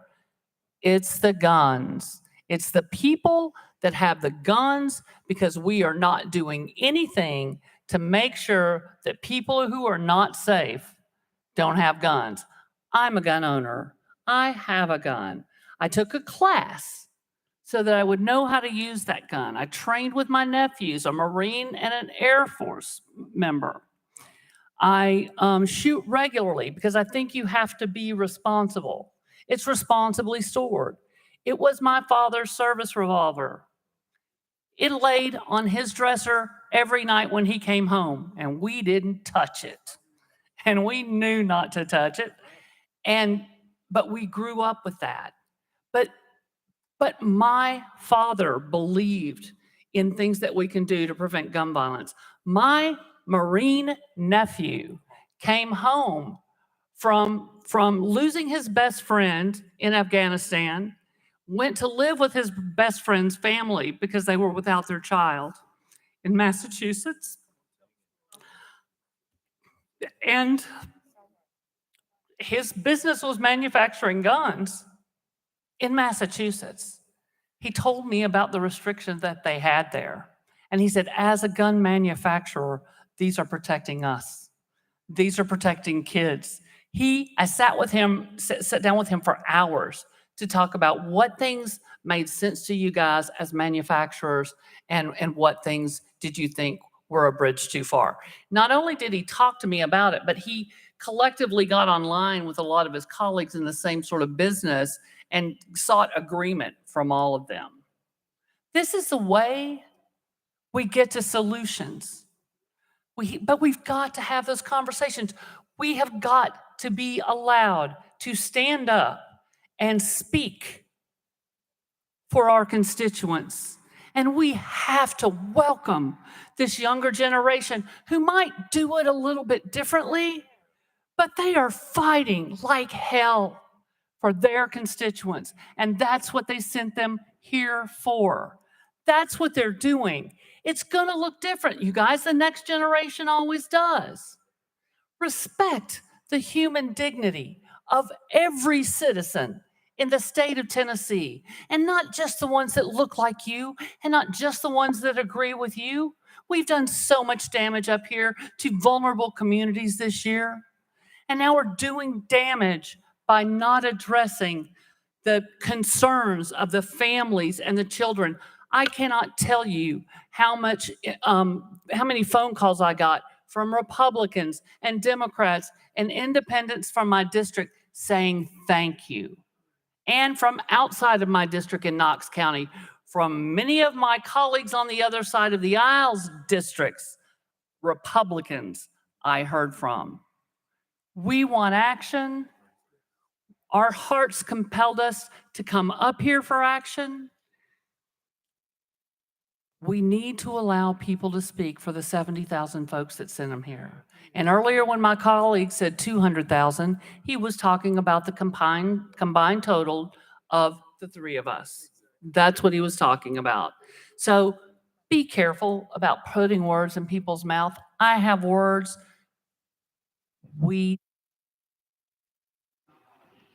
Thank you. We are voting on House Resolution 64. All those in favor, vote aye when the bell rings. Those opposed, vote no. Has every member voted? Does any member wish to change their vote?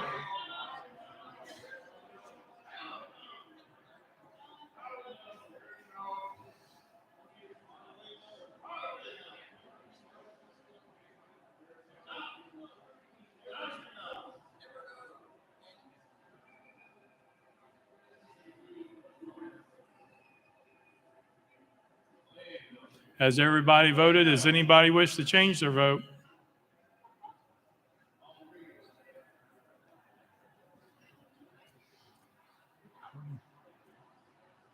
Mr. Clerk, take the vote. Aye, 65, 30 nays. House Resolution 64 fails.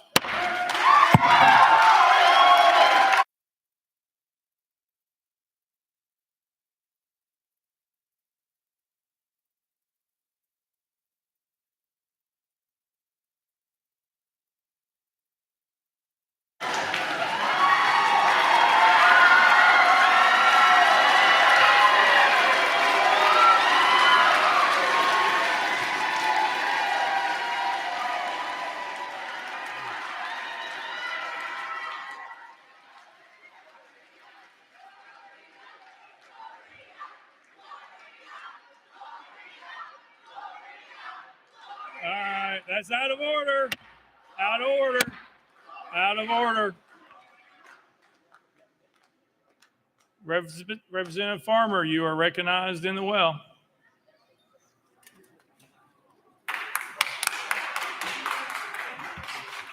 Thank you, Mr. Speaker. I move adoption of House Resolution 63. Chairman Farmer moves adoption of House Resolution 63, probably seconded. Chairman Farmer. Thank you, Mr. Speaker. I request that the clerk read the resolution. Mr. Clerk, read the resolution. House Resolution 63 by Chairman Farmer, a resolution to expel Justin J. Pearson from his seat as a member of the House of Representatives of the 113th General Assembly of the state of Tennessee, elected by the 86th Representative District. Whereas Article 2, Section 12 of the Tennessee Constitution provides that each House may determine the rules of its proceedings, punish its members for disorderly behavior, and with concurrence of 2/3 expel a member, but not a second time for the same offense, and shall have all the powers necessary for a branch of the legislature of a free state. And whereas all members of the House of Representatives must comply with the permanent rules of order of the Tennessee House of Representatives for the 113th General Assembly, including preserving order, adhering to decorum, speaking only with recognition, not crowding around the clerk's desk, avoiding personalities, and not using props or displaying political messages. And whereas during the House floor, 19th legislative day on March 30th, 2023, Justin J. Pearson of Shelby County, along with Gloria Johnson of Knox County and Justin Jones of Davidson County, did knowingly and intentionally bring disorder and dishonor to the House of Representatives through their individual and collective actions. And whereas at approximately 10:49 a.m., Representative Pearson and his colleagues, having gathered at Representative Johnson's desk, moved in unison to the well and began shouting without recognition. And whereas once gathered in the well and called out of order, Representative Pearson and his colleagues proceeded to disrupt the proceedings of the House of Representatives from approximately 10:50 a.m. until approximately 11:42 a.m. And whereas during this time, Representative Pearson and his colleagues shouted, pounded on the podium, led chants with citizens in the gallery, and generally engaged in disorderly and disruptive conduct, including refusing to leave the well, sitting on the podium, and utilizing a sign displaying a political message. And whereas during this time, Representative Pearson and Representative Jones used the bullhorn to amplify their protestations. And whereas these actions are done in open session in presence of and witnessed by the members and staff of the House of Representatives, and whereas it appears to the satisfaction of this body that Representative Pearson's conduct on March 30, 2023 constitutes disorderly behavior and justifies expulsion, and whereas such disorderly behavior on part of Representative Pearson reflects adversely upon the integrity and dignity of the House of Representatives of the state of Tennessee, place a cloud upon the action of this honorable body, and is inconsistent with the duty of a member of this body, and where it is deemed in the best interest of the people of the state of Tennessee and this body for Representative Pearson to relinquish his seat as a member of the House of Representatives, and whereas Representative Pearson has been given advance notice of the contents of this resolution and has been afforded the opportunity to debate the resolution on the floor of this House prior to its passage. Now, therefore, be it resolved by the House of Representatives 113th General Assembly of the State of Tennessee that pursuant to the authority under Article 2, Section 12 of the Tennessee Constitution, this body hereby expels Justin J. Pearson from his seat as a member of the House of Representatives of the 113th General Assembly of the State of Tennessee, elected by the 86th Representative District for his disorderly behavior occurring on March 30, 2023, and declares the 86th Representative District seat vacant. Be it further resolved that copies of this resolution be prepared and forwarded to Justin J. Pearson, the legislative body of Shelby County, the Honorable Bill Lee, Governor of the state of Tennessee, and the Honorable Trey Hargett, Secretary of State. Representative Pearson, you're recognized in the well.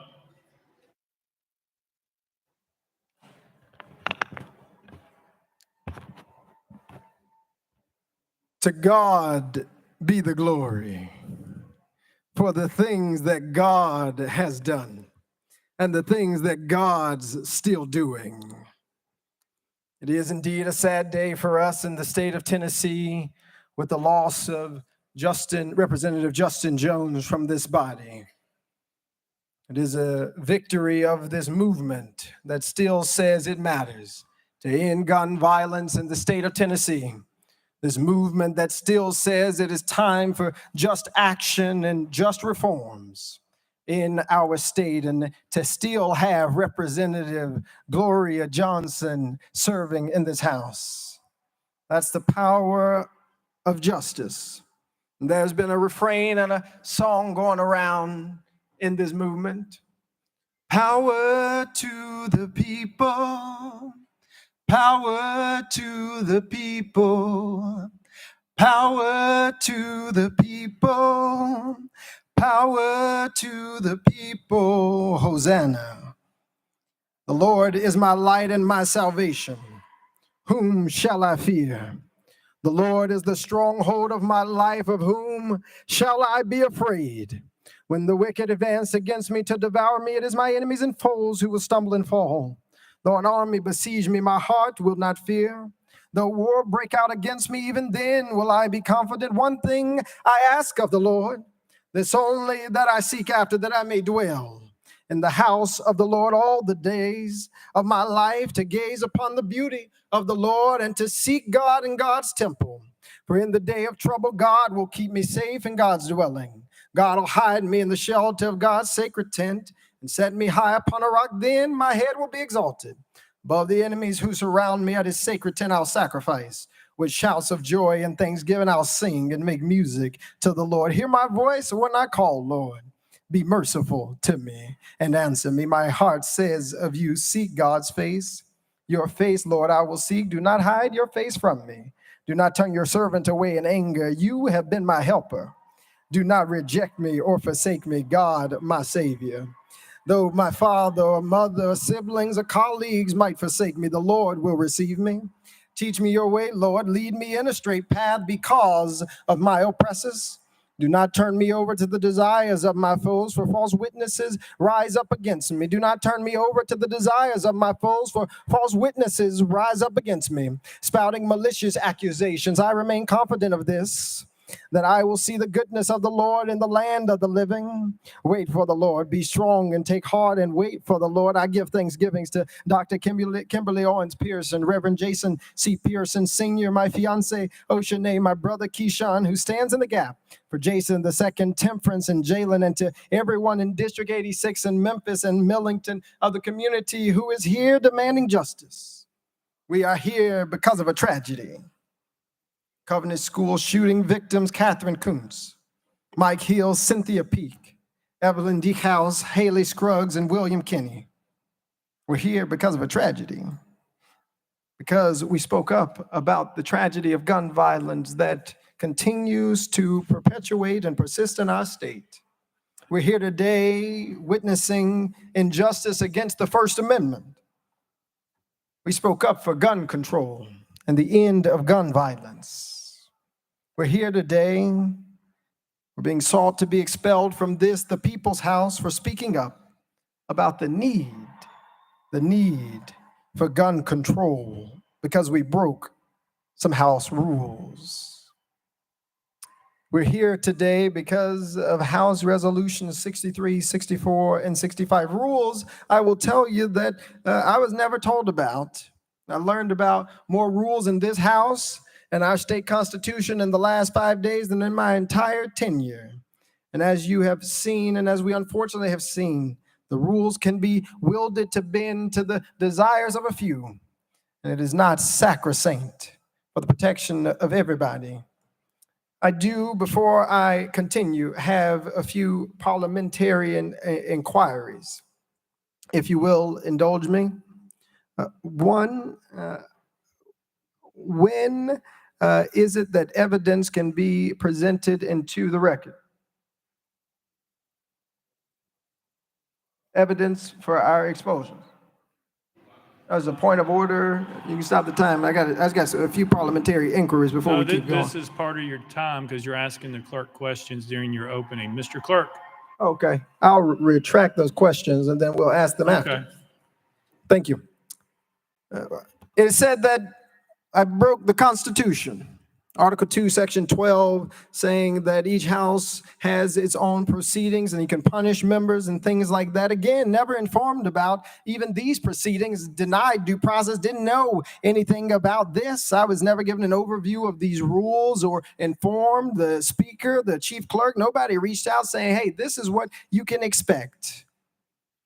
I've been serving officially District 86 for 10 days since our swearing in. I was sworn in the day of the Covenant shooting. And now being brought up against charges, if you will, that we broke the Constitution. Told in paragraph 2 that members of this assembly have permanent rules of order. Now, when did we sit down and we talk about these rules? I think they were voted on before I got here and was appointed by the Shelby County Election Commission. I was told that we were crowding around the clerk's desk, and I got to be honest with you, I just realized they're talking about this desk and not the one up there. It's a lot of things that are in these resolutions that seem to assume a lot of knowledge about what I am supposed to know or what we are supposed to know without real facts about what we have been provided information about. I'm told that I did knowingly and intentionally bring disorder and dishonor. Knowingly and intentionally bring disorder and dishonor. When we went up between bills, I walked to this hallowed house near this well, went up between bills after not being called on during welcoming and honoring to say we've got to listen to the people. We've got to do something. We've got to take action on gun violence. We've got to elevate this issue in order that we can create the necessary change that we need because we're exercising, and I exercise our First Amendment right. We're being told that that deserves an expulsion from the House because it broke a permanent House rule. And still, when we learn that a member of this body broke a permanent House rule in order for a video to be shown, there was no discussion even about what potential retributions might exist. If rules will be sacrosanct, if rules will be the end all and be all of this House, then that needs to apply equitably to everyone. But there is something that tells me it is not the rules being broken. It was what we were advocating for that folks have gotten very upset about. That we were advocating for people who have been murdered in our communities. We're advocating for people like my own classmate, Larry Thorne, who was slain by gun violence. We're advocating for people who are suffering in our communities. We're told in this resolution that I proceeded to disrupt the proceedings of the House of Representatives from approximately 10:50 until approximately 11:42. And my fiance, she's a lawyer to be. And I have to tell you, if you go back, and this is one of the questions that I have, and we can start working on pulling up. If you look at the video, at 10:50 a.m., this house is in recess. And the question that I'm pondering is it possible for House members to break permanent rules of order when the House is in recess? It's important that we unpack this. After SB 638 was passed at 10:49 a.m., I walked to the well. And Speaker Sexton immediately said, "You're out of order. I call for a 5-minute recess. Leadership, come up here." There was no disruption of any House proceedings or business. We were in a recess where members were relaxing, went for walks, left the chambers, ignoring the cries of people asking for gun reform, asking to end gun violence. I didn't disrupt proceedings between 10:50 to 11:42 because it wouldn't have been possible. We were in a recess. But if you want to count the recess and say that our peaceful protests for red flag laws, our peaceful protests for gun control storage laws, our peaceful protests for the safety of kids like the ones at Covenant, our peaceful protests for the communities that we serve and the people that we represent deserve expulsion, then let's go through the timeline. There was a 10-minute peaceful protest on the House floor. And it was at exactly 11:04 where we walked back to that room with Leader Camper. Again, in the resolution, it says that we refuse to leave the well. In fact, all of the quote unquote protest, except for maybe the first second or two, was called during a recess. And we still finished the business for the day. You keep going, and they say that we shouted and led chants with citizens. They said that we refused to leave the well. We had signs displaying political messages, and none of us believed that we were doing anything to deserve expulsion from this house. Speaking up on behalf of the last, the lost, the least, those who've been left out, those who've been ignored, those who've been silenced, but who refuse to be silent any longer, does not deserve expulsion from this house. The mic was cut off. We did use a mini bullhorn to listen and to project to the people in our community who were asking for change. The reality is, we were told this happened in the open presence of witnesses, but the gallery was cleared. The video and audio during this time, and you can see this with the chief clerk, and we can pull up that video. The video and audio during this peaceful exercise of our First Amendment was not even broadcast online. We're told that this was disorderly behavior and it justifies expulsion. Well, I've been looking, colleagues, at our permanent rules of order. And if you read Rule 19 of the permanent House rules that this body has voted on and have been mentioned several times today, there is a blatant contradiction in these resolutions that are asking for our expulsion and the permanent House rules for the 113th General Assembly.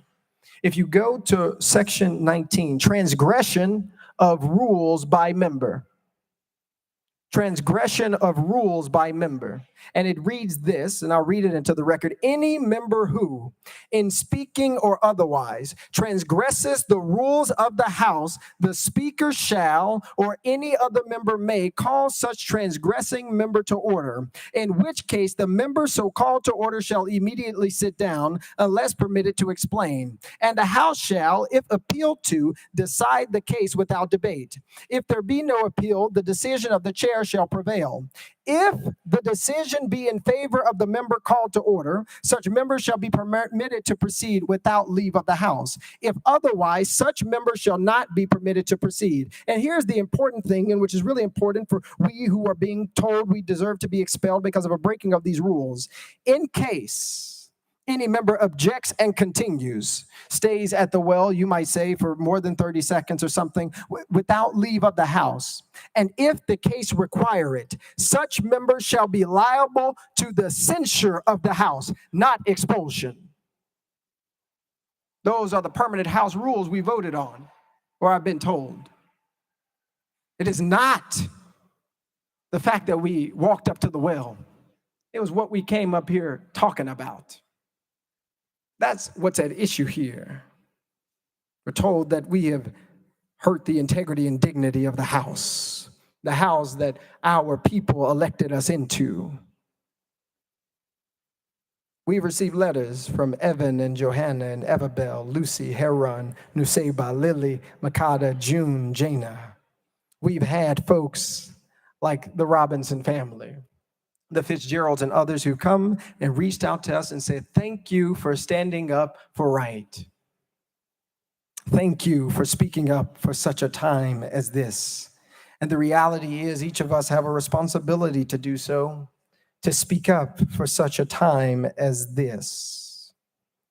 There is something I take issue with in paragraph 9 of our resolution. It says that it's deemed in the best interest of the people of the state of Tennessee and the body for Representative Pearson to relinquish his seat as a member of the House of Representatives. I want to be clear. We are not relinquishing our seat. With this vote, you are taking it. You are disenfranchising the people of District 86. You are disenfranchising tens of thousands of people in our state. We are not giving anything away. A few of my colleagues have talked about the Tennessee State Constitution in Article 2. But I invite each of you to go to Article 1, Section 2 of the Tennessee State Constitution. And it reads this way, that government being instituted for the common benefit, the doctrine of non-resistance against arbitrary power and oppression is absurd, slavish, and destructive of the good and happiness of mankind. That's what the forebearers of the state of Tennessee wrote. That's the Constitution you're talking about, where they said that to have non-resistance against arbitrary power, against house rules, not criminal acts, is oppression, is absurd, leads to the destruction of the good and happiness of mankind. We've heard from thousands of people asking that we do something about gun violence. We must answer them.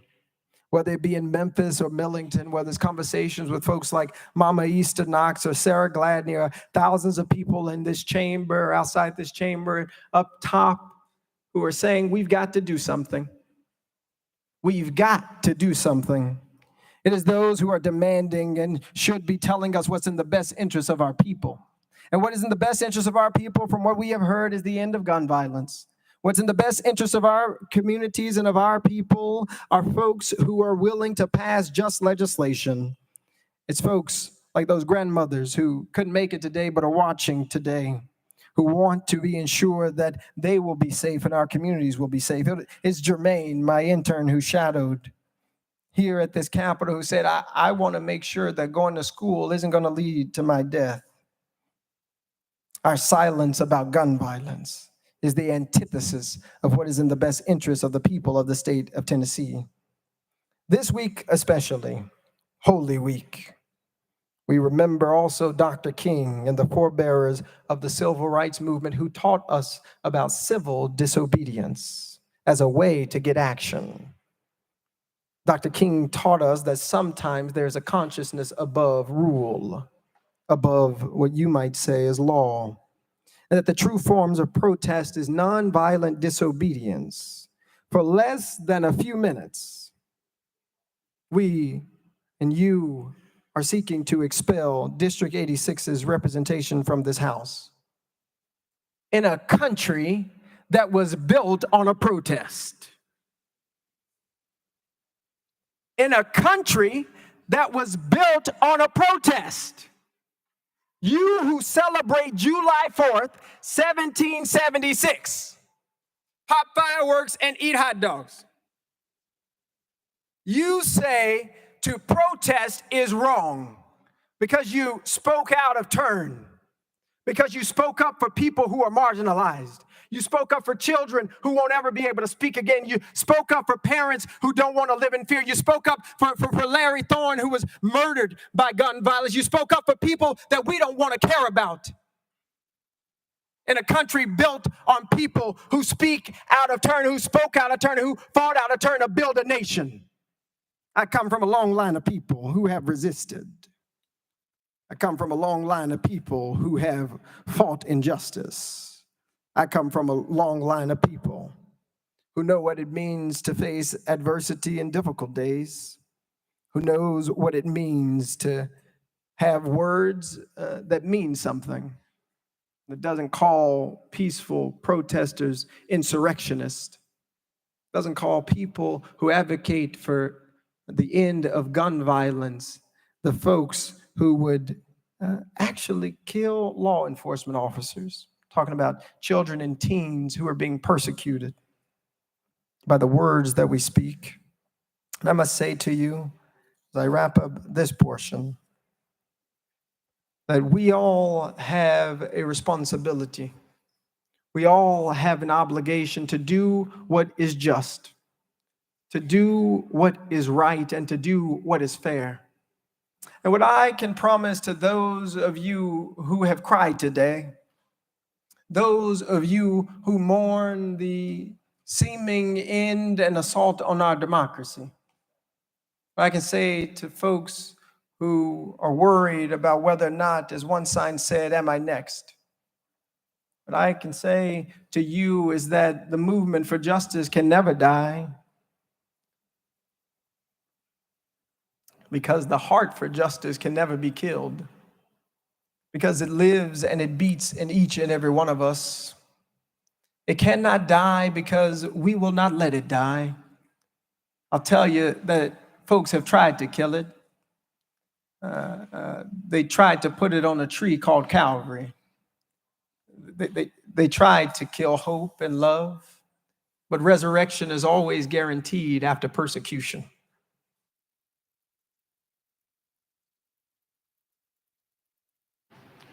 Representative Farmer, you're recognized. Yeah, thank you, Mr. Speaker. Representative Pearson. Representative Pearson, right here. Do you know why you're standing in the well today? Representative Pearson. Yes, hold on one second.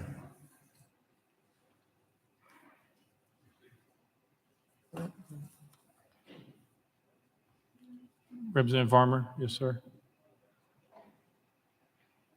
Yeah, I was just going to ask to pause my time if he's going to. No, I'm actually not doing what y'all typically. Representative Pearson. Yeah, I'm actually not trying to run out of your time like y'all do to us or to me. I was actually just looking for a piece of paper. I'm here in the well right now because I came to this well using our First Amendment rights to speak up after the violent killing with assault rifles of beautiful human being Catherine Coons, Mike Hill, Cynthia Peak, Evelyn Decaus, Haley Scruggs, and William Kinney. Representative Farmer. Thank you, Mr. Speaker. No, you're wrong. You're in the well today because you broke rules of decorum. Wouldn't you agree? Representative Pearson. I believe I'm in the well today because you have put forward a resolution that says that it's more important to expel voices of dissent than do the work of justice, which is fighting to end gun violence in the state of Tennessee. I believe that I'm in the well today because I, with the courage of ancestors and family and loved ones and community, stood up and spoke up for folks like my classmate Larry Thorne, who can speak no more because of the proliferation of guns in Tennessee. I believe that I'm in the well today because you have decided that it is not right to have debate. It is not right to listen to the voices of the minority. I believe I'm in the well today because on the day that we wanted to honor the thousands of people who protested, we were denied that opportunity. I believe that I'm here because you feel in your heart that it is right to persecute someone who has committed no crime, who has only broken what you call the House decorum rule, which according to Section 19 of the House Permanent Rules of Order say that at worst the thing that should happen is censure. But instead, you have brought forward a terrible resolution to deprive and disenfranchise thousands of people in Shelby County of a representative who will and can speak and advocate for them. And I believe, Representative Farmer, that that is wrong. Representative Farmer. Thank you, Mr. Speaker. And I want to just remind you of a letter you sent the members of this General Assembly on April 3rd. I recognized I did not follow decorum this past Thursday on the House floor, and I take full responsibility and accountability for my actions. What changed between the letter you sent the members and the account you just gave, because either A, you were telling a lie here, or you were telling a lie right up there at that podium. So what's the truth? Representative Pearson. Thank you, Representative Farmer. I did write that letter, and I still stand by it.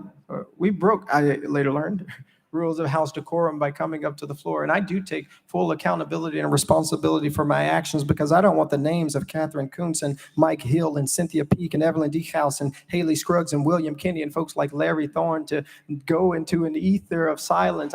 You're right that coming up to the House floor without the speaker saying something broke a rule of House decorum, but it did not break a rule that deserves the expulsion of members of this body. We committed no crime. We did nothing but came to this floor to say we need to listen to the constituents who are asking for us to end gun violence. We need to listen to the constituents who are asking for us as they chanted to do something. And that is not a crime. In fact, that is our responsibility, our obligation, and I would even say it's our calling. Representative Farmer. No, thank you, Mr. Speaker. And as you said earlier, you've admitted that you've engaged in disorderly and disruptive conduct, correct? Representative Pearson. That's not correct. I believe the rule of House decorum that we broke was walking up to the well without the speaker's permission. But I think, and I'm going to ask that we do get the video of what happened on the House floor that day, because I believe you will see, as we saw in the video earlier, that most of the things that are in this resolution, which really make it challenging, I think most of the things that are in this resolution happened during recess. And what I'm being told now, or what it seems to be happening, is that you cannot be held to account to the permanent House rules of order during recess, or another member of this body would have had a resolution against them, or will be having one pretty soon. And so I think there are a lot of contradictions and questions that are coming up, Representative Farmer. Representative Farmer. Thank you, Mr. Speaker. Representative Chisholm. Thank you, Mr. Speaker. Representative Pearson, what day were you officially sworn in?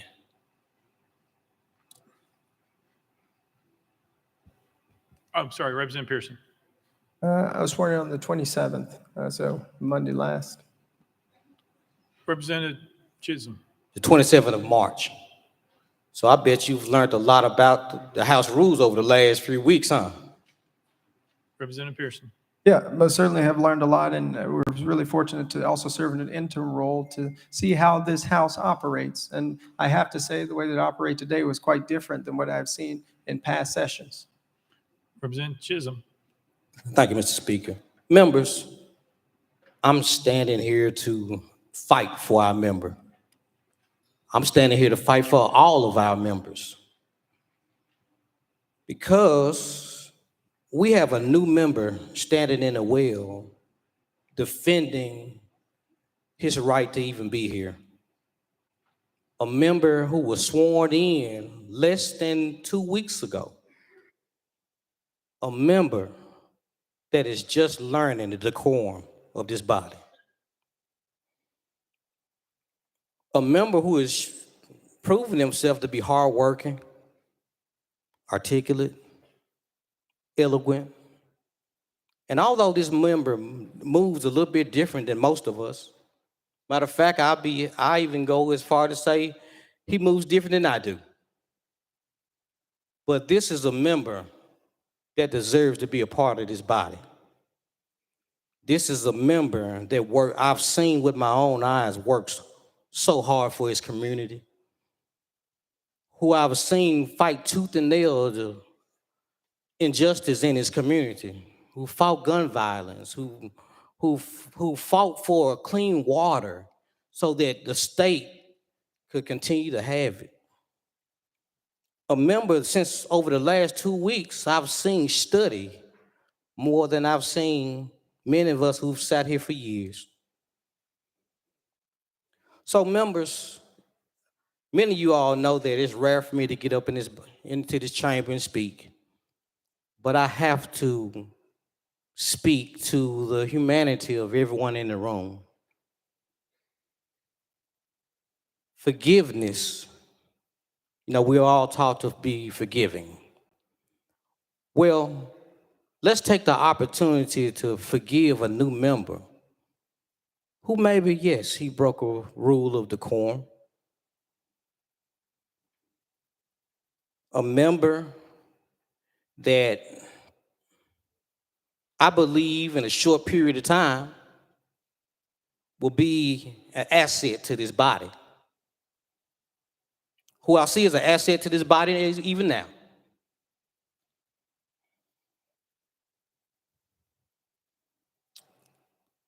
Members, we've seen, it's been said many times that we've seen many members of this body violate rules and are still here, who violated decorum in a much severe manner than a member that's standing in the podium, who are still here.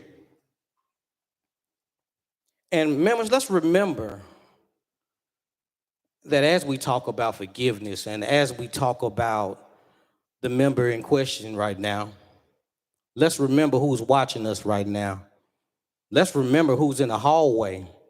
And let's not forget about those children that lost their lives. Let's not forget about the reason he felt like he had to get in the well. Because when a generation is penalized for telling the truth, we teach them how to lie. So, members, let's be careful what we're teaching, not only the people who are here at the state capitol right now, not only the people of Tennessee, but remember, please remember, there are people all over the world who are trying to find examples of Tennessee that they can copy and use for themselves. And let's not give them something they'll end up being ashamed of from seeing us. Thank you for your ear, and I ask you for your consideration. Thank you. Representative Pearson.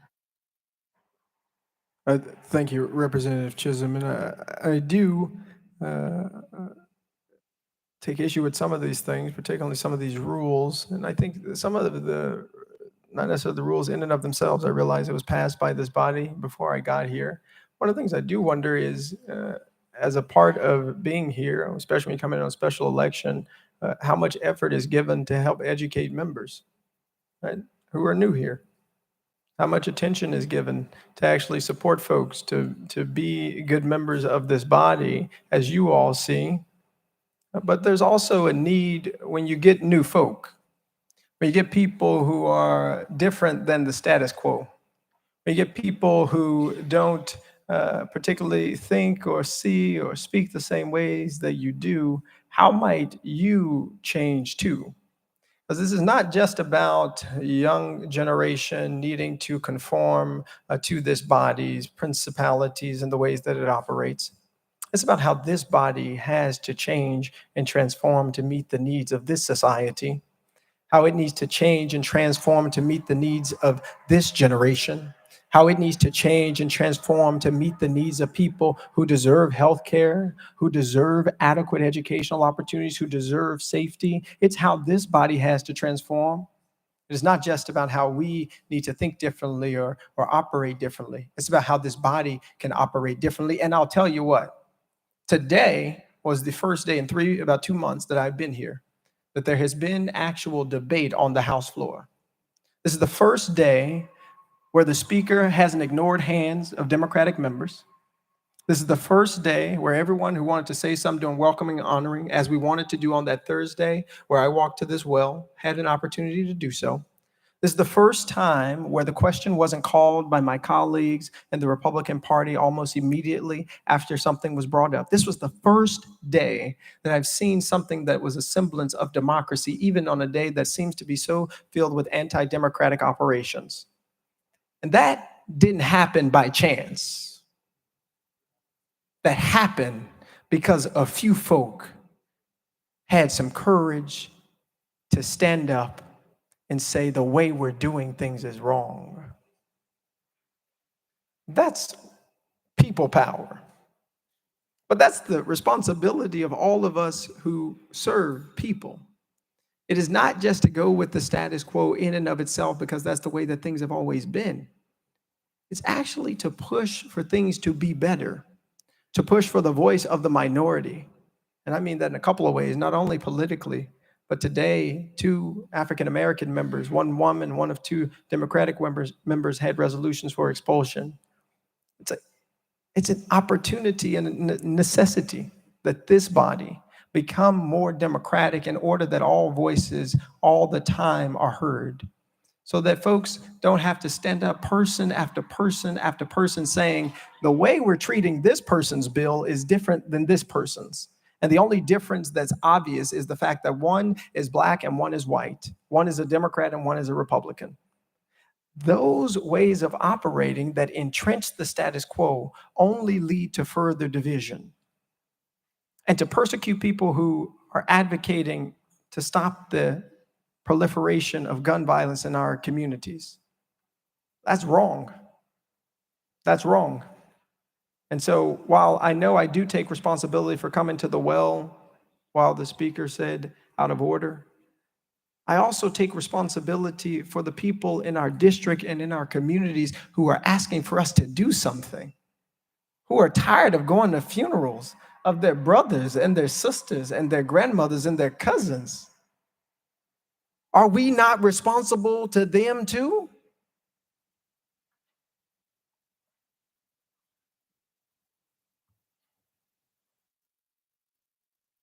I'll take any other questions. Representative Farmer. Thank you, Mr. Speaker. You know, as I'm listening, I'm thinking to myself, you don't understand. You don't truly understand why you're standing there today. You don't truly understand why I authored that resolution. And it wasn't an easy thing for me to do. But I'm hearing you blame this on your youth. But just because you don't get your way and you grab a couple friends, doesn't mean you can come to the well while we're conducting business in session. Other members are waiting to have their bills to be heard. They have constituents too, 60, 70,000 times another 80, millions of people. Just because you don't get your way, you can't come to the well, bring your friends, and throw a temper tantrum with an adolescent bullhorn. It doesn't give you the right to enrage folks that are here to watch this body conduct business and talk about things you know good and well that we've worked very hard to protect our children here in the state of Tennessee. Very hard. You know what? And what you could do, you could file a piece of legislation that maybe you'd do that instead of sitting back and criticizing folks that's worked really hard for the past decade to do so. That might be a place to start, but certainly don't start by commandeering the well while we're conducting business here in this Tennessee General Assembly. That's why you're standing there, because of that temper tantrum that day, for that yearning to have attention. That's what you wanted. Well, you're getting it now. So I just advise you, if you want to conduct business in this house, file a bill. Be recognized, stand there and present it, and pass it. All you got to do is pass a bill. Representative Pearson. Now, you all heard that.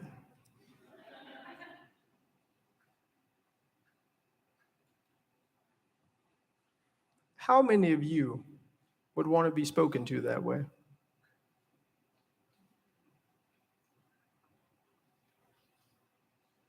How many of you would want to be spoken to that way?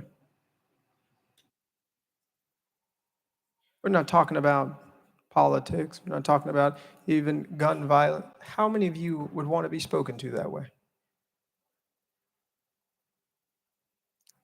The reason that I believe the sponsor of this legislation, of this resolution, spoke that way is because he's comfortable doing it. Because there's a decorum that allows it. There's a decorum that allows you to belittle people. We didn't belittle nobody. What we said was that we cannot be beholden to gun lobbyists, to the NRA. We can't be beholden to organizations that don't want to see us make progress on gun violence. We can't be beholden to folks who don't want to see us help save our communities and protect them. But there's something else I think that the sponsor of this resolution has alluded to, and there were a few things here that you said that I want to address. He called a peaceful protest a temper tantrum. Is what's happening outside these doors by Tennesseans who want to see change a temper tantrum? It's Sarah, whose son Noah was at the Covenant School. He survived. He's 5 years old. And she showed up here demanding that we do something about gun violence. Is that a temper tantrum? Is elevating our voices for justice or change a temper tantrum? But there's something in the decorum of this body that makes it okay to say that folks who are exercising their First Amendment rights to speak up for the hundreds of thousands of people collectively that we represent. There's something in the decorum of this body that says it's okay to call that a temper tantrum, to call people we disagree with on the issues, to say that all they want is attention. But I'll tell you what, I don't personally want attention. What I want is attention on the issue of gun violence. But instead, we're here with a resolution you put up talking about expelling me for advocating for ending gun violence in the state of Tennessee. I'd much rather be talking with you about legislation to protect Shelby County and to protect our communities than talking about why we don't deserve to have our representation lost because we came to the well of this house saying we've got to do something. That's what I would like to be doing. And so you brought attention or tried to bring attention to me, but I want to turn the attention to the people. The people who will never be able to throw a temper tantrum for gun violence. You know, the Larry Thorns, the Catherine Kuntzes, the Mike Hills, the Cynthia Peaks, the Evelyn Decaus, the Haley Scruggs, the William Kennedys, who will never have a chance to throw what you call a temper tantrum for justice, for gun reform, for the ending of gun violence. They'll never have a chance because we haven't taken our oath seriously. Because we don't take people who we disagree with seriously. We tell them, you just are throwing a temper tantrum. And again, these are the same folks who live in one of the greatest democracies, as we've been told, in the United States of America. A place, in an institution, in fact, I would argue, that was built on protest. An institution that was built on people throwing temper tantrums against injustice and what they viewed as injustice. It isn't a temper tantrum to say that kids should actually go to schools that are safe. Neighborhoods shouldn't have to have thousands of police officers to be safe. We shouldn't have to worry about going to the grocery store, as in some cases going to the movie theater and someone coming with an assault rifle and killing us. That's not throwing a temper tantrum, sponsor. That's just asking for us to do right. You said something else. You said, you don't understand why you're here. I promise you, I fully understand why I am here. I am here because the people in District 86 brought me here. I'm here because the people in District 86 asked that we might fight for justice against the status quo here. I'm here because we are subversive to the status quo. One that is young, one that is diverse, one that calls into question the ways that we have been operating that are not working. Because if they were working, those kids would be alive. Larry would be alive. People in our communities and in our families, TJ would be alive. If the system was working the way it was supposed to, my cousin would be alive. But that's not what's happening. And look, I wrote y'all a letter. I hand-delivered a letter to everybody. And I said, look, I take full accountability and responsibility for my actions on the House floor and that it broke decorum. I told y'all that. And I also told you that there was in no world or way that I thought that would lead to us being expelled from this house that we got elected into by our constituency. Who would have ever thought that? That for 30 seconds or less before the speaker called a recess could lead to our expulsion from the State House. That is anti-democratic. That is not right. That is not just. So yes, I still take full responsibility for my actions. I know exactly why I am here serving. I know exactly why I'm fighting for our community, why I'm fighting to continue to be in this institution to help create change. I know exactly why I'm doing that. And I know exactly why this resolution was brought forward. And I don't think it has a lot to do with the 30 seconds before the recess. I think it has to do with the issue that we were talking about. You said something else, that we are just criticizing folks and setting, instead of just setting back and criticizing folks, put forward some legislation. Well, some good legislation has been put forward, y'all. I hear representatives on our side have legislation that can lead to protecting our communities, including red flag laws and gun storage as well. And I ask that you might work to actually pass that legislation, because we are going to continue to fight for just legislation.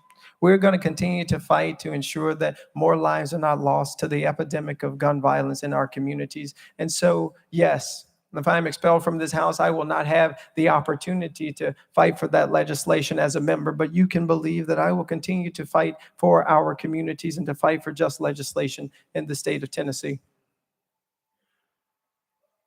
With that, if anyone has any more questions or comments. Representative Beck.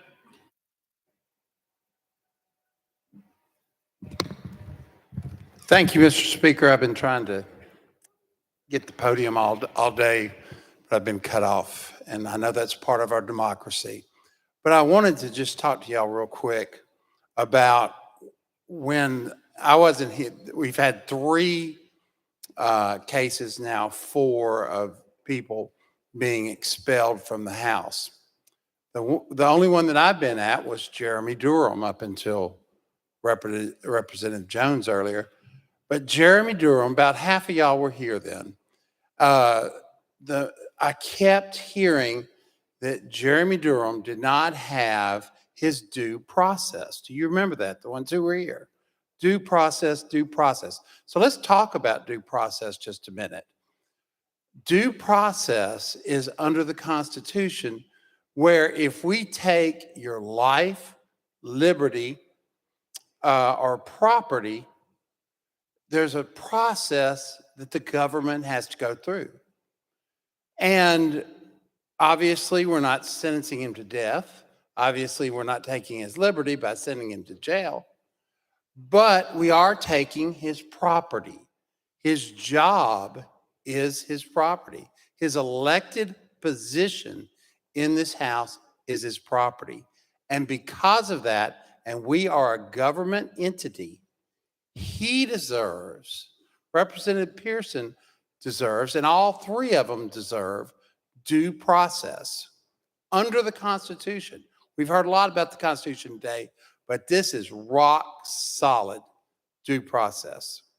And under the due process, you've got to have inquiries. You've got to, we heard about under Jeremy Durham, had a ad hoc committee to investigate it. The Attorney General appointed a committee to investigate it. And yet we still get to months later, not a week later, months later, we get to a position where we are in a special session to expel Jeremy Durham. That was months, years maybe, after the first accusations of the sexual harassment came out and other accusations. But where I'm going with this, ladies and gentlemen, is that none of these 3 were given their due process. There was no investigation. If there was an investigation, if there was a time, then maybe these articles of expulsion would have been correct, would have been accurate. We keep hearing different things that different accused that are said that they have been done. Well, if we would have slowed this down, given them due process, like anyone that we're taking their property from, then yes, we would be in a lot better position to make a decision on young Representative Pearson. And a point of order, I've got a question for the clerk. Mr. Clerk. Mr. Clerk, is it against the House rules to approach the well without the speaker's permission? Mr. Clerk. Mr. Speaker, that is not contained in the House rules. Representative Beck. So when young Representative Pearson admitted to breaking decorum because he went to the well without the permission of the speaker, in fact, he was not breaking House rules or House decorum. He didn't know that he wasn't breaking House rules or House decorum. So when he says that he did, he was actually in error. Mr. Clerk. Mr. Speaker, I believe part of the issue was that the members weren't recognized, which is part of the rules. Representative Beck. But the representative said earlier, he thought he broke the rules because he came to the well without permission, which that was not a violation of our House rules. And with proper due process, all this could have been vetted, and we would have been in a process where we would have seen the video that was spliced from 4 different angles, 4 different people who took it, and been able to authenticate it and given you true due process. Representative Pearson. Yeah, Bill, I appreciate that, and I'm still learning a lot about these rules, as you see, and appreciate you sharing that. And what I agree with is that this has not been a very fair process. We were told Monday that we'd be expelled Thursday. We're never given any idea of how this process would work, whether or not we would even have, how much time we would have to be here before you, to talk to you all about the reason that we needed to remain here. We weren't given due process, but this wasn't and isn't fair. And I think what ultimately has happened, and this is the tragedy of this moment, is this very undemocratic process has already led to the expulsion of one member from the State House General Assembly, Representative Justin Jones. And operating in this way means that it doesn't have anything to do with the rules. The rules that are being broken, which seem to become more finite, could have been addressed by Section 19, which would have led to censure, which you all passed in the Permanent House Rules of Order for the 113th General Assembly, could have led to censure. But to expel members from this body that we were duly elected into doesn't have to do with a breaking of a rule or something like that even. I think it has to do with working to silence the voices of people calling for action and change, particularly as it relates to gun violence. I don't want us to forget that. Right? We're here because we were not recognized when it came the time to talk about gun violence. And it was time for us, and it is time for us to do something. That is ultimately what has led to the use of our First Amendment rights and the protesting against injustice on the State House floor, in order that we might elevate the issues of our community and our constituents who are in need and asking for us to do something. And so it's very helpful to know that the rule I even thought I broke wasn't even a rule in the first place. But to be able to bend the rules or skip the rules for certain folks, or to use the rules against duly elected members of this body for either politically motivated reasons or ideologically motivated reasons, are wrong. And not only is it about setting a bad precedent for generations and generations to come, it's bad today, right? For people who still believe and have faith in what Tennessee can be, for the young people who still are marching and still are speaking out, saying that this is still an institution, a place where change can happen.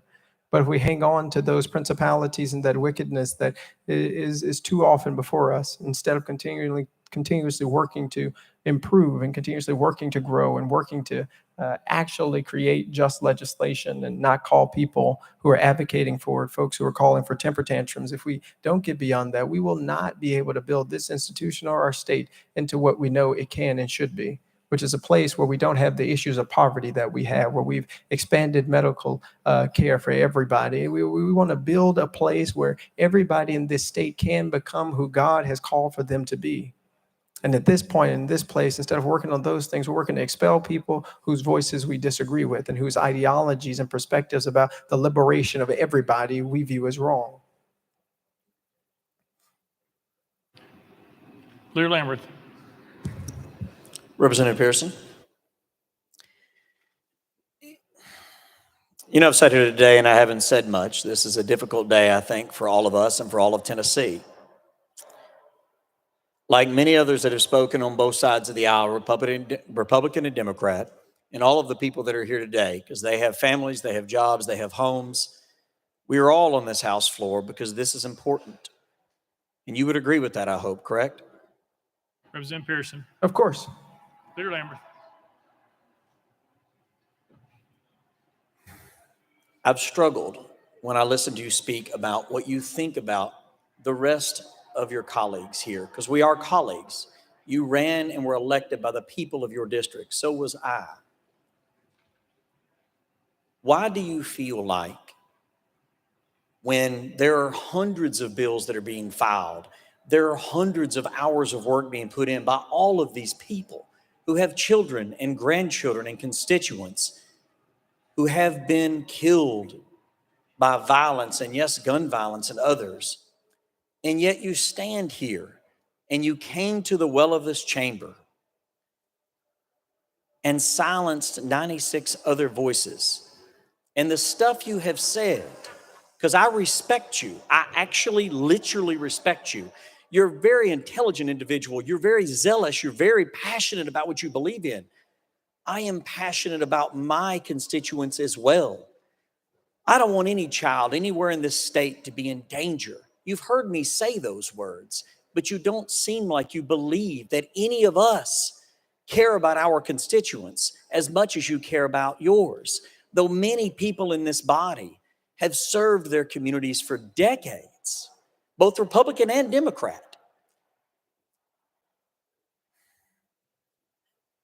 When you step into the well with a bullhorn and are yelling and screaming and are sharing with the people of this state that you believe that none of us care, and you shut down the ability of even a response, surely you can at least admit that that is an egregious thing to shut out other voices, because only together with everybody's thoughts at the table, everybody's voice at the table, can we possibly solve the problems that plague our day. Every single voice is important. Yours, mine, everyone's. Does it not matter to you that in doing so, you shut down every other voice and elevated yourself even above the very families who were going through hell because their loved ones were killed? And it appeared to us as if in that broach of protocol, it's not about the rules. It's about that you elevated yourself above the very dead bodies that had not been put in the ground yet. How can you not get that? We all of us want to make sure that there's no more children killed. Surely you get that, but I'm going to give you an opportunity to respond. I understand that your voice matters. I would ask that you explain to this body why you feel like ours do not. Because on almost every single bill you've spoken, and I think your questions have been illuminated in certain issues that I might not have thought about because I haven't walked in your shoes and you haven't walked in mine. But those rules are there so that we can have this back and forth instead of people just shouting at each other in which nothing gets resolved. I wanted to share that because I wanted to hear your thoughts on how coming to the House floor with a bullhorn and drowning out the voice of my constituents is helpful in this exchange, because this is the way that I know how to resolve things, to talk about them and share ideas and share our differences in a way that comes to better results. What are your thoughts on that? Representative Pearson. Leader Lambert, you're wrong. I don't think that one person's voice is more important than anybody's, especially the 96 or so other folks. But what about the thousands of people who were here that Thursday who you never recognized? What about the thousands of people here who your colleagues never made eye contact with or smirked at and gave a thumbs up or laughed at? What about the thousands of people who came here saying, we need to end gun violence and we need you to do something, and they were called insurrectionists by the Speaker of this House? What about the thousands of people who marched the streets of Nashville and came up to this Capitol asking that we do something, but instead of getting just legislation that might protect our schools, we're saying put more guns in schools? I have to tell you, Leader Lambert, I'm shocked that you would say that you care so much about debate in this moment. I am, because I've seen and talked with a young person today who said they came to you and they were talking with you, and there was another representative, Representative Jones, there, and he was trying to speak with you, and you yelled at him, "I've heard enough from you, young man." You said that to another equal member of this body. And so it is hard for me to now listen to you, a person who has yet to put forward legislation that I believe, or that I think has had the true input of other members of this House and other members of this body's input that could actually help protect and save our communities. I haven't heard you talk about the red flag gun laws that you're ready to propose. I haven't heard you talk about the gun storage bills that you're ready to propose. I haven't heard you talking about those things or putting resources or money towards our communities that are suffering from gun violence. I haven't heard you do those things just yet. And so it is very difficult for me to stand here now for you to think that I am trying to elevate myself above the people who were killed at Covenant, or my own people like Dr. Yvonne Nelson or Larry Thorne or TJ Crutcher. It's really difficult for you to look me in the eye and tell me that I'm putting myself above people who have been killed by gun violence, who I know personally and who I don't know personally but advocate for. When in this House, on that day when we returned, instead of putting forward just legislation, we moved on as business as usual. We had only one representative to speak about the shooting at Covenant, and we moved on. So don't tell me, sir, that debate is so important to us when you didn't stand up and tell the Speaker, we need to make sure that all members can speak now. Go ahead, Leader Lambert. Leader Lambert, the first 5 ran out. That was his 5. We'll put you back on the list and come back to you. I'm sorry. Sorry. No, we don't. We'll come right back. It's fine. We'll be back in 5 minutes or less, potentially. Representative Harris.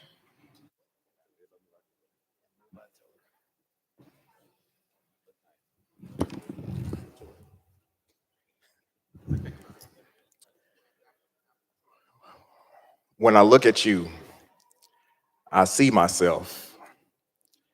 If I'm unable to see you as my brother, then it is my vision that is blurred. I don't want to talk to the members about this. I just want to talk to you directly as another young brother in this legislature. I remember when I first got here, I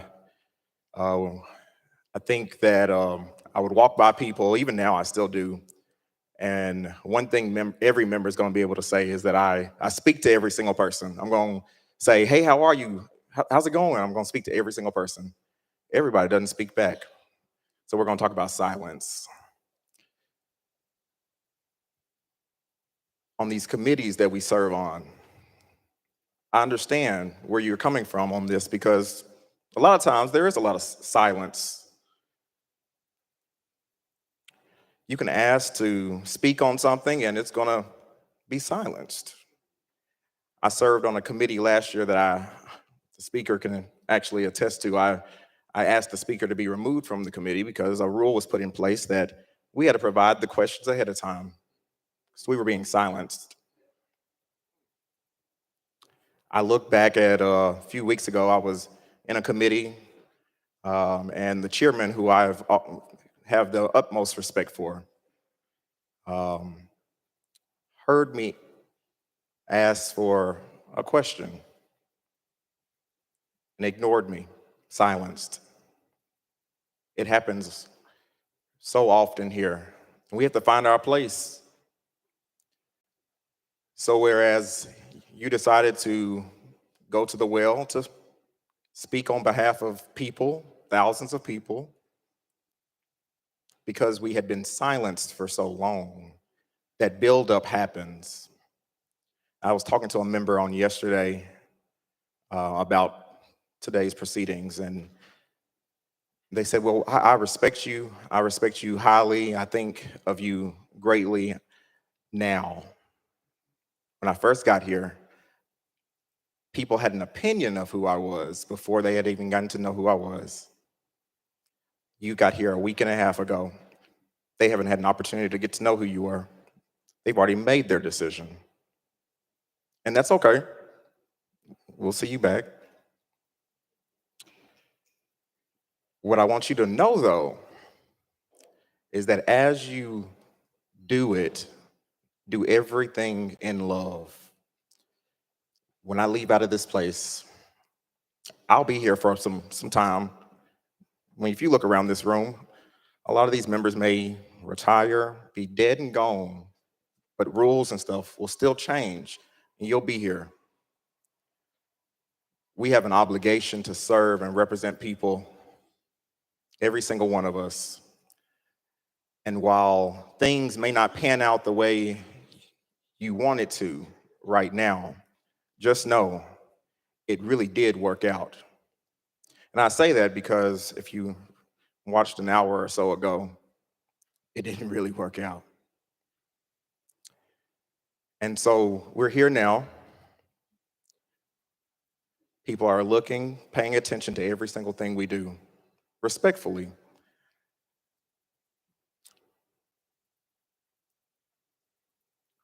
We had a member from our community that was murdered, Tyree Nichols. Murdered. We talked about him for 1 week. We had 6 individuals killed recently, 3 children, 3 adults. And we would have talked about them for 1 week had you not done what you did last Thursday. You allowed for more voices to be heard. Now, while I may have done things a little different, you made a difference that everybody's going to remember. And I promise you, those young people, the people that's going to pass away in the future, things that may happen in the future, they're going to get heard. And when you go back home, just know you did a great job. Matthew 25:21 says, "Well done, my good and faithful servant." It has been a joy to work with you, no matter what happens here today. Representative Pearson. Thank you, Representative Harris. And indeed, we are in a movement rooted in love. The movement for justice, the movement to end gun violence, the movement to end poverty, to ensure every kid gets good education, the movement to ensure everybody has access to health care. It's rooted in love because it's rooted in the belief that every person has value.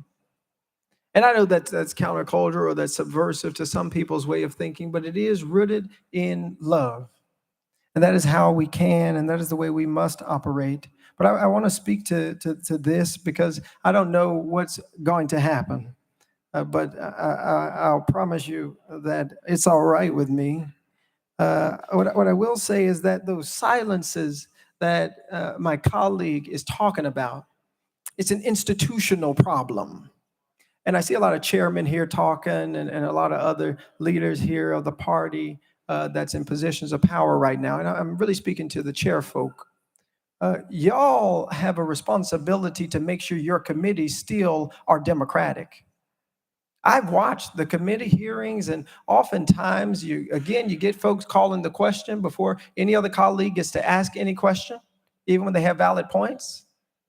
You get folks, I came up here last year fighting for this environmental justice legislation. We had 6 people who were supposed to speak on the committee, and it turned into miraculously just 2. Upholding the ideal that all of us want for democracy, the idea that folks died for and that they fought for and that they cried for and that they gave their lives for. Folk like my granddaddy who fought in World War II in Vietnam, folk who have given and sacrificed for this country. The responsibility to hold together this democracy does not just fall on the hands of the people who are being persecuted. It's actually the people who are in positions of power. Because when you don't, you abuse the power. And this resolution sponsored, this is, in my eyes and many folks' eyes, an abuse of power. But I would say to you, no matter what happens,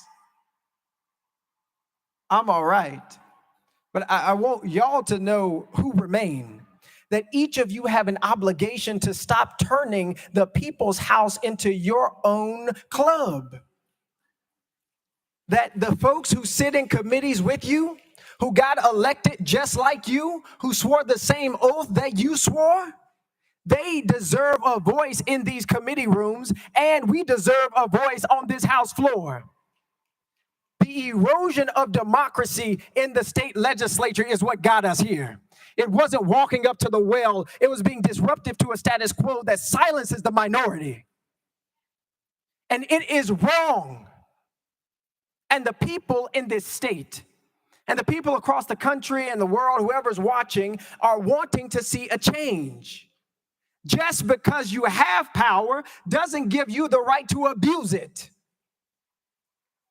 Because even if I disagree with your constituents on political issues, I do agree on the principle for which my ancestors fought and died, which is that they would have a democracy.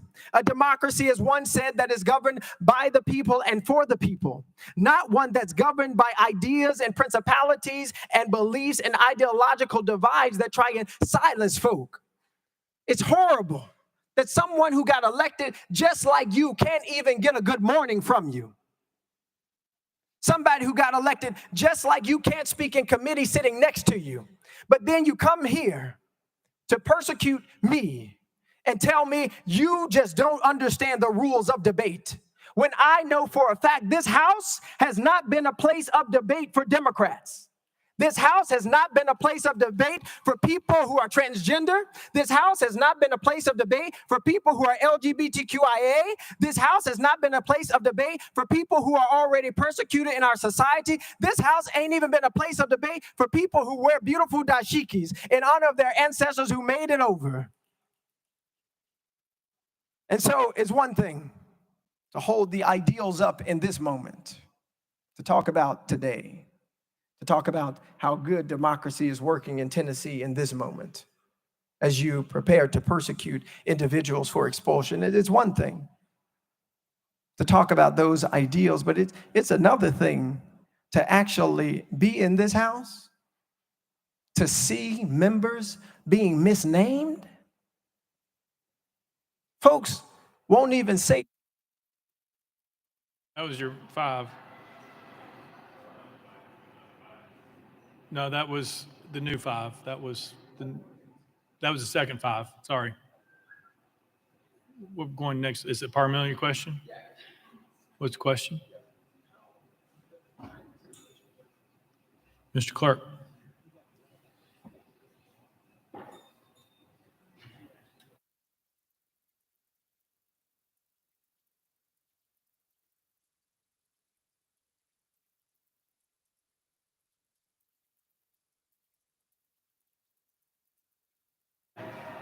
Got it. All right.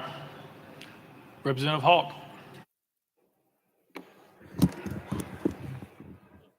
Thank you, Mr. Speaker. I didn't plan to speak today. We're talking about the committee system, and we're talking about floor actions like this is something new. The supermajority that we've heard about through conversations today, that's what's new. The Democratic Party had control of both bodies of the legislature for 140 years. And early on, I couldn't get a bill heard. I couldn't get recognized in committee. I had a challenging time ever having a conversation on the floor about a concern that I have. There were certain people who were able to pass bills. There are certain people who were able to talk on bills. So it's not something that's new. And all that being said, 2 wrongs don't make a right. Even though it did happen for 140 years, I think that the Speaker, I think that most, if not all, of our committee chairmen have gone out of their way to have people heard, much more so than what I experienced in my early years down here. I heard an interesting reaction from the crowd a few moments ago as someone was talking about when this legislature changes and when members who may be here now may be dead and gone. And the crowd outside cheered like that. The crowd cheered when that was mentioned. And that hurts my heart that anyone could wish or laugh when we're talking about our members being gone, members being dead and gone. That's what's being discussed. We talk about the focus not being on an individual, but we're seeing that individual right now bring the focus to himself. I heard there was also said earlier, people had opinions of who I was before people even knew who I was. And we were talking about how to learn the rules and how many rules there are and how it's a challenge to learn the rules in such a short time. And one of the way I learned the rules down here was from senior members. And I came on the floor several weeks ago and expressed the way that I learned the rules of the House. And I'm expressing that to the 15 freshman men on the floor. And I tell them the story of Lois DeBerry and how she expressed to me what was understood I was supposed to be doing. And I took that advice in good faith, and I never made that mistake again. The reactions that we have seen began calling me everything in the book. National media called me everything in the book. Thankfully, members of leadership on the Democratic side came up to me and said, "We know you're not what you were called. We know that you care. We know that you've been a part of this process." So I just left that as someone being naive. We left it at that. But I'm wondering, how do we learn the rules? Do we sit there and read what's on the paper? Is it life experience? Do we listen to those who have gone through this legislative process before to teach us, to try to instruct us? And I'm going to get to a question here. We've been talking about how individuals at a particular time last week got to the well, but I'm wondering, what was the plan to get out of the well? And we saw there in the video being chastised by leadership. What was the plan to get out? Representative Pearson, you're recognized. Representative Hawk represents something that we ought to talk about. And it's a common phrase. I'm not going to talk about white supremacy and things like that right now, because I think that's what you're referring to. That's not what I'm going to talk about. What I want to talk about is just a common phrase that all of you know. Hurt people hurt people. Hurt people hurt people.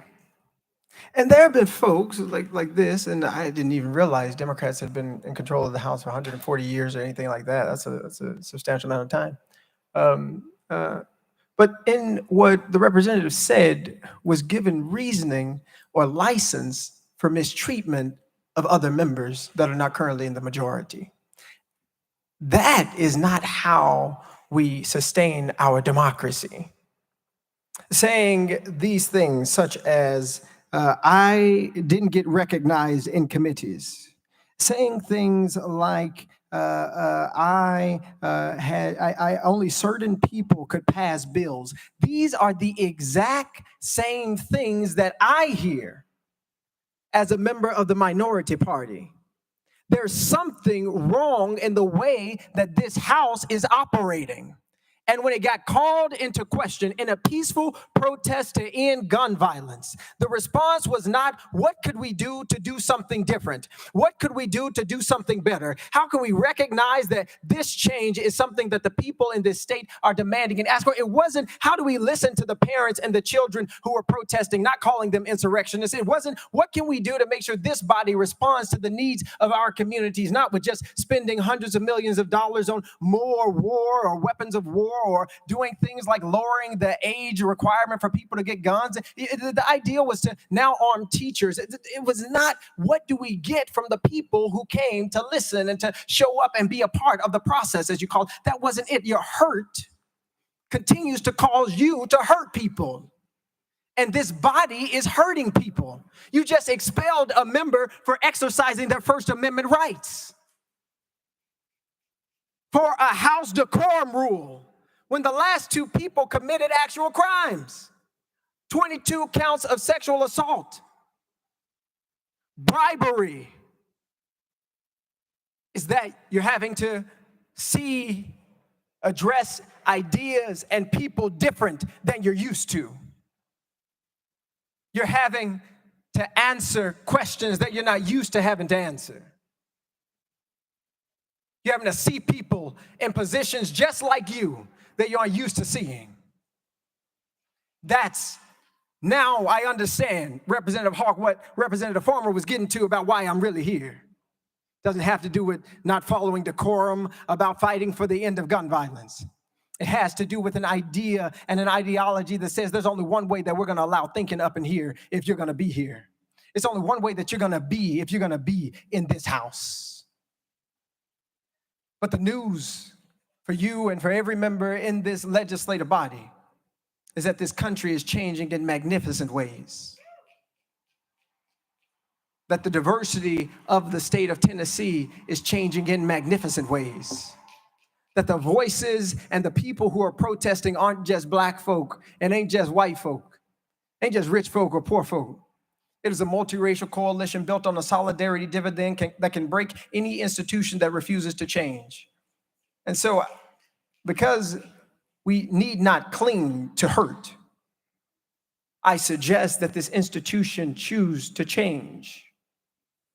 Change the way that it is operating in order for justice to be possible here, for everybody's voice to be treated equitably here. I will say this, Lois DeBerry, Speaker Pro Tem, why was she never the Speaker of this House? She deserved to be Speaker of this House. And the reality is, the reason that she was saying things about decorum and things like that was because she understood that the institution that she was a part of, the institution as the second black woman, I believe, to ever be elected in the Tennessee State Legislature, the way she had to present herself, the things she had to do and say, and the way she had to look was so important because black folk wouldn't get respected otherwise, because white folks wouldn't respect them. They'd call them boy, they'd call them girl instead of chairperson or Speaker Pro Tem. All right. Representative Towns.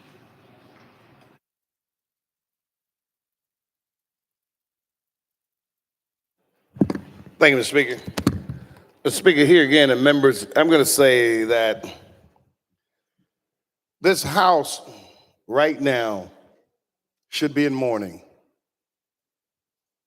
We really should be in mourning after the incident at Covenant with the 6 beautiful souls that untimely transitioned. That's what we still should be doing, watching the flags fly at half-mast. Because I know that particular day, everybody was hurting, and a lot of us are still hurting.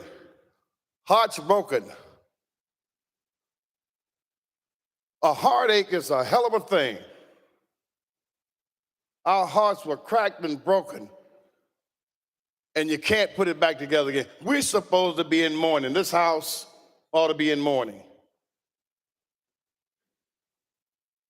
It has not healed, hadn't had time to heal. It takes time to heal a broken heart. But we've been deflected on trumped up charges for one of our members, 2 our members, 3 our members,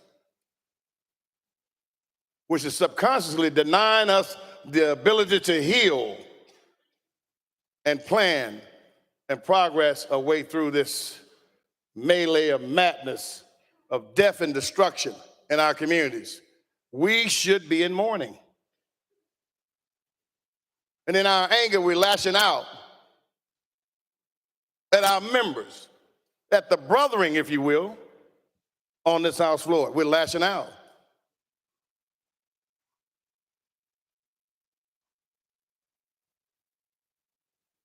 That is not Christian.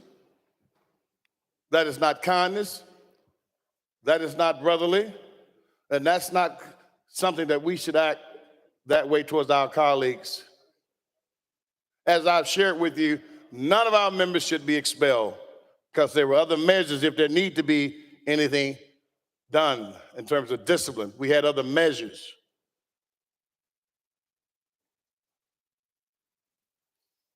I ask that you allow our member to stay and allow us to get back to mourning and to figure out how we can address this plague that's harming our nation and harming our people and harming our state and harming our citizens. The people are calling for something to be done. Many of us don't know exactly what needs to be done, but we know we have to do something. Any of us would run into a burning building to try to save some children. All of us.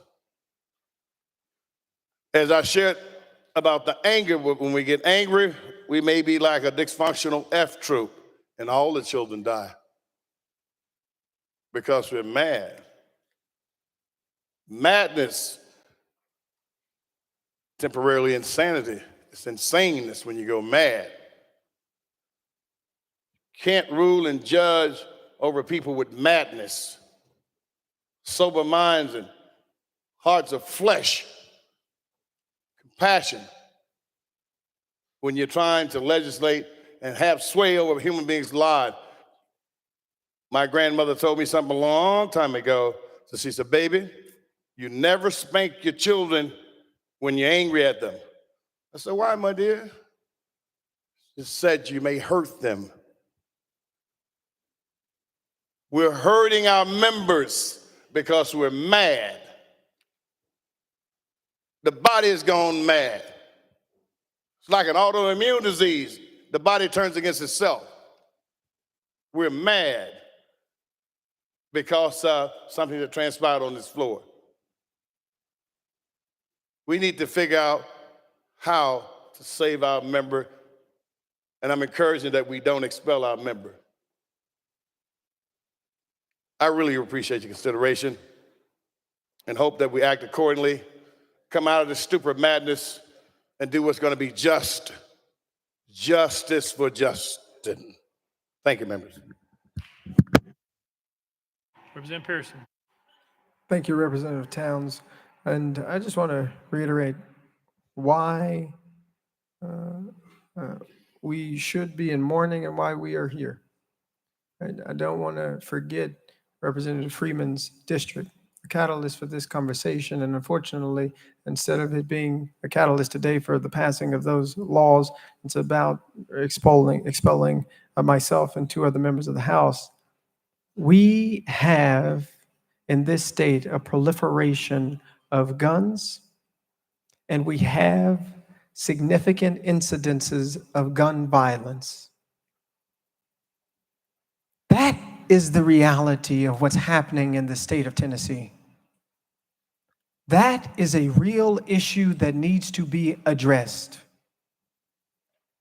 And this expulsion and other conversations that take away from the real calls for change that are coming out of the halls and coming out of the homes of people in all of our communities is detracting away from the calls and cries for justice that each of us need to be answering, that each of you need to be answering. And if your mind has not changed about how we get there since last Thursday, if your mind hasn't changed about how we make Tennessee a better, more safe place, if you're offering the same solutions or resolutions or ideas, then you are not listening to the people. You are not listening to the communities like Memphis and Shelby County that are suffering. You're not listening to the folks who are dealing with gun violence on every single day, every news cycle. All of us should be being transformed in the ways that we're thinking about solving this problem. But instead of being transformed to do something to solve it, we're silencing folks who said we've got to say something. The resolution isn't expulsion. The resolution is doing something to pass meaningful gun violence prevention. That's what we should be doing. That's what you should be doing. Saying, how do we prevent incidences like what's happening to folks like Larry, all the way to folks like at Covenant? How do we actually prevent this from happening by ensuring that this proliferation of gun violence ceases on our watch? That's what folks are calling for, asking for, and demanding. And that's what I will continue to call for and ask for and demand, because we can do it. It is possible for this legislative body to pass more just laws. Now, whether the will is there is up to each and every one of you. It's up to you to decide whether or not we need red flag laws. It's up to you to decide whether or not we're going to pass gun lock storage laws. It's up to you to decide whether or not we're going to stop folks who shouldn't have guns from having AR-15s that can send hundreds of rounds through people's schools and homes and bodies. These are decisions that can be made by we who have been elected, by you who have been elected.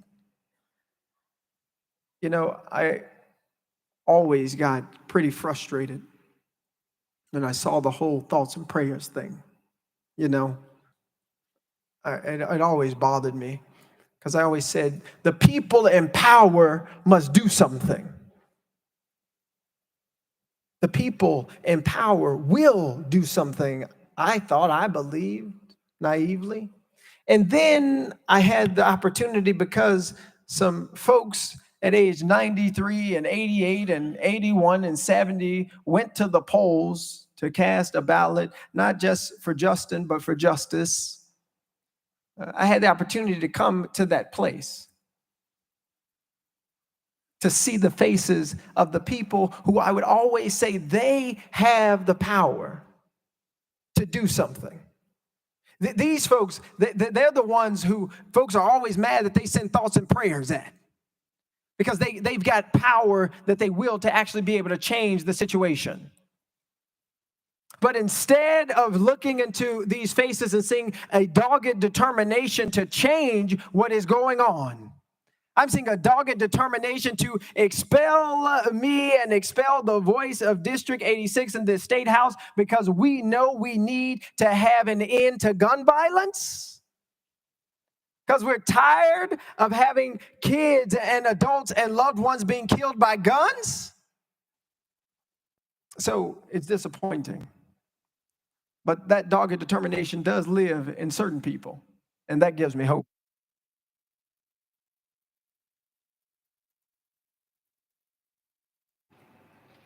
Yes, it is.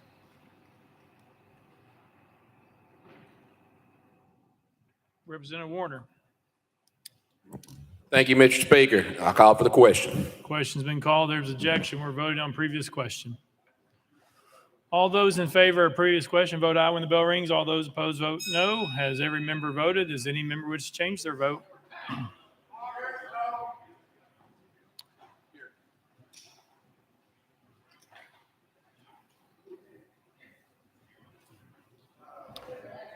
Mr. Clerk, take the vote. Ayes 73, 23 nays. Previous question prevails. Let the journal reflect Representative Terry is excused. Representative Pearson, you have 5 minutes to close. Okay, give me 1 second. Speaker, I just want to ask a point of privilege. Speaker, Point of personal privilege, is it possible that Senator Ackberry could join us up here? Former State House Representative. Yeah, she can come. Thank you. Thank you. She's going to stand next to me. Leader Camper. Come on, Senator. All glory and honor to God, who makes all things possible, who takes the son of teenage parents, Kimberly Owens Pearson and Jason C. Pearson, and brings them to an institution built by enslaved people's hand. All glory and honor to God, who brings those who've been marginalized and excluded into this place and tells them that you still have a voice, that you still are somebody, and that the movement for love and justice cannot be stopped because we've still got a heartbeat, because we've still got a movement for love that needs us. We've still got people who are calling on us to act and to do something. To all you who still believe that the best days for democracy are ahead. For all of you who still believe that our better days in Tennessee are ahead, I want to tell you that I still believe with you. And how is it that even now amidst persecution, on this Holy Week, after my own brother, Justin Jones, Representative Jones, gets expelled from the House, is it that we still have hope and faith and belief in the democracy of Tennessee, faith and hope in the belief in the democracy of the United States of America? How is it that you still have hope, you descendant of enslaved people? How is it that you still have hope? Well, it's because even from the bottom of slave ships, my people didn't quit. Even in cotton fields and rice fields, my people didn't quit. Even when they were whipped and chained and told they had no name, my people didn't quit. Even when they incarcerated us, locked us up for a crack cocaine epidemic created by President Ronald Reagan to fund a war in South America, my people didn't quit. Even when they defunded our schools, separated us and called us colored and white, even when they put us on lynching trees in the state of Tennessee, specifically in Shelby County, my people didn't quit. Even now, as our own brothers and sisters lay to rest because of the failure of people in positions of power to do something, because people are refusing to pass just laws to end the epidemic of gun violence in the state of Tennessee, my people have yet to quit. And so even now, amidst this vote, amidst this persecution, I remember the good news. Hallelujah, Jesus. I remember that on Friday, the government decided that my Savior Jesus, a man that was innocent of all crimes except fighting for the poor, fighting for the marginalized, fighting for the LGBTQ community, fighting for those who are single mothers, fighting for those who are ostracized, fighting for those pushed to the periphery. My Savior, my black Jesus, he was lynched by the government on Friday. And they thought that all hope had been lost. All the outside, it rained and it thundered and everybody said everything was over, and it was some black women who stood at the cross. It was some black women who watched what the government did to that boy named Jesus. They were witnesses, as you have been witnesses to what is happening in the anti-democratic state of Tennessee. They were witnesses to what was going on, and I got to tell you, it got quiet on Saturday. Yes, I tell you, it was a sad day on Saturday. All hope seemed to be lost. Representatives were thrown out of the State House. Democracy seemed to be at its end. Seemed like the NRA and gun lobbyists might win. But oh, that was good news for us. I don't know how long this Saturday in the state of Tennessee might last. But oh, we have good news, folks. We've got good news that Sunday always comes. Resurrection is a promise, and it is a prophecy. It's a prophecy that came out of the cotton fields. It's a prophecy that came out of the lynching tree. It's a prophecy that still lives in each and every one of us in order to make the state of Tennessee the place that it ought to be. And so I've still got hope because I know we are still here and we will never quit.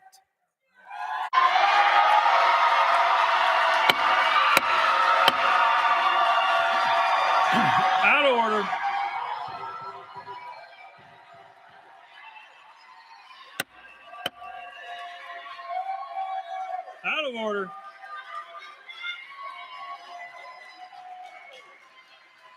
We're voting on House Resolution 63. All those in favor, vote aye when the bell rings. Those opposed, vote no. Has every member voted? Does any member wish to change their vote?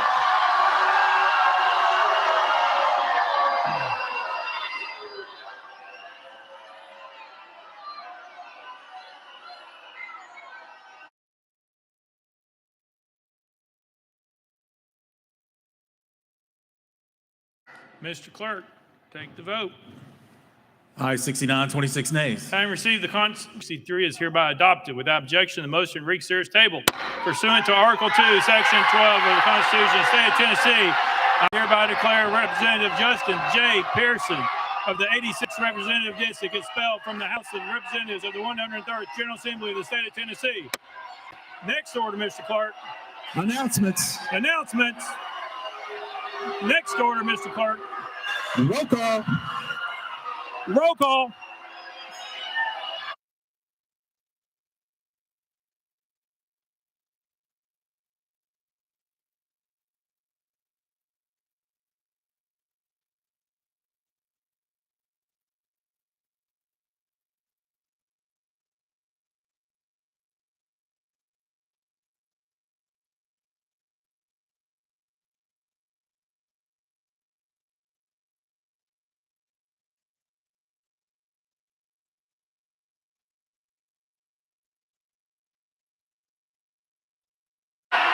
Take the roll, Mr. Clerk.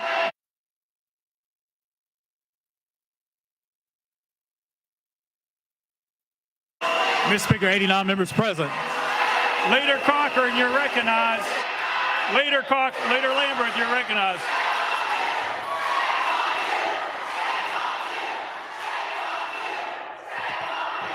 Thank you, Mr. Speaker. I move the House stand in recess until 5 p.m. on Monday, April 10th, 2023.